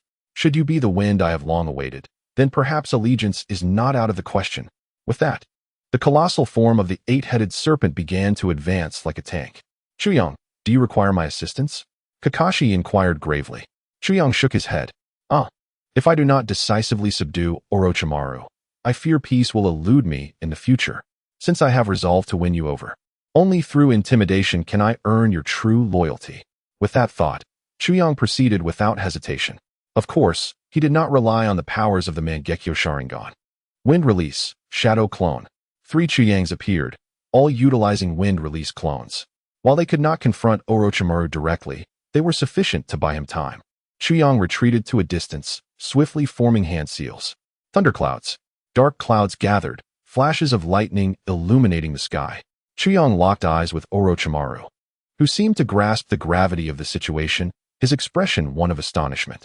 Chuyang smiled and declared, Orochimaru, do you recall how I earned the title Gale Dragon Chuyang? Orochimaru croaked. During the Third Great Ninja War, a Uchiha child dismissed by all, stood alone against thousands of elite ninjas from Iwagakure while guarding a vital encampment. No one believed victory was possible. Yet, Uchiha Chuyang emerged from the ranks of injured Konoha ninjas, unleashing the ultimate technique of wind release, Gale Dragon, instantly annihilating all Iwagakure ninjas. Blue chakra swirled around him. Zimao Chunin, wind release, Gale Dragon. A crimson tempest surged forth, enveloped by thunderclouds, with thunder rumbling ominously. The surrounding flora and stone were obliterated by the unleashed chakra. Even distant Sound Village felt the tremors. The overwhelming chakra coalesced within the storm. The red whirlwind soaring into the heavens, dark clouds thickening, creating an apocalyptic scene that even Orochimaru could not help but feel a chill of fear. Kakashi had long retreated to a safe distance. In the midst of battle, both the myriad snakes and Hans swallowed hard, exchanging glances that revealed their mutual trepidation. Orochimaru, I suddenly recalled that I left the gas on at home. I shall forego this sacrifice. I must take my leave now. With these words, myriad serpents transformed into a wispy white smoke and vanished. Hans reverted to his feline form, remarking, Well, Chuyang, you frightened me this time. As compensation for my emotional distress, you owe me 10 boxes of cat food. With that, Hans too dissolved into white smoke. The ultimate technique of the Wind Demon Dragon, utilizing chakra to gather storm clouds, formed a colossal vortex of darkened thunderclouds in the sky. Once unleashed, the resulting lightning would yield catastrophic consequences. As the electricity amassed, Orochimaru sought to intervene, yet found himself ensnared by 3 shadow clones. At that moment, as if charged and ready, the dragon's head emerged slowly from the ominous black clouds. Even Orochimaru, employing the 8-headed serpent technique, appeared as insignificant as an ant before it. Long absent, Orochimaru felt the grip of fear. This was the absolute domination of the strong over the weak. No, I cannot remain passive. He forcefully cast aside the 3 clones that had been tormenting him, yet he did not attempt to obstruct Chuyang. He understood that he had no chance. Orochimaru's body retreated back into the 8-headed serpent, where 8 fearsome heads converged, gathering chakra that coalesced into a purplish-black energy sphere akin to the tailed beast bomb. The 8-headed great ball, with power rivaling that of the tailed beast bomb, it surged forth toward the gathering energy of Chuyang. Orochimaru dared not relent. The 8 serpentine heads continued to condense the 8-headed great ball. You are truly impatient, Orochimaru. Though not fully charged, it will suffice to deal with you. The dragon's head in the sky charged, unleashing a laser cannon compressed to its utmost limit. The 8-headed great ball collided with the potent laser cannon, resulting not in an equal confrontation but in sheer obliteration. The 8-headed great ball was instantly consumed by the onslaught of the Wind Demon's laser. Meanwhile, the 8-headed serpent had already gathered 3 8-headed great balls in an attempt to counter the laser. Ultimately, it was futile. The 3 spheres barely resisted for 2.5 seconds before being devoured by the laser. Orochimaru watched helplessly as his serpentine form was engulfed, accompanied by a heart-wrenching wail. The 8-headed serpent vanished. Orochimaru lay on the ground, his fate uncertain. Chuyang, with a look of disdain, approached and kicked him twice. Get up, stop pretending. I know you're not dead. In an instant, Orochimaru opened his eyes, revealing a brand new version of himself that crawled forth. Chu Yang prepared to speak, but the newly reborn Orochimaru reached out, attempting to extract Chu Yang's Sharingan. With a swift motion, Chu Yang seized Orochimaru's unruly hand. Chuckling, "Orochimaru, you truly have a short memory. It is time you learned a lesson." At this point, Orochimaru was utterly exhausted. Meeting the gaze of Chu Yang's three-tomo Sharingan, he instantly fell into a Jinjutsu. The anguished cries of Orochimaru echoed, a sound so haunting that it could move the heavens and break the hearts of those who heard it. Chapter 45. The Curse Mark Injection in the underground prison of the Sound Village. A haggard Orochimaru led Chu Yang and Shuo Mao inside. Lord Chu Yang, White Fang. Within this dungeon are several invaluable treasures and experimental subjects who have undergone curse mark injections. Inside the dungeon, the individuals who had received the curse marks bared their teeth at Chu Yang. Yet, upon Orochimaru's arrival, they recoiled in fear. "It seems you've left quite an impression on them, Orochimaru," Chu Yang teased. Orochimaru chuckled. Without imparting some lessons, how could they ever obey? With arms crossed and a smile, Chu Yang responded, "Indeed. Some individuals only become obedient after receiving a proper lesson. Wouldn't you agree, Orochimaru?" Orochimaru. Next. Traversing the dark corridor, as they beheld the deranged experimental subjects, Shuo Mao couldn't help but worry. "Orochimaru, are these curse marks truly reliable?" "What if Chu Yang?" Before Shuo Mao could finish, Chu Yang confidently interrupted, "Dad, rest assured, this will not affect me significantly. These failed specimens are merely the result of their own inadequacies." Chu Yang was unperturbed by the thought of descending into madness or even death from the curse mark injection. After all, he was a genius, and such confidence was well within his grasp. Orochimaru added, "White Fang, you need not worry. With Lord Chu Yang's strength, the curse mark injection will not pose any significant risks." After a casual exchange, they reached the end of the cell. Observing the sturdy iron cage, Chu Yang discerned the presence of additional sealing techniques, indicating Orochimaru's high regard for the individuals within. Indeed, without Jugo, Orochimaru's research on curse marks would be exceedingly difficult. Open. Orochimaru formed several hand seals, and Chu Yang distinctly felt the chakra dissipate from the cage as the barrier was lifted. In that instant, as if aware of the cage's inability to contain him, a boy inside sprang forth. The iron bars proved no hindrance. The cage was torn apart in an instant. A small boy with orange hair, darkened skin, and a wild demeanor fixed his beast-like gaze upon Orochimaru, his fists clenched and ready to strike. For Orochimaru, a being modified to be formless, the boy's punches were inconsequential. Yet, as the fist connected, Orochimaru elongated his neck and sank his sharp fangs into the boy's neck. With this kiss, Jugo gradually awakened from his sealed state. Jugo looked up calmly, locking eyes with Orochimaru, seemingly unafraid unlike the other subjects. "Orochimaru, what do you require?" Orochimaru replied with a smile, "Ah well, I merely wish to borrow a bit of your sage chakra." At this point, Jugo, nonchalantly sitting on the bed in the cell, replied, "If you can take away this bothersome affliction, then all the better." Though he was but a small child, his eyes bore the weight of profound experience. Orochimaru extended his neck, and with two sharp fangs, bit down hard on Jugo's neck. In an instant, Jugo felt his sage chakra being drawn away in abundance. After approximately 2.5 minutes, Jugo reclined on the bed in the cell, his expression reflecting a semblance of satisfaction. At least for the time being, he would not succumb to the madness that had plagued him before. Orochimaru sealed the door once more, turning to Chu Yang, revealing his sharp fangs. "Lord Chu Yang, are you ready?" "I'm about to indulge." Chu Yang retorted, "What kind of wolfish words are you speaking?" With a sigh of exasperation, he pulled down his collar, exposing his fair neck. The thought of Orochimaru marking him was indeed mortifying. Come on, Chu Yang said in a tone of resignation. Orochimaru elongated his neck and firmly marked Chu Yang's neck with a curse mark. The curse mark took shape. Simultaneously, a wave of intense pain engulfed Chu Yang's entire being.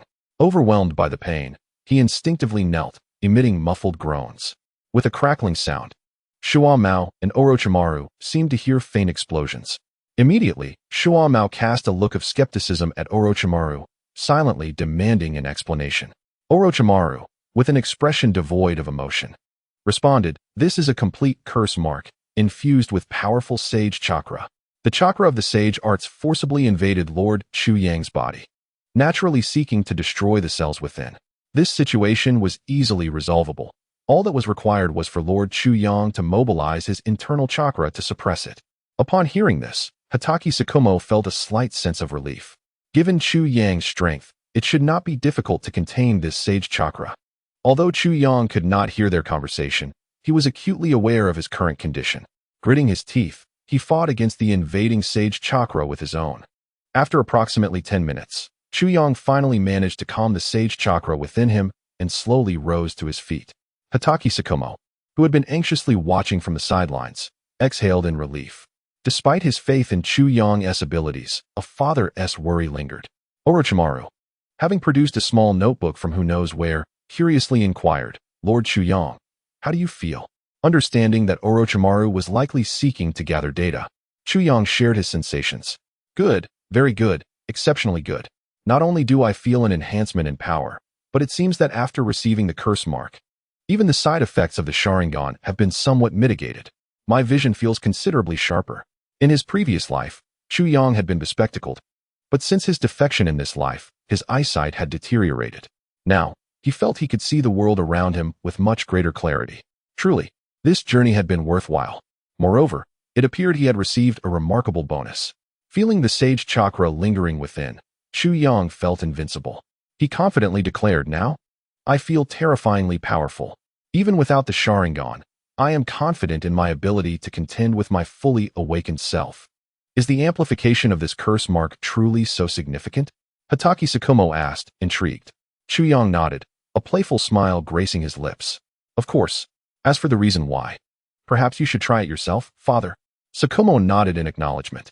Chapter 46. Sage Techniques. Tsukumo and Chu Yang returned to the battlefield where they had previously fought Orochimaru, who now stood as an observer. Chu Yang shed his outer garments, revealing a perfect physique. As he began to mobilize his chakra, his skin took on an earthy hue, and a pair of fleshy wings resembling chicken wings sprouted from his back.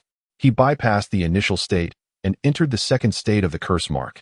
With a powerful flap of his wings, he initiated a low-altitude flight, hurtling toward Hatake Tsukumo with astonishing speed. He swung his Tang Dao with great force. Tsukumo, refusing to be outdone, clashed his short blade with the long sword, the sound of metal ringing through the air. Orochimaru observed the duel while diligently recording data in his notebook. The more they fought, the more Tsukumo's heart raced. Chu Yang's swordsmanship had always been taught by him, so he was acutely aware of Chu Yang's capabilities. After receiving the curse mark, Chu Yang's speed, strength, and reflexes had undergone a qualitative leap. Even in a simple exchange of sword techniques, Tsukumo felt himself being subtly outmatched. After a few more exchanges, Chu Yang soared into the air. Tsukumo understood that Chu Yang was about to employ ninjutsu. With a series of hand seals and a subtle smile playing on his lips, Chu Yang warned, "Father, do not be too astonished." Lightning crackled in his hands as a ferocious tiger made of thunder roared and lunged toward Hatake Tsukumo. Sage Art, Lightning Release, Lightning Tiger Strike. This was an improved version of Lightning Cutter, which could only be used in close quarters, presenting an element of uncertainty.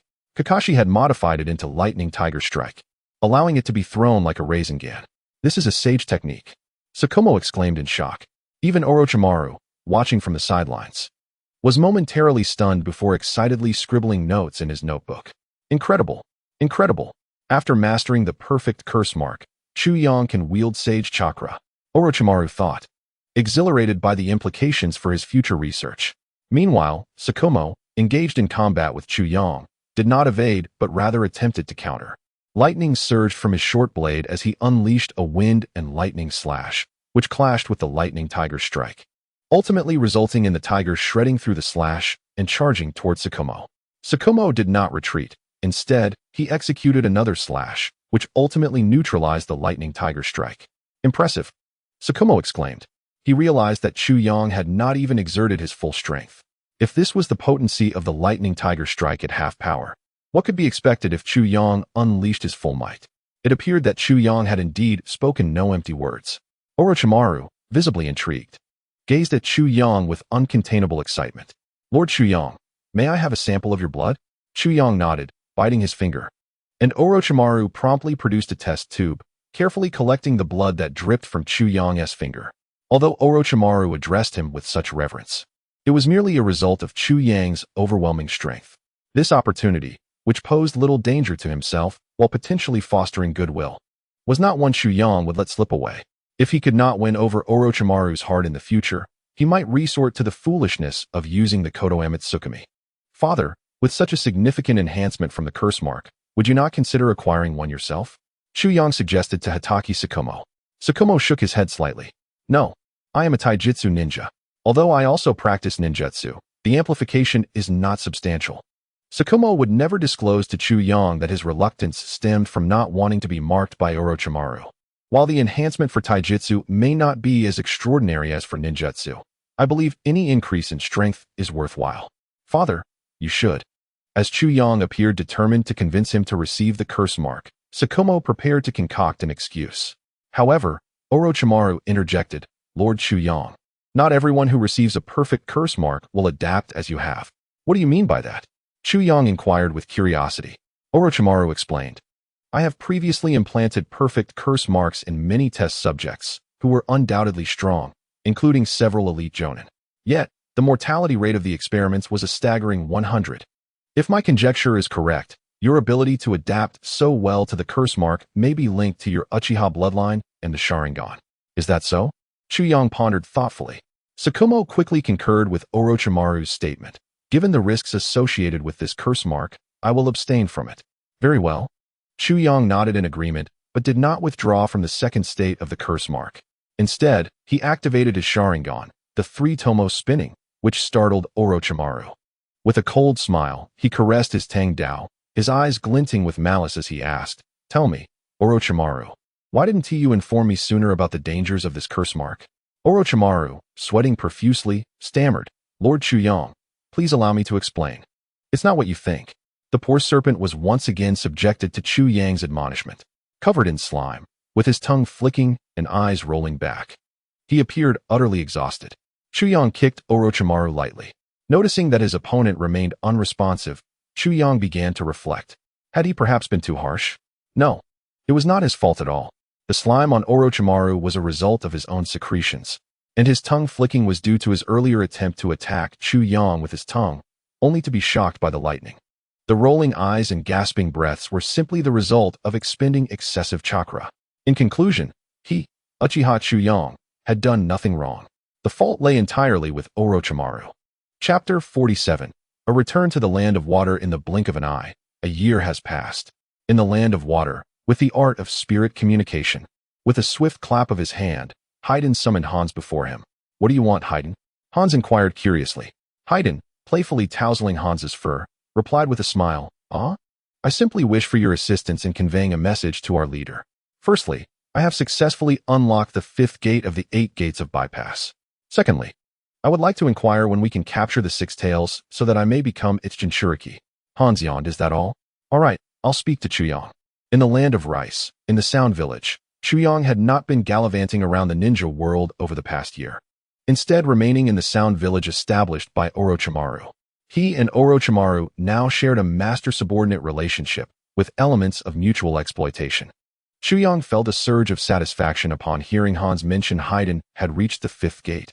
His judgment had indeed not been mistaken. However, the prospect of becoming the Jinchuriki for the 6 tails caused him some concern, prompting a sigh. After all, this was someone he had taken an interest in, and with such evident talent displayed, he felt compelled to act to ensure loyalty. The pit he had dug for himself was one he could not avoid.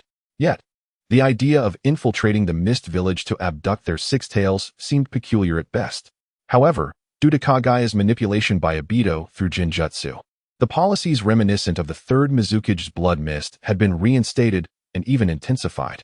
In just a year, the Mist Village had descended into despair, with countless ninjas defecting. Among them was the renowned member of the 7 ninja swordsmen, Kisame Hoshigaki. It was uncertain whether he had been recruited by the Akatsuki. Incidentally, Orochimaru had defected from the Akatsuki earlier than in the original timeline, perhaps influenced by Chu Yang's presence. Pain had no means to control this slippery snake and ultimately let him go. Chu Yang began to entertain a few thoughts of his own. Orochimaru had a penchant for abducting children. Could he not do the same? He could then bring them to the Sound Village, where he and Kakashi Hatake would personally instruct them. Currently, He and Orochimaru shared a cooperative relationship. In a sense, the Sound Village was akin to his own. Naturally, he needed to discuss this with Kakashi. As for Orochimaru, Chuyang had never trusted him. Such a significant matter made him wary of being betrayed. Are you truly in such a rush to meet your demise? Kakashi said, exasperated. Chuyang chuckled awkwardly, quickly refilling Kakashi's tea. Then, standing behind Kakashi, he began to massage his shoulders, saying, Father, do not be so angry. With my current strength, even if I am discovered by the higher-ups of the Mist Village, I can still escape without issue. Kakashi sighed, clearly troubled. How can I be at ease knowing you're going alone? Understanding that his adoptive father was merely concerned for his safety, Chuyang refrained from arguing and instead continued to serve tea while attempting to persuade him. Ultimately, after much verbal persuasion, Kakashi reluctantly agreed to Chuyang's solo departure. Before parting, Kakashi solemnly instructed, if you encounter any danger, no matter what, use Kaminari to summon me. Chuyang nodded and then departed the Sound Village with a small bundle of belongings he had prepared in advance. He had no concerns regarding Orochimaru. Over the past year, Chuyang had frequently taken short excursions. While a prolonged absence under the guise of travel might raise Orochimaru's suspicions, what he chose to do was not of Orochimaru's concern. In the Land of Water, after a journey of over 10 days, Chuyang arrived in a small town. It was now winter. The entire town lay beneath a blanket of snow. The cold wind blew, and snowflakes danced in the air, rendering the world an icy hue. Clad in a black cloak, Chuyang walked through the snow, leaving footprints in his wake. However, he wore insulated boots, pondering why so many ninjas insisted on wearing open-toed footwear in the dead of winter. Was it a matter of fashion, or were they simply not aware of the cold? Upon entering a restaurant, Chuyang immersed himself in a meal, his mind racing with plans on how to discreetly abduct the still young Jinchuriki of the Six Tails, Yugao. Just then, he sensed a piercing gaze fixed upon him. Such subtle scrutiny was something Chuyang was attuned to, as it was a fundamental trait of a ninja. Was it a subordinate of Orochimaru or a ninja from the Mist Village? No, if it were either of those, their surveillance skills would not be so lacking. With this thought, Chuyang followed his instincts and looked in the direction of the gaze. There, he spotted a filthy child, dressed in tattered short sleeves even in the snow, staring intently at him, or perhaps at the feast laid before him. A beggar? Chuyang felt his interest wane. He had no inclination to assist a pitiful beggar. Nevertheless, he remained cautious. The child might be a transformed adult attempting to confuse him with their blatant gaze. As the child sensed Chuyang's scrutiny, they timidly withdrew their head from the doorway. Yet, mere minutes later, Chuyang felt that same unwavering gaze once more. Setting down his chopsticks, he sighed in resignation and approached the small beggar. The child, seeing Chuyang stride toward them, appeared to recall something, trembling in fear. Without hesitation, the child turned to flee but slipped on the ground, sustaining a few scrapes in the process. As the child prepared to rise, Chuyang had already reached them. Upon seeing Chuyang's boots, the child cautiously began to rise, locking eyes with him. As Chuyang extended his hand, the child instantly recoiled, clutching their head and crying, seemingly terrified of something. Feeling a rare pang of compassion, Chuyang sighed. Initially, he only wished to shoo the child away, as their gaze had interrupted his meal. However, upon witnessing the adorable child sprawled on the ground with visible injuries, Chuyang, who believed in the principle that beauty equated to righteousness, found an unexpected conscience stirring within him. He merely intended to help them up and tend to their wounds with a small medical kit he carried. Chapter 48. Bye, I'm a boy. Chuyang sighed and gently placed his hand on the child's head, ruffling their hair lightly. The child slowly looked up, meeting Chuyang's warm gaze, and in that instant, it felt as if they were enveloped in a cocoon of tenderness. Chuyang spoke softly, "Little one, did I scare you just now? You've hurt yourself. Come inside. Let me treat your wounds and buy you a meal." The child's eyes, slightly reddened, stared intently at Chuyang, filled with a hint of confusion. Seeing the child's bewildered expression, Chuyang, out of sheer helplessness, took their hand and led them into the restaurant. Ignoring the curious stares of passers-by, he guided the child to his table. Observing the array of dishes before him, he noted the child's throat involuntarily swallow, clearly indicating their hunger. Chuyang pressed the individual down onto the seat, retrieving a small medical kit from his ninja pouch. After applying ointment to the injured areas, he performed a simple bandaging. He instructed a waiter to place an additional set of chopsticks in front of the child. "Go ahead and eat," he said gently, observing the child, still somewhat dazed. It seemed that only then did the child truly register what was happening, pointing incredulously at themselves. Chuyang nodded slightly. Upon seeing his affirmative gesture, the child's eyes glistened with tears, and they eagerly grabbed the bowl and chopsticks, devouring the food voraciously. Chuyang looked down at the child, who was eating with such fervor, a subtle smile curving his lips. However, he paused momentarily, reflecting on why he was displaying such tenderness towards a little girl. Realizing this, he promptly chastised himself. Uchiha Chuyang, how could you be so indulgent? You can't even overlook a mere child. He quickly reassured himself. No, I'm not a lolicon. The child looked at him, puzzled, unsure why this kind-hearted older brother had suddenly slapped himself. Feeling the child's strange gaze, Chuyang coughed lightly and shook his head, signaling that he was fine. This prompted a soft giggle from the child, whose laughter was as radiant as winter flowers blooming under the sun, causing Chuyang to feel a slight blush rise to his cheeks. So cute, Chuyang admitted to himself, recognizing a hint of his own inclination towards younger girls. But what of it? Lolicons are the best. The child, having eaten their fill, began to converse with Chuyang. Excuse me, sir, what is your name? With such a delightful little girl engaging him, Chuyang felt compelled to respond. Furthermore, he had sensed that this child was not a mere transformation, but someone genuine, with no powerful chakra emanating from outside, having been imbued with a cursed seal and capable of using sage techniques. He had already reached a level of power rivaling that of a shadow. If his current senses failed to detect anything, Chuyang would have to consider surrendering. My name is Uchiha Chuyang. The child, seemingly unaware of the notorious S-rank rogue ninja from Konoha, blushed and sincerely expressed gratitude. Thank you, Mr. Chuyang. My name is Bai. It's nothing really. I couldn't possibly eat all this alone. By the way, your name is Bai, right? That's a wonderful name. 3 question marks slowly appeared above Chuyang's head, followed by a look of horror. He gazed incredulously at the child, his voice trembling slightly. Did you just say your name is Bai? Bai nodded.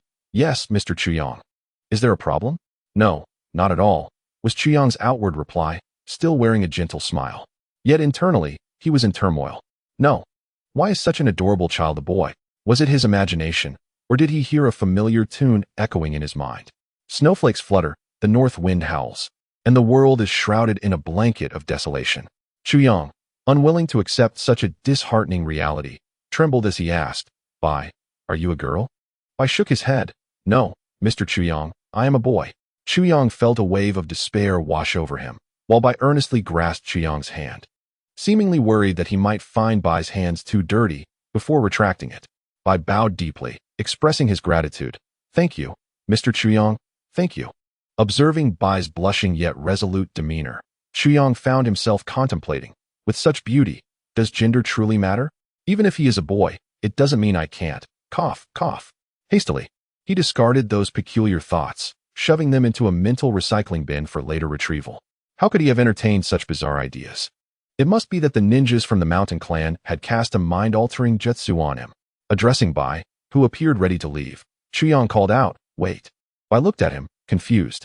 Chuyang pondered. Given Bai's lineage as a wielder of the ice release, if properly nurtured, he could become a formidable force in the future. Even if he lacks growth potential later, having him around for eye candy could be quite enjoyable. He couldn't help but wonder if Zabuza had similar thoughts when he took Bai in. While lost in thought, Chuyang spoke. Bai, would you like to accompany me? Bai, taken aback by Chuyang's cheerful yet serious expression, hesitated. Chuyang feigned a sense of grievance. You don't want to? Very well. Sensing the conversation veering in an unwanted direction, Bai quickly exclaimed, I want to. Mr. Chuyang, I want to follow you. Observing Bai's eagerness, which only added to his cuteness, Chuyang couldn't help but smile. Once again, he mused, how wonderful it would be if Bai were a girl. Then I could experience the joys of nurturing. After finishing their meal, Chuyang sent a shadow clone to buy clothes for Bai while he held Bai's small hand, checking into a hotel. As he gazed at the feminine clothing his clone had purchased, he fell into silence. How could I have such an outrageous clone? Don't you realize that in my past life, this would take at least 3 years to develop? He smacked the shadow clone, dispersing it into smoke. However, it was already quite late, and there were likely no clothing stores open, so perhaps. Chuyang chuckled foolishly as he looked at Bai in his new outfit. Author's note, where is the morality? Where is the decency? Where is Bai-chan's address? Chapter 49, The Demon of the Mist. Zabuza Momochi Chuyang left a shadow clone with Bai in the city. Though merely a clone, it possessed a chakra level equivalent to his own, making it more than capable of handling elite jonin and even quasi-shadow ninjas. Meanwhile, Chuyang made his way to the hidden mist village. His next objective was to gather information about the Jinchuriki of the Six Tails, while ensuring his intentions remained discreet. After all, Jinchuriki were typically avoided by civilians and treated with caution by higher-ups in any ninja village.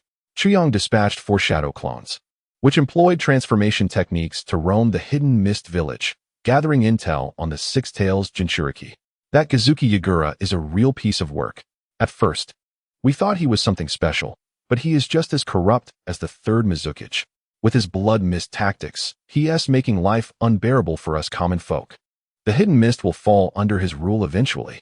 Within a noodle shop, Chuyang's shadow clone listened intently as the owner vehemently criticized Kazuki Yagura, nearly spitting in Chuyang's face. Disguised as a scruffy older man, Chuyang casually chimed in before feigning nonchalance as he asked, "By the way, while I was wandering outside, I noticed bubbles floating in the sky. What is that all about?" The shop owner scoffed, his tone unkind as he replied, "That's just that troublesome kid who loves blowing bubbles. He is always unpredictable, and those bubbles explode easily, making life unbearable."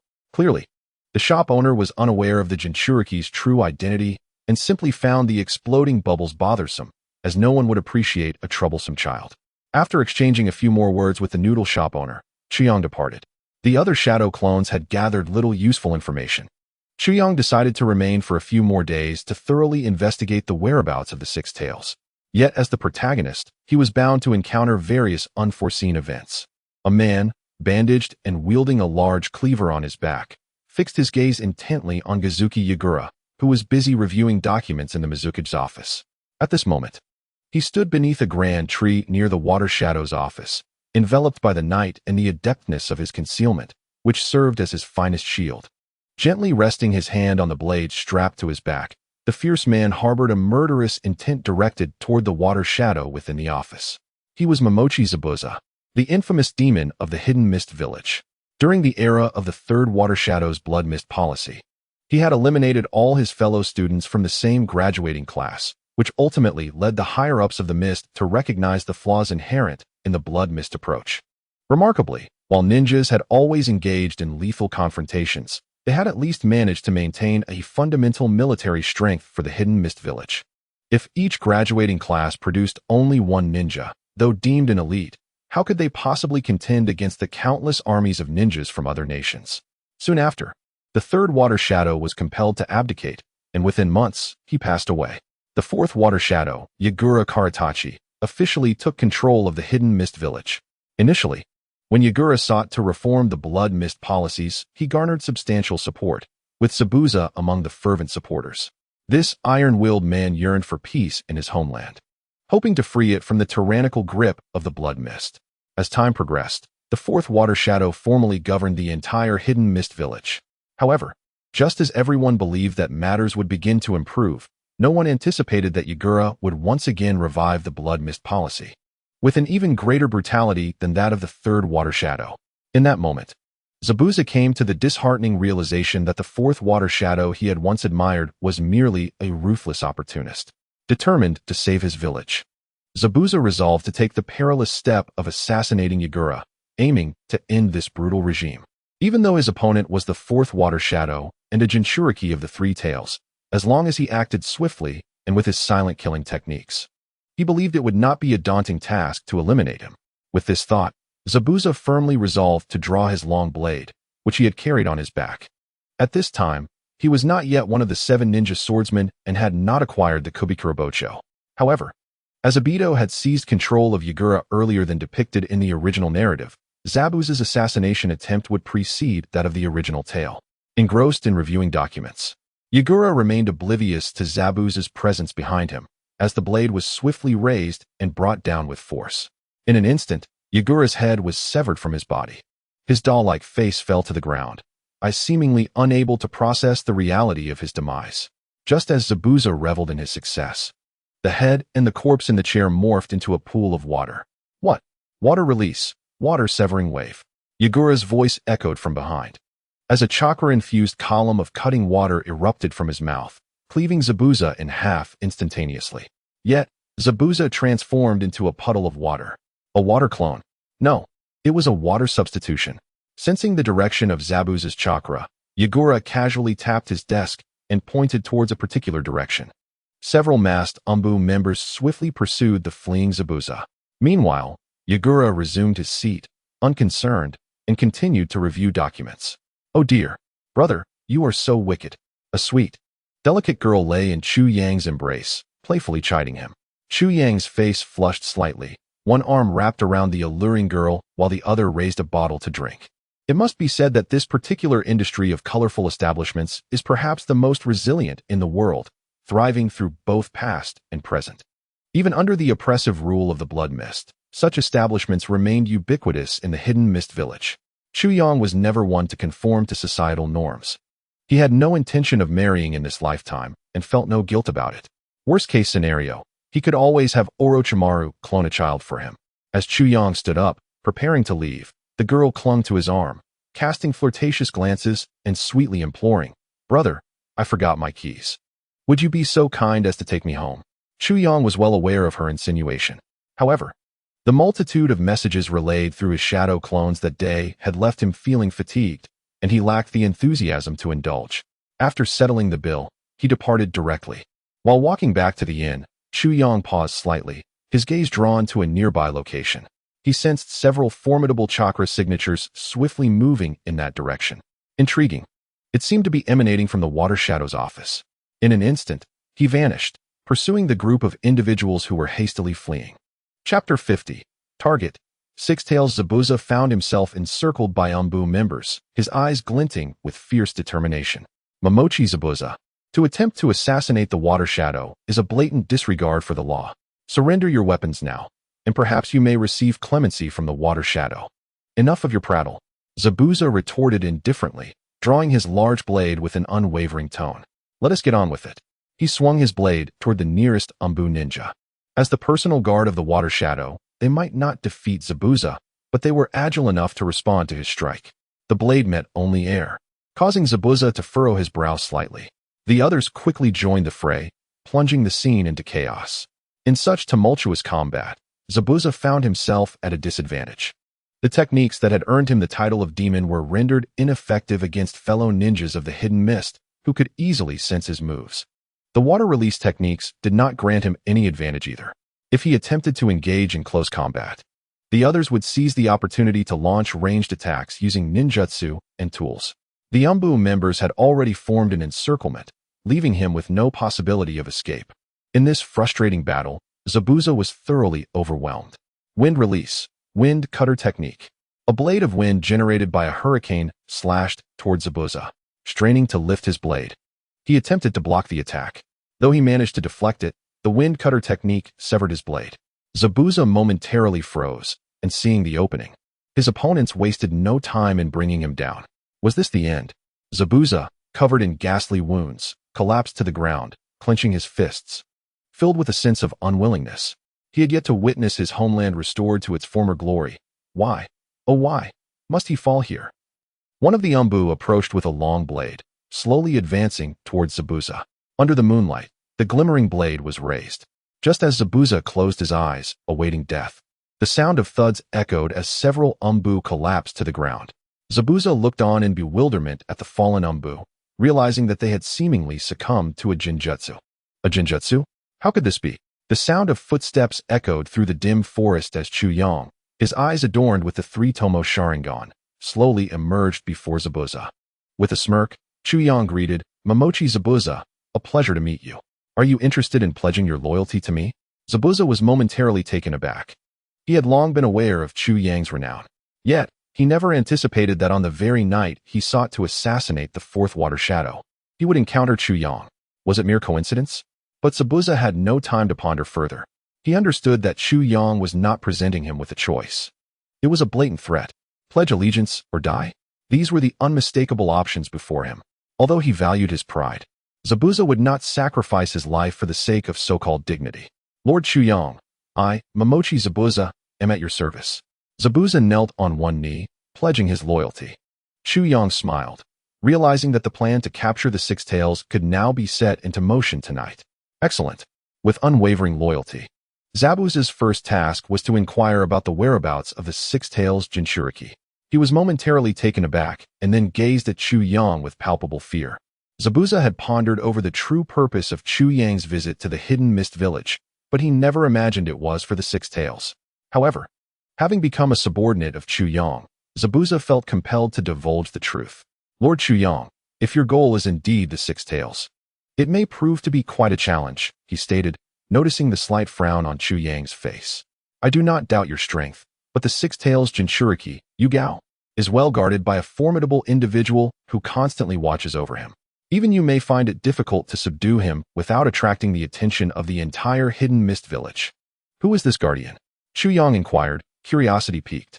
The talented member of the Kirigakure clan, known as the Ghost Lantern, possesses 4 of the 7 ninja swords, Zabuza replied. Chu Yang's gaze sharpened. The Ghost Lantern, Mangekyo? This genius does not appear to have made significant waves in the original narrative, yet I shall not underestimate him. After all, the so-called demigod, Hanzo of the Salamander, fell to the hands of the likes of Mifyun. It is evident that the author chose not to elaborate on certain matters. Mangekyo likely falls into the same category. You make a valid point. He is indeed a tricky character to contend with. However, he is merely a phantom of misfortune, which could be dealt with. Chu Yang mused, contemplating whether it was excessive to employ the Mangekyo Sharingan for this confrontation. Although the sage arts could mitigate the side effects of the Mangekyo, it was still not a tool to be wielded lightly. After a moment of reflection, Chu Yang considered, every individual has something they hold dear. Is there someone or something that the Ghost Lantern, Mangekyo, cherishes enough to threaten his resolve? Upon hearing this, Zabuza took a moment to think.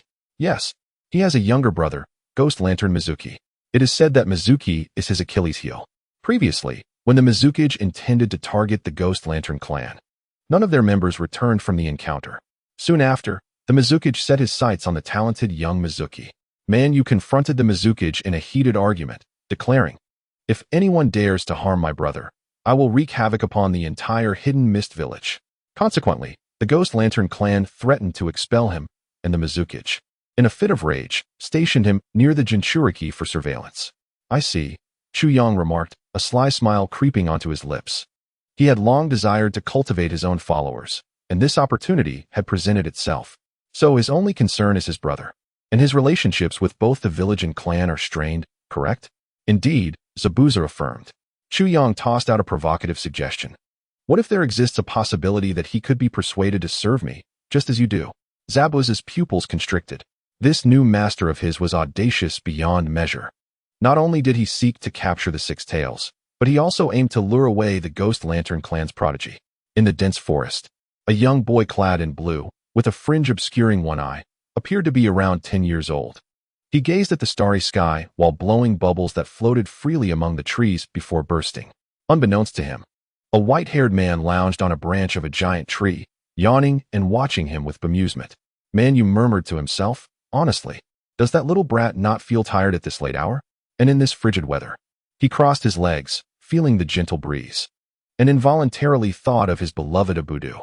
A warm smile graced his lips, but it vanished as thoughts of the 4th Mizukage and the stubborn elders of his clan surfaced. What kind of family is this? Their ancestors were once the 2nd Mizukage. How can they allow that ambitious Kurama to dictate terms to us?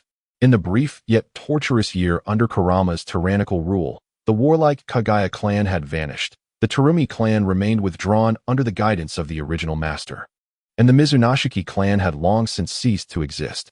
The Ghost Lantern clan, if not for the prestige left by the 2nd Mizukage, would hardly fare better than these 3 clans. The Uchiha clan in Konoha still had hawkish members willing to resist, deterring the village from taking rash actions.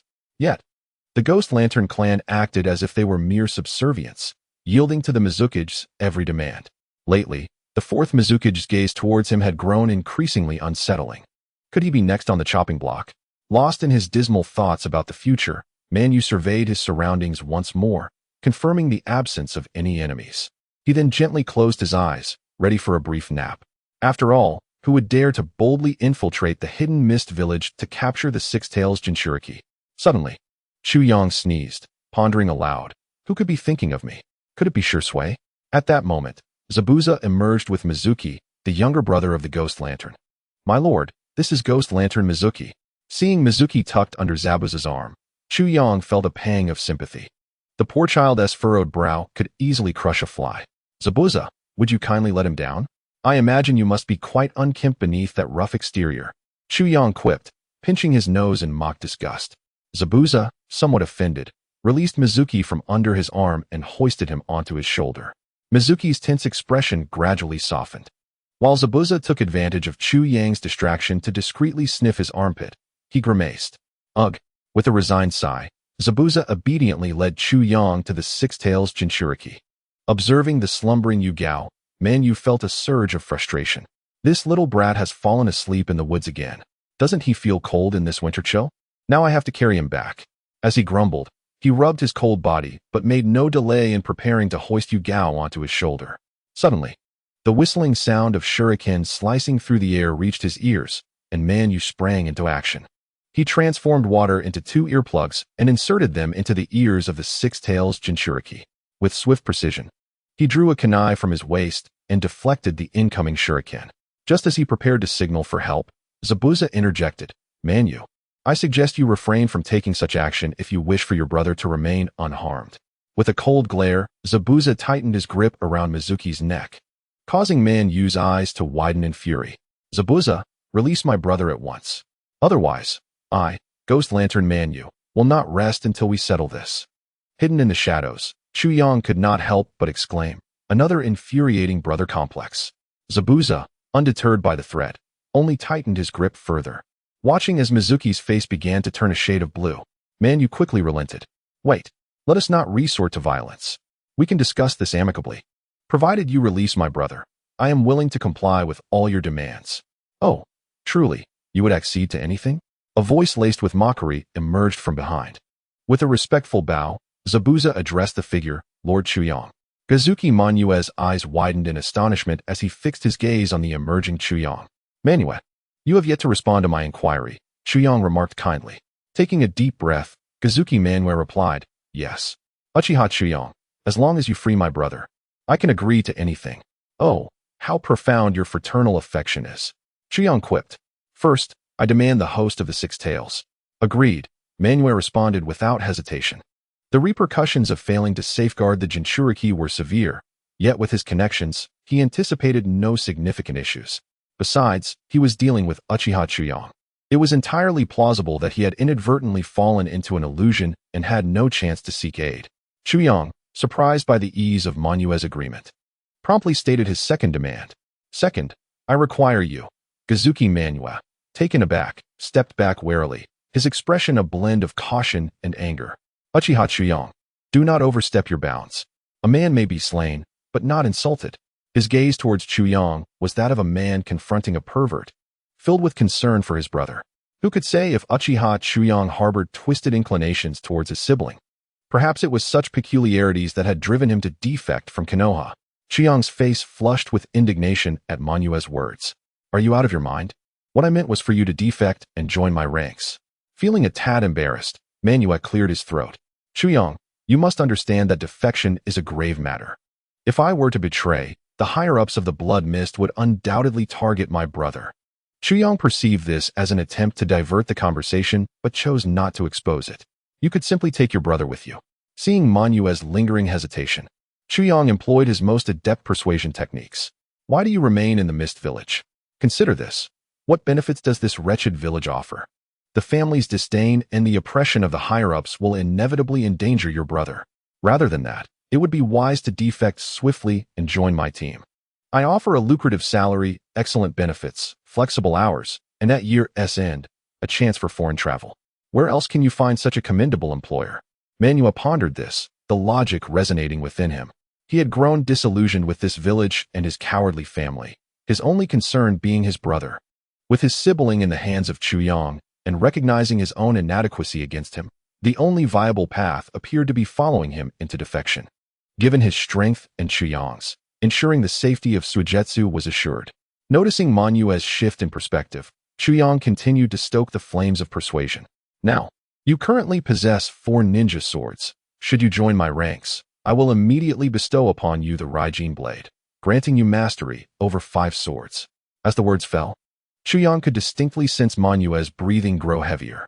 Clearly, apart from his brother, the allure of the ninja's swords was his greatest temptation.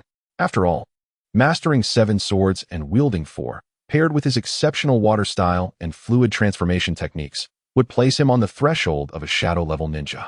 If he were to acquire the Raijin blade as well. With that thought, Kazuki Manyue took a deep breath and knelt on one knee, pledging his loyalty. Lord Chuyang, Kazuki Manyue is at your service. Chuyang nodded in satisfaction, forming the summoning seal. Summoning technique. Hans reappeared. Sensing Hans was about to unleash a tirade, Chuyang interjected. Hans, I have a significant task for you. Keep this child in your belly for a few days. Hans. Chuyang forcibly shoved Yutaka into Hans's mouth, then departed with his subordinates. Chapter 52. What? You're a male? On the journey away from the Mist Village, Chuyang struggled to suppress his laughter. This excursion to the land of water had been extraordinarily fruitful. Not only had he acquired Haku, but he also recruited 2 capable subordinates and secured the 6 tails for Haiden. It was undeniably a bountiful harvest. Shortly after Chuyang and his companions departed, a white Zetsu emerged from the ground. Oh dear. It seems I've stumbled upon quite the astonishing revelation today. Inside the Mizukage's office, Obito sat in the Mizukage's chair, while Kirigane was respectfully stationed nearby. At that moment, a white Zetsu emerged from the ceiling, exclaiming joyfully, Madara-sama. Trouble is brewing, significant trouble. Beneath his mask, Obito furrowed his brow but gestured for the white Zetsu to continue. After grasping the situation, Obito frowned, slowly tapping the armrest of his chair. Kirigane, ever respectful, inquired, Lord, shall I go and eliminate them? Obito waved his hand dismissively. Though Kirigane was powerful, he was no match for Uchiha Chuyang. Without understanding Chuyang's intentions behind capturing the 6 tails, any rash action would only weaken the Mist Village and potentially expose their existence. Deep in thought, Obito was determined to avoid any missteps. After a moment of contemplation, he instructed, let them depart, but ensure White Zetsu follows them closely to ascertain Uchiha Chuyang's intentions. Additionally, Kirigane, by tomorrow, issue an order to classify Zabuza as an A-rank rogue ninja and Kazuki Manyue as an S-rank rogue ninja. Understood, both responded in unison. As snowflakes danced in the air, Chuyang and his 3 subordinates made their way towards a small town where Haku awaited. The recently awakened Kazuki Sujetsu, knowing that his brother had defected with Chuyang, was not alarmed but rather quite exhilarated, chattering incessantly along the way. Impatient, Suijetsu finally spoke up. Why is everyone so quiet? And why are we walking so fast? I can barely keep up. Lord Chuyang, do you not fear slipping while walking so swiftly? Manyue tapped her foolish brother on the head, signaling him to remain silent. Glancing at Chuyang's expression and seeing he was not angered, she breathed a sigh of relief. Chuyang, naturally, would not hold a grudge against a child, yet could not resist jesting. What a curious statement. With teeth so sharp, do you not fear biting your tongue while eating? Suijetsu pouted, even if I bit my tongue, it would be fine, for I can simply turn to water. Chuyang fell silent. Yet, Suijetsu continued to chatter incessantly, even when ignored. Zabuza was on the verge of losing his composure. Had Kazuki Manyue not been present, he would have surely silenced the loquacious child. After walking a while longer, Manyue hesitantly inquired, Lord Chuyang, where do we go next? Chuyang contemplated before responding honestly. First, we'll head to a nearby town to retrieve a child with ice-release bloodline limits. Then proceed to the land of hot water to seal the 6 tails within a new host, before finally heading to the land of rice and the Sound Village. That will become my village. Although established by Orochimaru, he considered Orochimaru one of his subordinates, thus the village was indirectly his. Yes, that makes sense. Ice release. The full moon, filled with sentiment, remarked that the Mizuki clan had been exterminated during the era of the 3rd Mizukage. I had thought that ice release had vanished entirely from this world. Upon arriving in the small town, Chuyang found himself at the inn whereby was staying. 5 men squeezed into a cramped room to discuss matters. Chuyang and his companions spoke of future plans, while the 2 innocents, Shuei and Bai, engaged in a friendly exchange. Wow, you are Bai? You are so adorable. Will you be my girlfriend? Shuei exclaimed, taking Bai's small hand. Bai, momentarily stunned, blushed and replied, That's not possible, Shuei. I am Chuyang's tool and cannot be with anyone else. Besides, I am a boy. What? You're a boy? Shuei shouted in disbelief. He felt as though he could never believe in love again. This outburst caused the three men chatting to pause, and both Zaibu and the full moon stared at Bai in confusion. What is this? You mean to tell me that this cute little girl is actually a boy? Chapter 53. Shuiwe, I am extremely brave. In the land of soup. The familiar woods greeted them, still steeped in the familiar scent of blood, albeit now more pungent. Even at the forest's edge, Chuyang could detect the overwhelming stench. The other two, accustomed to the blood mist of the hidden mist village, were even more sensitive to the smell, their expressions darkening. Meanwhile, Bai and Shuiwe chatted amiably, oblivious to the ominous atmosphere. Chuyang paused for a moment and said to Zaibu, you stay here and keep an eye on Bai and Shuiwe while Manyu and I go in. Understood, Zaibu replied respectfully. Shuiwe, Bai, you two stay here. Zaibu will protect you. Chuyang instructed the children, his words primarily directed at the adorable Bai. As for Shuiwe, the chatterbox, it was best not to engage. Shuiwe protested, why not, Chuyang-sama? Chuyang smirked slightly. Ever since he had deceived Fade Wan into thinking that the evil god cult could possibly be named Fei, the information he received from Hans indicated that Fade Wan was almost madly engaged in sacrifices. Thus, the number of corpses in the woods had certainly increased. Moreover, there was a notable change. Fade Wan once declared, I shall sacrifice you to the great evil god. Now he proclaimed, to become a sacrificial offering for this evil god is an honor. Therefore, upon entering, the scene would undoubtedly be quite brutal. Chuyang said to the defiant Shuiwe, what is this? Do you wish to enter? The atmosphere inside may be rather fierce. Don't say I didn't warn you later. Shuiwe, feeling slighted, confidently declared, how could I be afraid? How fierce could it possibly be? I, Guideng Shuiwe, have survived the blood mist era. Oh, so you consider yourself quite brave, do you? Chuyang teased. Shuiwe proudly pointed to himself, saying, of course. I'm extremely brave. I'm not afraid of corpses at all. Chuyang leaned closer to Shuiwe, grinning. There are some interesting things in this forest. What interesting things? Shuiwe asked, his curiosity piqued. Chuyang could already envision the moment when Guideng Shuiwe would be scared to tears. All right, then you and Manyu come with me. Okay, Shuiwe exclaimed, scampering after him. Manyu, helplessly observing his younger brother, followed suit. Shuiwe's personality was carefree, lacking social awareness. In the past, while sheltered in the hidden mist village, it was manageable, but now as a rogue ninja, making jokes at his leader's expense made him feel quite uneasy. Yet, an unsettling premonition nagged at him. Bai and Zaibu exchanged bewildered glances, remaining silent for a while. Eventually, Zaibu could no longer withstand Bai's pitiful gaze and asked, Little one, why are you staring at me like that? Bai replied, I don't know why, but I feel that Zaibu is a particularly easygoing person. Zaibu, wow, in 10 years. This is the first time someone has called me easygoing, and I am at a loss for words. Bai blinked his brown eyes and sincerely said, how can I explain? With you, I feel the same sense of security as with Chuyang. Your eyes tell me you are a kind person. Eyes never lie. Zaibu fell silent, turning his head away in a flustered manner, the bandages around his face slightly reddening. Humph, this little one is indeed a child. Though he said that, Zaibu found himself less resistant to Bai's presence. Inexplicably, he felt an unexpected fondness for this little boy who slightly annoyed him. As they ventured deeper, the scent of blood intensified. Shuiwe, who had initially sprinted ahead, was now unable to move forward. The heavy stench made him feel nauseous. When he spotted a corpse nailed to a tree, his legs began to tremble uncontrollably. Observing his brother clutching his leg and shaking, Manyu sighed helplessly. Truth be told, Shuiwe's psychological resilience was impressive, but the scene before them was indeed quite horrifying. A seemingly fresh corpse was nailed to a large tree. Its mouth forcibly contorted into a smile, blood mingling with writhing maggots, and the air thick with the odor of decay. A typical child of 6 or 7 would likely have lost control of their bowels or fainted in terror. Yet, for Shuiwe to merely tremble was already commendable. Chuyang mockingly asked, So Shuiwe, are you scared? If you truly are, then you should hurry back to the forest's edge and find Zaibu. Manyu shared a similar sentiment, signaling with his eyes for Shuiwe to leave, as he sensed that this was not the end, but merely the beginning. Upon hearing Chuyang's words, Guideng Shuiwe immediately became indignant. Although his legs were still shaking, he stood firm, his voice quivering. Who is afraid? This little scene, I Guideng Shuiwe, Do not fear at all.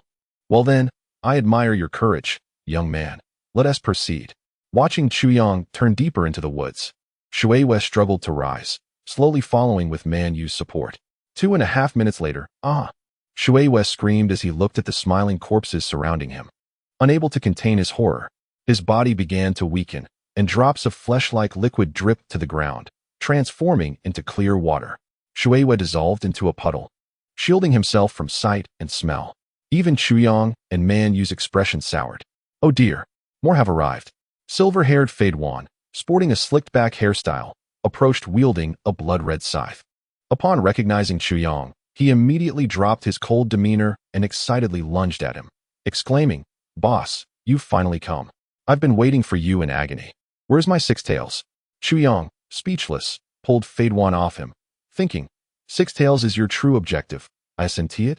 Man Yu gulped nervously and asked, "Chuyang-sama, are all these corpses in this area the result of this child?" Chuyang nodded slightly. Man Yu instantly experienced a sense of existential crisis. Meanwhile, Fade Wan cast an annoyed glance at Man Yu and indignantly said to Chuyang, "Boss, who is this guy? Why does he look constipated upon meeting the great evil god? Can I sacrifice him to myself?" Chuyang remained speechless. Chapter 54. The Six Tails, with a brief introduction between Fade Wan and Man Yu, who confirmed their allegiance. Chuyang swiftly formed hand seals and struck the ground with a single hand. Summoning technique. A plume of smoke erupted, revealing the rotund black and white cat, Hans. "Chuyang, you despicable wretch, how dare you summon me?" Hans erupted in a tirade as soon as he materialized. "What have I done to deserve this?" Chuyang queried, somewhat perplexed. "How dare you ask?" Hans stood, gripping Chuyang's collar and berating him. "You just stuffed me into your mouth without even consulting me. Do you know how I've been enduring these past few days? If I don't receive 40 boxes of cat food and 70 boxes of fish treats, I swear I'll have my revenge." Dizzy from the shaking, Chuyang quickly replied, all right, I'll get them for you." Too late, it seems I'm shortchanged. Hans opened his mouth wide, and with a surge in size, he spat out the Six Tails Jinchuriki, Yugo, returning to his original form. Before departing, he added, "You must prepare 50 boxes of cat food and 100 boxes of fish treats. Otherwise, don't even think about summoning me again." Chuyang was bewildered. "Wait, didn't we agree on a different price?" "You misremember," Hans casually retorted before vanishing in a puff of white smoke. Sighing, Chuyang lamented, "This insufferable cat is a handful." His gaze shifted to Yugo, who lay on the ground. Fade Wan, rubbing his hands eagerly, urged, "Boss, hurry and release the Six Tails. I can't wait to become his Jinchuriki." Was this fellow so eager to be corroded by acid? While he bore no prejudice against masochists, Chuyang discreetly distanced himself from Fade Wan, wondering if such tendencies were contagious. Rolling his eyes, Chuyang remarked, "What's the rush? Patience is a virtue." Fade Wan replied earnestly, "I prefer it cold." The now puddle-like Suigetsu emerged, stifling the nauseating scent of blood. He has a point. Cold is indeed more palatable.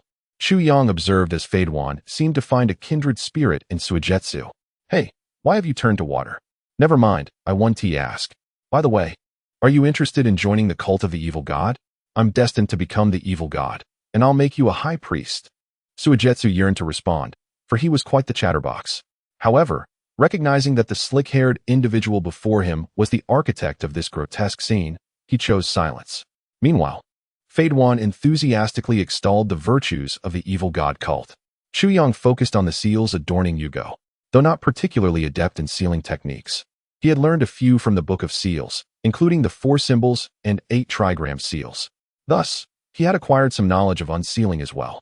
Although Yugo's seals were decent, they paled in comparison to the authentic techniques of the Buddhist Taoist tradition.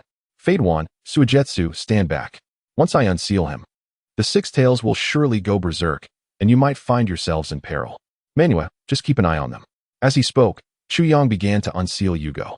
A deafening roar erupted, and Yugo was enveloped in a torrent of crimson chakra. As the chakra of the Six Tails poured forth, its true form manifested. The corpulent creature, resembling a slug, emerged, coated in slime, with short tentacles flailing in the air and 6 white tails thrashing behind it, exuding an overwhelming presence. The recently transformed Suigetsu was once again terrified into a puddle. Is this the life of a rogue ninja? It's not what I envisioned. Fade Wan, however, was exhilarated. relishing the thought of being corroded by acid. The six tails glared at Chu Yang, its numerous tentacles writhing in evident fury. You wretched human! How dare you cast me into that foul caddis belly? You shall pay. With a final roar, a massive cloud of pink smoke erupted around them. The corrosive fumes forced Chu Yang to retreat. Wind style, infinite breakthrough. A fierce gust dispersed the smoke as Chu Yang shed his outer garment. Since receiving the cursed seal, he had yet to engage in a proper battle. Six Tails, as the primary target of this technique, you should feel honored. As he spoke, the markings on his neck spread, his once fair skin darkening, revealing wing-like appendages akin to chicken wings. With a powerful flap, he levitated into the air. Senjutsu, Storm Release, Thunder Cloud Blade. Lightning crackled along his blade as he struck down upon the six tails, inflicting immediate damage. How dare you, human! Die! Tailed Beast Bomb. The six tails concentrated a dark purple chakra, launching a tailed beast bomb towards Chu Yang. Exploiting his aerial advantage, Chu Yang easily evaded the attack. He remained unperturbed, knowing that the six tails had not fully broken free from its seal.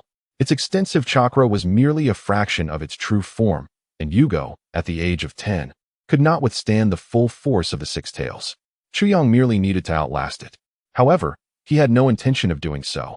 He aimed to defeat the six tails with overwhelming force to establish his authority before Manhwa and Fade Wan. Senjutsu, Thunder Tiger's Rampage. Thunder surged, coalescing into a mighty tiger as Chu Yang unleashed it with a flourish. Tailed Beast Bomb. The six tails unleashed another tailed beast bomb, clashing with the oncoming Thunder Tiger's Rampage, resulting in a mutual cancellation of their energies. Coughing, Manhwa, who had taken refuge with Suigetsu and Fade Wan, blew away the surrounding dust. Witnessing Chu Yang's dominance over the six tails, he felt reassured that he had made the right choice in allegiance. Amidst the smoke, Chu Yang charged forward, wielding the Thunder Cloud Blade. Initially startled, the six tails quickly scoffed, "Foolish human! You are doomed. No one survives my corrosive acid." Corrosive acid. A potent stream of sulfuric acid spewed forth, prompting a look of distaste from Chu Yang. The repugnant yellowish substance was simply revolting. As he charged, Chu Yang shouted, "Is that attack supposed to be intimidating? It looks like phlegm coming out of you." No, even worse, it resembles snot. Chapter 55, Six Tails. My new Jinchuriki seems a bit off. Infuriated by Chu Yang's derogatory remarks, the six tails amplified the potency and volume of its acidic attack. Senjutsu, Storm Release, Thunder Body. Senjutsu, Storm Release, Storm Dragon Slash. A protective current enveloped Chu Yang, rendering the corrosive acid ineffective against his flesh. What? The six tails could hardly believe its eyes. Chu Yang's blade descended upon it, the red and blue chakra entwining around the blade, resonating with the roars of divine beasts. With a swift strike, the blade sliced through flesh, though, due to the six tails not being in its true form, but rather a concentrated mass of chakra. No blood flowed forth. Curse you, human! Silence! The storm release chakra gathered in Chu Yang's right hand, transforming into a colossal fist. Senjutsu, Storm Release, Rising Dragon 8 Fists. The formidable fist struck the face of the six tails, sending its massive form crashing to the ground. The giant fist, conjured by the technique of wind release, was a manifestation of the 18 palms of the insect summoning technique. Six Tails, you are far too dangerous. Chu Yang exclaimed as he delivered a powerful slap to its face. You bastard! I'll make you shut your mouth, retorted the six tails, only to receive another resounding blow. I shall. Another slap interrupted its protest. How dare you! Chu Yang unleashed a trio of rapid slaps, each one punctuating the air with a sharp crack. After a relentless 2.5 minutes of this, the six tails cried out, Brother! Brother! I was wrong. Please, stop hitting me. Seal me instead. I promise not to cause any trouble in the new Jinchuriki. It whimpered, resembling a child in distress. Observing the woeful expression of the six tails, Chu Yang felt a pang of guilt. Suddenly, he was struck by the realization of his own cruelty. He leaped off the six tails' body, and Fade Wan rushed over upon witnessing the scene. Meanwhile, in the distance, Mangekyo and Suigetsu stood in stunned silence. Suigetsu tugged at Mangekyo's sleeve, asking, Is this how tailed beasts are dealt with in the Mist Village? Mangekyo, lost in thought, recalled the countless elite shinobi lost during past tailed beast rampages, and reflected on the absurdity of Chu Yang's earlier actions. He hesitated, torn between speaking and remaining silent. Chu Yang shot a stern glance at the pitiful Six Tails. You better behave. If you dare pull any tricks on my subordinates. He lifted his hand slowly, causing the Six Tails to tremble and nod submissively. Was there a tailed beast more unfortunate than him? While others were sealed within new Jinchuriki with utmost caution, he had endured dozens of slaps. How had the proud Six Tails, the mighty Kanid, come to suffer such indignities? Today he vowed to endure. Once he exhausted this Jinchuriki, he would be free. He smirked, thinking himself a genius.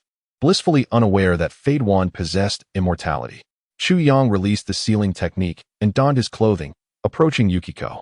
Release the tailed beast seal, he proclaimed, completely liberating the Six Tails from Yukiko's body, leading to Yukiko's demise. The Six Tails, now fully aware of its power, remained obedient. Despite its peak strength, it recognized that it could never match Chu Yang in combat.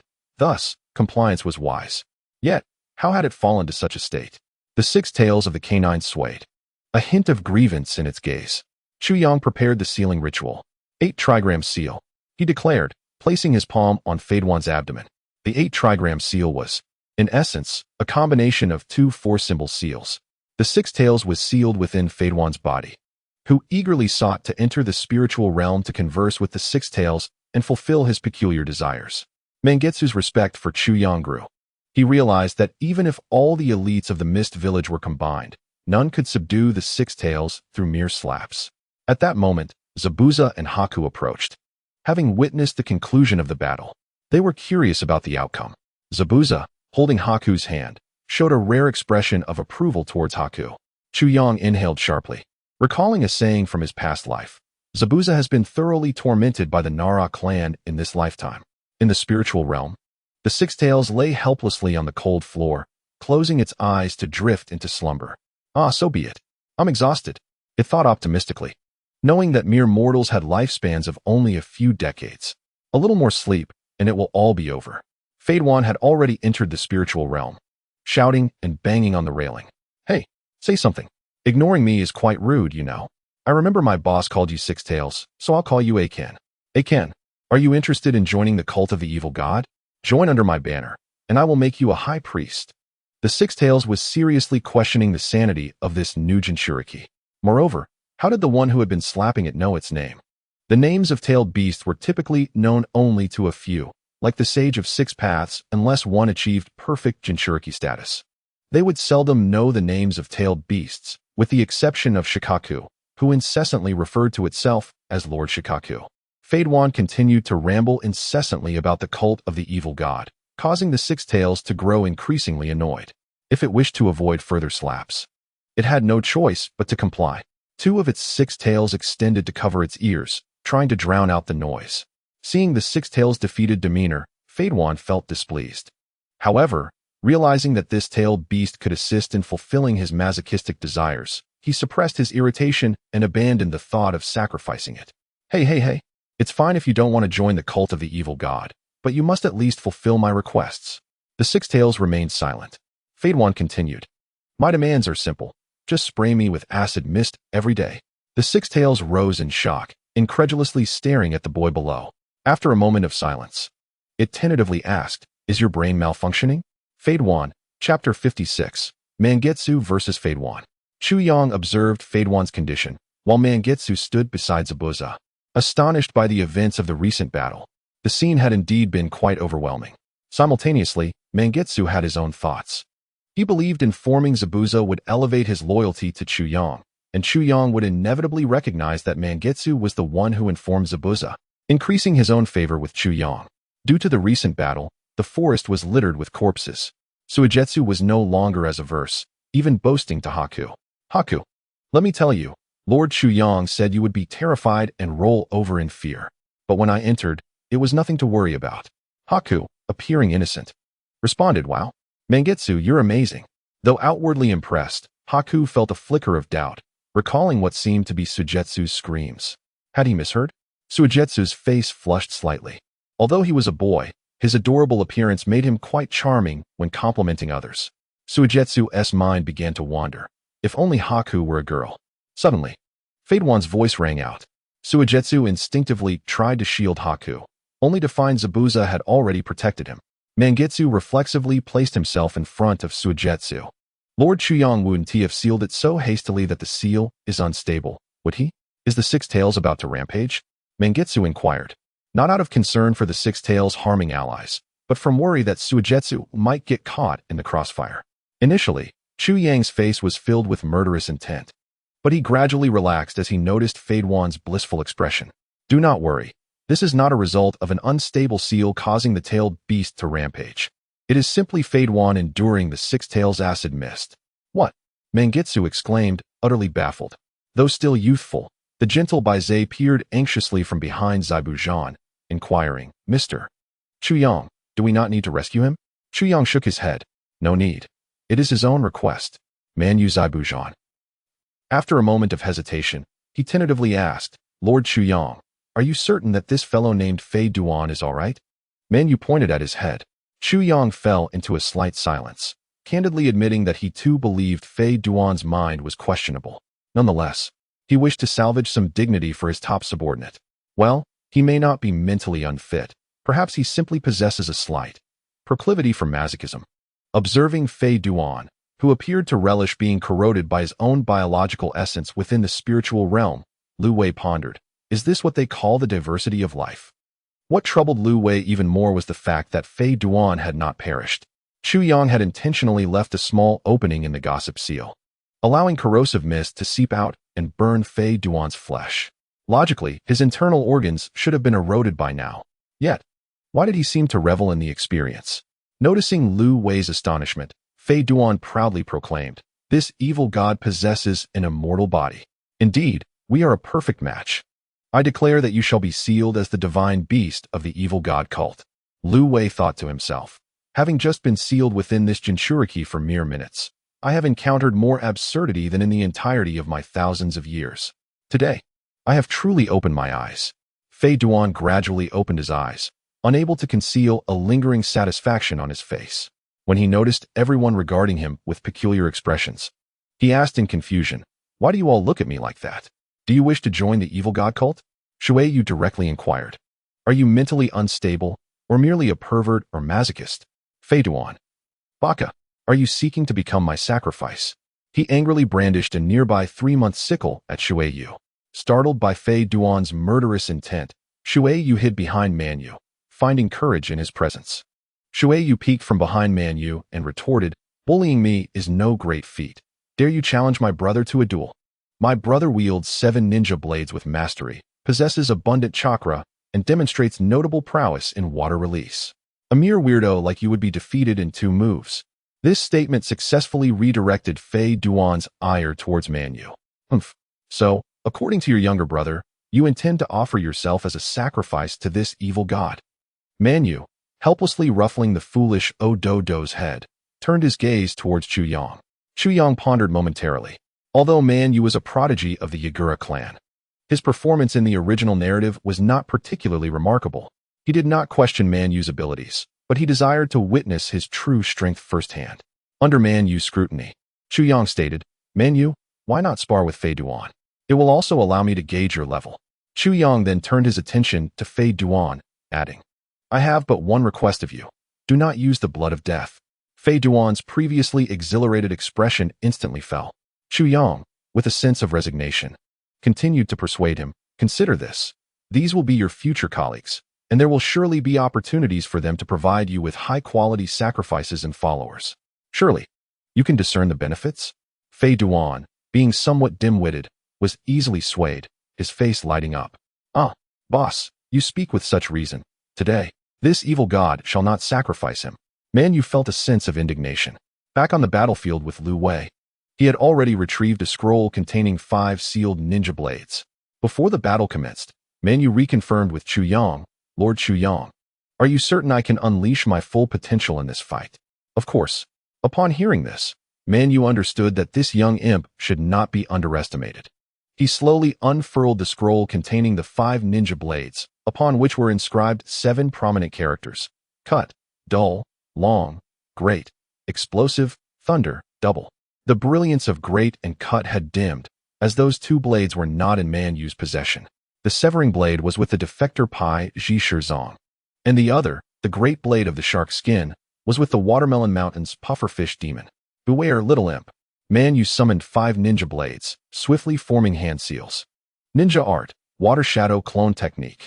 With a series of pops, 4 clones of Man Yu emerged, each catching one of the 4 ninja blades, while Man Yu's original self wielded the twin blades of Flounder.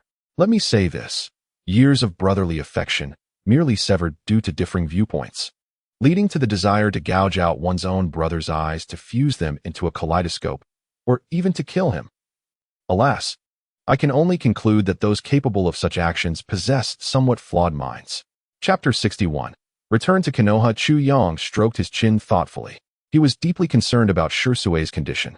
It was now the 54th year of Konoha, and Shirsui would likely have his eyes gouged out around the 55th. However, the butterfly effect triggered by Chu Yang's defection had made Shirsui's situation increasingly precarious, and Chu Yang feared that the incident involving Danzo and Shirsui's eyes might occur prematurely. He was not keen on his foolish Ododo taking a leap off a cliff. No, this line of thought was utterly terrifying. He must personally monitor the situation in Konoha. Without hesitation, Chu Yang left a letter for Shumo and enlisted Man Yu as his bodyguard. With 2 shadow-level ninjas together, safety was assured.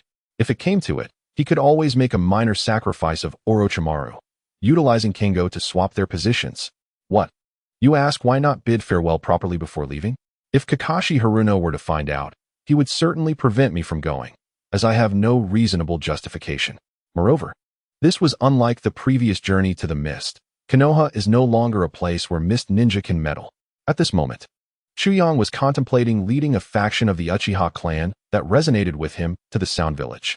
Although this village was established by Orochimaru, it was now unequivocally his, Uchiha Chu Yang's.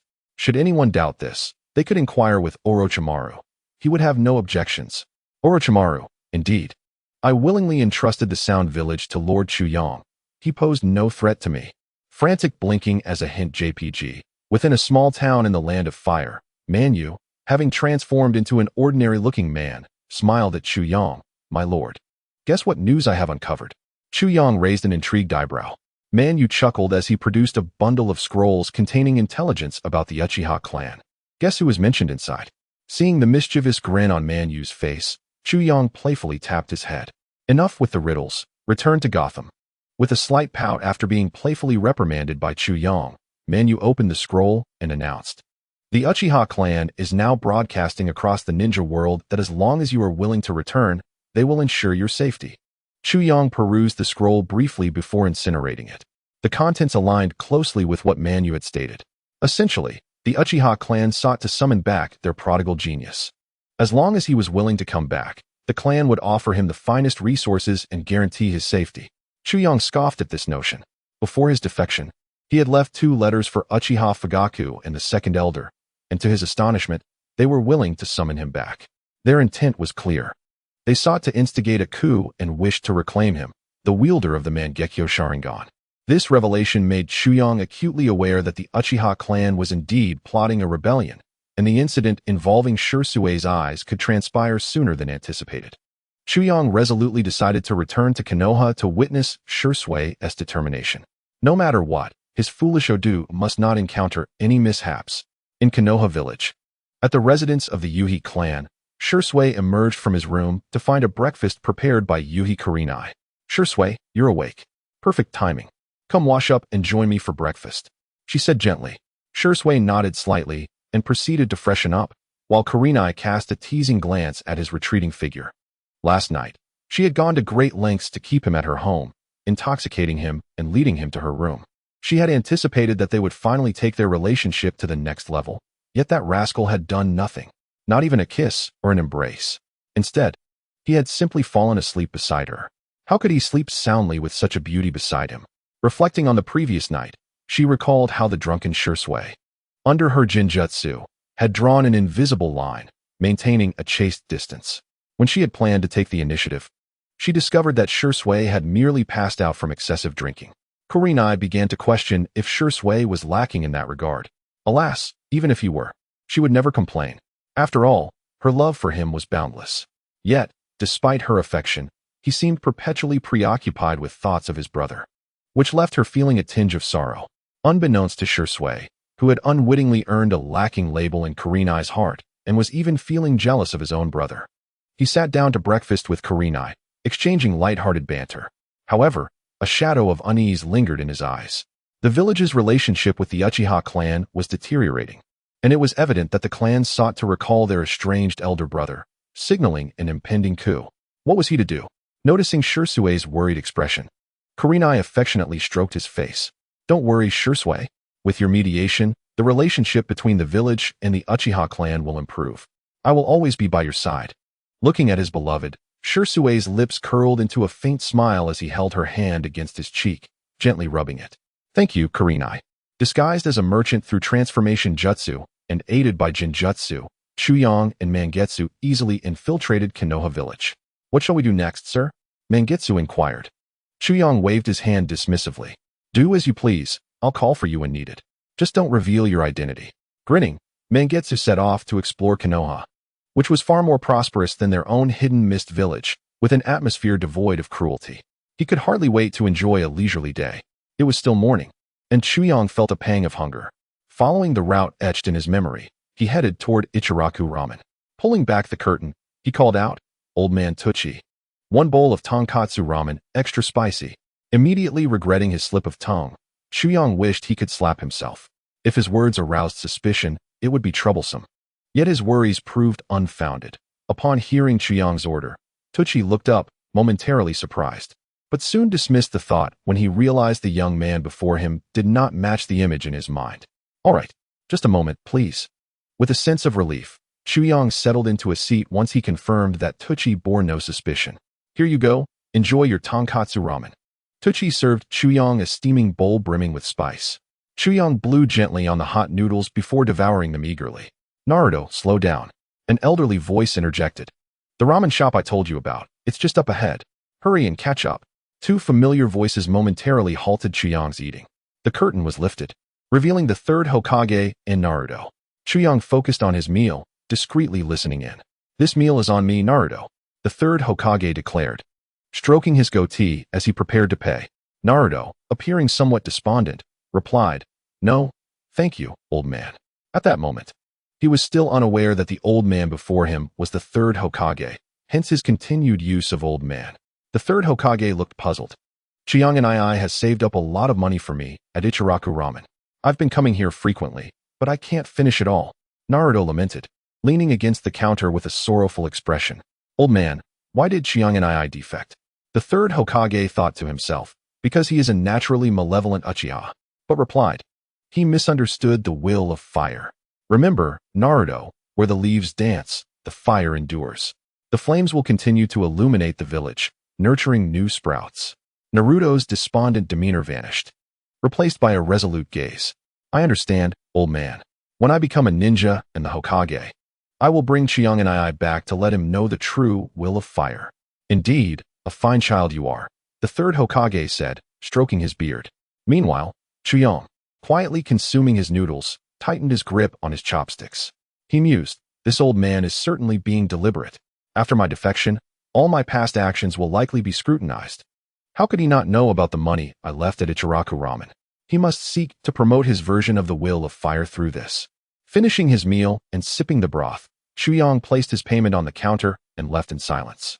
The third Hokage, casting a fleeting glance at Chuyang, sensed something amiss about the young man, but could not discern its source.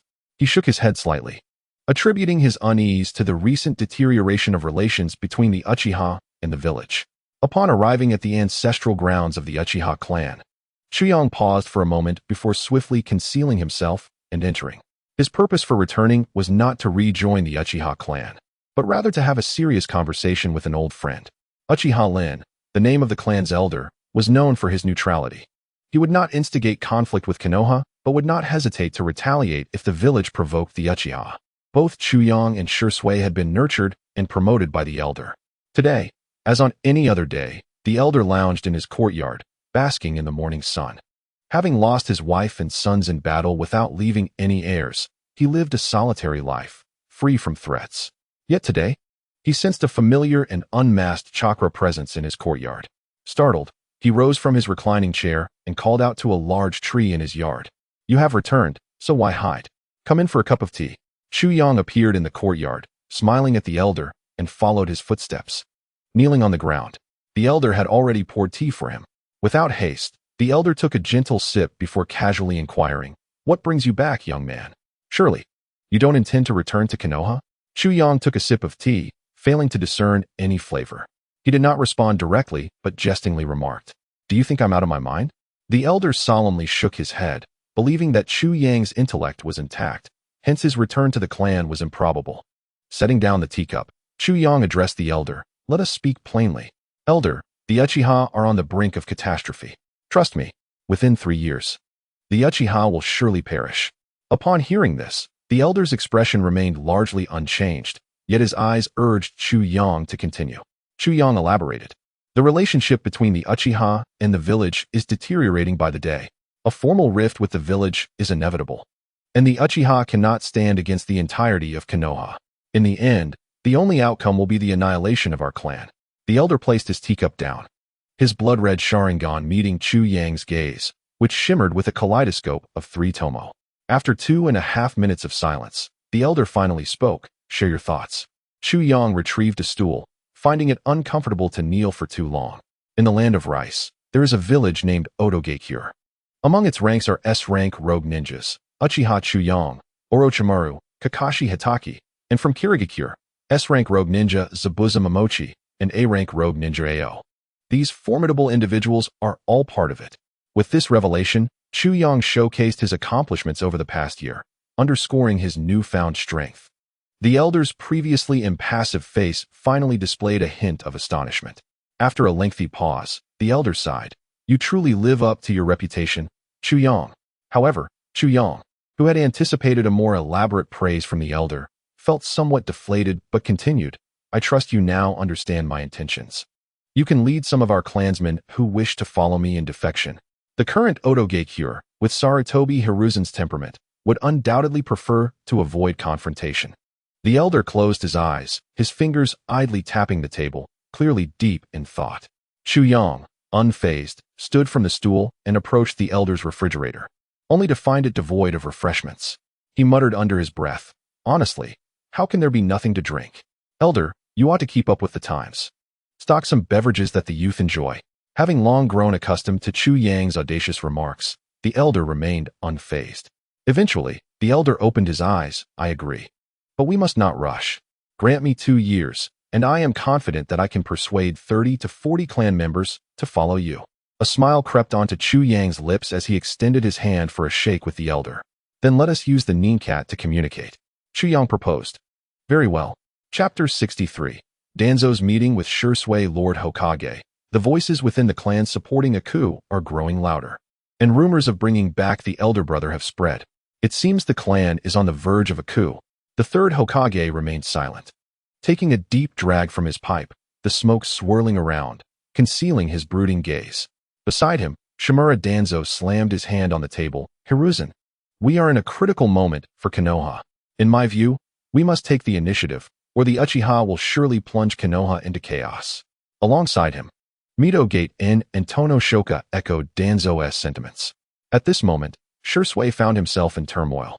The only way to alter the Uchiha's fate was to employ Kodoame Tsukumi. But should he truly reveal it now? Just then, the third Hokage slammed his hand on the table. "Enough. Danzo and Shoka. The Uchiha are a part of Konoha. How can we allow such slander? Have you forgotten our former comrade, Uchiha Kagami? I trust Shursui. He undoubtedly carries on Kagami's will."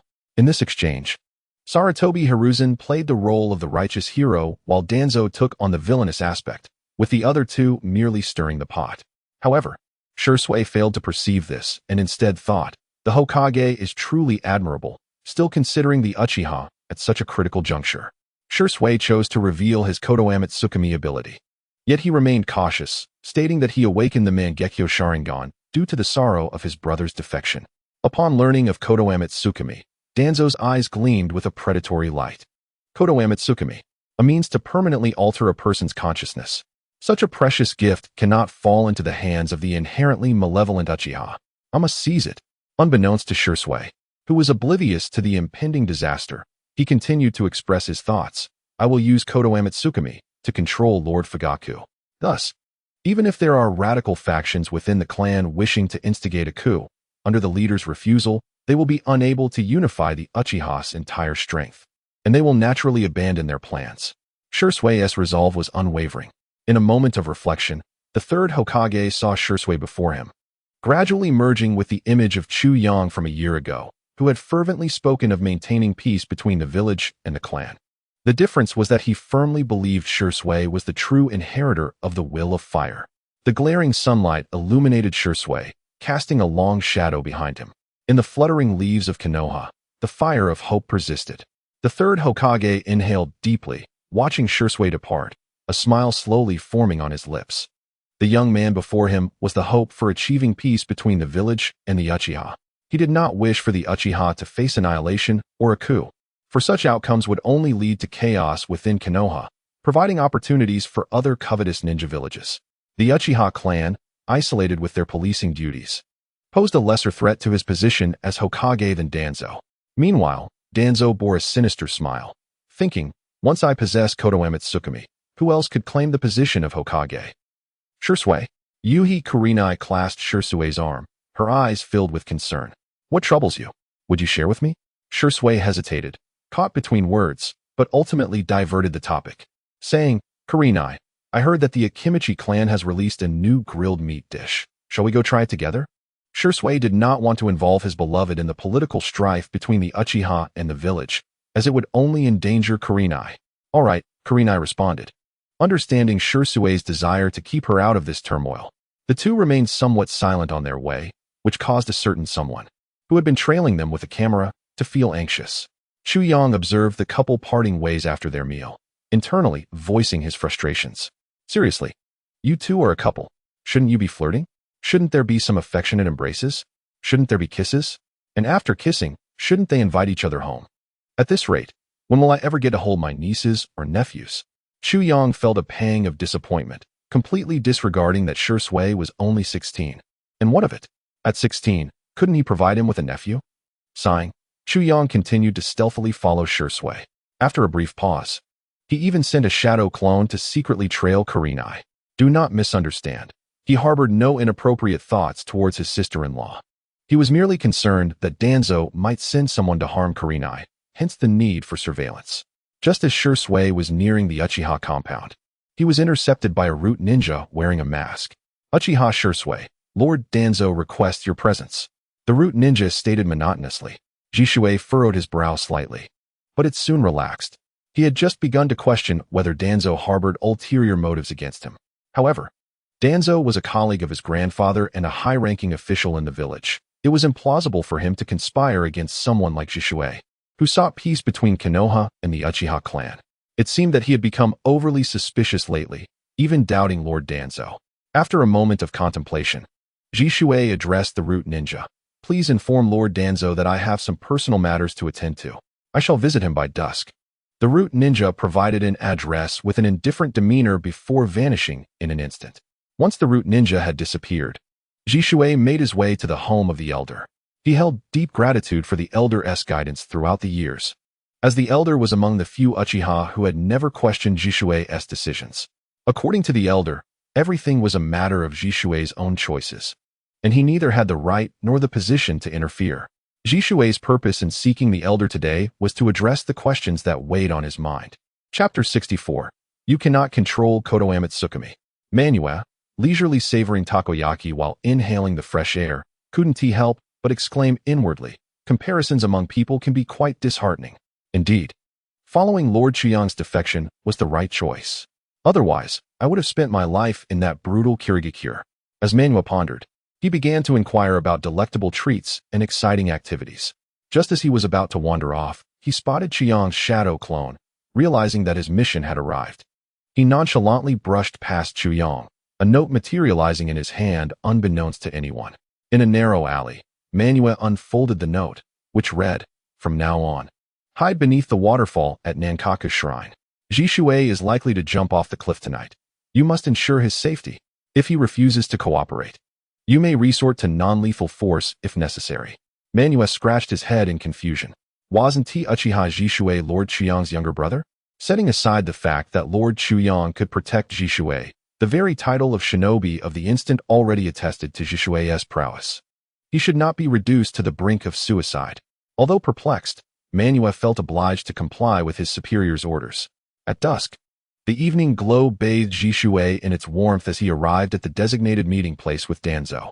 Observing Danzo's desolate yet resolute silhouette, Jishue inquired coolly, "Is there something you wish to discuss, Lord Danzo? The assembly is about to commence, and I am pressed for time." Danzo, with his back turned to Jishue, spoke in a detached tone. "If you were to use Kodo Amatsukami on Uchiha Fugaku to persuade the Uchiha, yet the village's relationship with them remained unchanged, what would you do?" At that moment, Jishue sensed something amiss. His Sharingan activated, but he maintained a steadfast tone. "I believe that, with the Hokage's assistance, the relationship between the Uchiha and the village can indeed transform conflict into harmony." "Huh? The third Hokage?" Danzo's voice dripped with mockery as he turned to Jishue. "He will not fully support the Uchiha, and even if he did, the villagers' opinions of the Uchiha will persist." Jishue understood that altering the villagers' perception of the Uchiha would not happen overnight.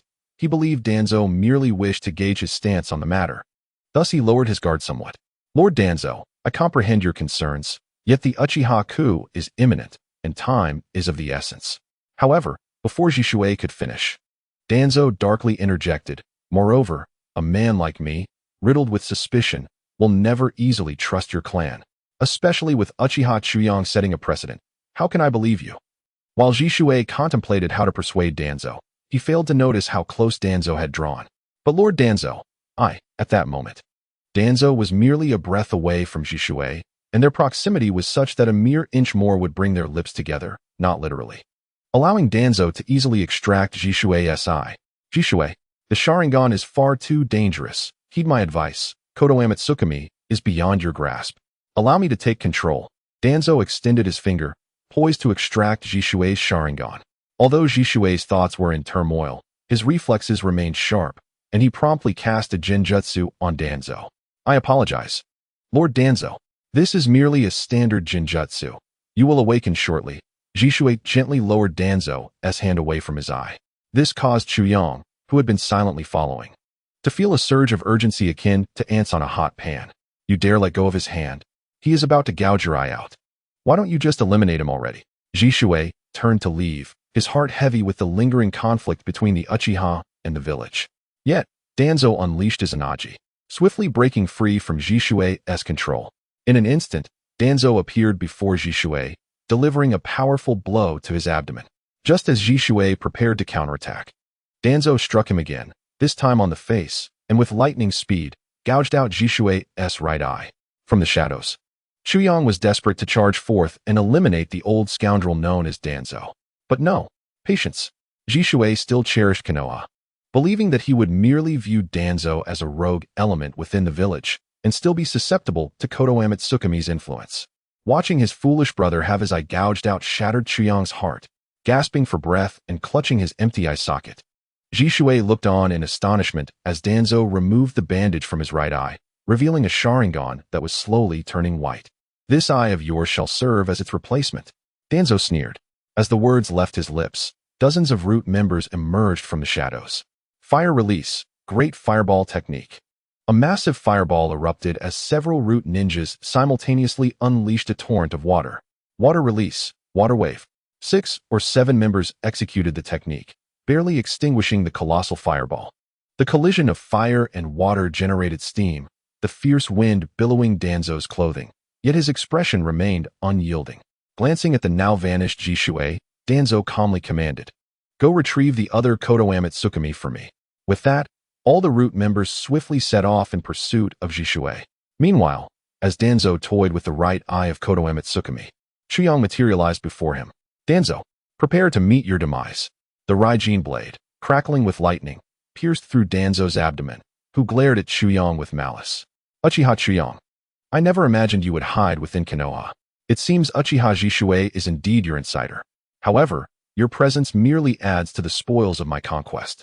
Danzo vanished once more, revealing his concealed right hand, which held 3 Sharingan. This was among Danzo's few remaining treasures. "Today, I shall claim both of your Mangekyo.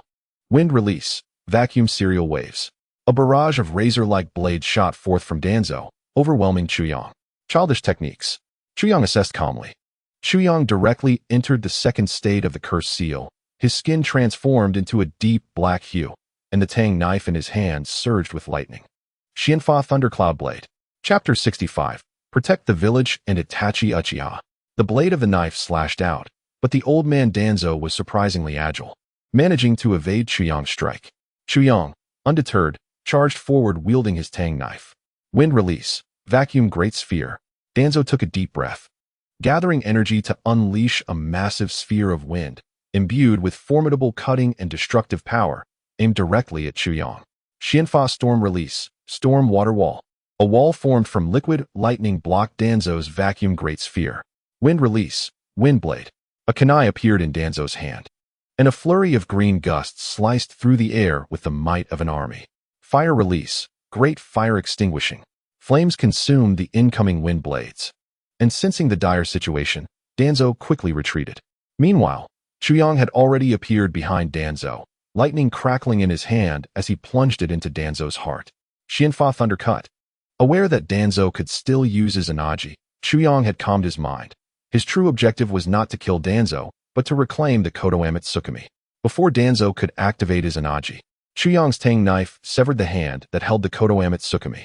With a swift kick, he sent Danzo flying and seized the Konoha Tsukumi from Danzo's severed hand. Uchiha Chuyang. Danzo, reborn through his Anaji, glared at Chuyang, his anger palpable as he watched the Konoha Tsukumi he had just acquired slip away. He longed to rush at Chuyang, but he understood that he was no match for him. With only 2 revival coins remaining, continuing the fight would surely lead to his demise. Chuyang chuckled softly, the 3 tomo in his eyes subtly transforming into a kaleidoscope. To prevent you from bringing root to my doorstep, I must resort to the illusion of misfortune. Unbeknownst to him, Danzo had already fallen into the realm of the illusion of misfortune. In this illusion, Danzo believed Chuyang intended to kill him and engaged in battle. Meanwhile, the real Chuyang slapped Danzo a few times before departing. He could not afford to eliminate Danzo yet. Without Danzo's continued exploitation, the Uchiha clan would not abandon Konoha. The root ninjas relentlessly pursued them, and Shursui realized that without employing internal tactics, escape would be impossible.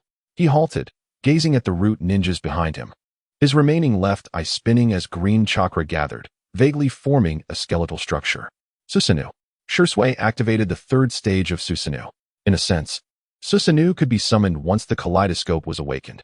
This power was akin to a parasite residing within the body once activated. The kaleidoscope acted as a connecting medium.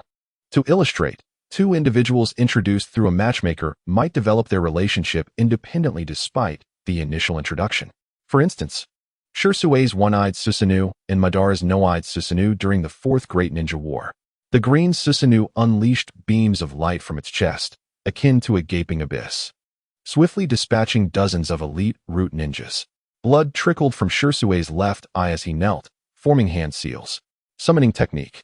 A crow appeared, and Shursui instructed it to summon Itachi Uchiha to the South He Shrine. Having just joined the Umbu at the age of 10, Itachi waited anxiously for Shursui's return, growing increasingly worried with each passing moment. Just then, a familiar crow flew over. Is this Shursui's summoning crow? Itachi stood up, a sense of foreboding washing over him. The crow flapped its wings in midair, croaking hoarsely twice before heading towards the South He Shrine. Itachi, disregarding everything else, immediately followed the crow, eager to uncover Shursui's predicament. At the cliff beside the South He Shrine, Shursui gazed at the flowing water below, steeling his resolve. At that moment, the crow led Itachi to Shursui's side. Shursui, Itachi called out as he observed Shursui's back, disbelief washing over him at the sight of Shursui's remaining eye. Shursui raised a hand, signaling Itachi to remain silent. He understood Itachi's confusion and would provide all the answers. The Uchiha coup was now unstoppable. If Konoha fell into internal strife, other nations would surely seize the opportunity to invade.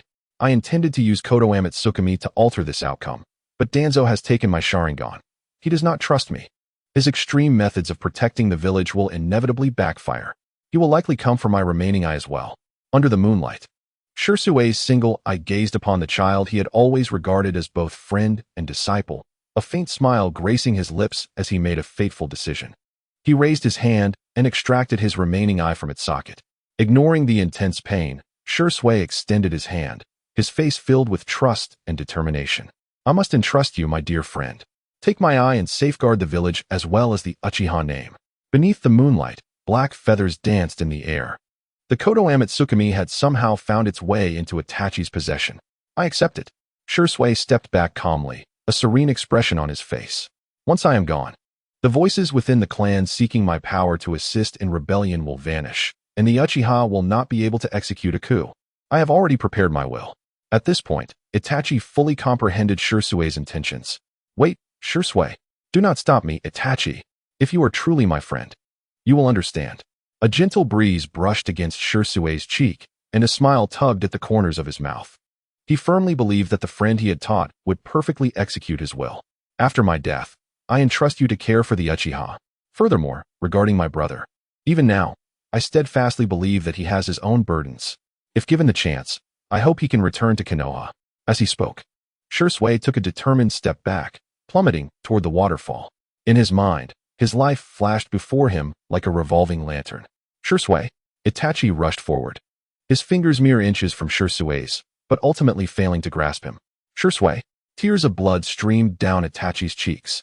As he opened his eyes once more, the three tomo had quietly transformed into a pinwheel shape. Kaleidoscope Sharingan, activate. Chapter 66, Amaterasu.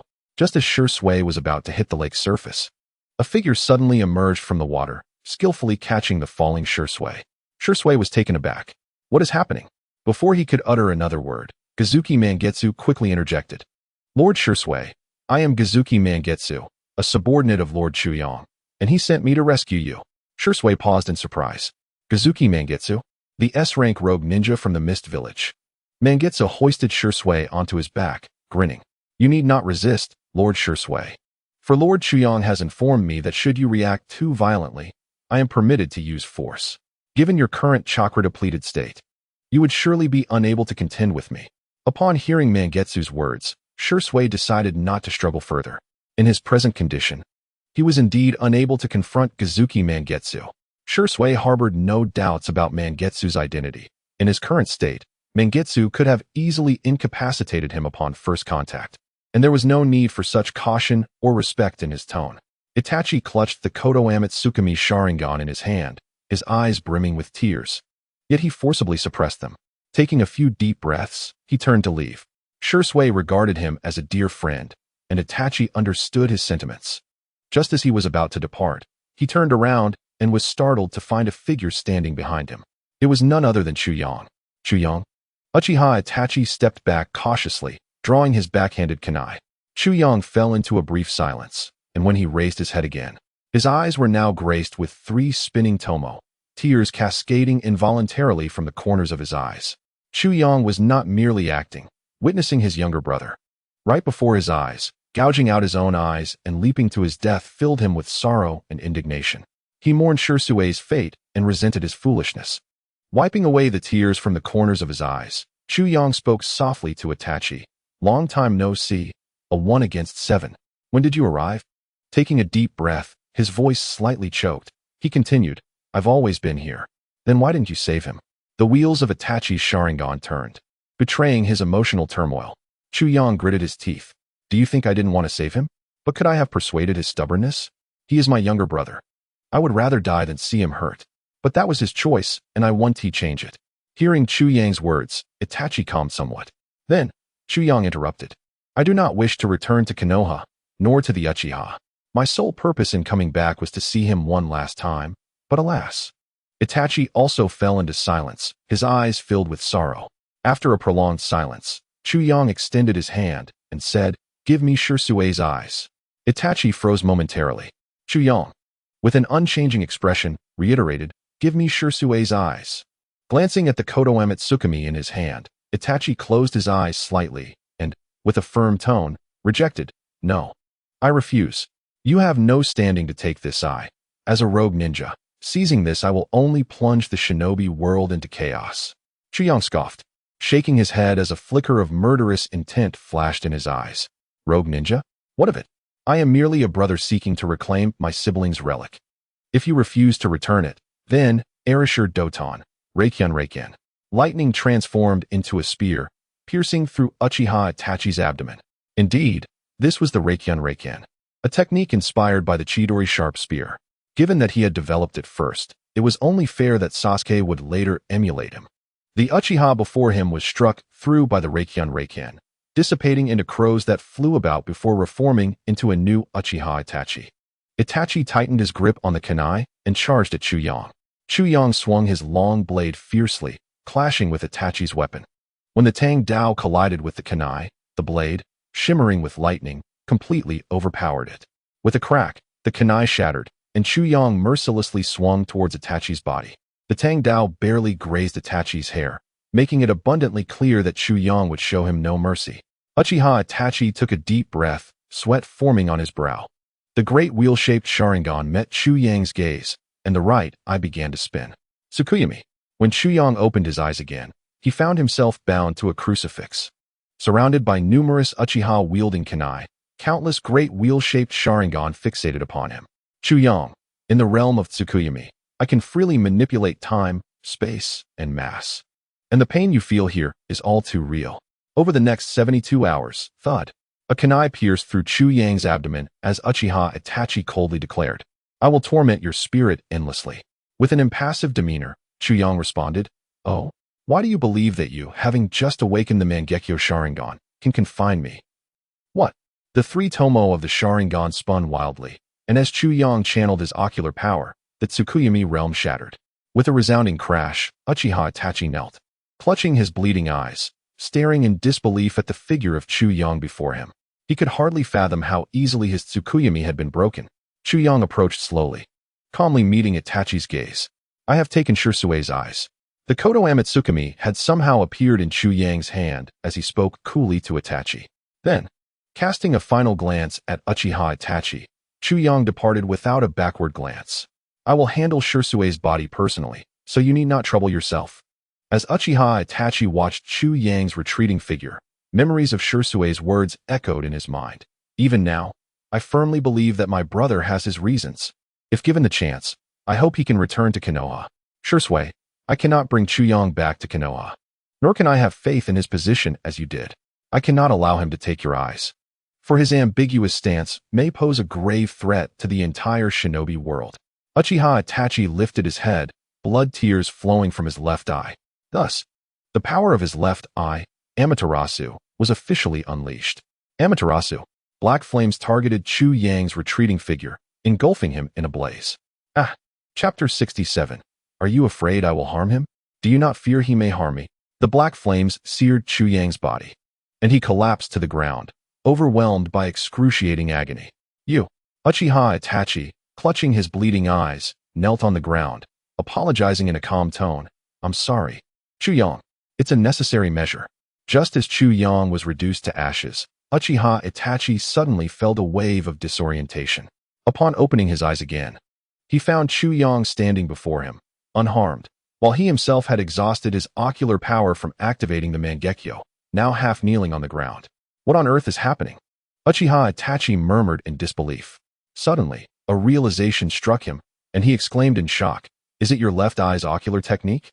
According to the third Hokage, it can instantly pull someone into an illusion without their awareness, even capable of ensnaring shadow-level ninjas. Before Uchiha Itachi could finish his thought, Chu Yang appeared before him and struck him on the back of the neck. Thud! Uchiha Itachi fell to the ground, unconscious. Chu Yang shook his hand, exasperated. Why so much unnecessary chatter? Confirming that Uchiha Itachi would not awaken anytime soon, Chu Yang made his way through a narrow path to the riverbank beneath the waterfall. Kisame Hashigaki had simply bandaged Shirsue's wounds, conserving his strength while awaiting Chu Yang's arrival. Lord Chu Yang, you've arrived. I've already administered first aid to Shirsue's injuries. Chu Yang nodded, lightly patting Kisame's shoulder. I'll remember this. Kisame grinned. Though unsure of the weight of Chu Yang's promise, he felt it was always beneficial to earn goodwill from the boss. Chu Yang gazed at Shirsue, who seemed to sense his presence, and looked up. Although his hollow eyes were simply bandaged, the two brothers appeared to be gazing at each other. With a sigh, Chu Yang placed a hand on Shirsue's shoulder. I have reclaimed your eyes from Itachi and Danzo. Rest assured. Shirsue appeared to recall something. excitement bubbling as he addressed Chu Yang. Brother. Chu Yang firmly restrained Shirsue's body, veins pulsing on his forehead, admonishing sternly, in such a state. Are you still flailing about like a monkey? Do you wish for your own demise? Understanding that his brother was genuinely furious, Shirsue ceased his erratic movements and, with an almost pleading tone, addressed Chu Yang. Brother, I realize you would not so easily return your eyes to me, but I implore you, please refrain from employing the Kodoha Tsukimi in a manner that could jeopardize Konoha. Chu Yang, bewildered, retorted, what kind of image do you have of me? Why do both of you think I would use Kodoha Tsukimi to endanger Konoha? He was perplexed by Itachi and Shirsue's suspicions, feeling they were a tad paranoid. With a tone infused with indignation and sorrow, he remarked, do you really perceive me as someone so petty?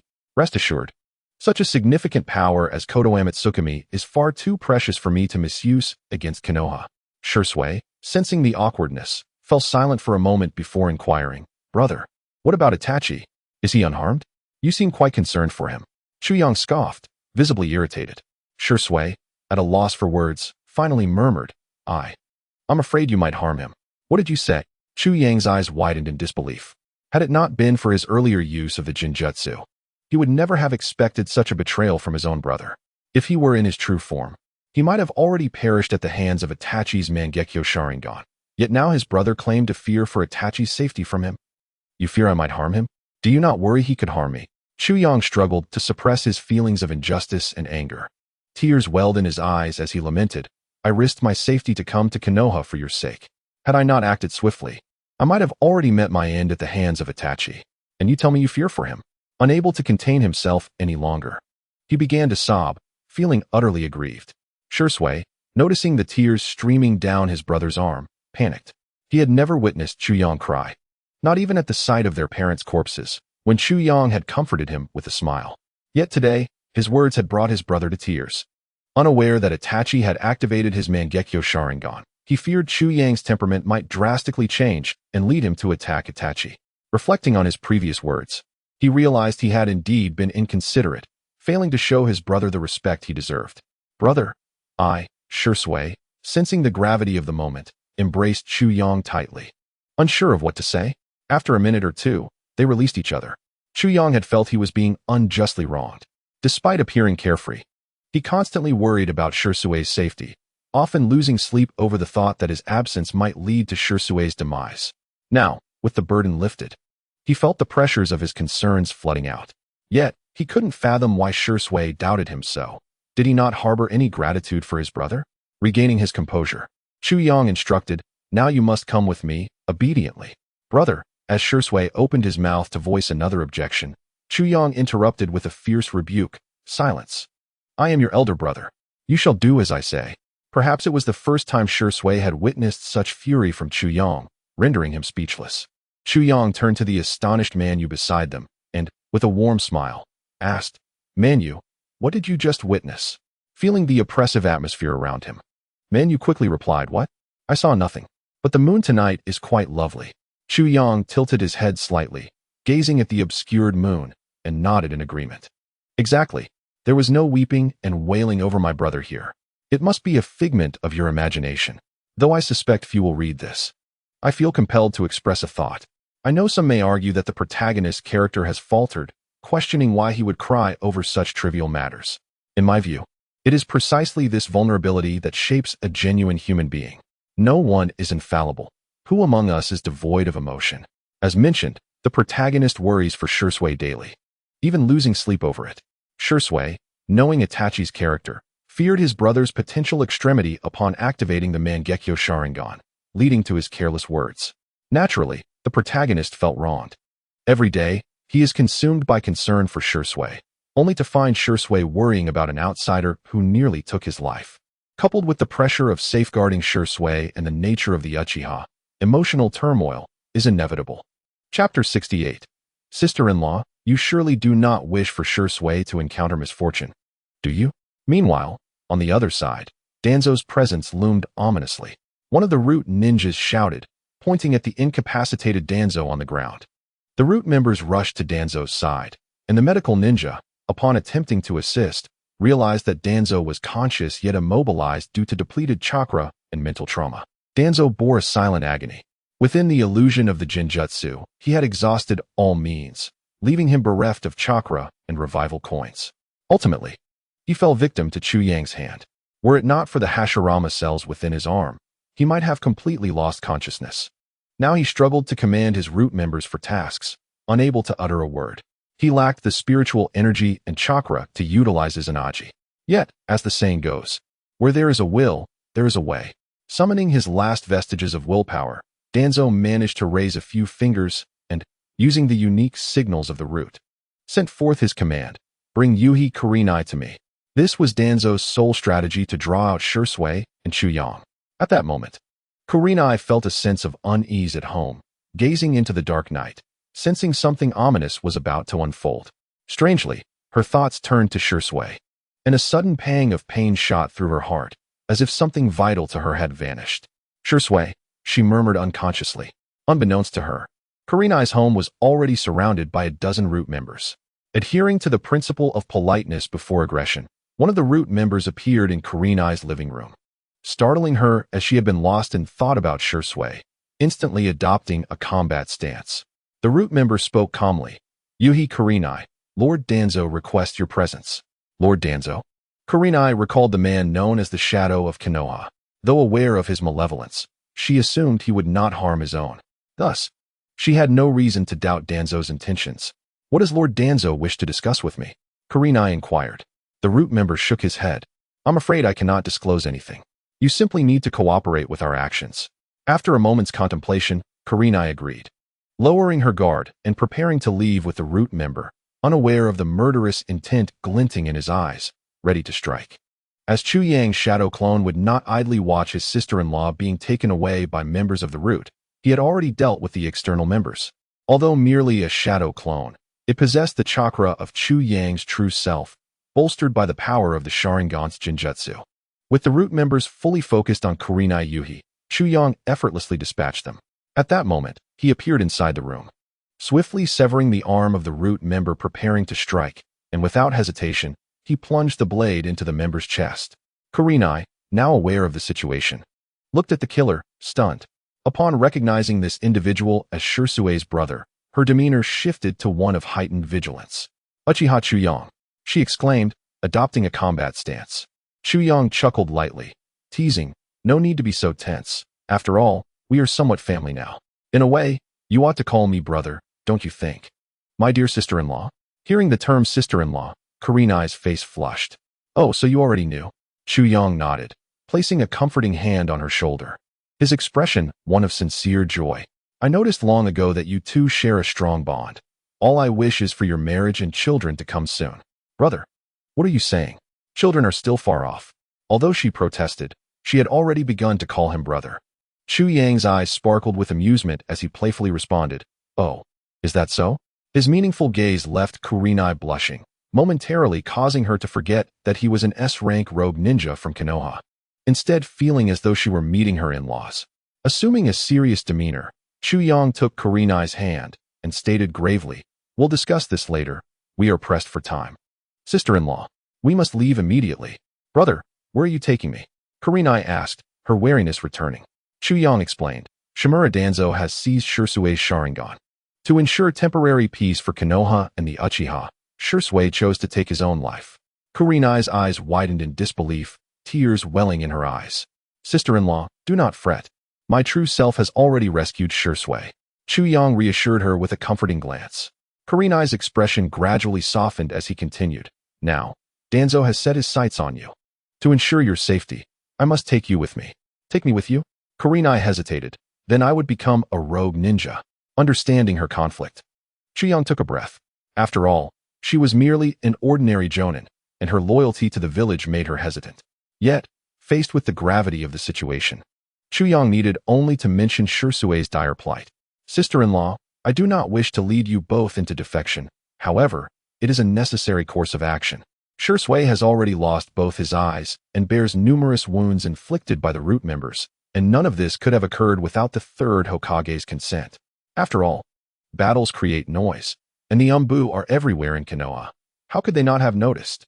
I cannot allow Shisui to remain in Konoha. I refuse to let him face further danger." "You, as Shirsue's beloved, are likely to become a tool for Danzo to threaten him.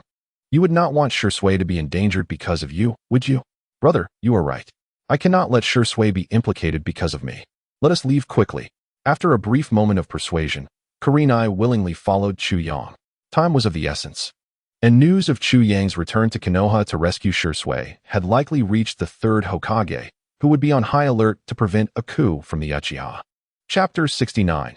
The Rights of the Single. The third Hokage observed the root member reporting to him, a plume of white smoke rising to obscure the inscrutable emotions in his eyes. I understand. Have Danzo rest well. I will send someone to pursue Chu Yang. The root member departed without a word, showing no reverence for the third Hokage, as their master was Danzo, and once he had delivered his message, his duty was complete. The third Hokage felt a mix of helplessness and relief. He was fortunate that Danzo had not succeeded in acquiring Shirsue's Kodoame Tsukumi. The consequences of allowing such an ambitious individual to gain that power were too terrible to contemplate. Yet, he was at a loss as to how to deal with Chu Yang. Sending someone to pursue him would be tantamount to delivering a meal to the enemy, weakening his own Umbu forces. Wait. The third Hokage's hand, which held a cigarette, paused, and his eyes suddenly brightened. He seemed to have forgotten someone who had already arrived in Konoha that night, but was preoccupied with gathering materials and had not come to attend to him. Jiraiya? If it were Jiraiya. The third Hokage lightly tapped the table, and an Umbu member knelt before him. Notify an elite Umbu squad to pursue Chu Yang. Simultaneously, send a ninja to the bathhouse to inform him to cooperate with the Umbu's actions. Upon hearing these orders, the Umbu member promptly agreed, though there was a hint of disdain in his gaze regarding Jiraiya's activities. After all, such acts of voyeurism were hardly commendable. Outside Konoha, having just left the village, Chu Yang carried Shirsue on his back, followed closely by the ever-loyal Manju. Although Manju was keeping pace, Chu Yang abruptly halted, leaving him perplexed. Lord Chu Yang, why have you stopped? Chu Yang shook his head, clearly unwilling to elaborate, and Manju wisely fell silent. After about a minute, Chu Yang's shadow clone arrived with Kurenai in tow, reaching the forest outside the village. Kurenai gazed at Shirsue, whose eyes were bound with bloodied bandages, tears brimming in her eyes. Shirsue, Hinata. Hearing his beloved's voice, Shirsue mustered the strength to lift his head. Even without his eyes, he could still feel the warmth of Kurenai's gaze. As the shadow clone vanished, Chu Yang, at Kurenai's silent urging, gently placed Shirsue into her arms. Kurenai, holding Shirsue, reproached him, "You fool. What were you thinking with all this talk of suicide? If you had truly died, what would I have done?" "Red, I'm sorry." Shirsue began, but Kurenai, not allowing him the chance to finish, lifted his chin and kissed him. Feeling the softness of her lips, Shirsue's cheeks flushed crimson. The two completely ignored the presence of the two single observers nearby. Chu Yang and Manju exchanged glances, both reflecting a shared expression of exasperation. "Could you two not find a more private place to kiss? We are still standing here. Did single people have no rights?" Eventually, Chu Yang could no longer endure it. They had been kissing for over a minute. Why hadn't they parted yet? "Sister-in-law, I must remind you. We are still outside Konoha, and we could be pursued by the Umbu at any moment." At this, Kurenai, her mind finally clearing, turned red as she recalled the two witnesses alongside them, hastily breaking the kiss. However, at that moment, the moonlight shone down, illuminating a silver strand that glimmered brilliantly, striking both Chu Yang and Manju with a critical blow. Were it not for the fact that this peculiar couple had been brought together by his own hand, Chu Yang would have been tempted to strike them both down. Kurenai, her complexion still flushed, hoisted Shirsue onto her back like a dutiful spouse and shyly addressed Chu Yang. Brother, we should hurry along." "Let us go," he replied. At this moment, Chu Yang had little desire for conversation. After leaving behind 2 words, he and Manyu began to move. They deliberately slowed their pace. After advancing for a while, the Konoha Umbu caught up. Manyu glanced back and said to Chu Yang, "There are approximately 7 chakra signatures behind us, roughly at the level of elite Jonin. My mist concealment technique can help us evade them." Chu Yang was somewhat surprised by Manyu's keen perception. Nodding slightly, he communicated through lip movements. Hidden from the view of Yuhi Kurenai, act swiftly, accurately, and ruthlessly. Ensure they have no opportunity to inform their comrades of our whereabouts. Manyu displayed a bloodthirsty smile. As a ninja nurtured in the land of blood mist, He would not grant the pursuing Konoha Umbu any chance of survival, a habit ingrained from years of missions. After giving Chu Yang a reassuring glance, he swiftly formed hand seals. Ninjutsu, Water Shadow Clone Technique. Ninjutsu, 5 layers of mist shadow technique. A thick fog erupted, instantly enveloping a vast area of the forest. The pursuing Umbu attempted to use wind release to disperse the mist concealment technique, but to no avail. Captain, what should we do? Our wind release cannot penetrate the mist concealment technique. The Umbu referred to as Captain pondered, feeling perplexed. Although he had some understanding of Chu Yang, he found it hard to believe that someone who had never practiced the mist concealment technique could wield such power. Just as the captain was about to voice his thoughts, an unexpected turn of events occurred. Water release, hard vortex water blade. The water vortex in Man Yu's hand transformed into a blade, silently appearing behind the captain of the Umbu. The vortex ensnared the captain's body, leaving him no chance to react as the water blade severed his head. With the task accomplished, Man Yu's water shadow clone retreated, vanishing into the dense fog. Everyone was astonished. Man Yu's actions had transpired in the blink of an eye. Just a moment before, the captain had been preparing to issue commands, and the next moment, his head had fallen. It's the S-rank rogue ninja from the land of water. Hozuki Man Yu. One Umbu said gravely, tension palpable in his voice. Although Man Yu's speed had been remarkable, this Umbu had still managed to catch a glimpse of his face. The tension among all present was palpable. What defines an S-rank rogue ninja? Each possesses strength equivalent to that of a shadow and is often unpredictable and exceedingly ruthless. Capturing such a rogue typically requires several elite shinobi and meticulous planning. Yet, it appeared that they were the ones ambushed. As the tension escalated, silently, 2 more Umbu ninjas fell victim to the other water shadow clones. As a brutal massacre unfolded within the mist. Chapter 70. Jiraiya surveyed the fog ahead, detecting the faint scent of blood in the air, a foreboding sense of danger creeping over him. However, he did not rush blindly into the mist. Instead, he attempted to disperse it cautiously. Wind release, infinite great breakthrough. Clearly, Jiraiya's wind release surpassed that of the Umbu ahead, yet it was insufficient to clear the extensive fog before him. He couldn't help but mutter to himself, that old man. For such an important mission to capture Uchiha Chu Yang, he didn't even think to send me some strong reinforcements. Despite his grumbling, he remained vigilant, plunging into the mist. As he stepped into the fog, he remained on guard, meticulously observing his surroundings for any anomalies. Deep within, he stumbled upon a scene of carnage, the bodies of the previous vanguard Umbu ninjas. Jiraiya's mind echoed the same questions as the Umbu captain. Chu Yang's mist shadow technique could not possibly be this powerful, he thought. How could a pursuit team of 7 elite Umbu be so quietly dispatched under the mist concealment technique? From what I know, only one individual could achieve such a feat. As Jiraiya contemplated, suddenly, a large pool of water he had stepped over transformed into a spherical water prison, securely trapping him. Water prison technique. Yet, Jiraiya seemed to have anticipated this, as his chakra erupted, swiftly allowing him to escape the confines of the water prison. Water release, water cannon technique.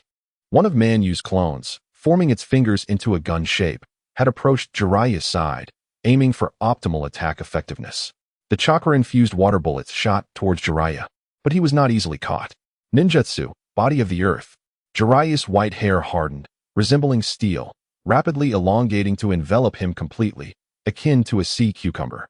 The water cannon struck him, causing him to be knocked back, but yielding minimal damage. Concerned about his ninja tools being left behind, the 4 clones in the fog had not equipped themselves with weapons, making it somewhat challenging to contend with Jiraiya. As Man Yu's other water shadow clones prepared to strike, none anticipated that Jiraiya would suddenly appear behind one of them, spiraling his Rasengan. Although the water transformation technique mitigated some damage, the clone's effectiveness was severely diminished. Consequently, the clone dissipated, returning its remaining chakra to the original and transmitting its memories back. Upon receiving the memories from the clone, Hozuki Man Yu frowned slightly. He turned to Chu Yang and said, "The Umbu pursuing us should only be a small squad, but a formidable opponent has followed closely behind. Lord Chu Yang, would you care to guess who it is?" Even at this moment, Man Yu still found a way to lighten the mood. However, Chu Yang had no time for frivolous guessing. Having just wept for Shizuka, followed by being bombarded with affection from his brother and sister-in-law, he was in a foul mood. If you dare to keep me in suspense again, I shall toss you into a cesspool. With your water transformation technique, you'll turn into a mass of filth. A collective gasp resonated in the air. Both Man Yu and Shizuka, as well as Yuhi Kurenai, regarded Chu Yang with astonished expressions. Was such a vile tactic conceivable by any human? Beads of sweat formed on Man Yu's forehead, vowing never to provoke Chu Yang again. It's Jiraiya, one of the legendary Sannin of Konoha. To conserve chakra, my other clones may not last much longer. Man Yu said, a mix of tension and distress evident in his tone. Chu Yang took a deep breath. Jiraiya. This one is a truly unprecedented adversary. He realized that even if Man Yu's clones exerted themselves to delay, it would likely not buy them much time. It would be wiser for him to hold the rear. Chu Yang halted, stealthily placing a test tube into Man Yu's hands. Man Yu stole a glance at the test tube. The contents were obscured. A large mass of green liquid, but Chu Yang's serious demeanor indicated its significance. This test tube contains the Konoha Tsukimi Mangekyo Sharingan. Chu Yang harbored no concerns about Man Yu harboring ill intentions, for he had his brother firmly in hand. Whenever necessary, he could reach out to Hanzo to contact Bai and Zabuza, ensuring that Mizuki was dealt with. Chu Yang instructed Hozuki Man Yu, dispel your shadow clones and swiftly take Shizuka and Kurenai to safety. Leave Jiraiya to me. Yes, Lord Chu Yang. Having witnessed Chu Yang easily suppress the six tails, Man Yu felt immense confidence in him and readily agreed. Although Shizuka trusted Chu Yang's strength, she couldn't help but express her concern. Brother, please be careful. Jiraiya-san is incredibly powerful. You know Jiraiya's strength well? Do refrain from leaving secret signals for the people of Konoha while on the road. Chu Yang remarked with an indifferent tone, expressing his frustration. Ji Shui's body stiffened slightly. Had he been discovered by his brother? Yu Gao cast a reproachful glare at Ji Shui, perplexed by his actions. Meanwhile, Chu Yang cast a resigned glance at the foolish Udo Do, pondering when he would finally heed his brother's advice. After bidding farewell to the trio, Chu Yang seated himself upon a large stone, patiently awaiting Jiraiya's arrival. In just a few minutes, a man adorned with an oil-stained forehead protector, wooden sandals, and a face marked with red stripes, whose disheveled white hair gave him a somewhat lecherous appearance, appeared. It was none other than Jiraiya. Seeing Chu Yang, who seemed to have been waiting for him for quite some time, Jiraiya greeted him warmly. Hello?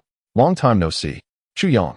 The two were quite familiar with each other, and the reason behind their camaraderie was simple. Jiraiya had once been a devoted reader of Ika Paradise. In a flash, Chu Yang performed a body flicker technique, evading Jiraiya's surprise attack. It has indeed been a while, Lord Jiraiya. You still excel at stealth. I suppose your frequent visits to the women's bathhouses have sharpened your skills, Chu Yang teased, perching himself on a tree branch with a grin. Jiraiya, dodging a suddenly appearing explosive tag trap, bore a smudge of soot on his face, but boldly retorted, You're still as despicable as ever. Have you visited the bathhouses I recommended during your year away? With a heavy strike of his long blade aimed at Jiraiya, Chu Yang deftly countered, all while responding. Of course, I've thoroughly observed each bathhouse you suggested. Chapter 71. The Great Escape. The two exchanged banter, yet their movements were lethal, each intent on taking the other's life. As time passed, the atmosphere shifted, the playful exchange replaced by a palpable tension of danger. Jiraiya knelt, his once soft white hair suddenly as firm as steel, each strand shooting towards Chu Yang like 1,000 needles. Ninjutsu, hair needle 1,000 strikes. Wind style, wind water barrier. Chu Yang's hand emerged from the ground, gripping Jiraiya's ankle. Earth style, heart decapitation technique. In a clash of skilled ninjas, even the most basic C-rank ninjutsu could spell doom if one was caught off guard. Another Chu Yang dashed forth from the shadows, a blade aimed at Jiraiya's forehead. Boom! The white smoke erupted, revealing that the Jiraiya pulled into the ground had transformed into vapor. Giant Rasengan. A massive blue chakra sphere formed in Jiraiya's hands, hurtling towards Chu Yang. Boom! Chu Yang vanished in a puff of smoke. This was a favored tactic among ninjas, the substitution technique. I've caught your flaw. You're finished. A substitution? I've also caught your flaw. You're done for. Water style, water break wave. A sharp column of water shot forth, yet its effect on Jiraiya was negligible. His hair was as hard as steel, far surpassing the strength of metal, as even in the past life, water could sever steel. Not to mention the chakra-infused water break wave. Seizing the moment, Jiraiya quickly formed seals, unleashing his ninjutsu. Earth style, Yellow Springs Marsh. The ground beneath Chuyang transformed into a soft marsh, prompting a slight frown as Jiraiya pressed his advantage. Ninjutsu, Toad Oil Bomb. A glob of toad oil splattered over Chuyang, who grimaced in distaste. Lord Jiraiya, please refrain from coating me in toad oil. It resembles phlegm. Jiraiya looked at him incredulously. Even in dire circumstances, Chuyang found time for jest. Fire style, Fireball Jutsu. A blazing fireball struck Chuyang, igniting him into a fiery figure. Boom. Yet, it was merely a clone of Chuyang. Jiraiya sighed in exasperation, knowing well the trickery involved.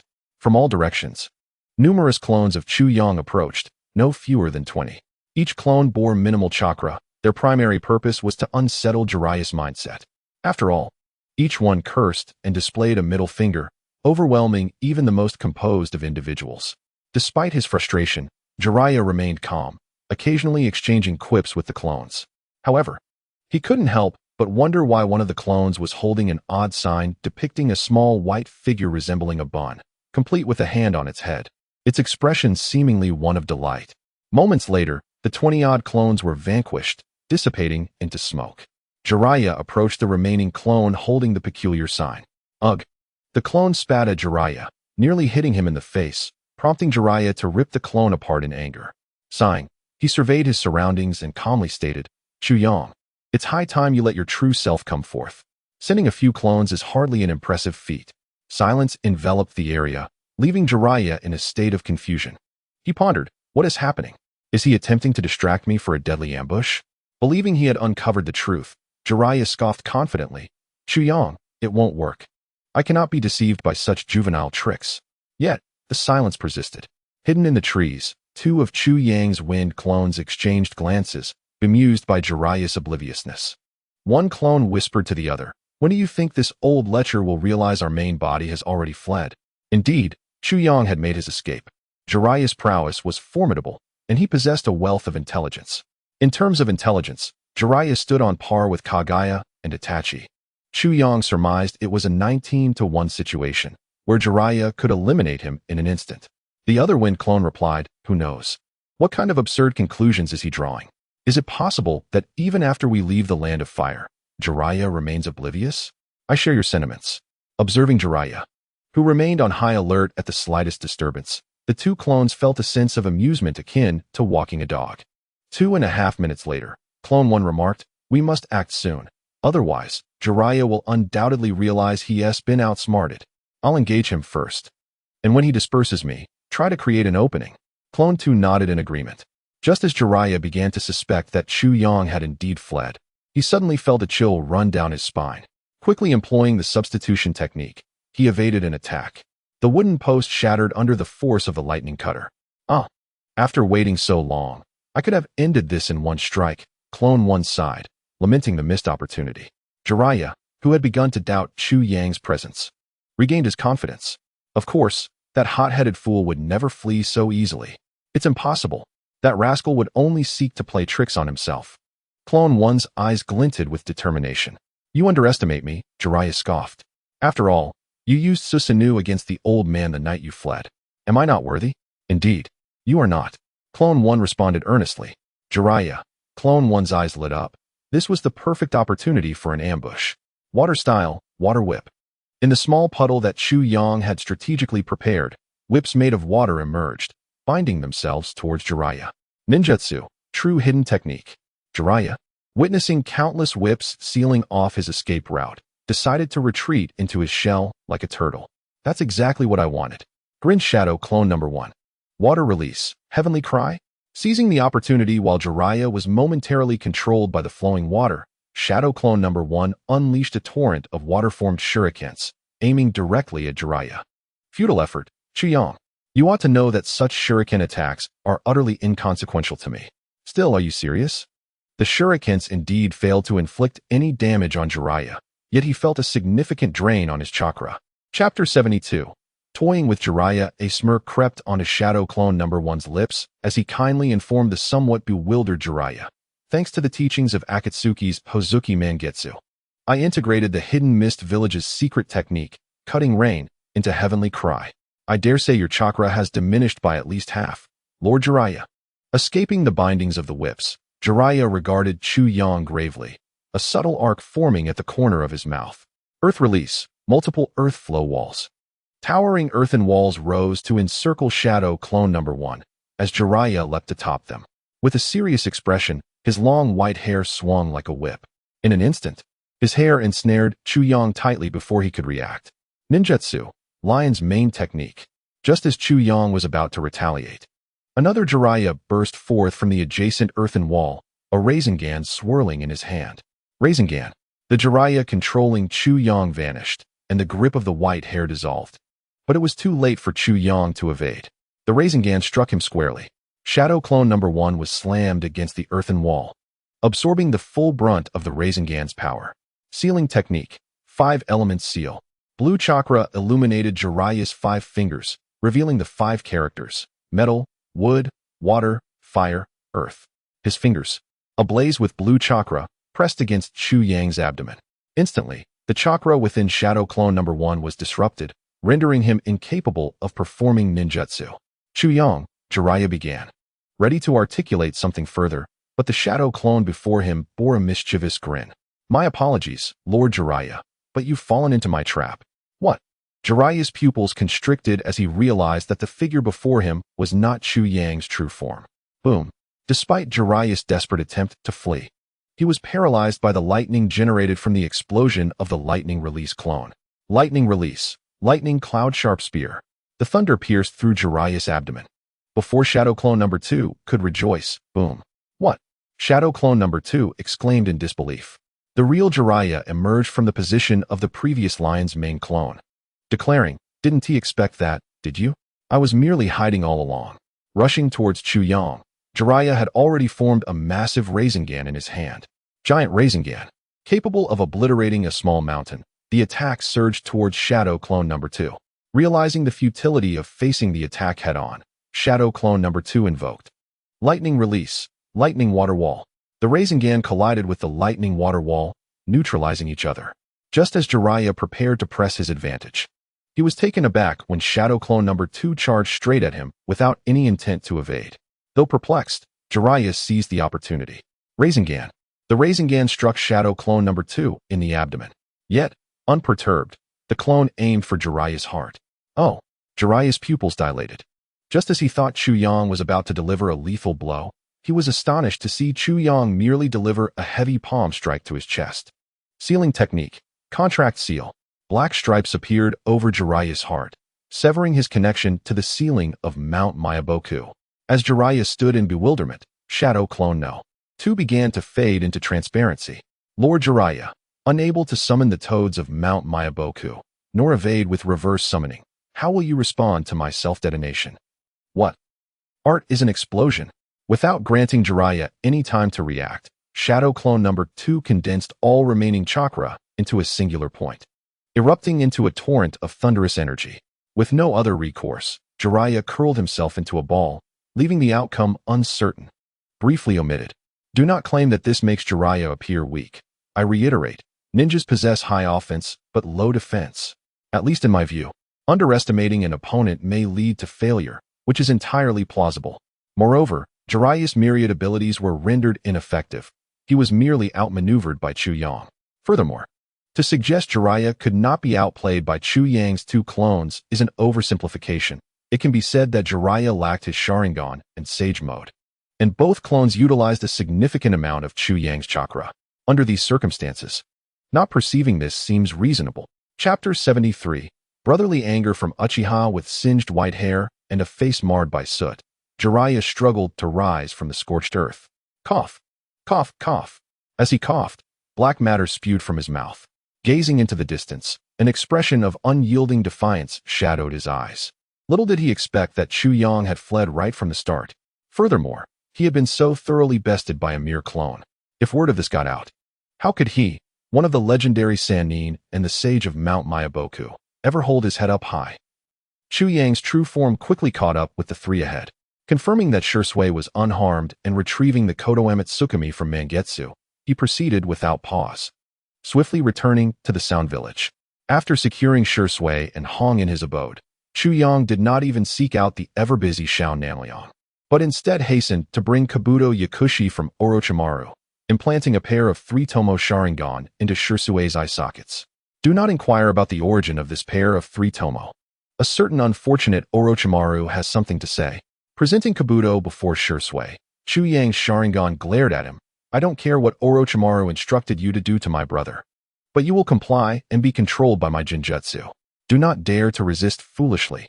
Under the influence of Chu Yang's Sharingan's Jinjutsu, Kabuto obediently assisted in implanting the 3-tomo into Shirsue.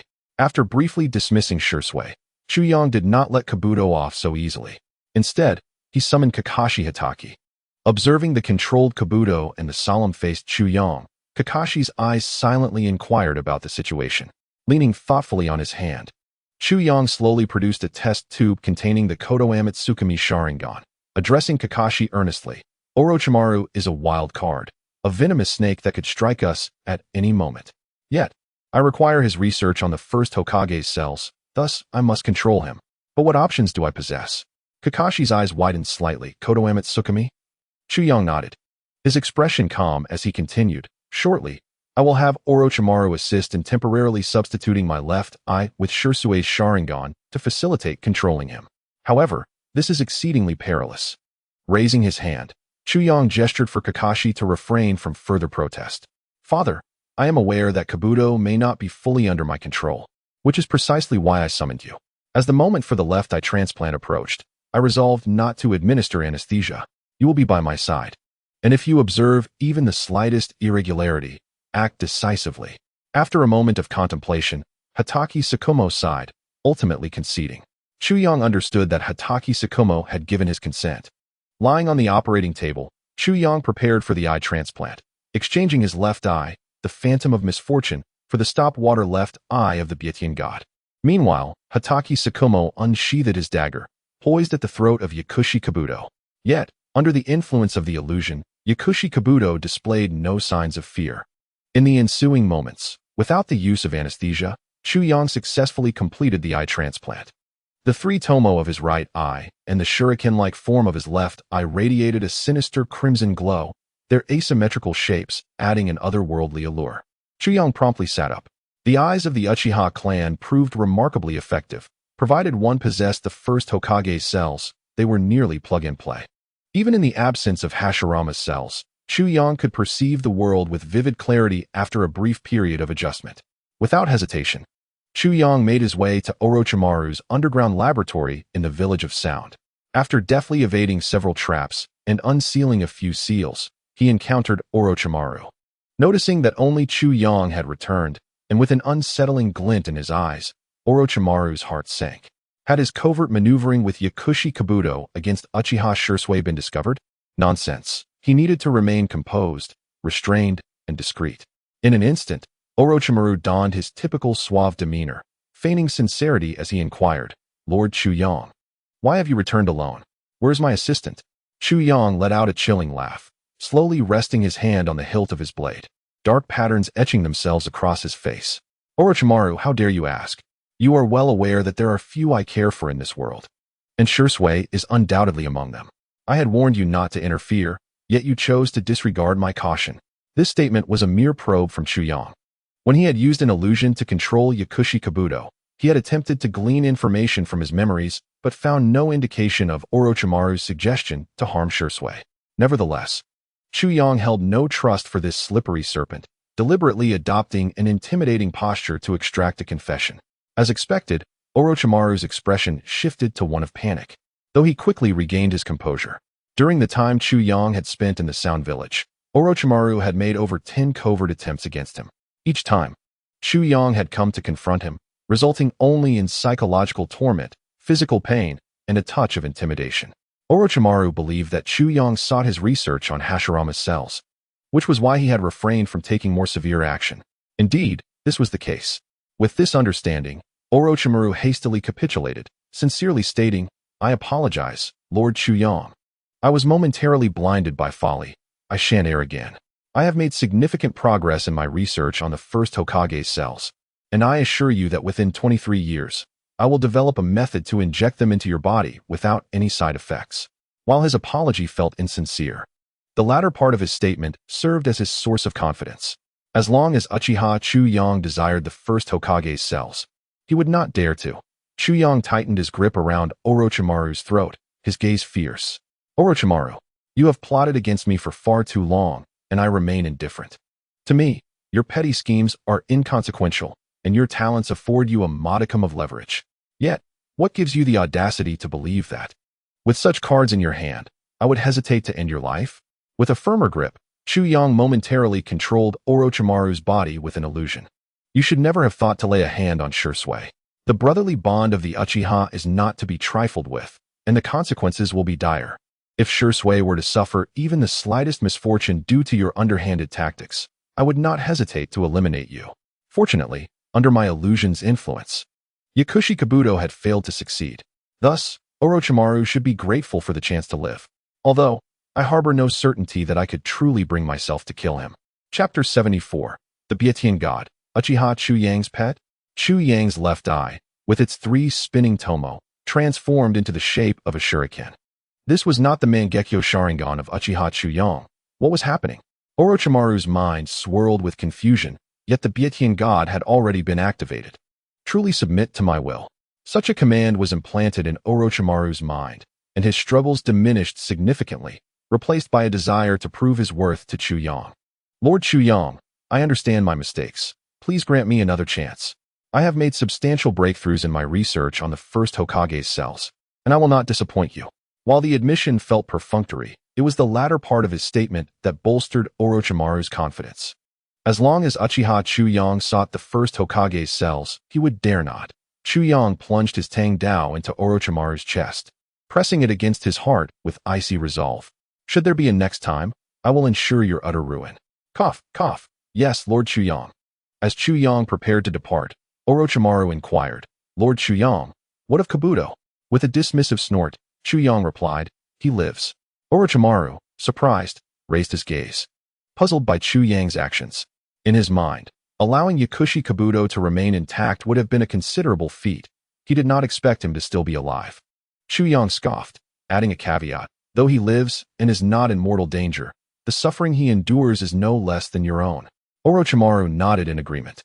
Previously, he had dispatched an experimental subject to assassinate Chuyang, only for it to fall into Chuyang's hands.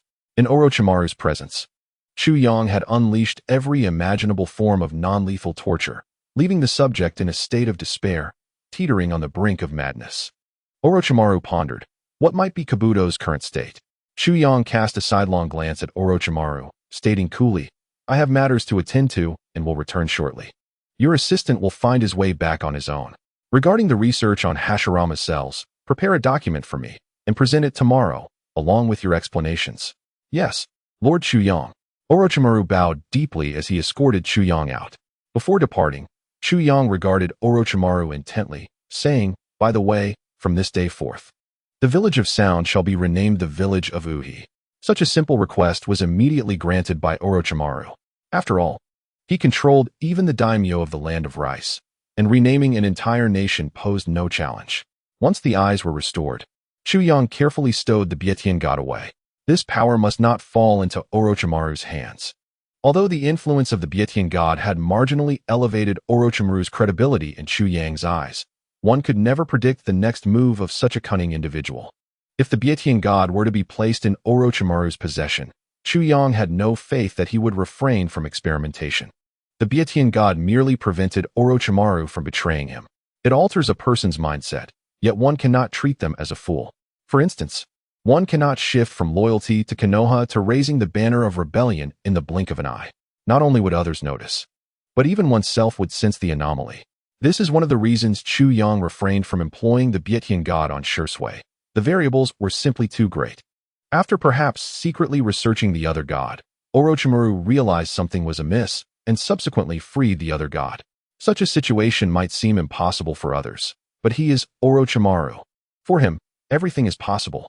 After concluding the eye transplant, Chuyang distorted Kabuto's memories to a certain extent, inflicting numerous painful yet non-fatal wounds upon him. This could be considered a patch-up. Once he had expelled Kabuto from his home, Chuyang finally had the time to check on his beloved little Bailiang. Mr. Chuyang, I missed you so much. dressed in a somewhat androgynous white outfit. Bai, appearing even fairer than before, nestled into Chuyang's embrace like a little kitten. In that instant, all of Chuyang's fatigue vanished. Holding Bai in his arms invigorated him immensely. I missed you too, Chuyang replied sincerely. Such an adorable Bai, who understands how to be considerate, is far superior to that foolish Shurshui. Chuyang couldn't help but exclaim inwardly, Bai, why aren't you a girl? If only you were, you would be the heroine. After exchanging a few brief words, Chuyang carried Bai indoors. Kakashi had mysteriously disappeared, and regarding Shurshui and Hong, Chuyang had already arranged for them to reside in a nearby villa, encouraging them to cohabit early. Thus, the future of the Uchiha clan was merely a matter of time. Chuyang settled onto the sofa, engaging Bai in conversation. During their chat, Bai subtly showcased her neck to Chuyang. At that moment, he noticed a black collar adorning her fair neck, embellished with a silver heart pendant. Initially, Chuyang thought it looked quite attractive. However, upon closer inspection of the engraving on the heart, his expression shifted dramatically. The tag boldly declared, Pet of Uchiha Chuyang. Chuyang. Bai, blushing and gently inquiring, asked, Mr. Chuyang, does this collar look nice? Chuyang's demeanor darkened slightly. While the collar itself was indeed lovely, the inscription raised concerns. Maintaining a gentle smile, he affirmed, Of course it looks nice. But Bai, what made you decide to wear such a collar? Bai blinked innocently, replying, I previously asked Mizuki how I could make you like me more. Mizuki suggested that wearing a collar with Pet of Uchiha Chuyang would endear me to you. He said it was a custom in their village. Chuyang, all right. Mizuki, you scoundrel, corrupting my Bai like this, just wait. Coughing, he reconsidered. Since Bai had already donned the collar, there was no point in removing it for now. Nevertheless, he felt the need to have a serious discussion with Mizuki. Bai, you stay here obediently. I'll be back shortly. Okay, Mr. Chuyang, I understand. Chapter 75. Does brother have such a hobby? The protagonist is not calcium. This is merely a whimsical attempt to stretch the plot. At the Kirigakure residence, the full moon was in the kitchen preparing dinner while Mizuki was outside. Wielding an oversized sword, determined to become a formidable ninja skilled in the use of the ninja blade, just like his brother. Hey, Lord Chuyang, what brings you here? Mizuki cheerfully greeted, oblivious to Chuyang's low pressure, his excitement evident. Chuyang displayed a warm smile, his voice soft yet firm. What are you doing? Just mind your own business. Without further ado, he delivered a punch to Mizuki's head. Mizuki instantly transformed into water, his entire head flowing away. Being still a child, he couldn't afford to use the water transformation technique repeatedly, as it consumed a significant amount of chakra. Lord Chuyang, why did you strike without warning? Can you at least show my brother some consideration? Mizuki protested. Consideration? What do you think your brother is, Shanks? Chuyang roared, grabbing Mizuki by the scruff and positioning him on his lap, delivering a series of sharp slaps to his backside. Mizuki was dumbfounded. Hearing the commotion, Manyu rushed out. Equally bewildered. I can't believe you encouraged Bai to wear a collar. I can't believe you put a tag on her. I can't believe you called her a pet. I can't believe you invoked the customs of Kirigakure. Chuyang's strikes were relentless, and Mizuki felt a burning pain in his rear. Upon seeing his brother emerge, he cried for help. Brother, save me. Manyu anxiously approached Chuyang, nervously asking, Lord Chuyang, could you please explain what provoked Mizuki? Chuyang glared at Manyu, his eyes swirling with three tomo. I've already shown you a great deal of leniency. If he weren't your brother, his life would be forfeit. As he continued to deliver slaps, Manyu wished to plead for his brother, but Chuyang showed no mercy. If you don't want to end up in the latrine, you'd better keep quiet. I won't take your brother's life. After a moment's hesitation, Manyu ultimately chose to remain silent. He figured that his brother wouldn't perish from a few slaps, and it was better than being thrown into a latrine. Casting a guilty glance at Mizuki, he added, Mizuki, I can't help you, but tonight, I'll ensure you enjoy some exquisite delicacies. Realizing his only hope, his all-powerful older brother, was abandoning him, Mizuki suddenly felt despair. Did he truly risk being beaten to death by Lord Chuyang? Recalling Chuyang's earlier tirade, he remembered a conversation he had with Bai a few days prior. This is unfair. Lord Chuyang, I am truly innocent. Please, let me explain. This is a tradition. And what tradition is that? Chuyang inquired, striking again. Mizuki whimpered, in our clan, there are a few elders who have female attendants wearing such collars. However, I noticed that those who wear them are particularly favored by the elders, which is why I suggested it to Bai. Chuyang paused, his strikes ceasing momentarily. Mizuki believed he had finally been saved, only to hear the slaps resume. Even faster and harder than before. The searing pain elicited a wail from Mizuki. As Manyu stood inside the villa, pretending not to hear, he sighed. Ultimately, it was his brother who was suffering, and it was hard to bear. Perhaps he should step in and reason with Lord Chuyang. Not just Manyu, but even Shui and Hong, who were enjoying their new home, and Bai, who was quietly seated, heard the commotion. Confused, they emerged to witness Mizuki being punished. All were taken aback by Chuyang's fierce demeanor. Bai, who had never seen such a side of him, covered her backside, nervously swallowing. For the first time, Bai thought to herself, Mr. Chuyang is truly frightening. Brother, what is going on? As the water stopped in front of Chuyang, there was a hint of hesitation in their inquiry. Chuyang let out a cold snort, offering no further explanation, and continued to pat Shuyue's backside. Manuel, unable to bear the suffering of her younger brother, mustered the courage to plead on his behalf. Lord Chuyang, please see that Shuyue has already received the punishment he deserves. I implore you to let him go. Chuyang huffed a few breaths, coldly snorting once more, and tossed Shuyue into Manuel's arms. Shuyue, feeling aggrieved, burst into tears in his brother's embrace. Brother, Lord Chuyang is so terrifying.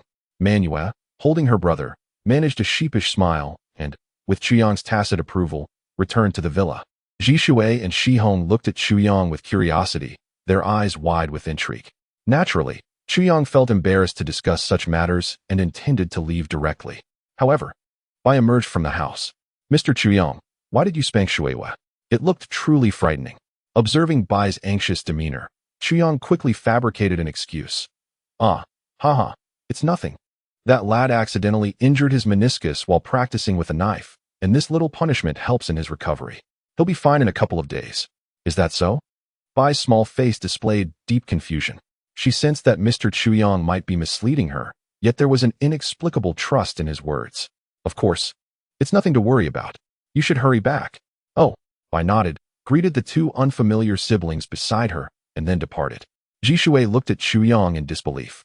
Although Hong may not have noticed, his Sharingan had clearly seen the inscription on the collar around the little girl's neck. This revelation caused Jishui to lose his composure. He never expected his brother to harbor such inclinations, and the girl was so young. In Chapter 76, our Lord Chuyang holds the majesty of an emperor.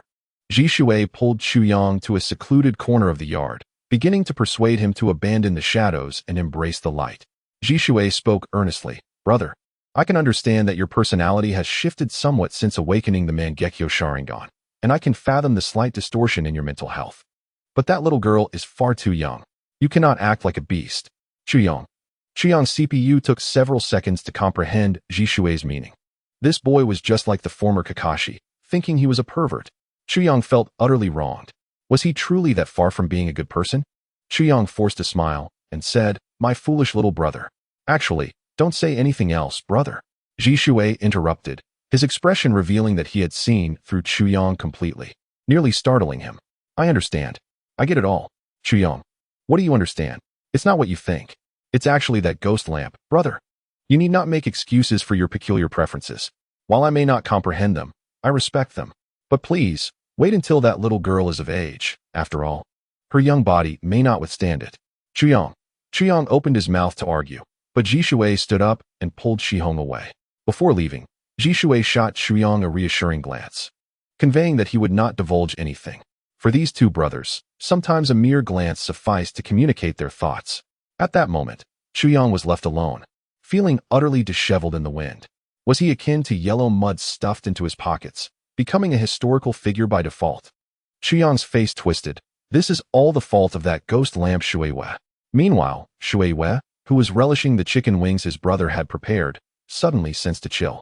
2.5 minutes later, Shuyue's anguished cries echoed across a 100-meter radius once more. In the end, Chuyang, for the sake of Manuel, reluctantly spared Shuyue. Shuyue vowed never to deceive Bai again, yet in his heart, he still believed he had spoken the truth. Upon returning home, Chuyang removed the tag from the collar around Bai's neck and solemnly declared, Bai, never listen to that little rascal Shuyue's nonsense. No matter what you are, I will always cherish you. He then tucked the tag into his pocket and headed towards Jishui's home. He needed to have a serious conversation with his dear little brother, ensuring not to tarnish his reputation outside. The following morning, Chuyang eagerly toyed with a test tube in his hands. Inside, a mass of pure white cells floated in a culture dish. Even though it was merely a collection of cells, Chuyang could sense the chakra contained within. Truly, the legacy of the god of ninjas was remarkable. Even the remaining cells possessed such formidable power. Chuyang, reclining with his legs crossed, questioned Orochimaru. What level have the cell studies reached? The specifics are outlined in this document. Please review it, Lord Chuyang. Orochimaru respectfully handed over a substantial stack of documents, measuring 3 to 4 centimeters in thickness. Chuyang felt utterly bewildered as he began to flip through the reports. They meticulously detailed the functions of the Hashirama cells and Orochimaru's reasonable hypotheses, recording the changes in the experimental subjects during each trial. Initially, subjects injected with Hashirama cells would die almost instantly due to backlash. However, later trials revealed that while most subjects faced similar fates, a small number miraculously survived, albeit unable to think normally. Yet, it was proven that they were still alive. As time progressed, Orochimaru discovered a mysterious connection between Hashirama cells and the Sharingan, revealing a balance between the two. After further research, he found that the Sharingan possessed Yin powers, while Hashirama cells embodied Yang powers. This led to the investigation of Shimura Danzo's arm. Recently, under Chuyang's urging, Orochimaru accelerated his research on Hashirama cells and recognized a blind spot he had previously overlooked. The Senju clan had a distant relative, the Uzumaki clan. Orochimaru wished to attempt capturing a member of the Uzumaki bloodline for research purposes. Although the Uzumaki clan had been exterminated, he believed that if he exerted sufficient effort, he could still find one. Chuyang spent 2.5 hours merely skimming through the extensive materials, feeling as though his brain was shrinking. His capacity for thought was rapidly dwindling, reminiscent of the feeling one gets when reading a complex mathematics textbook. He suspected that the wicked Orochimaru might be attempting to undermine his mental fortitude through such peculiar means. Setting aside the stack of documents, Chuyang absolutely could not admit that he had failed to comprehend the myriad of academic terminologies within. He closed his Sharingan and rubbed his slightly swollen eyes. Orochimaru, mistakenly believing that Chuyang had finished reviewing the extensive research, marveled at his abilities. It would take him at least an afternoon to peruse such a pile. Yet Lord Chuyang had managed to do it in 2.5 hours. Orochimaru, our Lord Chuyang possesses the majesty of an emperor. The following hours were filled with Chuyang, face full of bewilderment, listening to Orochimaru expound on the conditions of each experimental subject and the corresponding reports. This continued until evening, and Chuyang nearly fell asleep. Orochimaru spoke with the enthusiasm of a child boasting to their parent, entirely oblivious to Chuyang's state. For Chuyang, interrupting was not an option, yet listening was becoming increasingly torturous. If it were not for the necessity of Orochimaru within his team, he might have truly wished to silence this tenacious serpent. Therefore, based on the experimental conclusions and my personal speculations, I firmly believe that combining the powers of the Uchiha and the Senju clans is entirely feasible. While it is true that aside from Tsunade, it is quite challenging to find a pure-blooded Senju descendant, locating a pure-blooded member of the Uzumaki clan should pose no significant difficulty. Thus, I am confident that within the next 2 years, I can create the first Hokage cells that will allow Lord Chuyang to disregard the side effects of the Mangekyo Sharingan. After Chuyang nodded in a daze and casually dismissed Orochimaru, he pushed him out of his home. All right, I understand. Go to your research. Chuyang seemed to have recalled something and said to the departing Orochimaru, by the way, the current situation in Uchiha village is somewhat lagging behind. With our strength, we can certainly develop the village, especially since some members of the Uchiha clan will be moving here in the future. I understand, Lord Chuyang, Orochimaru replied respectfully. Chapter 77. Haiden vs. Obito in the Land of Soup. A merchant was preparing to travel to the capital for trade, but due to a landslide ahead, he was forced to take a longer route. The merchant was quite displeased, as the detour was a hassle, and he was negotiating a significant deal. Arriving late could potentially anger the other party. Thus, the merchant decided to cut through the dense forest. Despite his servants urging him not to traverse the notoriously dangerous blood-stained forest, he stubbornly chose to lead a large group through the forest. Wasn't it just that many had perished there and the sin of blood was a bit strong? So what? He doubted that all the hired ninjas would perish there. With such thoughts, the merchant felt somewhat reassured. As boredom set in, he sought some trivial games to pass the time. However, Just as he reached a crucial step, the caravan suddenly came to a halt. The merchant grunted in displeasure and shouted outside, "Why are you all taking so long to do something so simple?" Peering outside, he saw a boy with slick silver hair blocking the way. The boy greeted them with an innocent smile and a cheerful tone. "Hello? Would you like to join my cult of the evil god?" "What nonsense is this evil god cult? You little brat, get lost!" The merchant yelled in anger. Upon hearing this, the previously smiling Haiden's expression suddenly darkened, and his lips curled into a sinister grin. 2.5 hours later, the entire merchant caravan was nailed to trees, the scent of blood permeating the forest. This was the origin of the forest's infamous name. Haiden sat on a large rock, biting into a fruit plucked from a tree, gazing at the azure sky in a daze. After finishing the fruit, Haiden began his training. To unlock the last 3 gates of the 8 gates technique more swiftly, Haiden's daily training regimen rivaled that of Might Guy. Furthermore, with his inherent immortality, he had no worries about lingering side effects.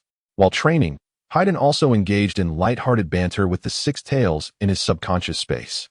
Over this time, their relationship had become quite amicable, at least in Haiden's opinion. After all, every time he asked for chakra from Akatsuki's canine, he never hesitated.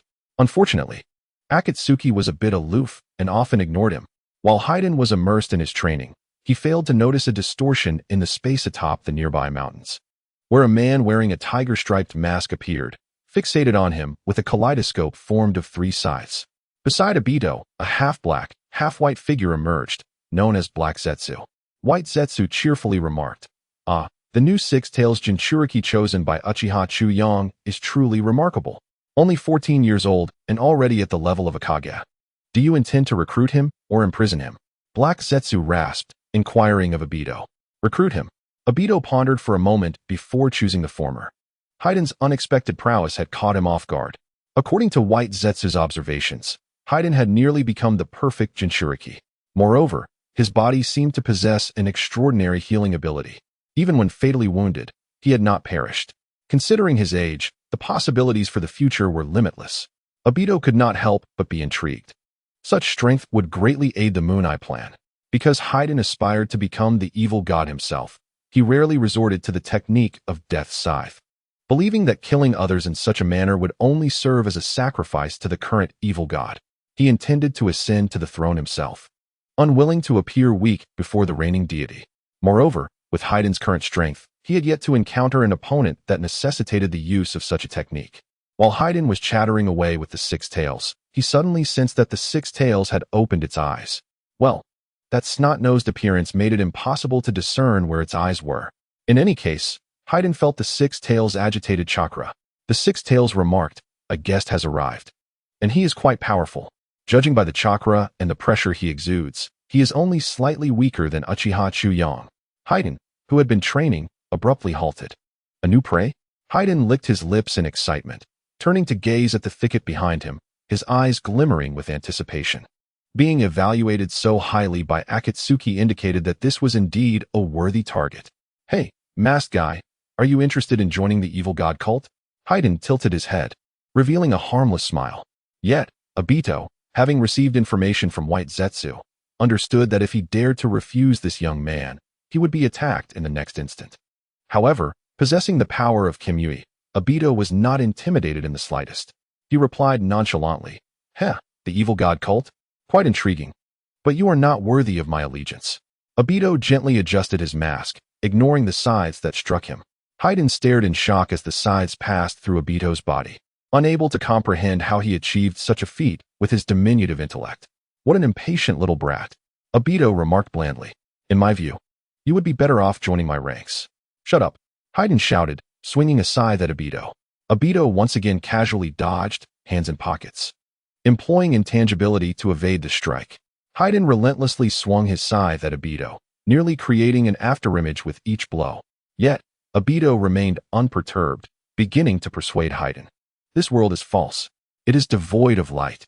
Join my ranks, and you will create a perfect world." Obito momentarily fell silent, perhaps realizing that such statements alone would not suffice to persuade Haiden, and he threw out a bombshell. "You will create a world where everyone is a follower of the evil god cult." Obito anticipated that Haiden would inquire about his plan. Allowing him to divulge the Moon Eye plan, Yet Haiden continued to swing his scythe without any intention of asking. Left with no choice, Obito spoke up. By sealing the 9-tailed beasts within the 10 tails, we can forge an unprecedented weapon. Once you become the Jinchuriki of the 10 tails, you can unleash a grand illusion on the moon, known as Infinite Tsukuyomi. Just as Obito was about to elaborate further, Haiden could no longer contain himself. You. Shut your mouth. Becoming an evil god in a false world is nothing but self-deception. What I intend to do is kick that guy sitting on the evil god throne down and personally crown myself in the presence of the boss. Haiden declared with fervor and unwavering determination. Chapter 78. Haiden vs. Obito. 2. Upon hearing Haiden's words, Obito understood that this individual was utterly unmanageable.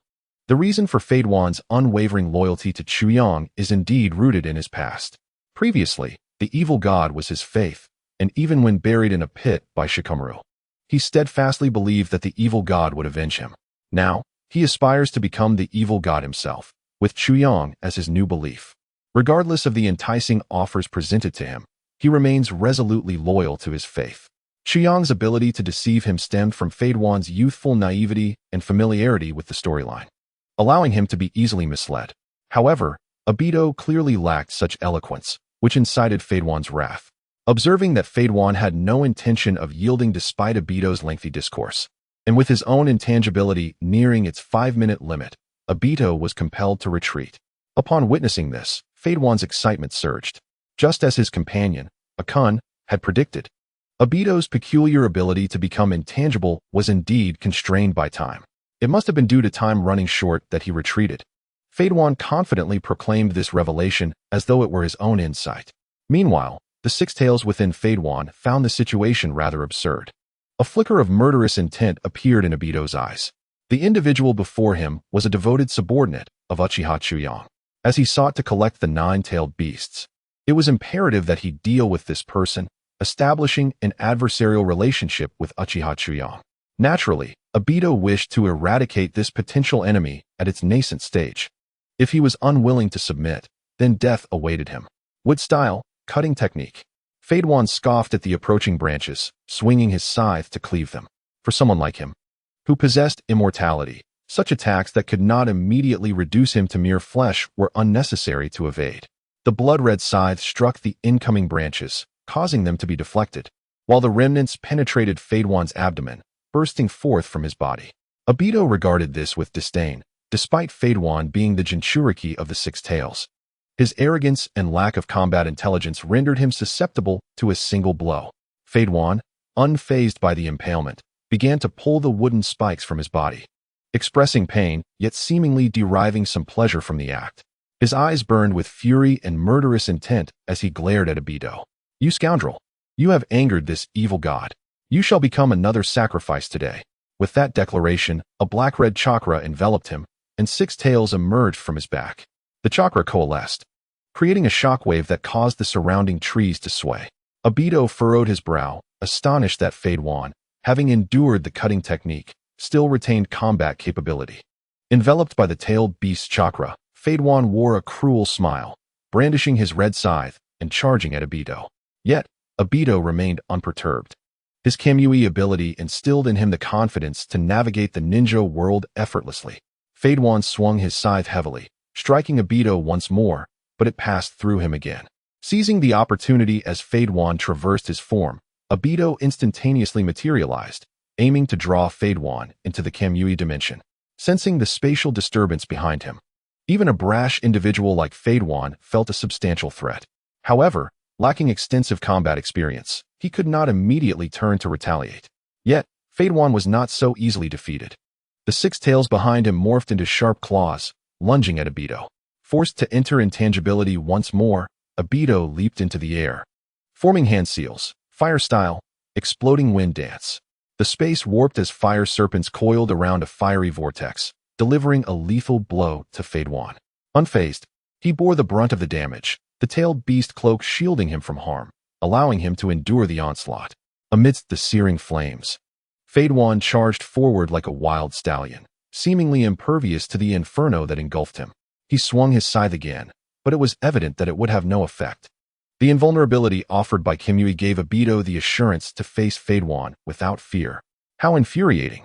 Fade-Wan seethed, his frustration boiling over as he shattered nearby trees with his scythe, venting his emotions. As a pure physical combat ninja, he found it impossible to mount an effective offense against Obito, who remained vigilant. At that moment, a realization struck Obito. The corners of his mouth curled slightly beneath his mask. How could it be impossible? I am not alone. From the shadows, Kagaya's Black Zetsu recognized that Obito could not defeat Fade-Wan alone and urged the nearby White Zetsu, go assist Obito. While Akun was preoccupied with his own thoughts, he hesitated. But the pressure from Black Zetsu compelled him to comply. Sighing in resignation, he murmured, I was just about to figure out how to relieve myself. Yet, his actions did not falter. Akun appeared behind Fade-Wan, clapping his hands and calling out, with style, for Pillar Prison. Four wooden stakes erupted from the ground, instantly ensnaring Fade-Wan. This is my chance, Obito thought, extending his hand toward Fade-Wan's position. Fade-Wan, caught off guard, was momentarily stunned. But the six tails within him quickly grasped that this was the enemy's attempt to secure a decisive blow. Fade-Wan, hurry. Use Acid Mist. The command jolted Fade-Wan back to reality, and he instinctively released a vast cloud of acid mist. The pink mist enveloped his entire body, yet Obito remained undeterred, allowing the corrosive substance to make contact with him, producing sizzling sounds akin to meat frying. Although the acid caused significant corrosion, Obito was unconcerned, bolstered by the abundance of Hashirama's cells within him, rendering the damage negligible. If he could eliminate Fade-Wan in that moment, then the minor injury would be inconsequential. As Obito approached Fade-Wan, preparing to utilize Kimui once more, a black-purple orb of energy began to coalesce in Fade-Wan's mouth. Tailed Beast Bomb. Obito had no choice but to enter intangibility again. Enduring the Tailed Beast Bomb was out of the question, as he was not invincible, despite his remarkable healing abilities. Just then, Fade-Wan broke free from the Wood-Style's restraints without needing further commands. Akun took the initiative to attack, proclaiming, Wood-Style, Forest Domain. Thick wooden pillars shot up from the ground, their vines piercing through the tailed beast cloak and barely managing to restrain Fade-Wan. This technique was a hallmark of Hashirama Senju, effective against most opponents aside from Uchiha Madara. As Obito prepared to attempt drawing Fade-Wan into the Kimui dimension once more, the ensnared Fade-Wan began to stir. The crimson chakra that enveloped him transformed into a dark blue hue, rendering his form as smooth as an eel. A substantial amount of green steam emanated from his body, elevating the oppressive aura he exuded to an entirely new level. With a speed that even Obito could scarcely react to, Haiden dashed toward him. Had it not been for the passive trigger of Kimui, Obito would likely have found himself at a disadvantage against Haiden. This method of confrontation was untenable. Both of their minds echoed the same thought. Haiden's mind was incapable of strategizing against the foe, compelling him to seek counsel from the beast of the Jashin faith. Akun, do you have any means to deal with this fellow? Haiden inquired within his mental space, addressing the six tails. With eyes closed, the six tails swayed its tail as if deep in thought. After a brief moment, it gravely responded, there is a way, but it carries a certain risk. Haiden, being fearless by nature, asked, what sort of risk? After all, I cannot die. As the saying goes. Haiden intended to utter something profound, yet his mind failed him. The six tails understood that Haiden was incapable of articulating any philosophical insights, thus it straightforwardly conveyed its plan. You can deliberately feign a weakness to that masked man. When he is about to employ that peculiar space-time ninjutsu, strike him with your scythe. As he attempts to seize control of you, the masked man will likely disregard a minor injury, allowing you to obtain his blood. I will prepare the tailed beast bomb in advance to ensure he does not harm you. Though their time together had been brief, Haiden, lacking any caution, divulged his circumstances to the six tails, which led to the formulation of this plan. Upon hearing the six-tail strategy, Haiden nodded in sudden understanding. Although he did not fully grasp it, he decided to follow Akun's advice. The six tails looked at Haiden solemnly, stating, this plan is fraught with danger. A misstep could lead to your utter demise. Alternatively, you could prolong the engagement, trusting that the masked man will retreat when he realizes he cannot swiftly subdue you. Frankly, I find you rather likable. I would prefer you not perish so soon. Akun, worry not. I am Haiden, and I fear nothing. Haiden waved dismissively. Even if I am captured, my leader will surely come to my rescue. His words brimmed with confidence. This is rather troublesome. Akun scratched his head, bewildered. It feels like dealing with this fellow is only slightly less challenging than comprehending the nature of excrement. Obito's expression grew serious. He had initially believed he was well prepared to defeat Haiden effortlessly, yet the situation was proving to be quite the contrary. Obito refrained from attempting to manipulate Haiden with Jinjutsu, as Haiden could be considered a perfect Jinchuriki. The ability to control the Jinchuriki was a gift left to him by Madara Uchiha. If he truly possessed the ocular power to dominate a perfect Jinchuriki, he would not fear even the formidable Konoha Tsukumi. "Afei, what should we do?" Obito inquired. Again, Obito coldly replied with 2 words. Afei observed as Obito launched another attack, rolling his eyes. Well, with that kind of expression, he might as well not have a mouth. With the time spent dealing with this brat, I could probably figure out what it feels like too. Afei grumbled. Nevertheless, he had to act. Wood release, forest of trees. Wood release, great forest technique. Sturdy wooden pillars erupted from the ground, while the remaining vines from the previous technique were manipulated once more. In an instant, Haiden found himself ensnared like a caged bird. Consecutive tailed beast bombs. Faced with such a predicament, Haiden's method of resolution was straightforward. He expelled 4-tailed beast bombs, reducing the encroaching wooden pillars to mere splinters. However, Afei had contingencies in place. With both hands plunged into the earth, a vast expanse of trees burst forth, ensnaring Haiden before he could react. Seeing the opportunity, Obito charged forward with unrelenting resolve. Break free. Within the mental realm, the 6 tails urged Haiden. Haiden, puzzled, responded, "Akun, wasn't your plan for me to be captured? If I were captured so easily, it would certainly raise suspicions. We only have one chance, so you must escape now." The 6 tails articulated plainly. As Obito approached, Haiden's body, akin to an eel, swiftly liberated itself from the great forest technique's grasp. Observing Haiden leap into the air, Obito mocked. "Huh, you fell for it. Huh." The slow-witted Haiden failed to comprehend Obito's meaning. Wood release. Wood vines entwine. 3 voices resonated simultaneously. The wood release techniques of Black Zetsu, Afei, and Obito were unleashed in unison. Haiden, with little time to think, found himself ensnared as thick wooden trunks surged from the earth, enveloping him completely. Obito approached Haiden, his gaze dripping with disdain. "Arrogant brat, you shall pay the price." A smirk curled at Haiden's lips as he broke free from the vines. Clutching a soft rope tightly in one hand, with a forceful tug, the triple-bladed scythe embedded in the ground flew toward him. Obito regarded the scythe hurtling toward him with indifference. After all, it would merely inflict a minor wound to resolve Haiden. With a sharp sound, the scythe grazed Obito's ankle, a trickle of blood staining its surface. Chapter 80, Obito's Retreat. Blood stained the scythe, yet at that moment, Obito activated Kimui. No, the tailed beast bomb is too late to release. The 6 tails exclaimed anxiously. "What now?" Haiden asked, bewildered. Without granting the 6 tails a moment of silence, it articulated the sole method of escape. "If you trust me, relinquish control of your body to me. I will fully transform into the tailed beast. Is that all? Fine." Haiden straightforwardly granted the 6 tails control, lacking any doubt. The 6 tails, seizing control of Haiden's body, was taken aback. This Jinchuriki was rather dim-witted. However, there was no time for the 6 tails to voice its thoughts. With a roar unlike any creature, Haiden instantaneously broke free from the wooden vines, transforming into a white serpent with 6 tails. As Obito's Kimui was on the verge of success, Haiden flawlessly executed his tailed beast transformation. In the end, Obito managed to extract only a fraction of chakra and flesh from the 6 tails. Die! The 6 tails' furious roar echoed. It had not anticipated being partially siphoned off upon emerging, and now it was seething with rage. The tailed beast bomb had gathered its power. Obito's expression darkened, and he was compelled to utilize Kimui to evade the incoming tailed beast bomb. Just as Obito prepared to retreat, the colossal 6 tails began to dissipate, reverting to Haiden's form. Obito was perplexed. The ability to initiate a perfect tailed beast transformation indicated he was a perfect Jinchuriki. How could he suddenly revert?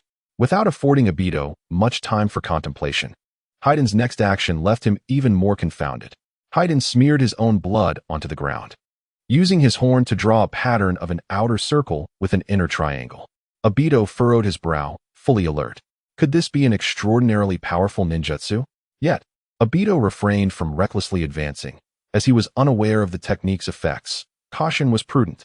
Haiden lifted his scythe, his crimson tongue delicately licking the blood that belonged to Obito from its blade.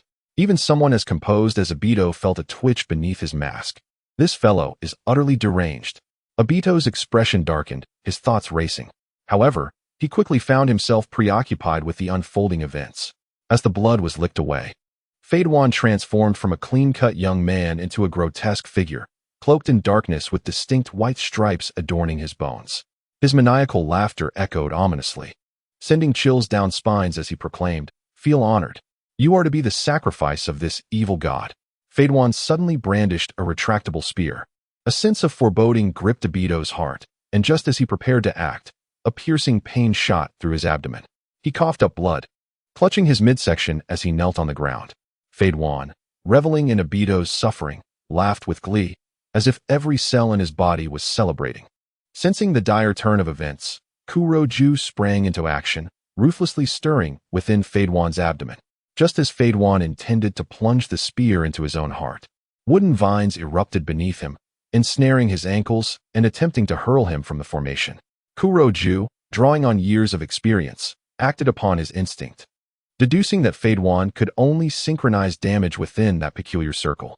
As Fadewan ignored the wooden restraints, determined to drive the spear into his heart, Kuroju panicked, realizing that such a valuable pawn as Obito must not be lost here. In a desperate moment, Kuroju emerged from the ground and possessed Fadewan's body. "What are you? Get out of my body at once." Fadewan's fury erupted as he found himself unable to control his own movements. Although Kuroju could not maintain control for long, he gleaned fragments of Fadewan's memories, including those of the evil god cult, immortality, and the ritual of blood sacrifice. As Kuroju prepared to delve deeper into Fadewan's memories, a mental battle commenced for control of the body between Fadewan and the Six Tails. "Afe, Obito, quickly move him out of this circle." Kuroju's raspy voice resonated. Afe sprang into action, wielding the wood release technique, thorn killing technique. Obito followed suit, channeling his chakra to execute the wood release, insertion technique. With the combined strength of their formidable techniques and Kuroju's influence, Fadewan was swiftly extricated from the formation. Witnessing this, Obito immediately activated his Kimyui to escape. Kuroju also hastily withdrew from Fadewan's body, recognizing the critical importance of the information he possessed. As Afe observed the two departing, he scratched his head, bemused. "Oh, they've left? Then I shall return to my studies." With no response, Afe departed on his own. Fadewan seethed with anger at the ruined formation and Obito's escape. Damn it! Damn it!" he cried, swinging his scythe to vent his frustration. "This is your own fault. Why not just stab your heart from the outset?" The Six Tails remarked.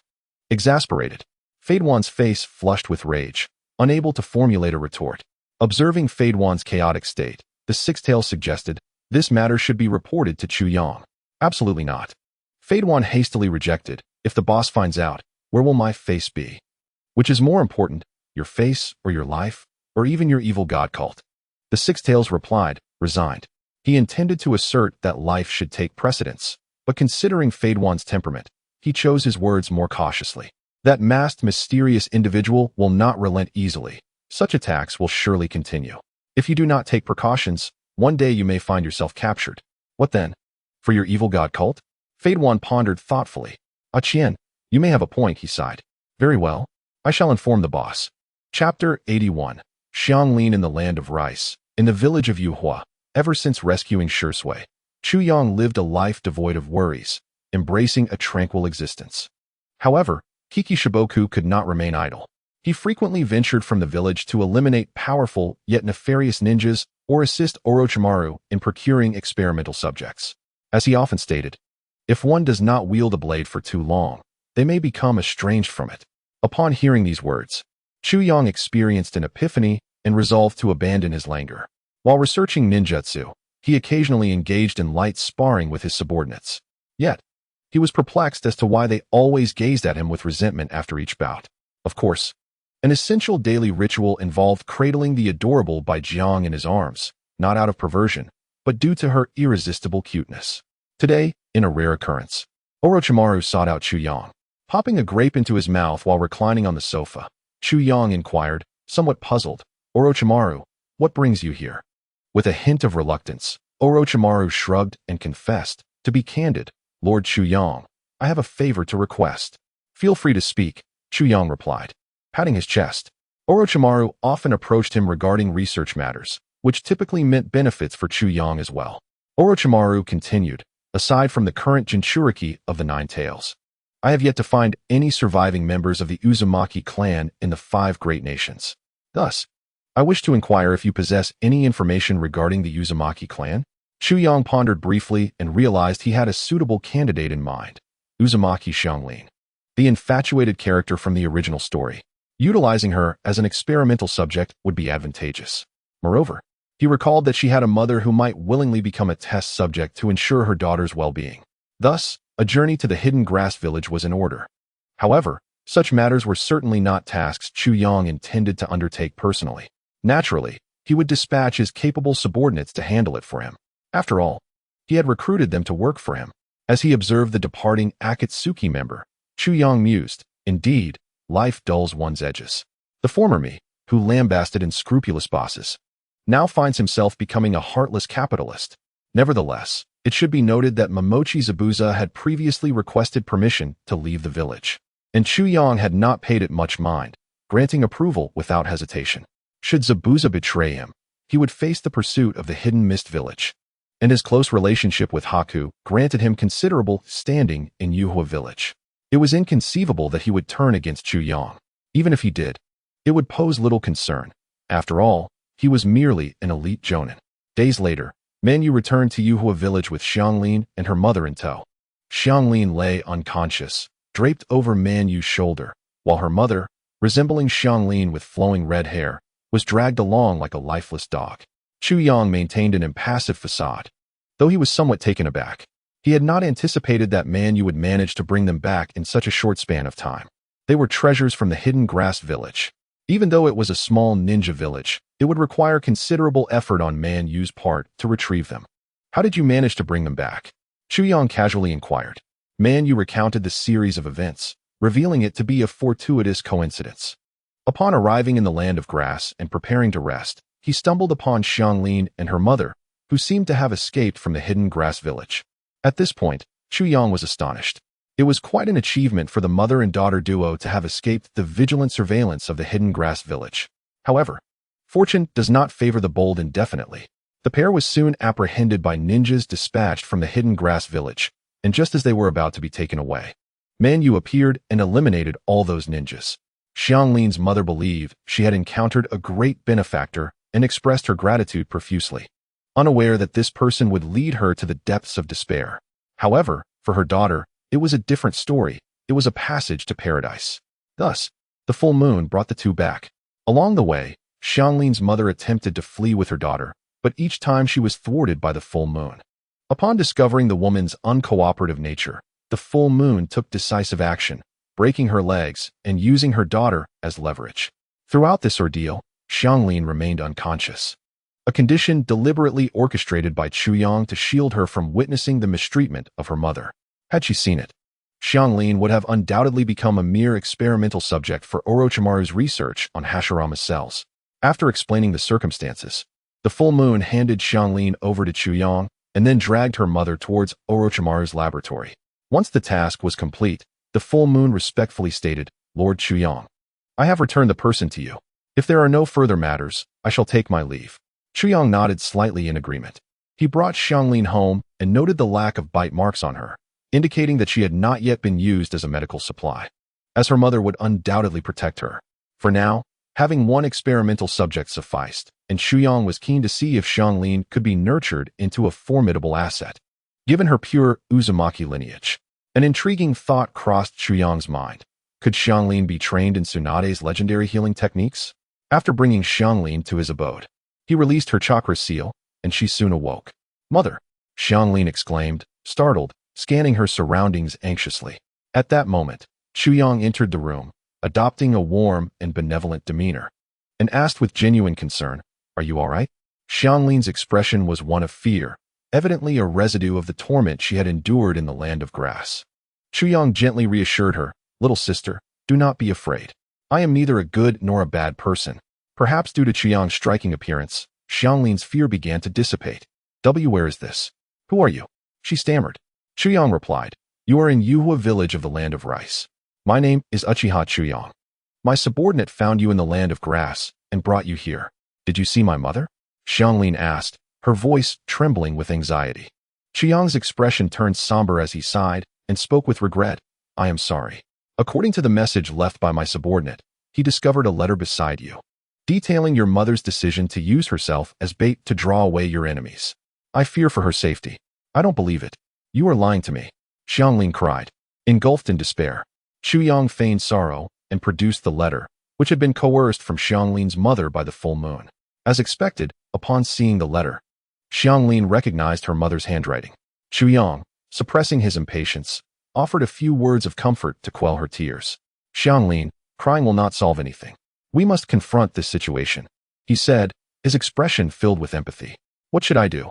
She sobbed, wiping her tears. You must become a powerful ninja and avenge your mother. Chuyang proclaimed with earnestness. I, Uchiha Chuyang, possess the strength and resources to train you into a formidable warrior. All I require in return is your loyalty. In Xianglin's eyes, Chuyang radiated a saintly glow, illuminating her path forward. Recognizing his limitations in caring for a young girl, Chuyang called in Bai, who was training, to comfort her while he proceeded to Orochimaru's laboratory to discuss matters with Xianglin's mother. From the case of Yamato and Orochimaru's extensive research, it was clear that the success of injecting Hashirama's cells greatly depended on the resolve of the recipient. Thus, Chiang's plan was to nurture Xianglin to ensure her mother would cooperate as an experimental subject. Upon reaching the laboratory and navigating through its labyrinthine corridors, Chiang encountered Orochimaru and Xianglin's mother, bound to the operating table. Chiang addressed Orochimaru with a casual tone. This experimental subject should suffice, correct? Orochimaru nodded slightly, indeed. Turning to Xianglin's mother, who was visibly distressed yet silenced, Chuyang stated, you are now our experimental subject, and you will endure unspeakable agony, with death ever looming. Noticing that Xianglin's mother had seemingly lost hope, Chuyang tossed her a lifeline. However, your sacrifice will not be in vain. If you comply with our experiments, your daughter can live safely and happily in the village. Chuyang recognized a flicker of hope in her eyes. Sensing her desire to speak, he removed the gag from her mouth. Breathing heavily, she looked at Chuyang and asked, how can I trust that what you say is true? How can I be sure you won't use Xianglin as an experimental subject? Chuyang scoffed, a glimmer of amusement in his gaze. Madam, do you not find your words rather naive? Your life and your daughter's are in our hands. I could easily eliminate her if I wished. You may choose not to believe us, but you have no alternatives. Xianglin's mother lowered her head, contemplating for a moment before resolutely nodding. I will cooperate, but I hope you will not betray your word. Rest assured, a gentleman's word is as good as gold, Chuyang replied. Though he withheld the thought that if Xianglin's mother were to perish during the experiments and he required another subject, he would not hesitate to use Xianglin. Such actions might be deemed unscrupulous, but Chuyang was no gentleman. Conversely, if Xianglin's mother could endure her suffering with determination, Chuyang would ensure her daughter's well-being for a lifetime, even if it meant eliminating the village hidden in the grass in the future.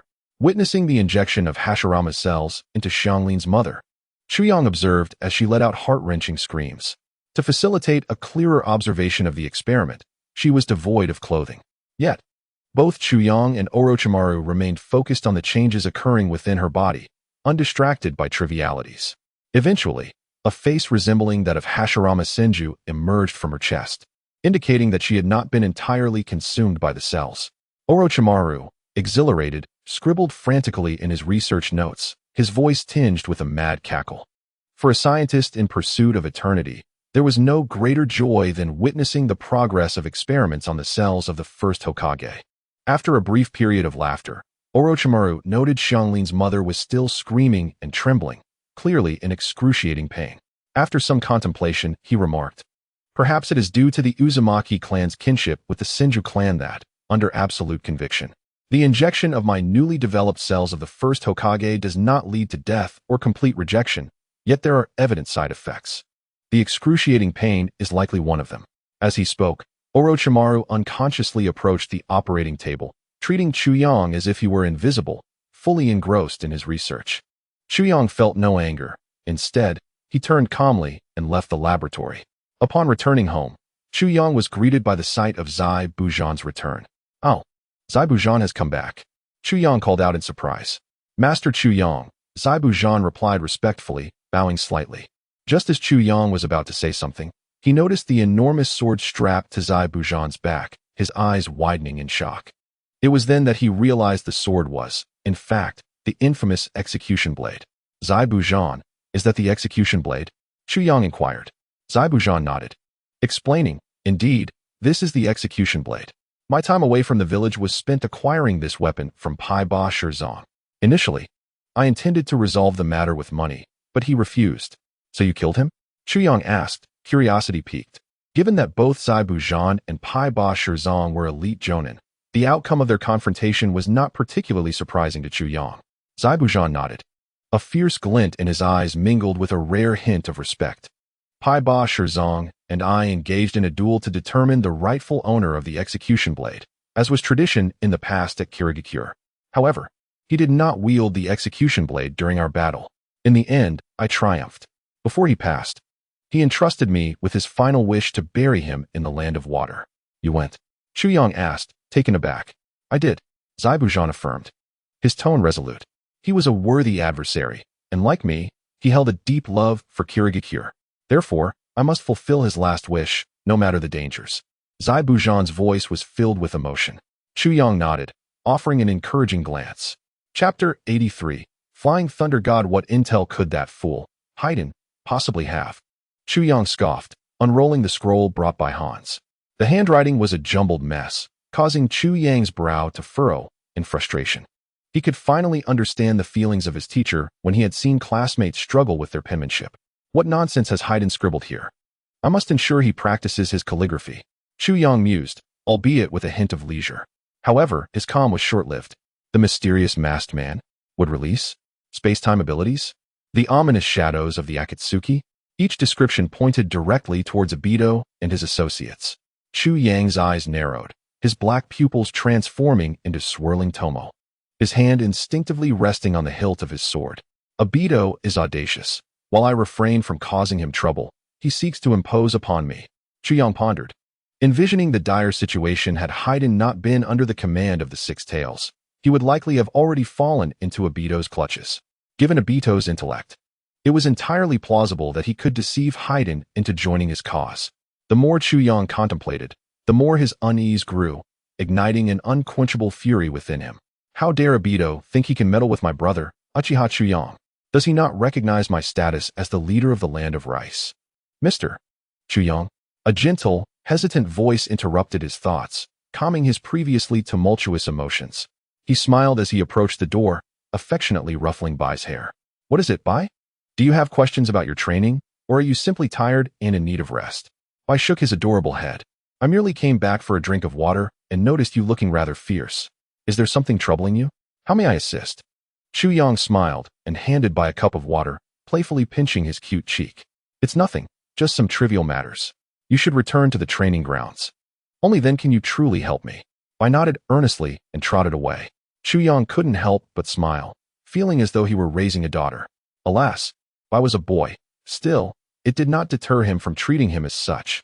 With his mood considerably lightened, Chuyang summoned Hans and had him deliver boxes of dried fish to Haydn, instructing him to come immediately to Uhi village in the land of rice. There was no room for negotiation. Chuyang didn't bother sending someone to fetch Haydn. Given Haydn's strength and curse techniques, Obito wouldn't dare provoke him. However, Chuyang soon regretted not informing Haydn of Obito's intel. A swift jab to the heart would surely incapacitate him. Rubbing his temples, Chuyang sighed deeply. With the scroll detailing the training methods for the Flying Thunder God technique in hand, he arrived at the doorstep of the Shirsui household. This scroll had been gifted to him by Orochimaru, as one of the finest disciples of Sarutobi Hiruzen and a fervent researcher. Orochimaru had studied every jutsu within the Forbidden Scroll, meticulously documenting experimental data and insights. Chuyang was curious to see if Shirsui could master the Flying Thunder God technique. For his title, Instantaneous Shirsui was not mere embellishment. Surely, he would be capable of learning it. Yet, Imagining the expression on Senju Tobarama's face upon discovering that Uchiha had learned the very technique he devised to counter them was undeniably amusing. Upon reaching Shirsue's door, Chuyang nonchalantly pushed it open. To his surprise, he was greeted by the sight of Shirsue, bare-chested, locked in a passionate kiss with Yuhi Kurenai on the couch. Hearing the door creak open, they instinctively looked up. Maintaining his composure, Chuyang quickly closed the door, feigning confusion. Strange, where is everyone? Why are they not home? After leaving, Chuyang returned to his own home, overwhelmed with emotion. His own single status was disheartening, but witnessing his younger brother's carefree demeanor was far more troubling. Bai, who had just completed training with Zaibu, opened the door to find Chuyang sobbing into a pillow. This was the first time Bai had seen his teacher cry. Could it be that even the god could shed tears? Indeed, in Bai's eyes, Chuyang was a divine figure. Concerned, Bai approached and inquired, "Mr. Chuyang, what is the matter?" Chuyang embraced Bai, expressing in Mandarin, "Oh, Bai, if only you were a girl. Why can't the author provide me with a wife?" Completely bewildered by Chuyang's lamentations, Bai nonetheless sensed that his teacher was not truly sorrowful. "Mr. Chuyang, what truly troubles you? Would you share it with me?" Bai's gentle voice began to soothe Chuyang's restless heart, gradually stabilizing his emotions. Taking a deep breath, Chuyang forced a smile, pretending nothing was amiss. "It's nothing, just a fleeting emotion. I merely needed to vent." Fearing that Bai would probe deeper into his tears, Chuyang hastily changed the subject. "By the way, Bai, how has Corinne been faring lately?" "Corinne is doing splendidly," Bai replied, effortlessly settling onto Chuyang's lap and wrapping his arms around his neck. Zaibu said she possesses exceptional talent and a considerable amount of chakra. Currently, Ui village is home to many civilians, most of whom remain unaware that their leader is a nefarious rogue ninja. Thus, the village does have an umbu and educational institutions. However, Bai, Mizuki, and Corinne are different. They were not merely coerced by Chuyang, not at all. They are exceptional talents that I have painstakingly uncovered, each possessing extraordinary gifts. Therefore, they are entrusted to Zaibu and Manyu for guidance. Chuyang felt it was time to assess their progress. Reflecting on this, he addressed Bai, "You and your companions have been diligently studying these past few days. It is now time for an evaluation. The day after tomorrow at noon, at your usual training ground, I shall personally assess your and Mizuki's progress. As for Corinne, although she harbors a burning desire for vengeance and has been training tirelessly, she is still in the early stages of her training, so I shall not consider her just yet. Rest assured, Mr. Chuyang, I will not disappoint you." Bai's eyes sparkled with determination. Chuyang nodded slightly, poised to speak, when a knock at the door interrupted him. Jishui opened the door, a look of embarrassment on his face as he entered. Chuyang, maintaining his composure, reached out to ruffle Bai's head. "Bai, please step outside and inform Shueisha about this matter. I have something to discuss with Jishui." Bai nodded, displaying remarkable understanding as he left, closing the door behind him. Chapter 84, A 3-Year Pact. Jishui changed into his slippers and entered the room. Chuyang shifted to make space for him on the sofa. Just as Jishui was about to speak, Chuyang interjected. With his legs crossed and a look of skepticism on his face, he asked, "How did you finish so quickly in just over half an hour?" Jishui's face flushed crimson at Chuyang's words, almost as if steam were rising from his head. "Ah, brother you." Chuyang sighed and patted Jishui's shoulder, offering an understanding gaze. "Jishui, a brief duration is not your fault. Rest assured, for the future of the Uchiha, I will have Orochimaru assist you in restoring your masculine prowess." At this, Jishui's face turned visibly redder. If one were to describe it, it would be akin to a first-time ninja preparing to pop the champagne, only to discover his opponent had a guaranteed 3 lives and was ultimately defeated. When he sought a rematch, he was left hanging for 59 seconds before being turned down. Such was the intensity of his embarrassment. Observing Jishui's flushed face, Chuyang couldn't help but chuckle. He was aware that Jishui's physical condition was perfectly fine. Yet, he deliberately teased him, especially since this lad had previously suspected he was inclined toward younger girls. As Jishui prepared to defend himself, Chuyang's expression turned serious. "All right, enough joking. What brings you to me?"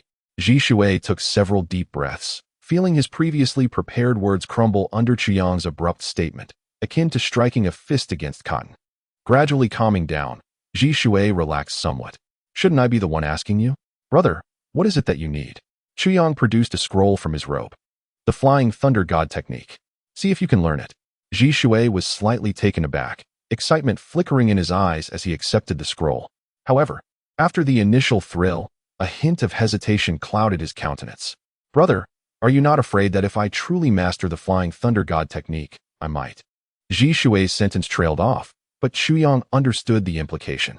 If Ji Shui mastered the technique, he might seize the opportunity to run away with Hong. You wouldn't do that, Chuyang asserted with unwavering confidence. Why do you say that? Ji Shui inquired. Reclining on the sofa, Chuyang replied nonchalantly. Firstly, whether you would want to leave or not is irrelevant. Hong would never wish to depart with you. After all, under my subtle influence, my dear sister-in-law has begun to harbor resentment toward Konoha. Secondly, you must endure humiliation and bide your time as an undercover operative in Uchi village, finding ways to relay more intelligence to Konoha. Ji Shui froze momentarily.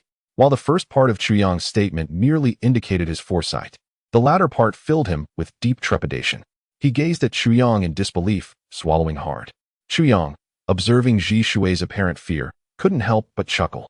Though he presented a flawless act before others, Ji Shui always revealed his comically vulnerable side in his presence. Why the long face? This matter is not difficult to deduce. To speak candidly, if you were not my dear brother, I would make you acquainted with the 10 tortures of the Qing dynasty, Chuyang said leisurely. Seeing Ji Shui still somewhat anxious, Chuyang sighed and met his gaze earnestly. Ji Shui paused, locking eyes with Chuyang. Within Chuyang's gaze, a resolute determination shone. Ji Shui, 3 years. You will remain in Uchi village for 3 years. After 3 years, if the Uchiha clan has not been annihilated by Konoha, I shall return your Mangekyo Sharingan to you and allow you to leave with Hong. Brother, are you serious? Ji Shui asked, incredulous. He had believed he would be confined by his brother in Uchi village for eternity. Although he appeared free, any attempt to venture beyond the village's borders would be thwarted by Chuyang, who, along with Zaibu Zhan, Manyu, Bai, and Shuiwe, was always there to monitor him. He realized he had been completely imprisoned within the village. Yet, his brother was willing to set him free. Ji Shui had no doubts about Chuyang's words, for he had never deceived him throughout their lives. Observing Ji Shui's delighted expression, Chuyang remarked lightly, however, if within 3 years, the Uchiha clan faces the fate of extermination at the hands of Konoha, I hope you will recognize the reality, relinquish the will of fire, and wholeheartedly assist me. Upon hearing this, Ji Shui lowered his head in contemplation before nodding earnestly.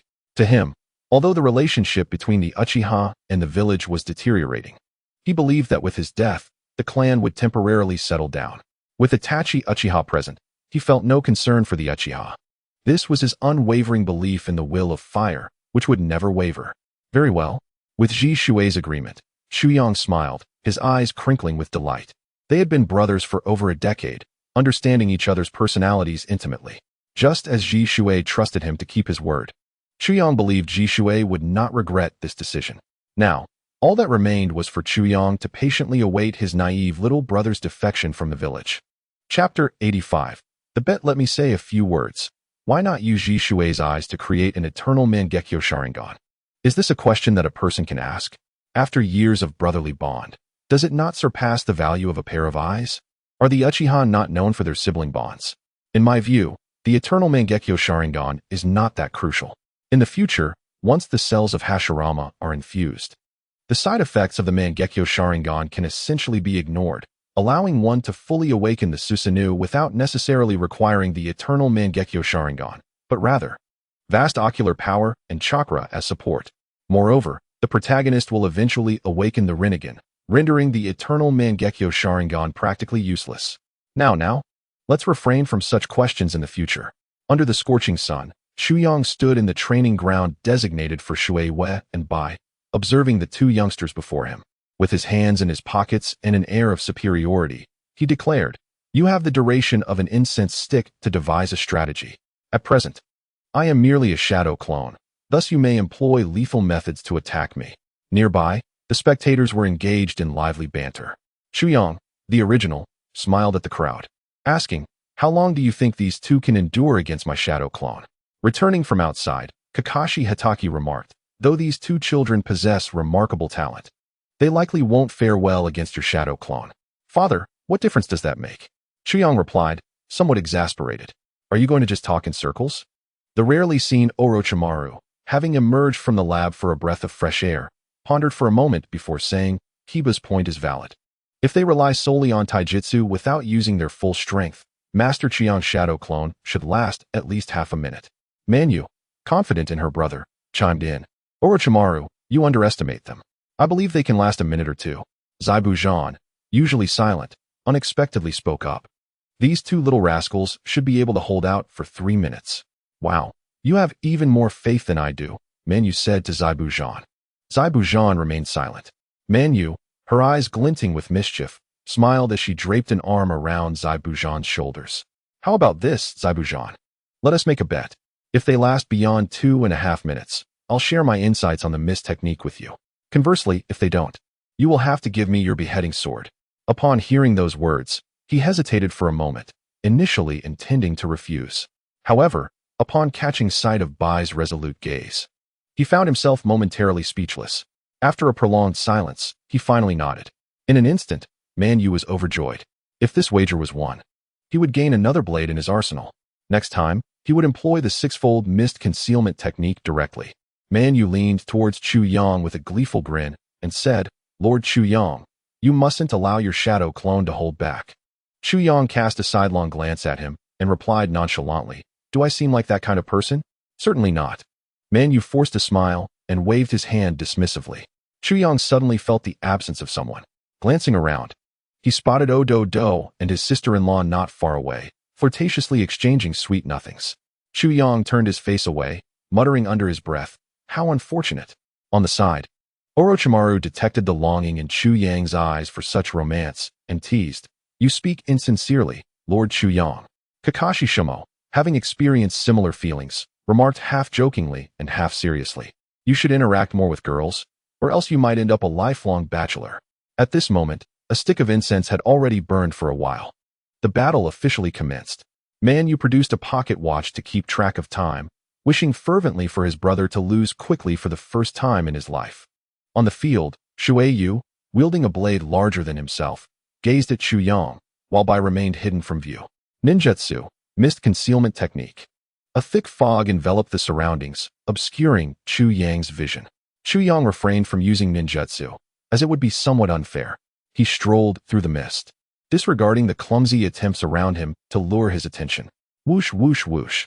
A flurry of nearly undetectable shuriken whizzed through the air. Without activating his Sharingan, Chu Yang merely stepped aside a couple of times to effortlessly evade the incoming projectiles. Observing the stillness around him, he expressed his exasperation. You've been using this tactic for over half a minute. You won't hide forever, will you? As if to answer his query, Chu Yang inadvertently stepped into a puddle, which suddenly surged, forming a sphere that encapsulated him. Water release, water prison technique. A Shuei-Yu appeared beside Chu Yang, pressing a hand against the water sphere. Manyu puffed out his chest with pride, exclaiming, Isn't Odo-Do impressive? Mastering the water prison technique at such a young age. Yet, he scratched his head in frustration. Odo-Do, could you stop showing off? Just lose already. Chu Yang's expression remained unchanged. He had anticipated Shuei-Yu's display. After all, he had once faced off against the Eight Tails. The real Shuei-Yu charged through the mist, swinging his massive blade down upon Chu Yang within the water prison. Chu Yang's shadow clone remained unfazed, merely channeling chakra into his limbs, effortlessly breaking free from the water prison. He seized the descending blade with one hand. Shuei-Yu. You. Chu Yang intended to deliver a condescending remark, but Shuei-Yu flashed a mischievous grin. Lord Chu Yang, losing focus in battle has its consequences. You once said that. The clone paused briefly, and then, ice release. Ice flow spear. From beneath Chu Yang, chilling energy gathered, solidifying the puddle into icy spikes that shot upward towards him. Meanwhile, Shuei-Yu utilized the water transformation technique to evade the icy assault. Well done, Bai. Chu Yang expressed his approval, pleased that Bai proved to be superior to Shuei-Yu.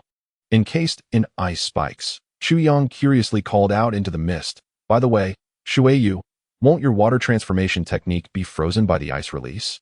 A sweet voice resonated around him. Mr. Chu Yang, because I can manipulate ice chakra quite skillfully, the cold intentionally avoids Shuei-Yu, and only physical attacks strike him. I see. Chu Yang nodded in understanding. Water release, Water Chaos Wave. The wave struck Chuyang, but this technique lacked true offensive capability, and he had no inclination to dodge. After all, if he took it too seriously, it would negate the fun for his opponents.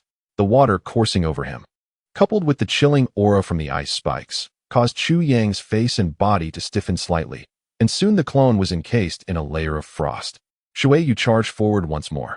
Water release, great water arm technique. Water surged around Shueyu's right arm, causing his muscles to bulge dramatically as he swung the blade down with ferocity. Is that all? A flicker of disappointment crossed Chu Yang's eyes, though it met his expectations. As the chakra flowed through him, he freed himself from the icy restraints and once again grasped the massive blade with ease, just as he prepared to engage earnestly. Chapter 86. The Circle-Making Brothers. But Shueyu chuckled again. Behind you. The sound of shurikens slicing through the air reached him. The projectiles pierced through Shueyu's form. Yet he had already activated the water transformation technique. Damn! Chuyang couldn't help but exclaim. Though the surprise was somewhat abrupt, it remained manageable for his clone. Narrowly evading the shuriken's assault, Shueyu charged at him like a bull, brandishing his great blade once more. Chuyang sighed. Can't this kid adopt a different attack strategy? Grasping the blade again, he was about to say something when Shueyu laughed once more. A sudden jolt ran through Chuyang's heart. Shueyu's playful tone often heralded trouble, but what else could they have in store? Just as Chuyang pondered this, Shueyu unexpectedly released his grip on the massive blade. The weapon in Chuyang's hand transformed into a puff of white smoke, revealing that he was now grasping Bai's ankle instead. Bai had already formed hand seals. Ice release, ice palm. The strike landed on Chuyang's abdomen. His clone felt a chaotic surge of chakra within, ultimately dissipating into white smoke. What? Everyone present was taken aback, for they were all skilled individuals who could easily see through this rudimentary mist technique. They witnessed Chuyang's shadow clone being shattered directly, watching the two approach him. As if eager for praise, Chuyang gently patted Bai's head. Bai nuzzled affectionately against his palm. When he turned to Shueyu, however, he found him cradling his head in apparent disdain. Lord Chuyang, I don't want this. Chuyang replied sternly. You brat, don't get ahead of yourself. As if anyone would care to touch you. His gaze toward Shueyu was fierce, but turned incredibly gentle as he faced Bai. Come, Bai, tell me. What was your plan? Bai nodded and explained. From the very beginning, the shuriken I shot contained cold energy. My cold can disrupt the enemy's chakra to a certain extent. Of course, it won't work against an opponent with a significant power disparity, but for your shadow clone, Mr. Chuyang, while the physical skills are formidable, its chakra level is merely that of a genin. So after experiencing the ice flow spear, using the ice palm caused your clone's chakra to become utterly disordered, ultimately resulting in its explosion. Chuyang nodded in satisfaction and embraced Bai. As expected of you, Bai. I always knew you were the best. However, such a warm atmosphere was soon interrupted. Shueyu, looking quite dissatisfied, exclaimed, Lord Chuyang, what about me? Without my techniques of water manipulation and water prison, one could never truly let the cold seep into your body. You? Chuyang cast a glance at Shueyu. Go play in the mud. Surely, you know who the MVP of this match is. When Chuyang turned to Bai, his tone shifted. Bai, you must be exhausted. When we get home, I shall prepare lunch for you, and then you can take a nap. Watching Chuyang retreat, Shueyu was left bewildered. Is Lord Chuyang showing such blatant favoritism? Just as Shueyu contemplated seeking solace from her older brother, she noticed Man Yu gazing reluctantly at Zaibu Zhan. Zaibu Zhan extended his hand. His tone icy, handed over. Man Yu, with a face full of reluctance, attempted a final struggle. Can you truly claim victory? After all, it was Lord Chuyang's avatar that was dispersed in the end. Zaibu Zhan sneered, shattering Man Yu's last hope. Do not think I am unaware. The moment Lord Chuyang's avatar was dispelled, it was already at 2 minutes and 31 seconds. Therefore, I am the victor. Hurry and hand it over. Be quick about it. Man Yu sniffled, and with great reluctance, retrieved a small notebook from her ninja tool pouch, filled with her insights on the mist concealment technique. Watching Zaibu Zhan's distant figure, Man Yu began to draw circles in sadness. Glancing at the little brother who had approached her, she tossed him a twig. Thus, the two siblings squatted together on the training ground, drawing circles. The others witnessing this scene could not help but smirk, but ultimately, each returned to their own homes. When Kiki Sakumo returned, he found Bai enjoying her meal, while Chuyang looked at her with a gentle expression. Such tenderness was something Kiki Sakomo had only witnessed in Chu Yang's childhood when he gazed at Shizun. It seems Bai is being nurtured by Chu Yang just as Shizun was in her youth. And this imitation of Shizun seems to be favored even more. After all, Shizun was not nearly as adorable as Bai was back then. At times, Kiki Sakomo genuinely questioned Chu Yang's orientation. For instance, he had shared a tender gaze with Shizun in his childhood, then with his son Kakashi, and now again with Bai. Forgive Kiki Sakomo for his wandering thoughts. Realizing Sakomo's return, Chu Yang patted the chair beside him.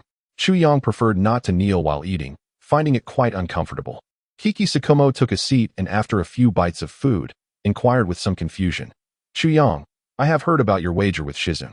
While I am disappointed with Konoha's actions, do you truly believe they would strike against the Uchiha? Kiki Sakomo did not shy away from discussing this, as Bai was too young to comprehend.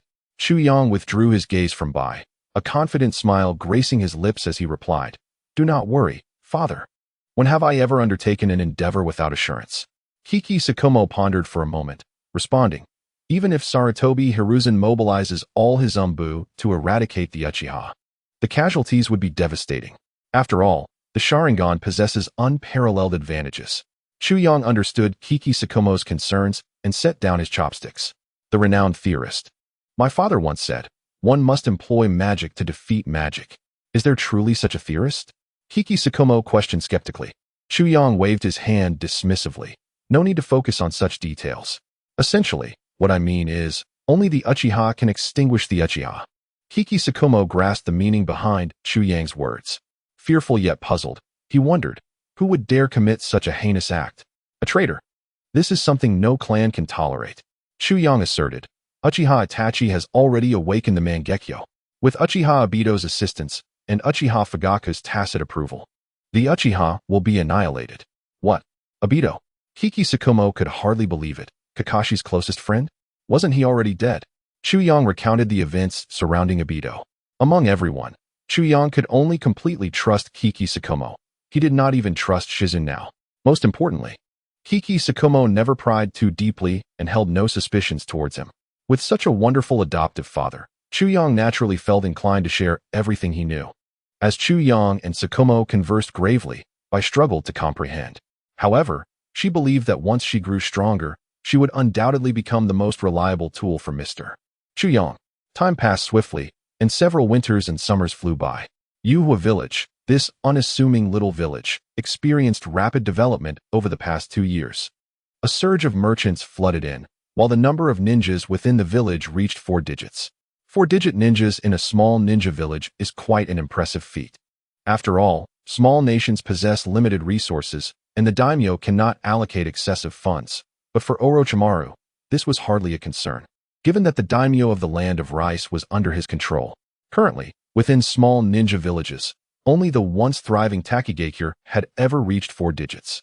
Some of these ninjas were former test subjects of Orochimaru, while others were nurtured during this time. Now 2.5 years have passed, and less than half a year remains until the 3-year agreement. In the training ground, the sounds of clashing swords echoed continuously. Shizun and Chu Yang both activated their Sharingan, their dual blades clashing with a resounding clang. Shizun retrieved dozens of specially customized kunai from her ninja tool pouch, inscribed with peculiar runes, the very mark of the Flying Thunder God.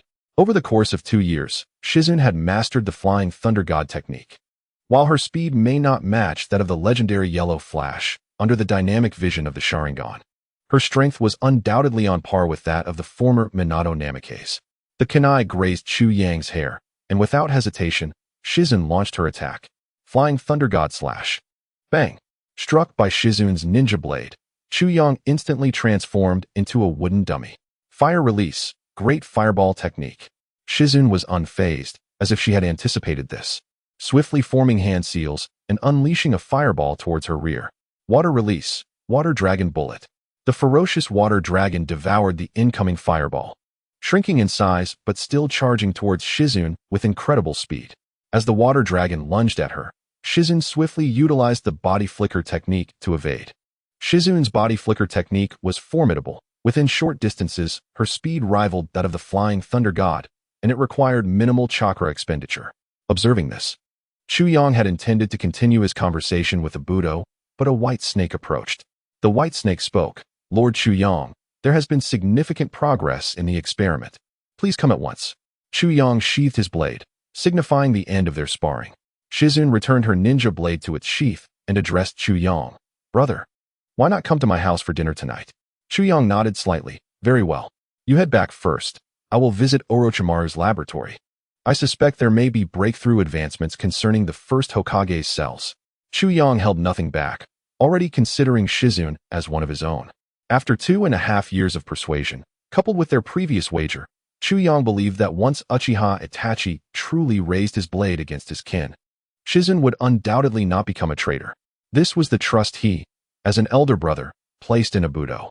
As Shizune watched Chuyang's retreating figure, a complex expression crossed her face. Over this period, she had gradually been swayed by Chuyang's words.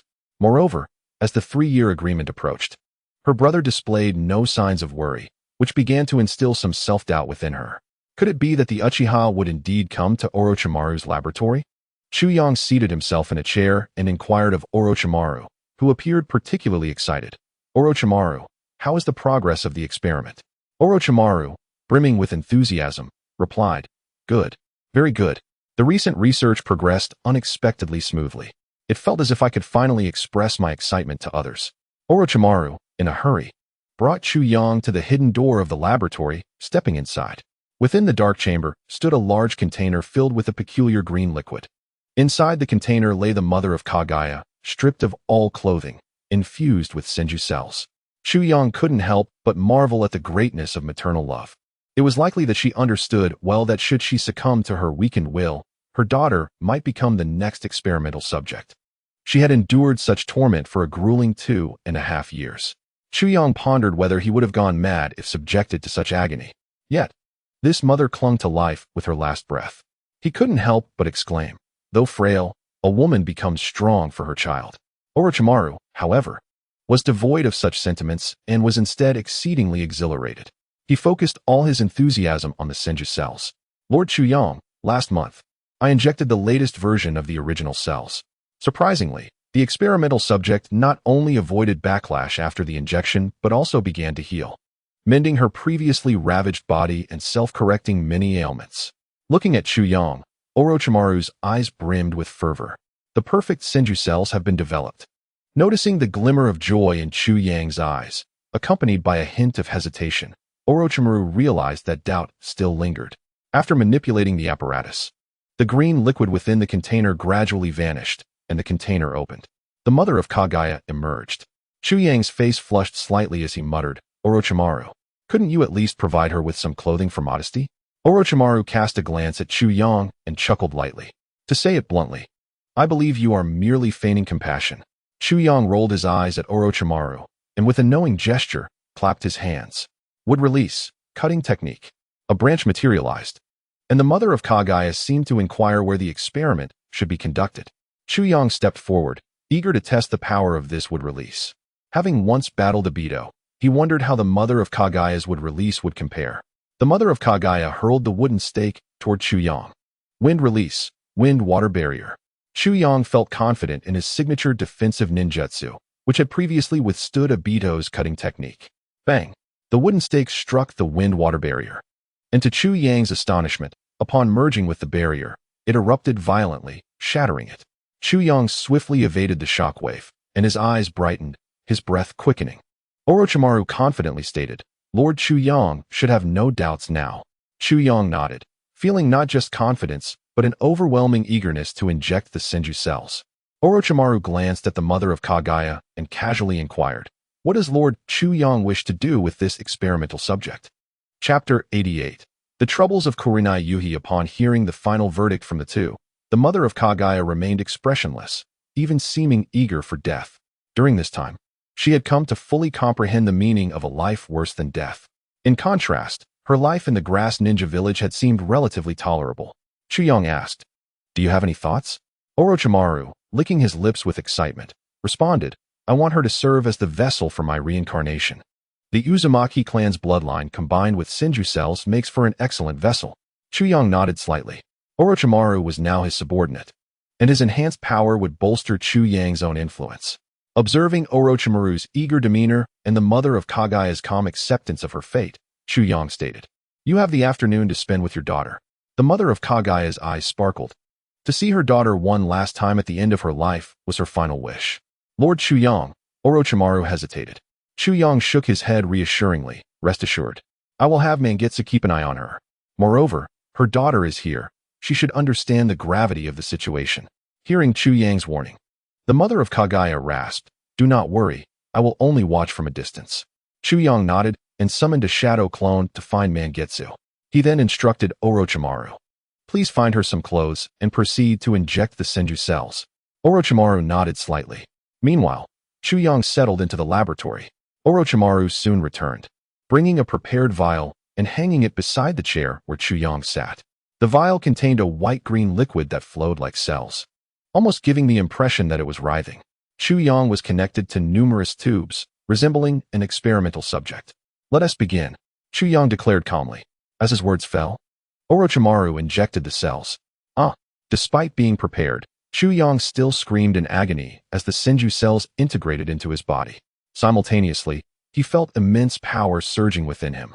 Beyond the pain, he sensed the overwhelming chakra and vitality coursing through him, genuinely grasping a glimpse of the legendary power of the god of ninjas.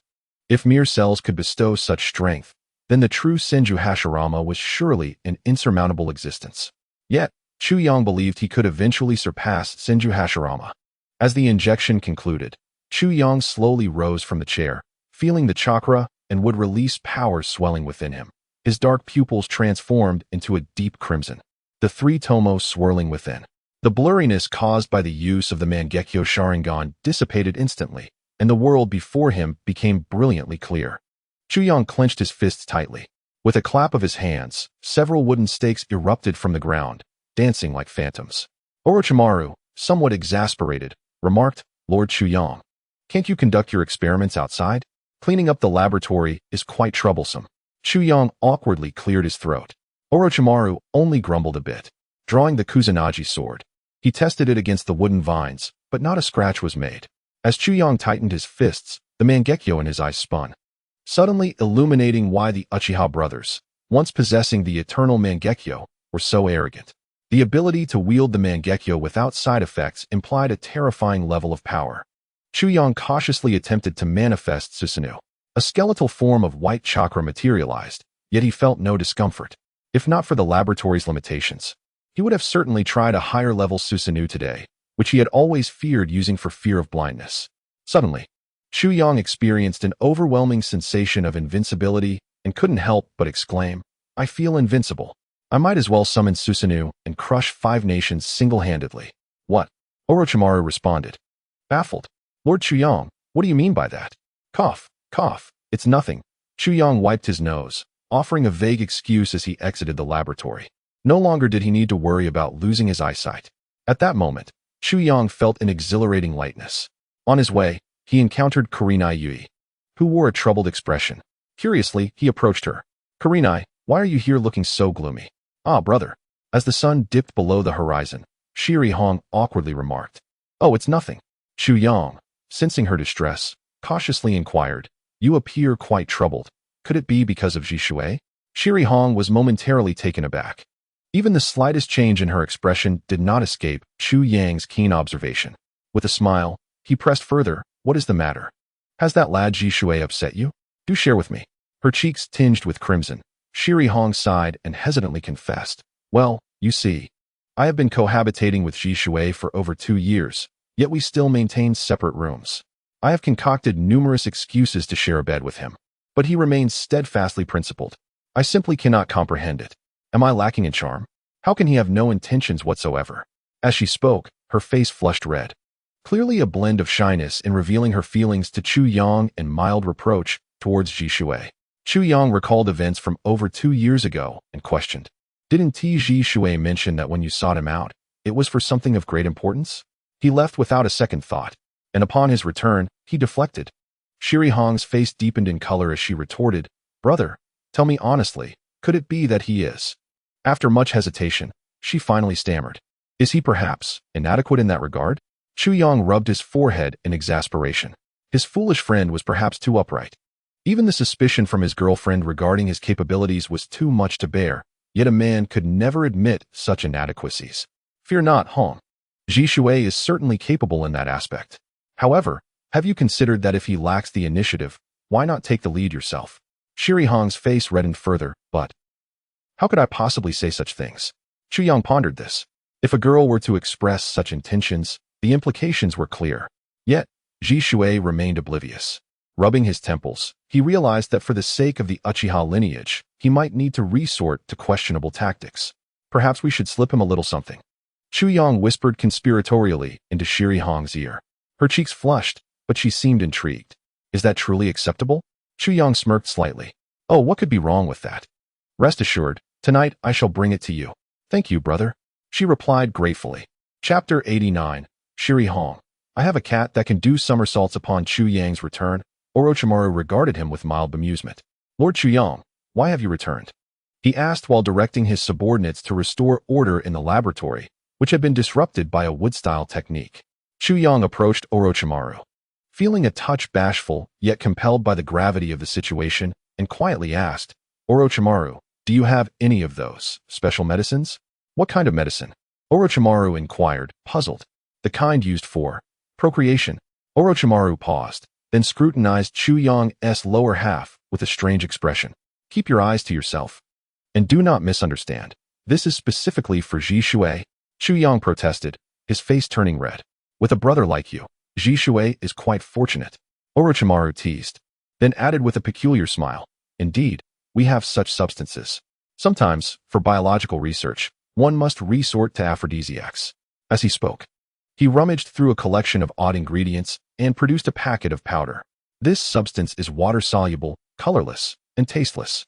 Its effects will commence about an hour after consumption. Chu Yang accepted the packet and, under Orochimaru's curious gaze, departed without haste. Instead of seeking Shiri Hong immediately, he went to the training grounds where the three young ones were engaged in practice. At that moment, Bai was facing two opponents. Despite Xianglin and Shueihua exerting their utmost efforts, they could not best Bai. Finally, in a fit of frustration, Shueihua tossed aside his large blade and plopped down on the ground like a petulant child, exclaiming, I'm done. Bai, you're just too strong. And with Lord Chu Yang giving you special training. Bai chuckled lightly. Shueihua, don't forget, when Master Chu Yang taught me, he didn't neglect you or Xianglin. Moreover, hasn't Lord Manua been guiding you as well? Xianglin then delivered a punch to Shueihua head, causing it to explode like a splash of water. What was that for? You tomboy? Shueihua exclaimed, pointing angrily at Xianglin as his head quickly reformed. Xianglin retorted, don't blame the road for your shortcomings. Bai won through sheer strength. If not for your recklessness, we wouldn't have lost so easily. You, what do you mean by that? Am I wrong? Shueihua countered, fuming. If you've got the guts, fight me. Watching her daughter thrive and make two good friends, Xianglin's mother, who had been observing from the shadows, felt a bittersweet smile form as tears welled up in her eyes. Meanwhile, Manua remained indifferent, having witnessed such scenes numerous times before. It was not that he lacked empathy, but rather he had grown somewhat numb to it. He contemplated, Shueihua is indeed too reckless. He needs proper guidance. Suddenly, Chu Yang appeared beside them and calmly asked, Are you satisfied with your daughter's current situation? Lord Chu Yang. Manua bowed respectfully. Chu Yang nodded in acknowledgement, his gaze shifting to the trio engaged in playful banter. This afternoon was meant for their free exploration. Xianglin's mother nodded in appreciation. Thank you. Thank you. Chu Yang understood her gratitude and spoke with a hint of mockery. What exactly are you thanking me for? Thanking me for the immense suffering you endure daily? Thanking me for deceiving your daughter into idolizing her mother-esque killer as a brother? Or perhaps for condemning you to a restless existence, becoming a vessel for others? Xianglin's mother continued to gaze tenderly at her daughter, who was joyfully sparring with Shueihua. At least Xianglin was alive and thriving, having formed two sincere friendships and having a caring master guiding her towards a better life. Chu Yang regarded her with a complex expression before silently departing. He feared that lingering any longer would awaken the conscience he had long buried. As night fell, Chu Yang accompanied Bai to Ji Shui's home for dinner. Meanwhile, Kakashi had been searching for Hitaki Sakomo, as young Kakashi believed he was ready to bring his father back to Konoha. Hitaki Sakomo had no reason to evade his son and took the initiative to meet him. After exchanging pleasantries with Ji Shui, Chu Yang discreetly leaned closer to Hong and slipped the powder into her hand. When dinner is nearly finished, serve Ji Shui a glass of water, adding this to it. The effects should manifest in about an hour. Shiri Hong nodded, concealing the powder. The evening progressed to the familiar camaraderie of brotherly banter. Chu Yang sipped sake, boasting as usual to Ji Shui. Ji Shui, who was not particularly fond of alcohol, engaged in light toasts with Chu Yang before spending the remainder of the time either listening to Chu Yang's stories or playfully undermining him. This shift in Ji Shui's demeanor made him seem less like the endearing friend Chu Yang once knew. As the meal approached its conclusion, it was time to depart. After exchanging a knowing glance with Shiri Hong, Chu Yang engaged Ji Shui in casual conversation while Shiri Hong slipped into the kitchen. Just as she prepared to pour the powder into the sake, she realized she hadn't inquired about the correct dosage. After a moment of contemplation, she decided, "It doesn't seem like much. I'll just add it all." Seeing Shiri Hong reappear, a suggestive smile crept across Chu Yang's face. He raised his glass and addressed Ji Shui. "That will be all for today. I must take my back. Before I leave, let us share one last toast." As the crimson sun began to set, Hong promptly handed the wine glass to Ji Shui. Ji Shui accepted it with a smile and clinked glasses with Chu Yang. As they were leaving, Chu Yang cheerfully remarked to Ji Shui, "I wish you a delightful evening." Ji Shui, somewhat puzzled by Chu Yang's words, shrugged it off and decided to tidy up. Observing Hong cleaning the table, Ji Shui chuckled, "Allow me to help." Blushing, Hong replied, "Ahem, I'll just go take a shower first." After Ji Shui finished clearing the table and washing the dishes, he inexplicably felt a sudden warmth enveloping his body. How strange. Why do I feel so hot all of a sudden? Could it be the wine? Although my tolerance isn't the best, surely I can't be that affected. At that moment, Hong emerged from the bathroom after an hour-long shower, wearing a revealing nightgown she had never donned before. Ji Shui's face flushed crimson, and he felt an involuntary surge of desire. Sensing his intense gaze, Ji Shui quickly crossed his legs and feigned nonchalance, saying, "Hong, why don't you head to your room first? I'll finish up here."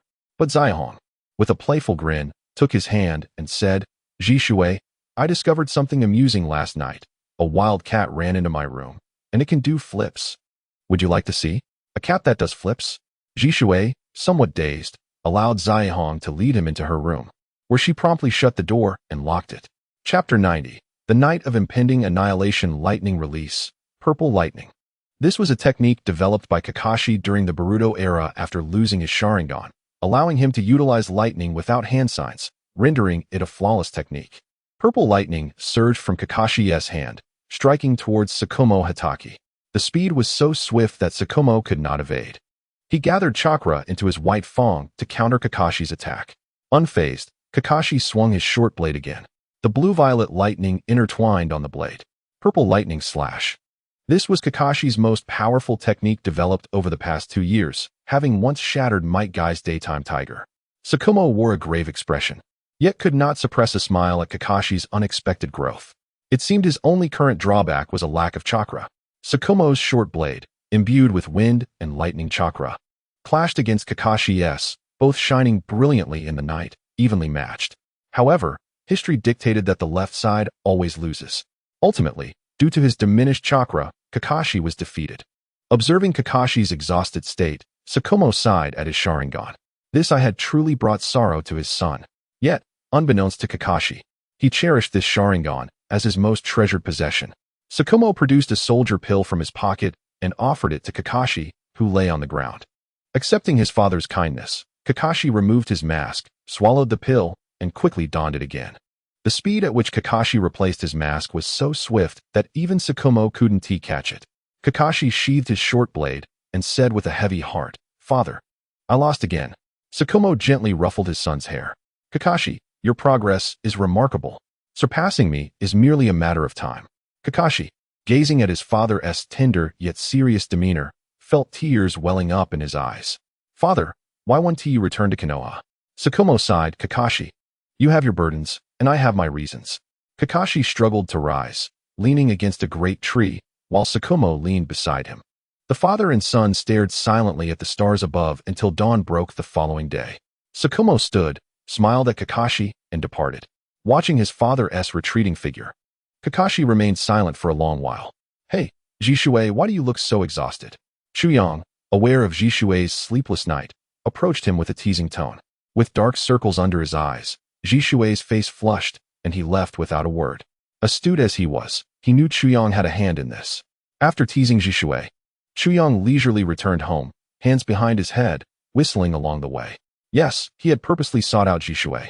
Upon returning home, Chuyang noticed Hans, seated at the table, devouring a can of cat food. Curiously, he asked, Hans, what brings you here?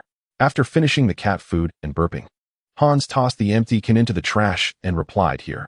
This is from Uchiha Lin. Chuyang accepted the scroll, unfurling it to reveal a list of Uchiha clan names. Rather than mere intelligence, it was a roster of over 1,000 Uchiha names. Most of them were civilians, with fewer than 200 being ninjas. After all, the Uchiha clan had a total of less than 500 ninjas. This was a compilation of Uchiha clan members who had recently expressed a desire to defect and live in Uhi village, having been persuaded by Uchiha Lin. Chuyang's lips curled into a smile. He had already arranged for a new Uchiha settlement, courtesy of Orochimaru, located at the heart of Uhi village. At the end of the scroll, the elder specifically inquired how such a large number of people could leave Konoha. Chuyang had already formulated a plan. In the past, managing over 1,000 individuals would have overwhelmed him, but now, with the support of Hashirama's cells and his vast chakra and ocular power, Chuyang was confident he could relocate everyone. Utilizing a large-scale summoning technique, he would make eye contact with all his willing clansmen, marking them, and then place the prepared marked stones at the new Uchiha settlement, teleporting the clansmen next to the stones. Chuyang had resolved that this operation must occur on the night Uchiha Itachi planned the clan's massacre. When Uchiha Itachi discovered, hey, why are there so few people? Chuyang instructed Hans, relay this to the elder. I have a method to ensure everyone's safe departure, so rest assured. As for the method, I'll keep it a secret for now. You're getting all mysterious now. Hans rolled his eyes at Chuyang before vanishing in a puff of smoke. The elder listened to Hans recounting Chuyang's words and chuckled. This young man was indeed keeping secrets. The elder had no doubt about Chuyang's ability to facilitate their escape. If he lacked a viable plan, he wouldn't have bothered to rally support. Within the dense woods, Uchiha Itachi approached, facing the tiger masked man who seemed to have been waiting there without any surprise. I need your assistance. Help me annihilate the Uchiha clan tonight. Uchiha Itachi stated impassively. Obito responded coolly, all right. But my involvement is not for revenge. Consider it a favor, and let us pretend you've seen nothing. You mean not to record your actions with the Sharingan? Uchiha Itachi understood that Obito's implication was to refrain from documenting his collection of Sharingan. Before departing, Uchiha Itachi warned, do not harm my brother. Huh, I have no interest in children without Sharingan, Obito replied, crossing his arms and speaking indifferently. With that, Obito vanished amidst a ripple of space. Uchiha Itachi cast a lingering glance at the spot where Obito had stood, mentally noting his space-time ninjutsu's characteristics before turning away. Unbeknownst to both, someone had been eavesdropping on their entire conversation. Chuyang gazed at the spot where the two had just stood, a peculiar expression crossing his face as he muttered to himself. Could it be mere coincidence? He had long since marked the stones in Konoha with the emblem of Jianyu. Such stones were commonplace and would raise no suspicion. Certainly not capable of being flown outside Konoha. Stroking his chin, he mused, nonetheless, this is fortuitous. If we are to act tonight, I must inform the Grand Elder to gather everyone immediately. Chapter 91. Welcome to Yuhua Village, my cherished kin. As night deepened, what seemed merely an ordinary evening was anything but for the majority of the Uchiha clan, who had already commenced their clandestine operations. A substantial gathering of clan members, summoned by the Grand Elder, congregated beside the Nange shrine. Here, Chuyang had already established a barrier. Such occurrences would undoubtedly be detected by the Umbu. Yet they would remain oblivious to the true purpose of this gathering. Countless clan members arrived, most of whom were unaware that they would be leaving Konoha that very night. After all, only a select few trusted individuals needed to be informed. Should the news leak, the charge of treason would spell doom for all present. Chuyang addressed the Grand Elder. Is everyone assembled? The Grand Elder nodded slightly. The only pressing question now was how they would facilitate the escape of such a large group. A slight smile crept onto Chuyang's lips. Rest assured, I possess my methods. While he conversed with the Grand Elder above, those below were left in a state of shock. They had not anticipated that the Grand Elder's summons was a prelude to their defection from the village. Moreover, it was evident that the Grand Elder had been in contact with Chu Yang. I understand that many of you have been kept in the dark, unaware that tonight is the night of our defection. However, I must inform you that you have already boarded a pirate ship. If we do not act tonight, and this reaches the ears of Konoha's higher-ups, none of us shall survive. As murmurs of unrest rippled through the crowd, Chu Yang recognized that it was time to sweeten the deal after delivering a harsh truth. To be candid, the recently rising Yuhua village is my creation. Furthermore, I have already prepared a new homeland for all of you. And how do you propose we leave? Uchiha Tiehua inquired. Chu Yang chuckled, his eyes swirling with 3 tomo forming a kaleidoscope. My kaleidoscope abilities are intertwined with space-time. If you all meet my gaze, I can transport you instantly to Yuhua village. Uchiha Tiehua pressed on. While I do not doubt your strength, your village remains a fledgling shinobi settlement. What will you do if Konoha retaliates? Should the daimyo of the fire country exert pressure on the daimyo of the rice country, how will you respond? At this juncture, Chu Yang understood that he needed to assert his power and assure everyone of his capabilities. You need not fear Konoha's retribution. Sarutobi Hizashi is no longer the formidable shinobi of yore. Allow me to reveal that Yuhua village, including myself, boasts 4 shadow-level ninjas. I have already harnessed the power of the first Hokage. You need not worry about the side effects of the kaleidoscope. Nanny, the power of the first Hokage. Goodness, I must be dreaming. How could I possibly be witnessing such an abstract reality? I need to wake up. Hey, why are you pinching me? This kind of power is something even Madara-sama never possessed. Even the Grand Elder was left astounded. Ignoring the gazes of the crowd below, Chu Yang clapped his hands together. Wood release, tree sea descend. Thick wooden stakes erupted from the ground, binding the elite Uchiha members, led by Uchiha Tiehua, firmly. These elite ninjas struggled to break free, only to find the stakes siphoning their chakra, tightening their grip with each passing moment. Chu Yang eventually withdrew the wood release. As for the pressure from the daimyo of the fire country, there was no cause for concern, as the daimyo of the rice country was already under my control. Otherwise, why do you think Yuhua village has developed so rapidly in recent years? We have never lacked for resources. Is there anyone with further questions? Uchiha Tiehua took a step back, declaring, I have no doubts remaining. I, Uchiha Tiehua, willingly choose to follow you. The crowd exchanged glances, whispering among themselves, yet failing to voice any inquiries. Just as Chu Yang prepared to lead everyone away, a timid female voice broke through. Chu Yang senpai, may I ask what will happen to the clansmen left behind in Konoha? Following the sound, Chu Yang spotted a young girl, though still youthful, possessing the promise of beauty. Uchiha Izumi, a girl who had long harbored affection for Uchiha Itachi, even until her last breath, remained fixated on him. With a dismissive hum, Chu Yang replied, let the Uchiha clan split here. Observing the crowd below begin to waver, he felt no surprise. After all, many had familial ties among them. The foolish Uchiha fancied that they could seize power through a coup, unaware that traitors had already infiltrated their ranks. Their demise was inevitable. Yet they remained oblivious to the impending doom. At this moment, everyone felt their minds whirl. What? A coup within the clan? Traitors? Certain extinction? A cacophony of explosive revelations echoed in their minds, leaving them dazed. Chu Yang's kaleidoscope surveyed the crowd below. Now, you have no path left to retreat. You can either leave with me, or... The silence that ensued made it clear that everyone understood Chu Yang's blatant threat. To prevent the plan from being prematurely exposed, he would not hesitate to eliminate anyone attempting to flee. Seeing that the clan members had quieted, Chu Yang chuckled lightly. There is no need for such tension.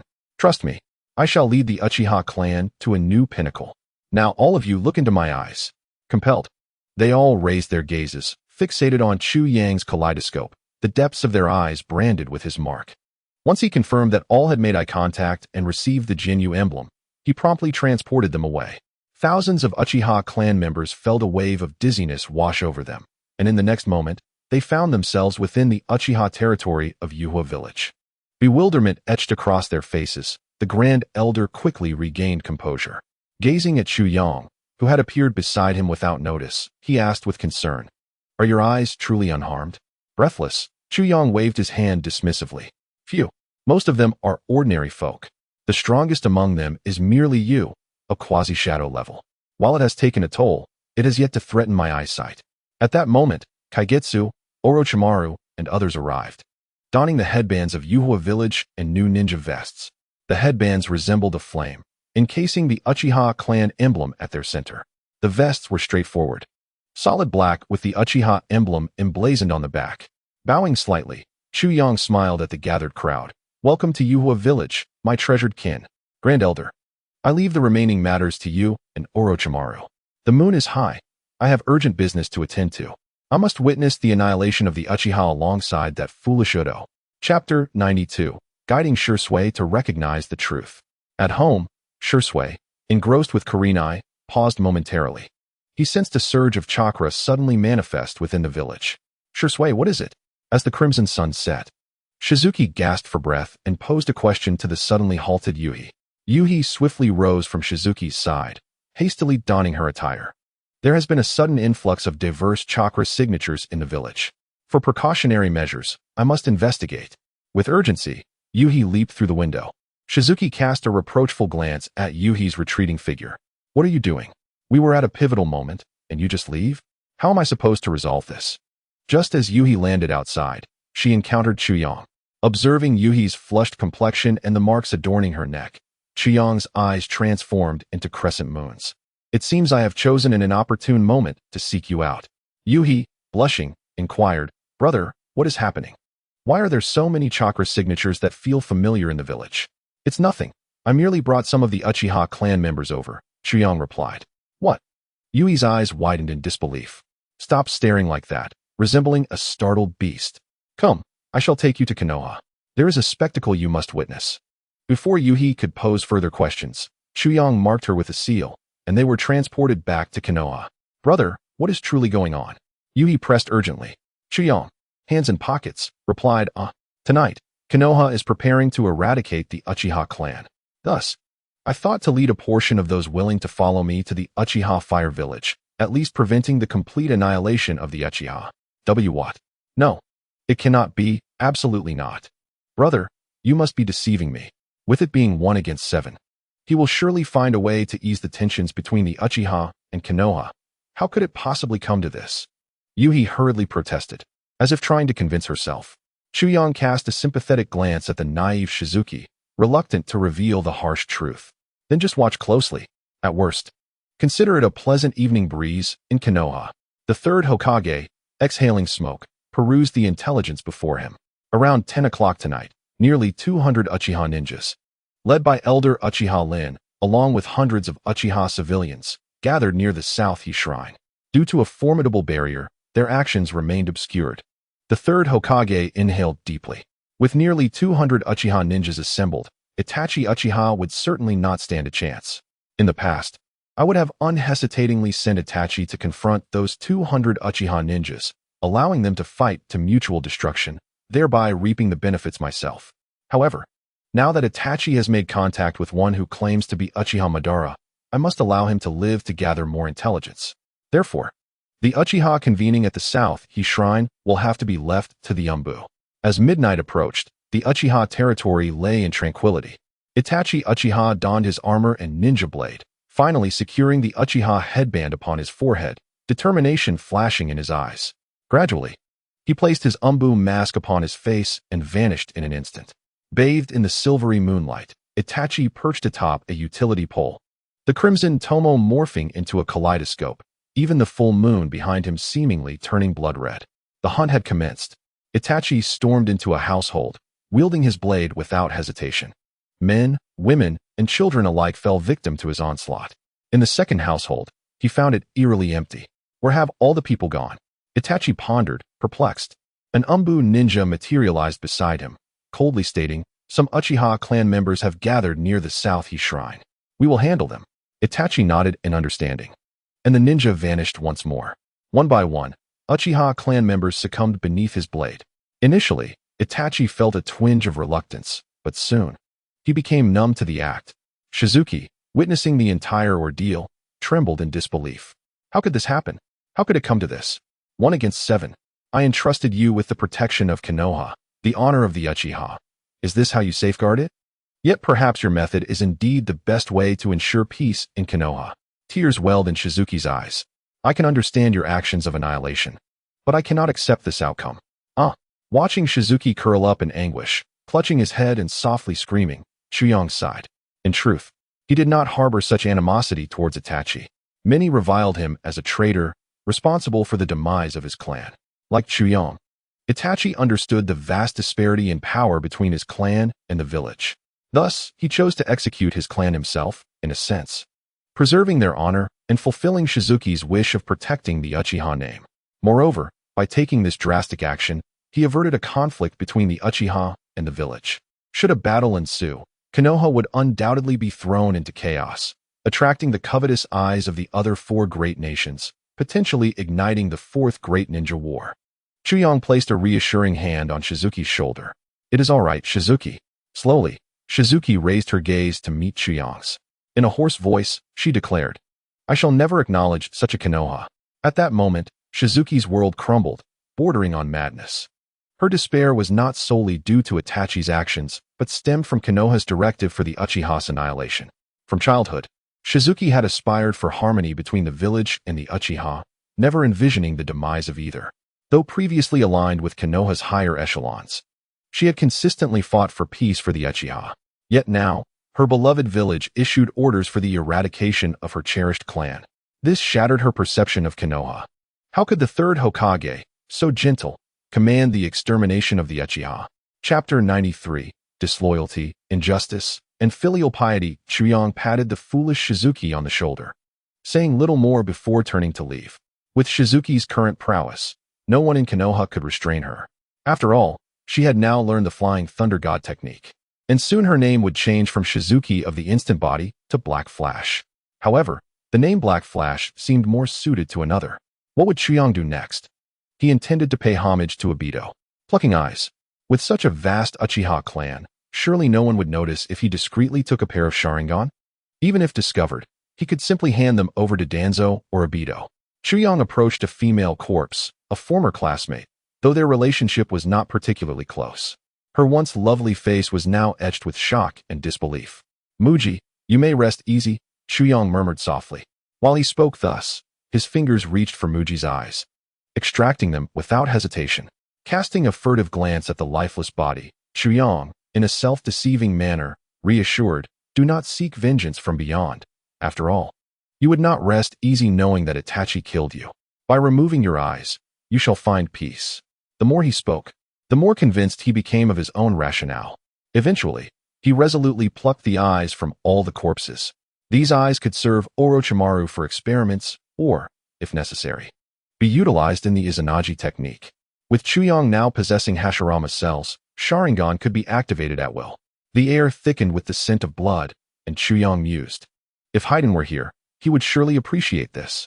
After extracting 4 pairs of 3-tomo Sharingan, 8 pairs of 2-tomo, and several pairs of 1-tomo, he finally ceased. After all, he would eventually need to reclaim the corpses of the Uchiha clan members. At that time, the missing eyes could easily be pinned on Danzo. Uchiha Itachi wiped the blood from his face, gazing towards his home, reflecting, my father is my greatest adversary.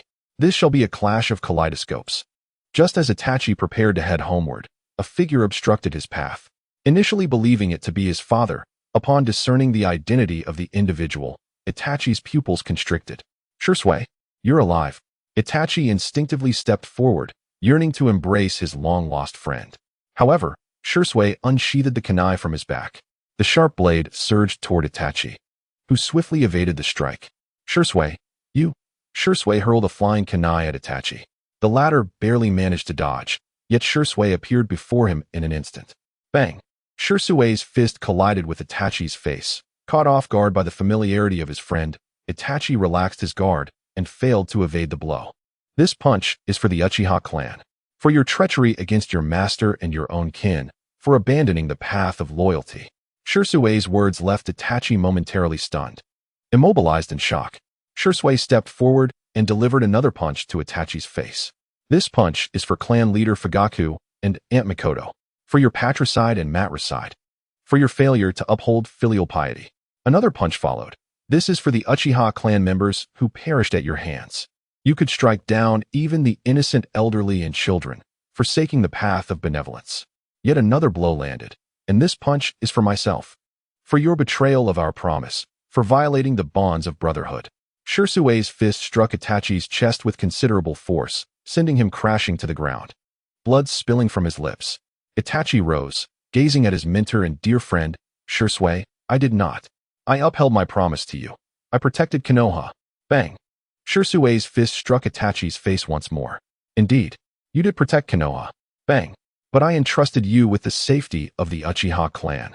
What have you done? Shirsue seized Itachi by the collar, delivering 3 rapid punches. Is this your way of safeguarding the Uchiha? And I told you, I believe in you, brother. Yet you sought to bring him to ruin. You are not the Itachi I once knew. The Itachi I knew was mature and humble, wishing for peace between the Uchiha and Konoha, yearning for a harmonious life for our family. Shirsue unleashed one final punch, utilizing all his strength. Itachi, struck by this blow, coughed blood as he crumpled to the ground, darkness shrouding his face, obscuring his expression. Just as Shirsue prepared to speak, a calm, composed male voice resounded from behind. Enough. Shirsue. Turning to look, Shirsue beheld Uchiha Fugaku, his eyes adorned with kaleidoscopes. I am relieved to see you alive, but his actions today were his own decision. Born out of necessity. Shirsue's mouth opened slightly, as if he wished to speak, yet words eluded him.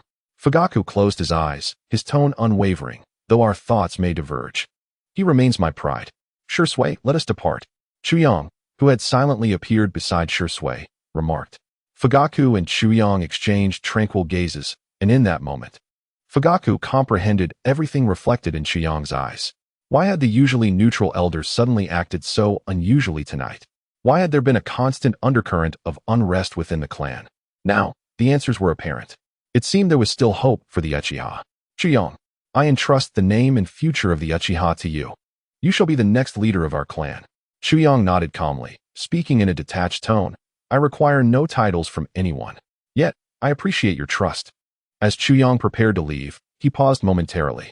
Before departing, he stated, Clan leader Fugaku, you are a good father, but you are not a good leader. The Uchiha have reached this point, and you share the blame. I will not conceal the truth of tonight. You may very well find yourself nailed to the pillar of shame among the Uchiha, reviled by all. Fugaku slowly closed his eyes. I am indeed not a good leader. The scorn I face is well-deserved. At this moment, Chuyang and Shirsue had long since vanished from sight. Chapter 94. Danzo's frustrated exit from the group chat. Even with divergent views, you remain my pride. You are a kind child, and compared to you, our suffering is but a fleeting moment. Gazing upon his kneeling parents, who, in their dying breaths, offered him comforting words, Uchiha Itachi trembled as he raised the blade. He formally achieved the self-immolation of the 9 clans. Sasuke, long ensnared by Fugaku's genjutsu, found his illusion shattered with the demise of the seer. The scent of blood made the young Sasuke scrunch his nose in confusion as he descended the stairs. Upon arriving downstairs, he noticed the living room was dim, yet a strong stench of blood pervaded the air, igniting a sense of foreboding within him. Sasuke hurriedly flicked the light on, and what met his eyes was the sight of his parents' lifeless bodies sprawled on the floor, with the cold-faced Uchiha Itachi standing nearby.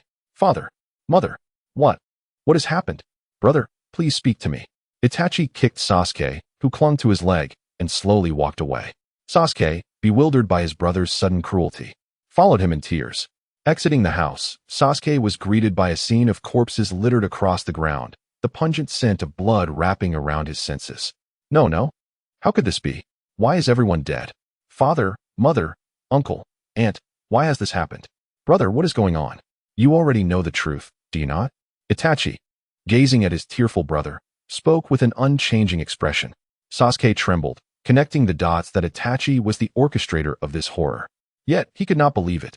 He could not accept that his brother had committed such heinous acts of patricide and fratricide. No, my brother would never do this.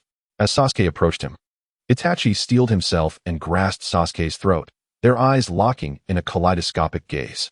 Itachi activated Tsukuyomi, forcing Sasuke to witness the harrowing events of his clan's demise at his hands. No. Watching his parents and clan members fall before his brother's blade, Sasuke trembled violently. Brother, why? Why would you do this? Answer me, please. Sasuke's cries were frenzied. It was to test my resolve. Itachi replied coldly. Resolve? You annihilated our clan for such a ridiculous reason. Sasuke's gaze lifted, his dark eyes igniting with a crimson hue, a singular tomo swirling within. Seeing the foolish Sasuke awaken only a single tomo, Itachi paused momentarily. Meanwhile, Chuyang, who had been observing from the shadows, found himself at a loss for words. He too harbored a suspicion. The reason Sasuke had only awakened a single tomo was likely due to Indra's chakra, which sought to prevent him from accessing the three tomo or even the kaleidoscope too swiftly. Unlike Itachi, Kimimaro, and others who developed their bloodline limits prematurely and suffered from the bloodline disease that shortened their lifespans, Indra's chakra appeared to serve as a protective mechanism for its host. "O foolish Sasuke," Itachi coldly proclaimed, "if you seek revenge, then awaken eyes like mine and do your utmost to kill me." Chuyang, having witnessed the spectacle, prepared to depart. A multitude of Umbu arrived beside the Nana shrine, and upon finally breaking through the barrier, they discovered that there was not a soul within.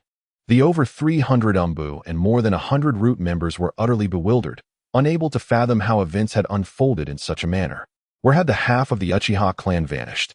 Was this still the Uchiha territory? The members of Umbu and Root exchanged glances, each bearing a look of utter confusion. After a moment of bewilderment, some Root members and Umbu vanished, evidently to report to their superiors that the Nanha shrine was devoid of life. Upon receiving the news, Sarutobi Hizashi and Shimura Danzo furrowed their brows. Something was amiss. It was extremely unsettling. How could over 1,000 Uchiha clan members simply disappear into thin air? This was inconceivable. It was not until Itachi stood before the third Hokage that he revealed the events of the night regarding Chuyang and Shirsue's involvement. Through a spy by the third Hokage's side, it became apparent that Chuyang and Shirsue were likely the ones orchestrating the chaos, which infuriated Danzo. The inherently malevolent Uchiha clan. I always suspected that Uchiha Chuyang and Uchiha Shirsue harbored ulterior motives. This operation did not eradicate the Uchiha seedling, and it could spell endless trouble for the future. Danzo raged in the underground base of Root, spitting words that splattered onto the masks of the Root ninjas below. Danzo, accompanied by his Root members, prepared to excavate some Sharingan from the Uchiha clan's territory. However, an unexpected turn of events occurred. "Lord Danzo, we have examined all the corpses, and approximately 60% of the Uchiha clan members are accounted for, yet a portion of those who activated their Sharingan are missing." Danzo, completely unaware that Chuyang, the sly fox, had pilfered the Sharingan, Danzo wore a dazed expression. Frustrated, he personally commenced a search for the Sharingan. Meanwhile, Obito was equally exasperated. He never anticipated that Uchiha Chuyang would meddle in this affair. Furthermore, he had the audacity to steal the eyes of his own kin. Obito realized that if this information reached the Uchiha members, Chuyang would undoubtedly be unable to claim the position of clan leader, which would allow for internal strife within Uchiha. With the vast intelligence network of White Zetsu at his disposal, Obito was also aware of the existence of Uchiha. Just as he was furiously searching for the Sharingan, he unexpectedly came face to face with Danzo, who was also seeking the eyes. The two locked eyes in a tense silence. Wind release, vacuum wave. Enraged, Danzo unleashed his signature wind shield, a technique that had even blown away the second form of Susanoo during the Great Bridge Battle. Unfazed, Obito activated Kimui. "Danzo, is this how you welcome guests in Konoha?" Danzo, noticing the Mangekyo Sharingan in Obito's right eye, felt a surge of greed. "Humph, why should I concern myself with hospitality toward an intruder like you? Hand over your eyes to me." Obito, not inclined to entertain Danzo, swiftly burrowed underground. He had nearly gathered sufficient Sharingan and simply needed to find a secluded spot to utilize Kimui for a transfer. At that moment, Danzo, frustrated and eager to acquire more Sharingan, found that the majority had already been taken by Obito and Chuyang. How much could possibly remain for him? Danzo cursed as he exited the group chat. The third Hokage, who had been monitoring the situation of the Uchiha, finally sensed something was amiss. After all but Sasuke and the clan members taken by Chuyang had perished, the third Hokage arrived late to the scene, searching for survivors. "Third Hokage," he called out, prompting the Umbu to advance into the Uchiha territory. Chapter 95, Chuyang, you have truly put me in a dire situation.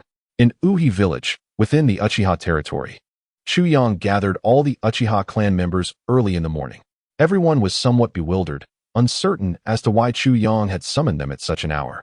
Standing atop an unexpectedly erected platform, Chuyang sorrowfully addressed the crowd below, I have just received word that last night, all Uchiha clan members in Konoha have perished, men, women, and children, save for Sasuke.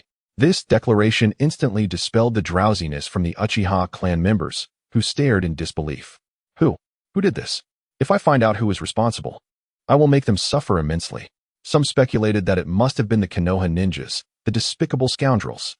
I always suspected that Sarutobi Hiruzen was a mere facade, a malevolent tiger in disguise. The inherently wicked Sarutobi clan. Others wept openly, for many of those who remained in Konoha were their dear friends and relatives. Noticing the atmosphere had reached a fever pitch, Chuyang cleared his throat twice. As all eyes turned to him, he resolutely declared, "Comrades, the perpetrators of this clan massacre are indeed connected to Konoha, yet Konoha itself did not directly intervene. The true instigator of this massacre is Uchiha Itachi." What? Uchiha Itachi? Isn't he the son of the clan leader? Some gasped in disbelief, while others wore expressions of knowing anticipation.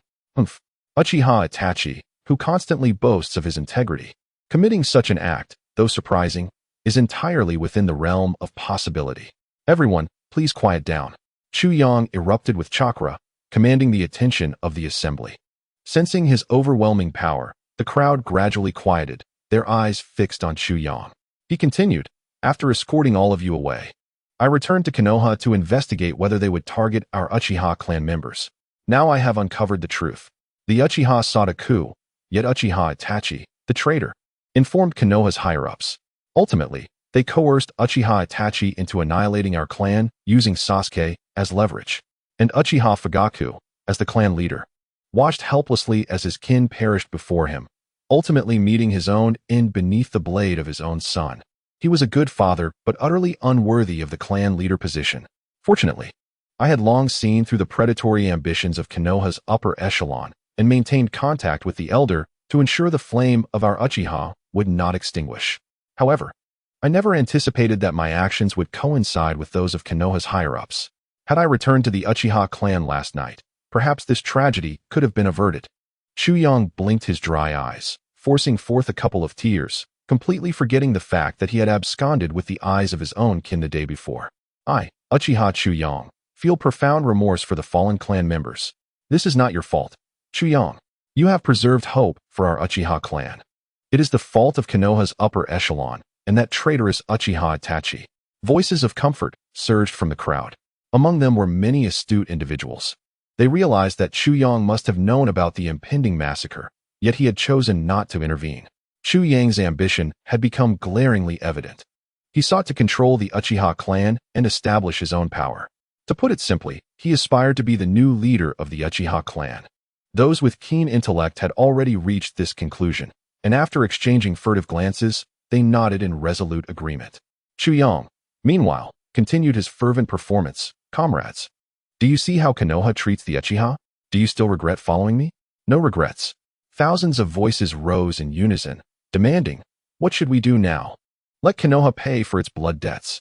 The crowd below was a sea of Sharingan eyes, with those lacking the dojutsu exhibiting a red hue in their eyes, resembling those who had awakened it. Blood debts must be repaid. Blood debts must be repaid. Indeed, it was so. Yet, we are still unable to conquer such a colossal entity as Konoha. Thus, we must cultivate our strength to seek revenge. Although we cannot exact our vengeance at this moment, we must at least reclaim the bodies and eyes of our kin, ensuring Konoha pays the price it deserves.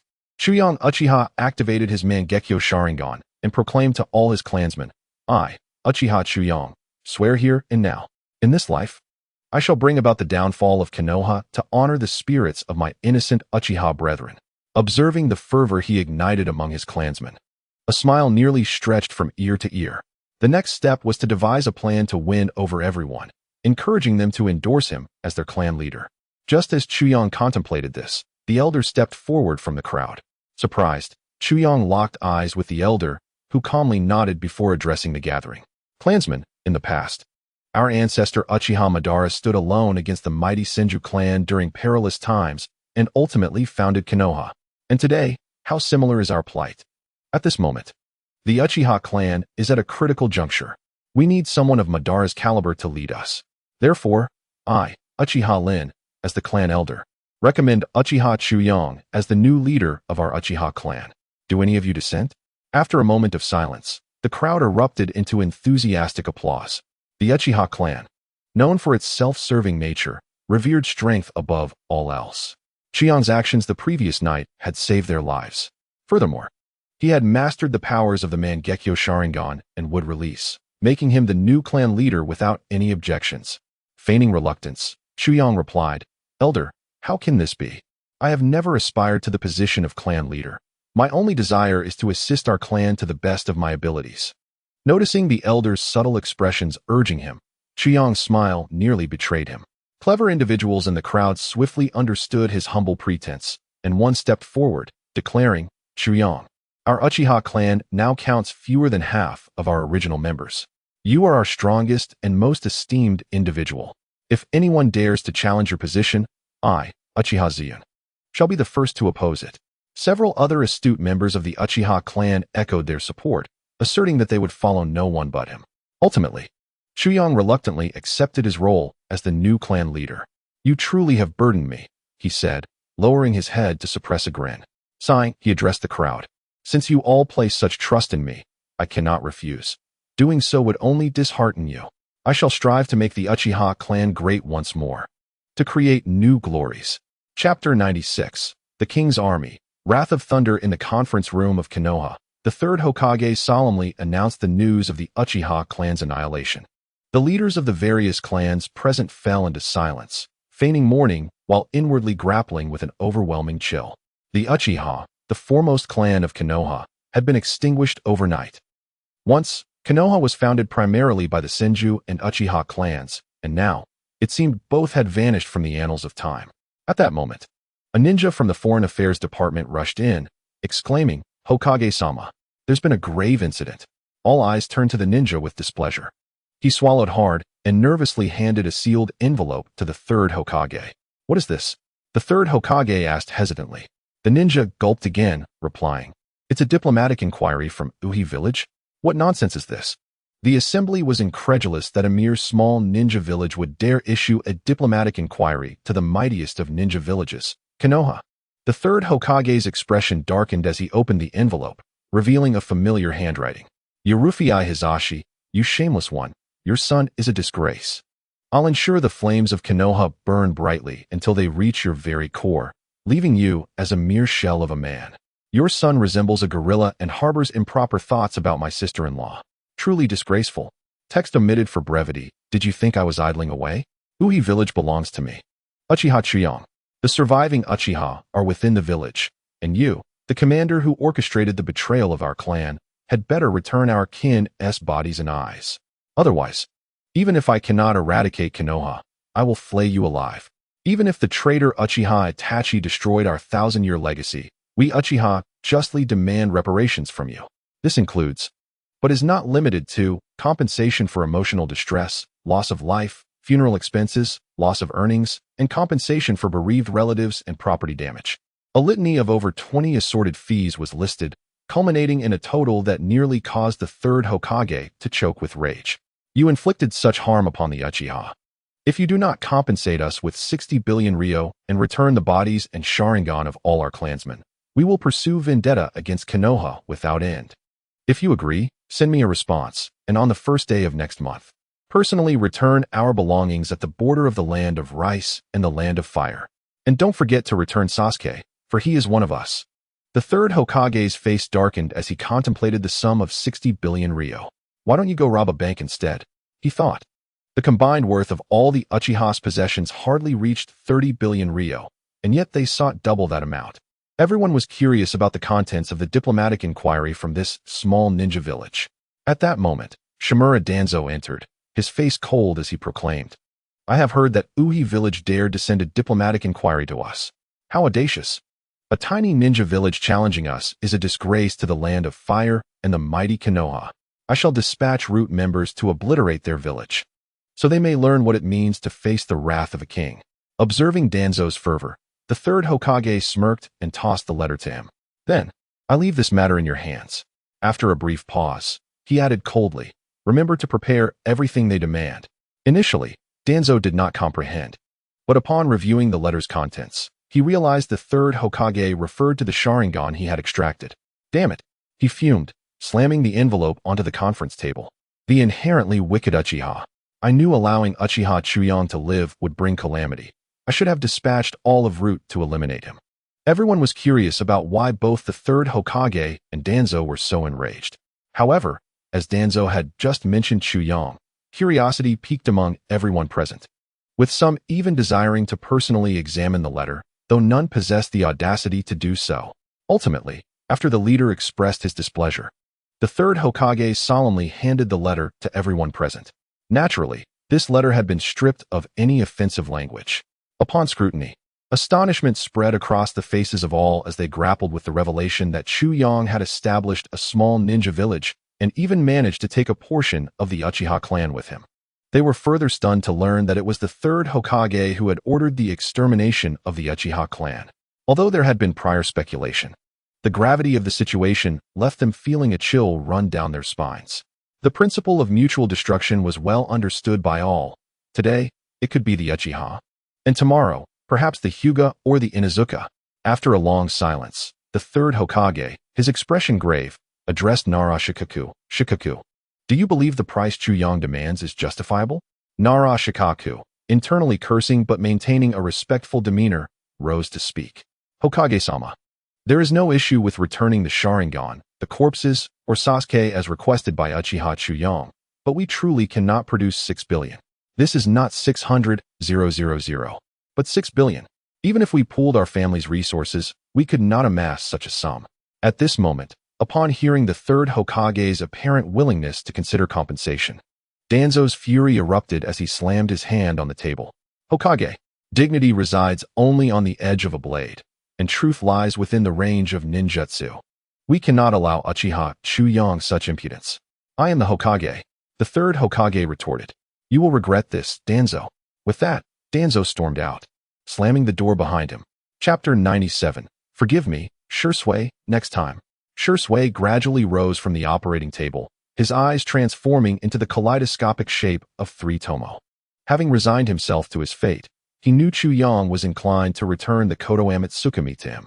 As for merging into an eternal kaleidoscope, Chuyang was far more concerned about Otanashi. Before returning the Sharingan to Shursui's eyes, Shursui had already undergone the transplantation of Hashirama cells. Why does it feel like Hashirama cells will soon become commonplace? Of course, for Orochimaru, creating perfect Hashirama cells was no simple task. Currently, the remaining Hashirama cells were all injected into Shursui's body. Chuyang pondered whether Orochimaru could utilize genetic manipulation techniques to achieve this. Chuyang then playfully grasped Shursui by the neck and said, Shursui, now is not the time for your emo phase. One must always look forward. Surrounded by a heavy atmosphere, Shursui slowly lifted his gaze to meet Chuyang's. Seeing the determination in his brother's eyes, Shursui gradually found his resolve and nodded. Brother, what do you need me to do? I was thinking, as the original wielder of Konoha Tsukumi, your interval for usage shouldn't be 10 years, right? Shursui, somewhat taken aback, nodded.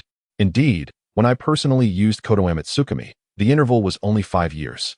Now, with the injection of the first Hokage's cells, the ability of my right eye could be ready in just 2 or 3 years. Chuyang's eyes sparkled as he cheerfully responded. Then I must trouble you to use Konoha Tsukumi to persuade that Kakashi fellow to join us. Shursui hesitated. Isn't that a bit inappropriate? Although Shursui had awakened the power of Konoha Tsukumi, he was not one to manipulate others lightly. Without a reasonable explanation from Chuyang, he would not comply. With a sigh, Chuyang feigned sorrow. My little brother has grown up. Now you even question your elder brother. It's all right. I understand. I truly do. Observing Chuyang's exaggerated display of grief, Shursui could only roll his eyes. Brother, could you at least act a bit more convincingly? You never performed so poorly when deceiving our clan members before. Removing his hand from his face to adopt a serious expression, Chuyang earnestly replied, Shursui, I only wish to fulfill our father's wishes. Do not be deceived by his seemingly idle demeanor. He is, in truth, very lonely. He yearns for his biological son to understand him. Do you know why our father faced public outcry after saving his comrades? Before Shursui could respond, Chuyang continued. It was not because the third Hokage feared our father's potential threat to his position. Our father lacked such capability. At its core, It was because his actions contradicted the will of fire.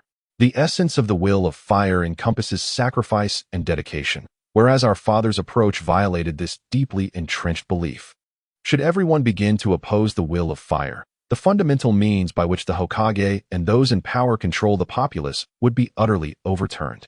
This is the crux of why the third Hokage could not tolerate the white fang of Konoha. Clearly, Kakashi had been thoroughly indoctrinated by the will of fire. At least at present, he had not managed to see through it. Thus, I hope that when you employ Kotoame Tsukumi on Kakashi, the command you impart to him is, family surpasses the village. Shursui paused for a moment, contemplating, then nodded resolutely. Understood, brother. Chuyang smiled slightly and turned to leave. After a moment's hesitation, Shursui, blushing, suggested, brother, it has been a while since we sparred. Shall we engage in some practice?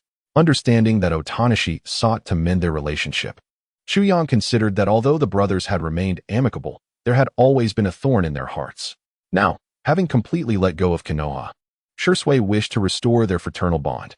Contemplating the recent relocation of the Uchiha to Yuho village, Chuyang realized he had too many pressing matters to attend to and thus lacked the time for a duel. Playfully, he extended 2 fingers, poking Shursui's forehead. Forgive me. Shursui, next time. Shursui, holding his forehead, gazed at Chu Yang's retreating figure, bewildered. This isn't right. Is this really my brother? Indeed, you read that correctly. Since my book has essentially cooled off, I lack motivation and will just fill a chapter for now. Chapter 98. The meeting of Konoha and Uchiha. Chuyang addressed a portion of the Uchiha clan members and a few of his trusted subordinates. Listen closely. When the third Hokage and his entourage arrive, we must maintain an imposing presence. The details will determine our success or failure. We must convey to them that we are prepared to destroy the entire Konoha village if it comes to that. As he gestured animatedly while speaking to his followers, the new clan leader's antics elicited suppressed laughter from those around him. Kakashi Shikaku ruffled Chu Yang's hair. How can you still act so frivolously as the clan leader? I am merely speaking the truth. Chu Yang protested, feeling somewhat wronged, and please do not mess with my hair. Kakashi Shikaku cleared his throat, blowing away a few strands of hair he had inadvertently disturbed. These strands of hair are of no use to you. Suddenly, Zabuza emerged from the shadows, respectfully informing Chu Yang, Lord Chu Yang, the Konoha delegation is arriving shortly. Upon hearing this, Chu Yang instantly transformed from his comical demeanor to a serious expression in the blink of an eye, his face shifting without a hint of hesitation.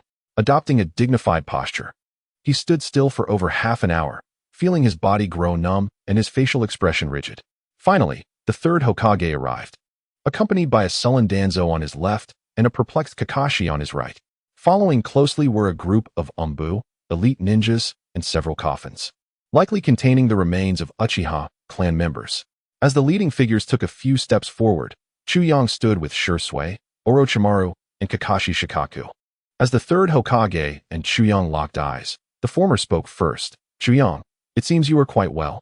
Chuyang responded, indeed, it has been quite some time. I never imagined you, old man, would still be alive.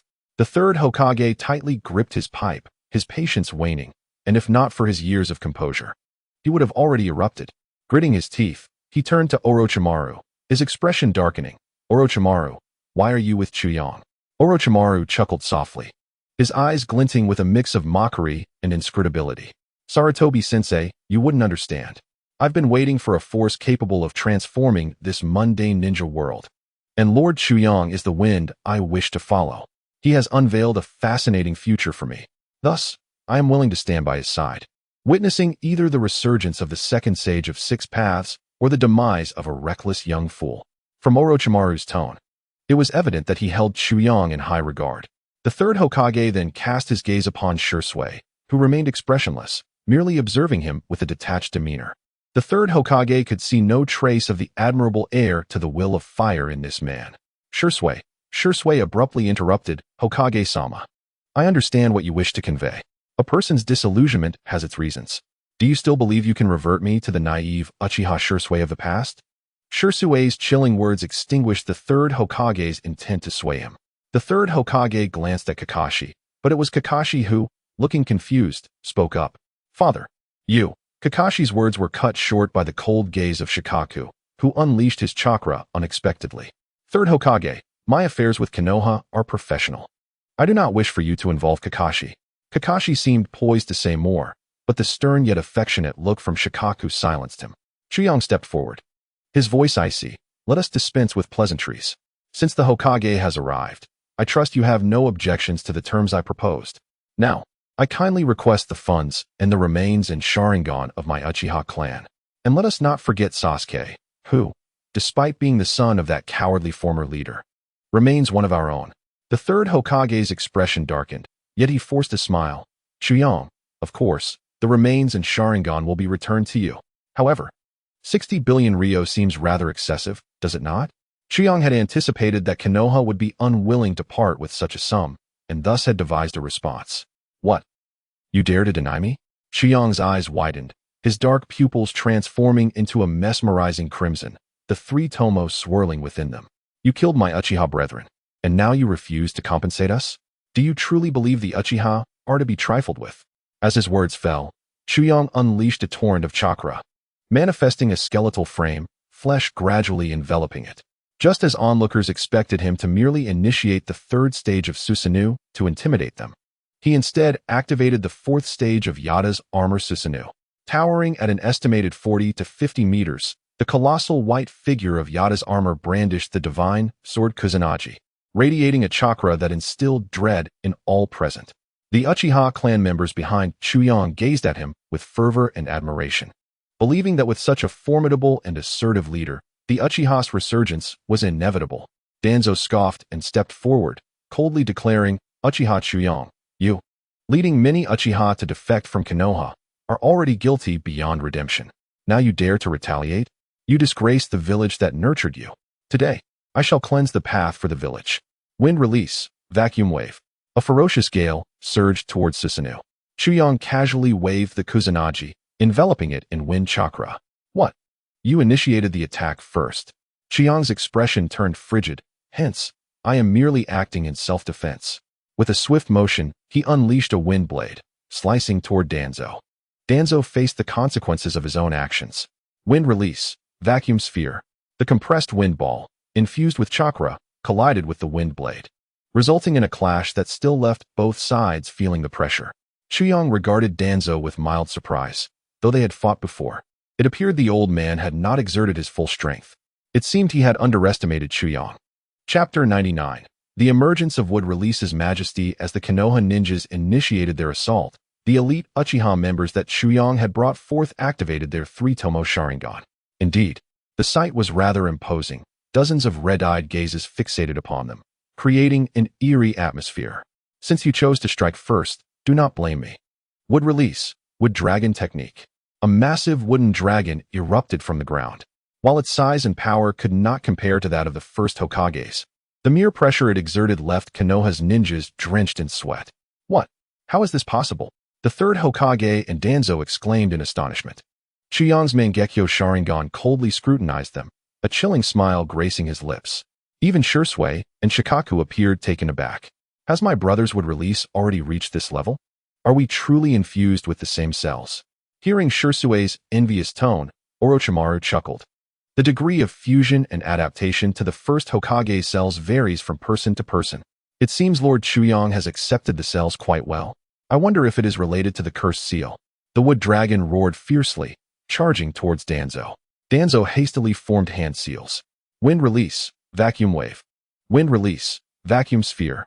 Futile. Chuyang sneered. The moment Danzo's wind techniques met the wood dragon, they were instantly absorbed. What? It can absorb chakra? But that was not the end. Chuyang clapped his hands together and bellowed, wood release, forest of trees descends. Thick wooden pillars erupted from the ground, swiftly ensnaring Sarutobi, Hiruzen, and Danzo. Admittedly, the scale was smaller. One wooden pillar ensnared Kakashi's ankle, tossing him aside. Lightning release, thundercloud burst. The two, attempting to escape the grasp of the wooden pillars, were struck by lightning. Yet, Chuyang had no intention of taking their lives. After all, he could not afford to provoke Konoha.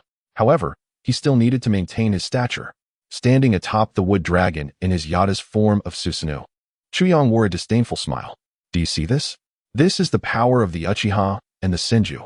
The fusion of the Senju and Uchiha yields boundless possibilities. Lightning coursed through the gaps of the wooden pillars, which transformed into vengeful spirits, absorbing the opponent's chakra and aiming to deliver a fatal blow, unfolding a nightmarish tableau. 5. Release. Great Multiple Shuriken Technique. The third Hokage created 4 shadow clones, and together with his main body, 5 third Hokages unleashed dragon projectiles of varying elemental properties. They barely shattered one wooden vine, creating an opportunity to escape. Summoning Technique. Dream Taper. A large, reddish-brown elephant appeared, its long trunk inhaling heavily, revealing a massive maw with fangs, creating a wind gust that barely held back the incoming lightning. Only then did Danzo and the third Hokage manage to escape. Had it not been for Chuyang deliberately holding back and the fact that the two were both elite, they would have surely sustained severe injuries from such a barrage. Chuyang retracted his would release and Susanoo, sneering at the two individuals before him. You were the ones who struck first. I was merely acting in self-defense. The third Hokage and Danzo's expressions darkened slightly. Chuyang's current strength was on an entirely different level, comparable to that of a high-ranking ninja. This display made it clear to the Leaf villagers that Chuyang's fingers were thicker than their thighs, and it served to showcase his power to the Uchiha clan behind him, solidifying his future dominance over them. As Chuyang appeared inclined to speak with the two, Danzo seized the initiative. Uchiha Chuyang, you rogue ninja. How dare you covet the bloodline limit of Konoha's first Hokage? Such audacity is utterly shameless. Chuyang let out a cold laugh. I've truly shown you respect. Feeling his ankle ensnared by wooden vines, Danzo found Chuyang suddenly before him, a flick of Chuyang's blade severing Danzo's arm. The third Hokage readied to intervene, but Chuyang vanished once more, reappearing at his previous position. Clutching his severed arm, Danzo's expression darkened. If you dare to look at me like that again, I swear I will take your other arm. Chuyang shot back, his eyes blazing. After a moment of silence, Danzo merely snorted in response, choosing not to further engage. Medical ninjas from the Root organization rushed forward, attending to the injured Danzo, beginning an operation to reattach his arm. Chuyang coldly addressed the third Hokage, listen well. You annihilated my Uchiha clan, and if you refuse to offer compensation, none of you shall leave here today. As his words echoed, a thick fog enveloped the area. Zabuza and Haku had made their move. Pairs of crimson Sharingan flickered to life within the mist, and wooden vines erupted from the earth, dancing like phantoms yet withholding their strike. The Leaf ninjas stood on high alert, prepared for any sudden action. The third Hokage gritted his teeth, finally sighing in resignation. Chuyang, cease this. 60 billion is far too much. We only brought 50 billion this time, but we will compensate you later. Chuyang nodded. Even if the Uchiha combined their lands, they would not amount to 50 billion. This time, he had emerged victorious. Very well. In light of the fact that my Uchiha clan was once part of Konoha, I shall accept this for now, but bring forth the bodies of our clan members. Yes, bring them here. The Leaf ninjas, upon receiving the Hokage's command, hurriedly carried coffins and a multitude of sealing scrolls to him. The coffins served as mere symbols, demonstrating to Chuyang that they had properly buried the Uchiha clan members. The ninjas exhibited the sealing scrolls, each containing 3 coffins. Hundreds of scrolls left Chuyang feeling somewhat overwhelmed. Differentiate the clan members with Sharingan. I want to confirm that their eyes are intact. Under the third Hokage's grim gaze, Chuyang meticulously examined a ledger containing the names of those who had awakened their eyes. He found himself curious. After he and Obito had plucked so many eyes, how would the Leaf ninjas replenish their stock? Bring a few clan members to check the Sharingan. What followed was a peculiar scene. A large group of Uchiha clan members opened the coffins, lifting the eyelids of the decaying corpses to inspect the Sharingan. This endeavor lasted a full 3 hours. Ultimately, they concluded that not a single pair of Sharingan was missing. Chuyang was incredulous. How could this be? Was it possible that the Leaf could replicate the Sharingan? Or were these Danzo's reserves? Yet, Danzo shouldn't possess so many Mangekyo Sharingan. Chuyang, somewhat skeptical, randomly selected a corpse. After carefully sensing with chakra, he discovered that the Sharingan was indeed genuine. After inspecting several more bodies, he finally noticed something amiss. The Sharingan. Chuyang hesitated briefly. Some of the eyes he had personally extracted were authentic, perhaps remnants from the time of Tobirama and Danzo's era. However, some were false. Chuyang cast a long, contemplative glance at the third Hokage, choosing not to expose the truth. The fact that he had secretly extracted the eyes of his kin was undeniable. If this were to be revealed, it would severely tarnish his reputation. Therefore, sacrificing a few Sharingan was of little consequence to him. After all, the majority of the eyes Danzo had taken should have been returned. After a series of complications, the coffins were sealed back into the scrolls. Chuyang turned to the third Hokage and inquired, "Where is Sasuke?" An Umbu agent brought the young, unconscious Sasuke before him. Chuyang took the small boy into his arms, marveling at his adorableness. His cuteness was only a notch below that of Sakura.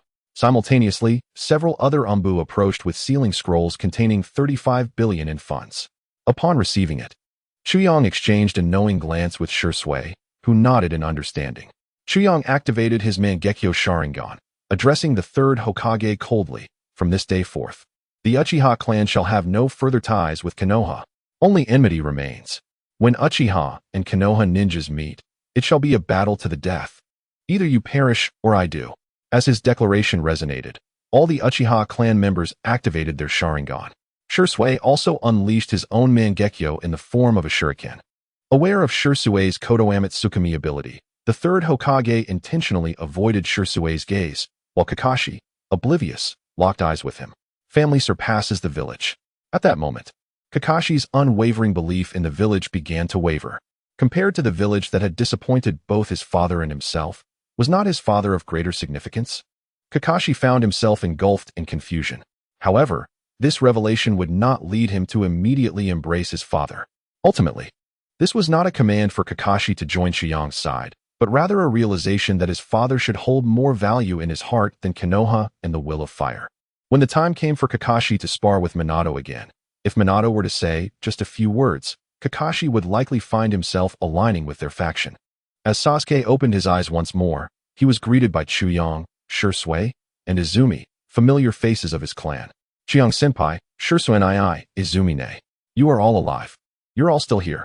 Sasuke, overwhelmed with emotion, rushed into Izumi's open arms, tears brimming in his eyes. It was understandable. Awakening to find his most revered brother had slain their parents and obliterated their clan was a harrowing experience. That Sasuke had not completely succumbed to madness was remarkable. In the original narrative, Sasuke had even exhibited a saintly disposition. Itachi, the brother who seemingly cherished Sasuke, had sought to control him through Kodoamatsukami, an attempt to dominate Sasuke's thoughts under the guise of love. Was this truly love? Yet, Sasuke continued to harbor affection for him. Chuyang mused that if he were to awaken and find Shursui had killed his long-deceased parents, regardless of the reason, he would have no hesitation in extracting Shursui's eyes. Seeing that Izumi had nearly calmed Sasuke's tumultuous emotions, Chuyang dismissed her. Next came Chuyang's moment of manipulation. Between Itachi and Sasuke, Chuyang aimed to cultivate Sasuke. After all, the boy was still young and could be influenced to some extent. Additionally, even if Itachi had used Kodoamatsukami, he remained an unpredictable variable, warranting the same caution as one would exercise with Orochimaru. In Chuyang's perspective, Sasuke's talent is hardly inferior to that of Itachi. At the same age, with the use of the three-tomo Sharingan, Chuyang believes that Itachi would not stand a chance against Sasuke. Additionally, Sasuke is the reincarnation of Indra's chakra, from any angle. Investing in Sasuke seems far more promising than investing in Itachi. "Sasuke, do not worry. On the night when Uchiha Itachi annihilated our clan, I happened to bring a portion of our kin to a new village. There are still thousands of Uchiha members in this world. You are not alone." Sasuke looked at Chuyang with teary eyes. Previously, he had regarded Chuyang as a traitor who had betrayed their family, but now he perceived him as a wise and far-sighted senior. "Senior Chuyang, my parents and so many clan members perished at the hands of that Itachi. We must avenge them." Chuyang's expression turned grave as he responded, "The crimes of Uchiha Itachi are indeed numerous. However, the truth is that all of this was orchestrated by the higher-ups of Konoha, urging Itachi to commit these acts." Sasuke was taken aback. Chuyang intended to begin reshaping Sasuke's worldview from his childhood. It would not be so much as brainwashing, but rather instilling a proper value system in the boy. Neither side was entirely virtuous. From his own perspective, Chuyang recounted the events that unfolded. "Itachi chose to protect you before the eyes of your family, slaughtering his entire clan to preserve the honor of the Uchiha." Observing Sasuke's deeply moved expression, Chuyang continued, "Yet, Itachi is not without fault. If he truly cared for the Uchiha, he would not have personally annihilated the clan. If he valued Konoha, he would not have threatened the higher-ups with sensitive information. If he genuinely cared for you, he would not wish for you to forsake all emotions and become a heartless instrument of vengeance. Although he has his own struggles, the Uchiha who perished at his hands were far more innocent. If possible, I would like to execute Uchiha Itachi publicly for his crimes. Such punishment would be far from excessive. However, I cannot do so. Gently placing his hand on Sasuke's small head, Chuyang tenderly ruffled his hair. The choice will be yours. In the future, whether you wish to forgive Uchiha Itachi, or desire me to execute him, or even wish to judge him yourself. All those choices rest in your hands. I will not interfere with your decisions. Because Uchiha Itachi is your brother. His actions in annihilating the clan were tacitly approved by your parents, coupled with Shirsue's persuasion. For both public and private reasons, I will grant you the ultimate right of judgment. Gazing into Sasuke's vacant eyes, Chuyang spoke softly. I understand that you feel lost right now, but that is all right. You have plenty of time. You can take 10 or even 20 years to find the answer to this dilemma. Watching Chuyang's warm smile, Sasuke felt a jolt of disorientation. Chuyang's smile gradually overlapped with Itachi's. Yet, Uchiha Itachi was no longer the respected elder brother he once admired. Chapter 101. A world where only Water Moon is wounded. Months passed in the blink of an eye. Chuyang reclined in a chair within the Yueying office building. Well, it cannot yet be referred to as Yueying. Despite the abundance of high-level combat power, the foundational strength of Yuhua village still cannot compare to the 5 great nations. What more could Chuyang say? It was a source of frustration. After all, he was now the village leader, and the days of lounging about were seemingly long gone. Initially, he had intended to delegate these responsibilities to others, but the Uchiha clan vehemently opposed it. Thus, Chuyang could only weep as he reviewed documents. As the village was in a developmental phase, many of the economic development policies he implemented, based on experiences from his past life, resulted in an increase in paperwork. Just as he lamented over the growing pile of documents, Shisui entered the room, carrying a lunchbox, clearly having come to deliver lunch to Chuyang. Normally, it would be Kakashi who performed this task, but today, Kakashi was presumably busy teaching Sasuke alongside Sakura. Speaking of which, Sasuke, Sakura, Karen, and Watermoon had not disappointed Chuyang's expectations. Under the guidance of numerous elite ninjas in Yuhua village, each had already attained the strength of a Chunin, which brought Chuyang great satisfaction. However, that was a tangent. Upon seeing Shisui approach, Chuyang's eyes sparkled with excitement. His fervent gaze made Shisui feel somewhat uneasy. It was the delight of having found a willing participant. Shisui's skin prickled, and he rubbed his arms, looking at Chuyang with a face full of suspicion. Brother, why are you looking at me like that?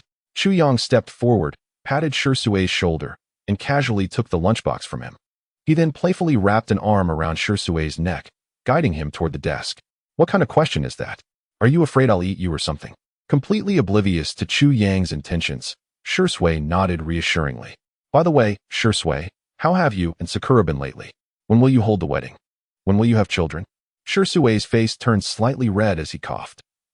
Well, that's not urgent. Besides, I'm only 19, there's no rush. Chuyang pressed Shisui down into the office chair, and before Shisui could react, he earnestly said, Shisui, you really need to step up.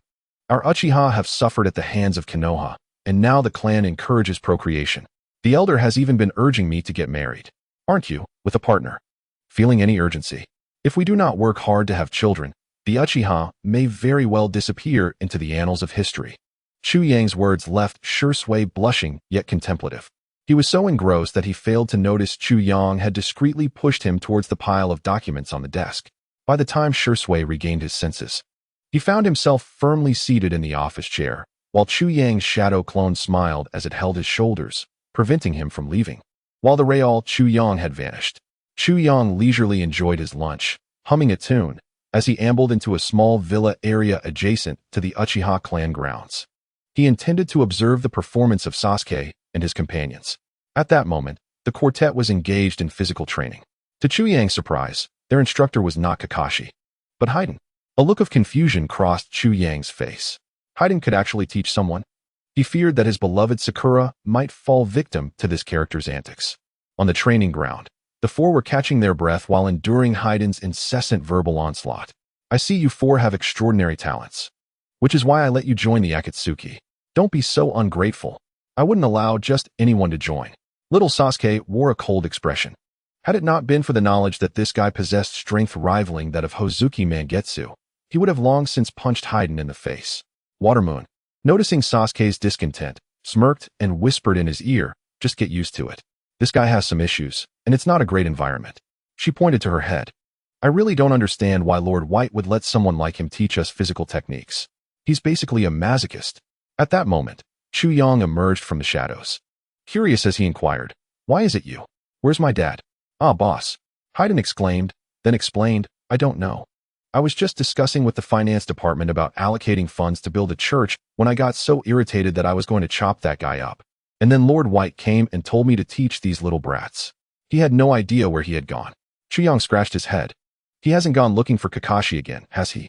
At this point, the four children immediately stood up to greet Chu Yang. Mr. Chu Yang, Sakura, as usual, dashed into Chu Yang's embrace, nuzzling against him. Little Sasuke, with his hands in his pockets, had already begun to exude an air of authority. "Senior Chu Yang, Lord Chu Yang," Shuei greeted with a start, instinctively covering her rear. Clearly, there lingered a shadow in her heart. Xianglin gazed at Chu Yang with the wide-eyed enthusiasm of a love-struck maiden. "Lord Chu Yang," she thought to herself. "Ah, Lord Chu Yang is so handsome. I wish to marry him when I grow up." Chu Yang gently set the white creature in his arms down and, addressing Fadewan beside him, remarked, "All right. The village is still in its developmental stage, so your cathedral will have to wait. I will ensure that all enemy spies are delivered to you as sacrifices." Given Fadewan's perverse nature, Chu Yang had designated a section of forest in the southeastern part of Yuhua village specifically for him to conduct his rituals, declaring it a forbidden zone. Every treacherous rogue and enemy spy would be sent to Fadewan. Disappointed and disheartened by the lack of a church, Fadewan left in sulky silence. He mused, "If I cannot build a cathedral, I shall construct a statue of myself. Those sacrifices will have to pay homage to my statue before I offer them up." Having grown accustomed to Fadewan's eccentric thoughts, Liu merely turned over and resumed her slumber. "Honestly, stop pretending to be aloof. I know you secretly wish to converse with me." Chu Yang addressed the four younglings. "Have you all rested well? Now, I shall personally train you." Three of the four displayed eager enthusiasm, while Shuei alone appeared somewhat reluctant, knowing that she would bear the brunt of any mistakes they made. Chapter 102. Kakashi joins. Visitors from the Akatsuki clan. "What the hell are you doing in my house?" As Chu Yang opened the door, clutching by, he was greeted by the sight of Kakashi lounging on the sofa, engrossed in paradise of affection. Kakashi glanced at Chu Yang with his lifeless eyes before returning to his reading. Chu Yang sat by down, affectionately ruffling his fur, and by obediently departed. Aware that the celestial spirit's effects were taking hold of Kakashi, Chu Yang feigned curiosity. "What has prompted you to abandon your will of fire and join Yuhua village?" Kakashi tucked the book away and, with his trademark deadpan expression, replied, "I've come to terms with things. I acted on my own and fought with my father in the land of rice. After a long afternoon of confused discussion, I finally realized that my understanding of the will of fire is to protect those I care about, not the lofty ideals of the Konoha elite. Thus, I have come here." It had been a while since Chu Yang last saw Kakashi, and he comfortably settled beside him, draping an arm over his shoulder and snatching the paradise of affection from his grasp. "Whoa, this is Jiraiya-sama's magnum opus, complete with a personal signature. A collector's edition. It is said that only 10 copies existed in the entire ninja world, and I could never get my hands on one. How did you manage to acquire it?" Kakashi, wide-eyed, reclaimed the book, ensuring it remained pristine before exhaling a sigh of relief. "Honestly," Chu Yang huffed, "speaking of your sudden defection, do you think Guy might storm Yuhua village to forcibly bring you back?" Kakashi's expression stiffened slightly. "Don't even say that. He could very well do it." Chu Yang, reclining with his legs crossed, replied, "If he does come, you handle it yourself. I do not wish for my subordinates to be harmed." "Understood," Kakashi responded casually. Just then, Tsukumo Hitaki emerged from the kitchen, bringing forth steaming dishes to the table. Chu Yang and Kakashi instantly sat up, their eyes gleaming with anticipation as Tsukumo placed the meal before them. Chu Yang subtly gestured to prevent Kakashi from diving in too soon, calling up the stairs, "Bye. Dinner is ready." Once all four were seated, Chu Yang began to feast heartily. Despite the abundance of food, he and Kakashi found themselves vying for the same pieces, as though fearing the other would eat more. Ultimately, Chu Yang activated his Sharingan, while Kakashi removed his newly donned Yuhua village headband, but it was Chuyang, the newly appointed Uchiha leader, who outshone Kakashi in the utilization of his Sharingan, achieving a resounding victory with a score of 30 wins to 12 losses. As night deepened, Chuyang decided to grant the father-son duo some private time, taking Bai to the Shursui residence. Just as he was about to knock, he noticed the upstairs lights suddenly extinguish, causing his hand to pause midair. Chuyang glared at the upper floor. Certain Shursui was aware of his arrival, but had purposely turned off the lights as a form of revenge for having kept him cooped up in the office earlier. With a face full of frustration, Chuyang turned with Bai towards the Gazuki residence. As for Sasuke, he was utterly consumed by his relentless training, showing no inclination to return home even at night. Chuyang had built him a small house, but even alone, Sasuke felt a profound sense of solitude. Consequently, he rarely returned home, often spending the entire day immersed in training, collapsing on the ground when fatigue overcame him. Chuyang had tried to intervene, but to little effect. Knocking on the door of the Gazuki residence, Shueisha opened it, looking somewhat bewildered at the sight of Chuyang. He smiled and said, "Shueisha, would you mind if we stayed here for the night?" Upon hearing Chuyang's voice, Manuel emerged from the kitchen, exclaiming, "Of course, I don't mind. Please, make yourselves comfortable while I prepare a room for you and Bai." Chuyang took a seat on the sofa, noticing Shueisha's awkward demeanor, and he nudged Bai towards her, saying, "You two children go play for a while." Manuel soon returned after a brief chat with Chuyang, when suddenly, a member of the Umbu materialized before him. "Lord Chuyang, Lady Manuel, we have apprehended a ninja who appears to be from the Gazuki clan. He claims to have come seeking help from Lady Manuel." Chuyang furrowed his brow. "Manuel, come with me to investigate." "Yes, Lord Chuyang." Upon arriving at the interrogation room, they were greeted by a Gazuki clan member whose features were unmistakable, blue-white hair and sharp fangs. Manuel, clearly recognizing him, gasped, "Lanue, is that you?" "Manuel, it's been a while," Lanue replied. "What brings you here? Let's set that aside for now. Could you please release me from this interrogation? These restraints are rather intimidating," Lanue said with a hint of exasperation. Manuel glanced at Chuyang, who nodded, and only then were the bindings removed. Lanue stretched his limbs and respectfully addressed Chuyang. "You must be the new Uchiha clan leader, Lord Chuyang. I am Gazuki Lanue. Since you are a friend of Manuel, there is no need for formalities. Speak, what is your purpose for coming to Yuhua village?" Lanue's expression brightened. Evidently, Manuel's standing in the village was quite high, and it seemed his clan had hope. "The situation is dire. The fourth Mizukage is tyrannical and ruthless, and the hidden mist village is engulfed in a true blood mist. The Hozuki clan now finds itself in a precarious situation, represented by myself and Qingyue. We have seized the clan's voice and attempted to unite with various rebel organizations to resist the fourth Mizukage, but our efforts have proven futile. Thus, are you contemplating defecting from Kirigakure to join Hokage?" Chuyang interjected. "As expected of Lord Chuyang, you have astutely discerned my origins." Lanue flattered. Chuyang smirked, crossed his legs, and inquired of Manuel, "Can we trust him? If not, I shall deliver him to Fade One." After careful consideration, Manuel nodded earnestly. "Lord Chuyang, my few friends within the clan who possess any influence are Lanyu and Qingyue. Hence, if Lanyu is not under the control of Genjutsu, he cannot possibly be a spy sent by the fourth Mizukage." Chapter 103, A Third Visit to the Land of Water. Let me say a word. How can one awaken the Rinnegan without first unlocking the eternal Mangekyo Sharingan? To pose such a question suggests a misunderstanding of the Rinnegan. The Rinnegan is not an evolution of the Sharingan. Even if one were to train for centuries, characters like Shursui or Itachi could never attain it. The Rinnegan requires the fusion of Indra and Ashura's chakra. More directly, it necessitates the power of the Otsutsuki. It is unrelated to the Sharingan. Therefore, whether one possesses the eternal Mangekyo Sharingan does not influence the protagonist's ability to awaken the Rinnegan. Now that we have broached this topic, allow me to clarify how the protagonist will unlock the Rinnegan. Uchiha Madara was able to awaken the Rinnegan by consuming a piece of Hashirama's flesh, infusing it into himself. This implies that Hashirama's cells contain a portion of Ashura's chakra, leading us to deduce that Madara's Rinnegan houses chakra belonging to Indra. The protagonist will subsequently seize the Rinnegan implanted in Nagato by Madara, combining it with Hashirama's cells, thus uniting both Ashura and Indra's chakra. With a touch of the protagonist's inherent luck, awakening the Rinnegan becomes quite reasonable, does it not? Regardless of your opinions on this, it is of no consequence. After all, this story is mine. Do not inquire about my irritable demeanor. It is simply the result of drawing 27 pieces of ninja war thunder from 100 pulls. Most disheartening. Chuyang nodded slightly. Since you have stated it so, I shall trust him. Strengthening the village's combat capabilities is certainly agreeable to me. He then turned to Lan Yu and asked, how many ninjas from your Hozuki clan are willing to defect?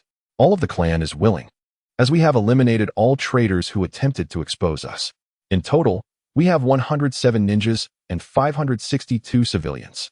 Chuyang nodded, visibly satisfied. In the oppressive environment of the blood mist within Kirigakure, having over 100 ninjas is quite remarkable for the Hozuki clan, and these ninjas undoubtedly represent the elite. For those who survive in the blood mist are indeed formidable. Chuyang further inquired, can you contact other ninjas?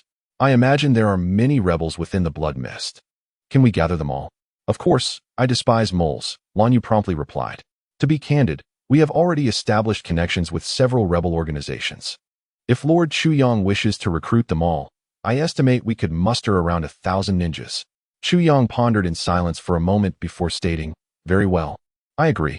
I will assist you in your defection, but you had best not attempt any tricks, or I shall not hesitate to deal with you. After this simple threat, Chuyang donned a smile and amicably added, of course, I am generally quite easygoing. You may ask Manua. He has been quite comfortable under my guidance. Manua nodded vigorously, affirming that he indeed had been living quite well. Suddenly, Chuyang seemed to recall something and asked, can you bring in Kisame Hoshigaki? That might be a bit difficult. Kisame is fiercely loyal to the village, Lan Yu replied. Chuyang chuckled, then simply inform him that Kisame Hoshigaki, as the leader of the Umbu, has willingly leaked his village's intelligence to other ninja villages. Surely, in his moment of confusion, he will drift along with us. Lan Yu nodded, I understand, Lord Chuyang. All right, feel free to find a hotel for yourself. I will prepare some people to accompany you in the coming days. Chuyang stretched lazily. A few days later, Chuyang departed with Shursui, Kakashi, Manua, and Zabuza. Zabuza was among those who volunteered, as it was his homeland. Even if he could not return in peace, he still wished to see it once more. As for the governance of Hokage, it was temporarily entrusted to the elder and Kakashi.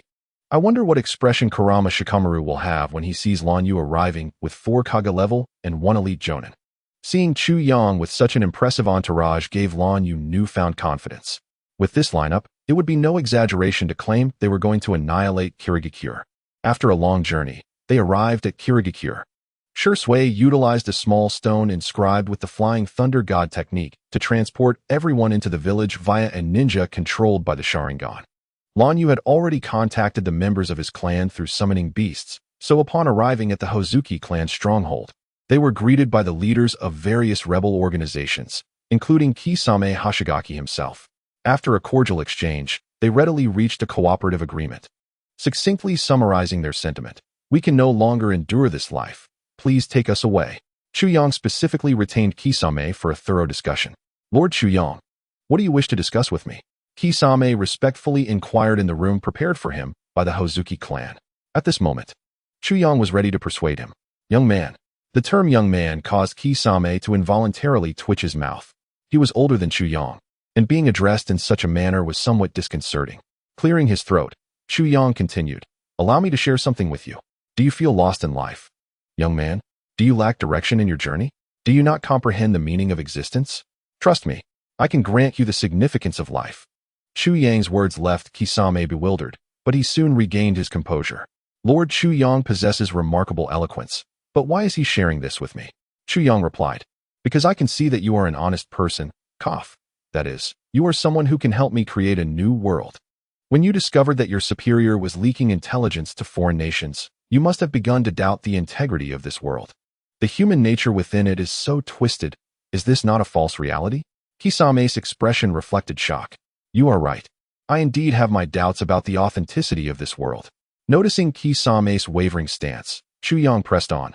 Kisame, do you believe in genuine peace? I do not. Kisame replied. I do. Chuyang asserted earnestly. Do you know why the ninja world continues to endure wars even to this day? Kisame pondered for a moment before raising his gaze, meeting Chuyang's eyes. Because this world is far too false. No. Chuyang shook his finger. his expression serious. That is a superficial perspective. At its core, the reason there is no peace is that this land has yet to unify. Nations fight fiercely for their interests. Small countries become mere pawns in the conflicts of larger nations, resulting in countless families being torn apart and lives lost. Why? Because the ninja world has yet to achieve true unity. And I, Uchiha Chuyang, will surely herald a new chapter for the ninja world. The world I envision is one of unity. In this nation, all are equal. The commoners respect the ninjas, and ninjas shall not harm the commoners.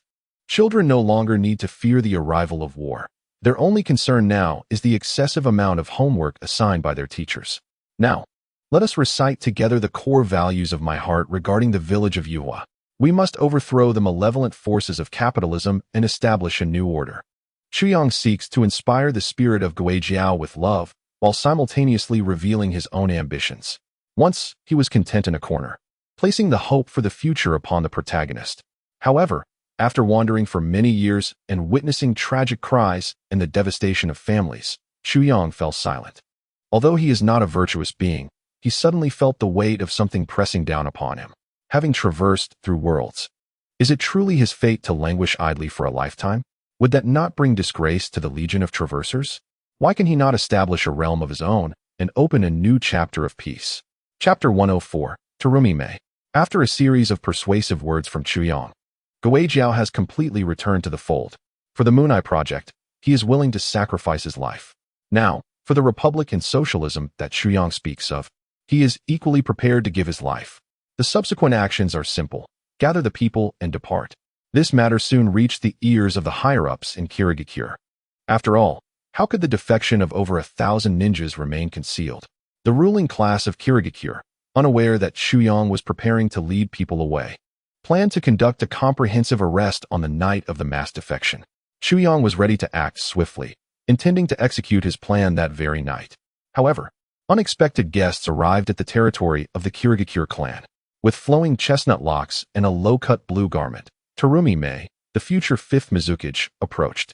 Followed by a middle-aged man dressed in green, wearing a black eye patch. He is Ao. Alongside them was a relatively shy young man with short blue hair. He is Chujuru. As one of the current leaders of the Kirigakure clan, Saigetsu inquired, "What brings you, Lady Terumi Mei, to our clan?" Terumi Mei replied with a smile, "Saigetsu, let us speak plainly. Your actions have become quite apparent. I do not believe that a disunited group such as yours truly dares to defect. Tell me, who is behind you?" Saigetsu's brow furrowed, revealing a cold smile. "Terumi Mei, I know not what you speak of. But should you continue to spout nonsense within the territory of the Kirigakure, I shall have to ask you to leave." "Ask me to leave?" Terumi Mei retorted with a cold smile. "You lack the ability to do so." Saigetsu gritted his teeth, knowing he was indeed no match for Terumi Mei. Before Terumi Mei could question further, Chuyang and Shursui stepped forward. "It is us." Upon seeing Chuyang and Shursui, Ao broke into a sweat and nodded towards Terumi Mei. He had just activated his Byakugan and confirmed that the Uchiha Shursui before him was indeed real, and thus, Chuyang beside him must also be genuine. "So, it is 2 charming young men from the Uchiha clan. I apologize for my intrusion," Terumi Mei said, even as she sensed the chakra fluctuations from Chuyang, maintaining her alluring smile, betraying no sign of tension. "In that case, we shall not linger. Farewell." Suddenly, Zabuza's blade blocked their path, coldly gazing at the trio. 5 Kirigakure members emerged from the shadows, each wielding a kunai, surrounded by crackling purple lightning. Kakashi's Sharingan focused intently on the 3, his short blade poised to strike at any moment. "Do you think you can come and go as you please?" Chuyang's eyes transformed into a kaleidoscope of Sharingan. Chakra coalesced, taking form. "Do you truly believe I am as malleable as clay? I regret to inform you, but until tonight's end, you shall remain as guests here." Chuyang harbored no illusions about Terumi Mei's amicability. The Terumi clan had long relied on their master for survival, with aspirations of becoming the new Mizukage rather than seeing Kirigakure dismantled. Thus, they would never allow Chuyang to lead away the villagers. Chuyang was certain that the moment they stepped through that door, the news would reach their master, and he would promptly inform the Mizukage. "Uchiha Chuyang, you." The 3 exchanged glances, and in a second, they collapsed as if drained of chakra. Chuyang had just employed a genjutsu, rendering Chujuru and Ao unconscious. leaving Terumi May barely able to keep her eyes open. Is this the kaleidoscope? Chuyang remarked coldly. Find these two and confine them. As for this woman. Observing Terumi May's gaze, her expression darkened slightly, revealing a hint of indignation. Hey, Uchiha Chuyang. You may kill me, but you cannot humiliate me. The Kirigakure ninja around them cast glances at Chuyang, suspecting he harbored ulterior motives. Yet Chuyang was not one to be swayed by carnal thoughts. After a fleeting glance at Terumi May, he coldly stated, to prevent her from retaining any combat capability, break her limbs, and let Zabuza personally oversee her. Terumi May's pupils constricted. She was not like Kin Tsuchi. Should her limbs be broken, she might not recover swiftly, risking permanent disability and the inability to serve as a ninja again. However, Chuyang showed no mercy to his enemies. After personally breaking Terumi May's limbs, he cast her, along with Chujuru and Ao, into the prison of the Kirigakure clan. The members of the Kirigakure felt a sense of relief. Indeed, they had not misjudged the strength of their ally. Witnessing Terumi May's aggressive entrance, they had felt quite displeased.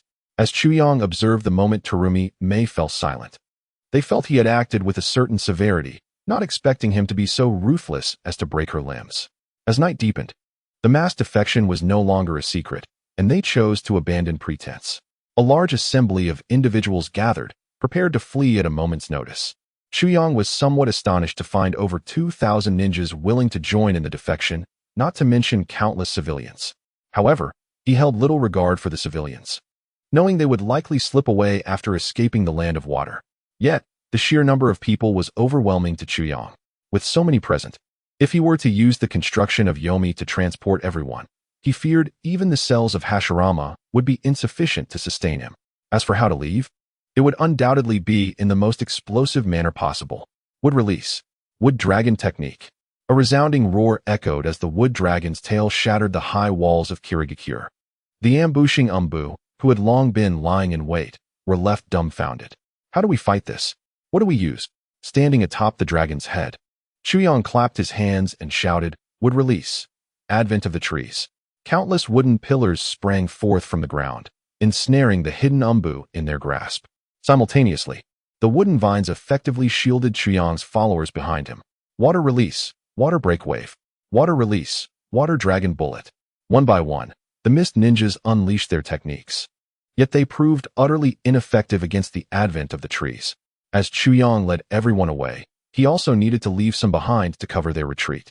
Manju, Ranyue, Guijiao, and Zabuza, the four former mist ninjas, volunteered to stay back and obstruct their pursuers. Chuyang, with nothing pressing to do, also chose to remain. Although he did not engage in combat, the defectors are under the protection of Kakashi and Shursui, so there should be no significant issues. The strength of these four individuals is quite formidable. At the very least, they can hold their ground, and escaping should pose no problem.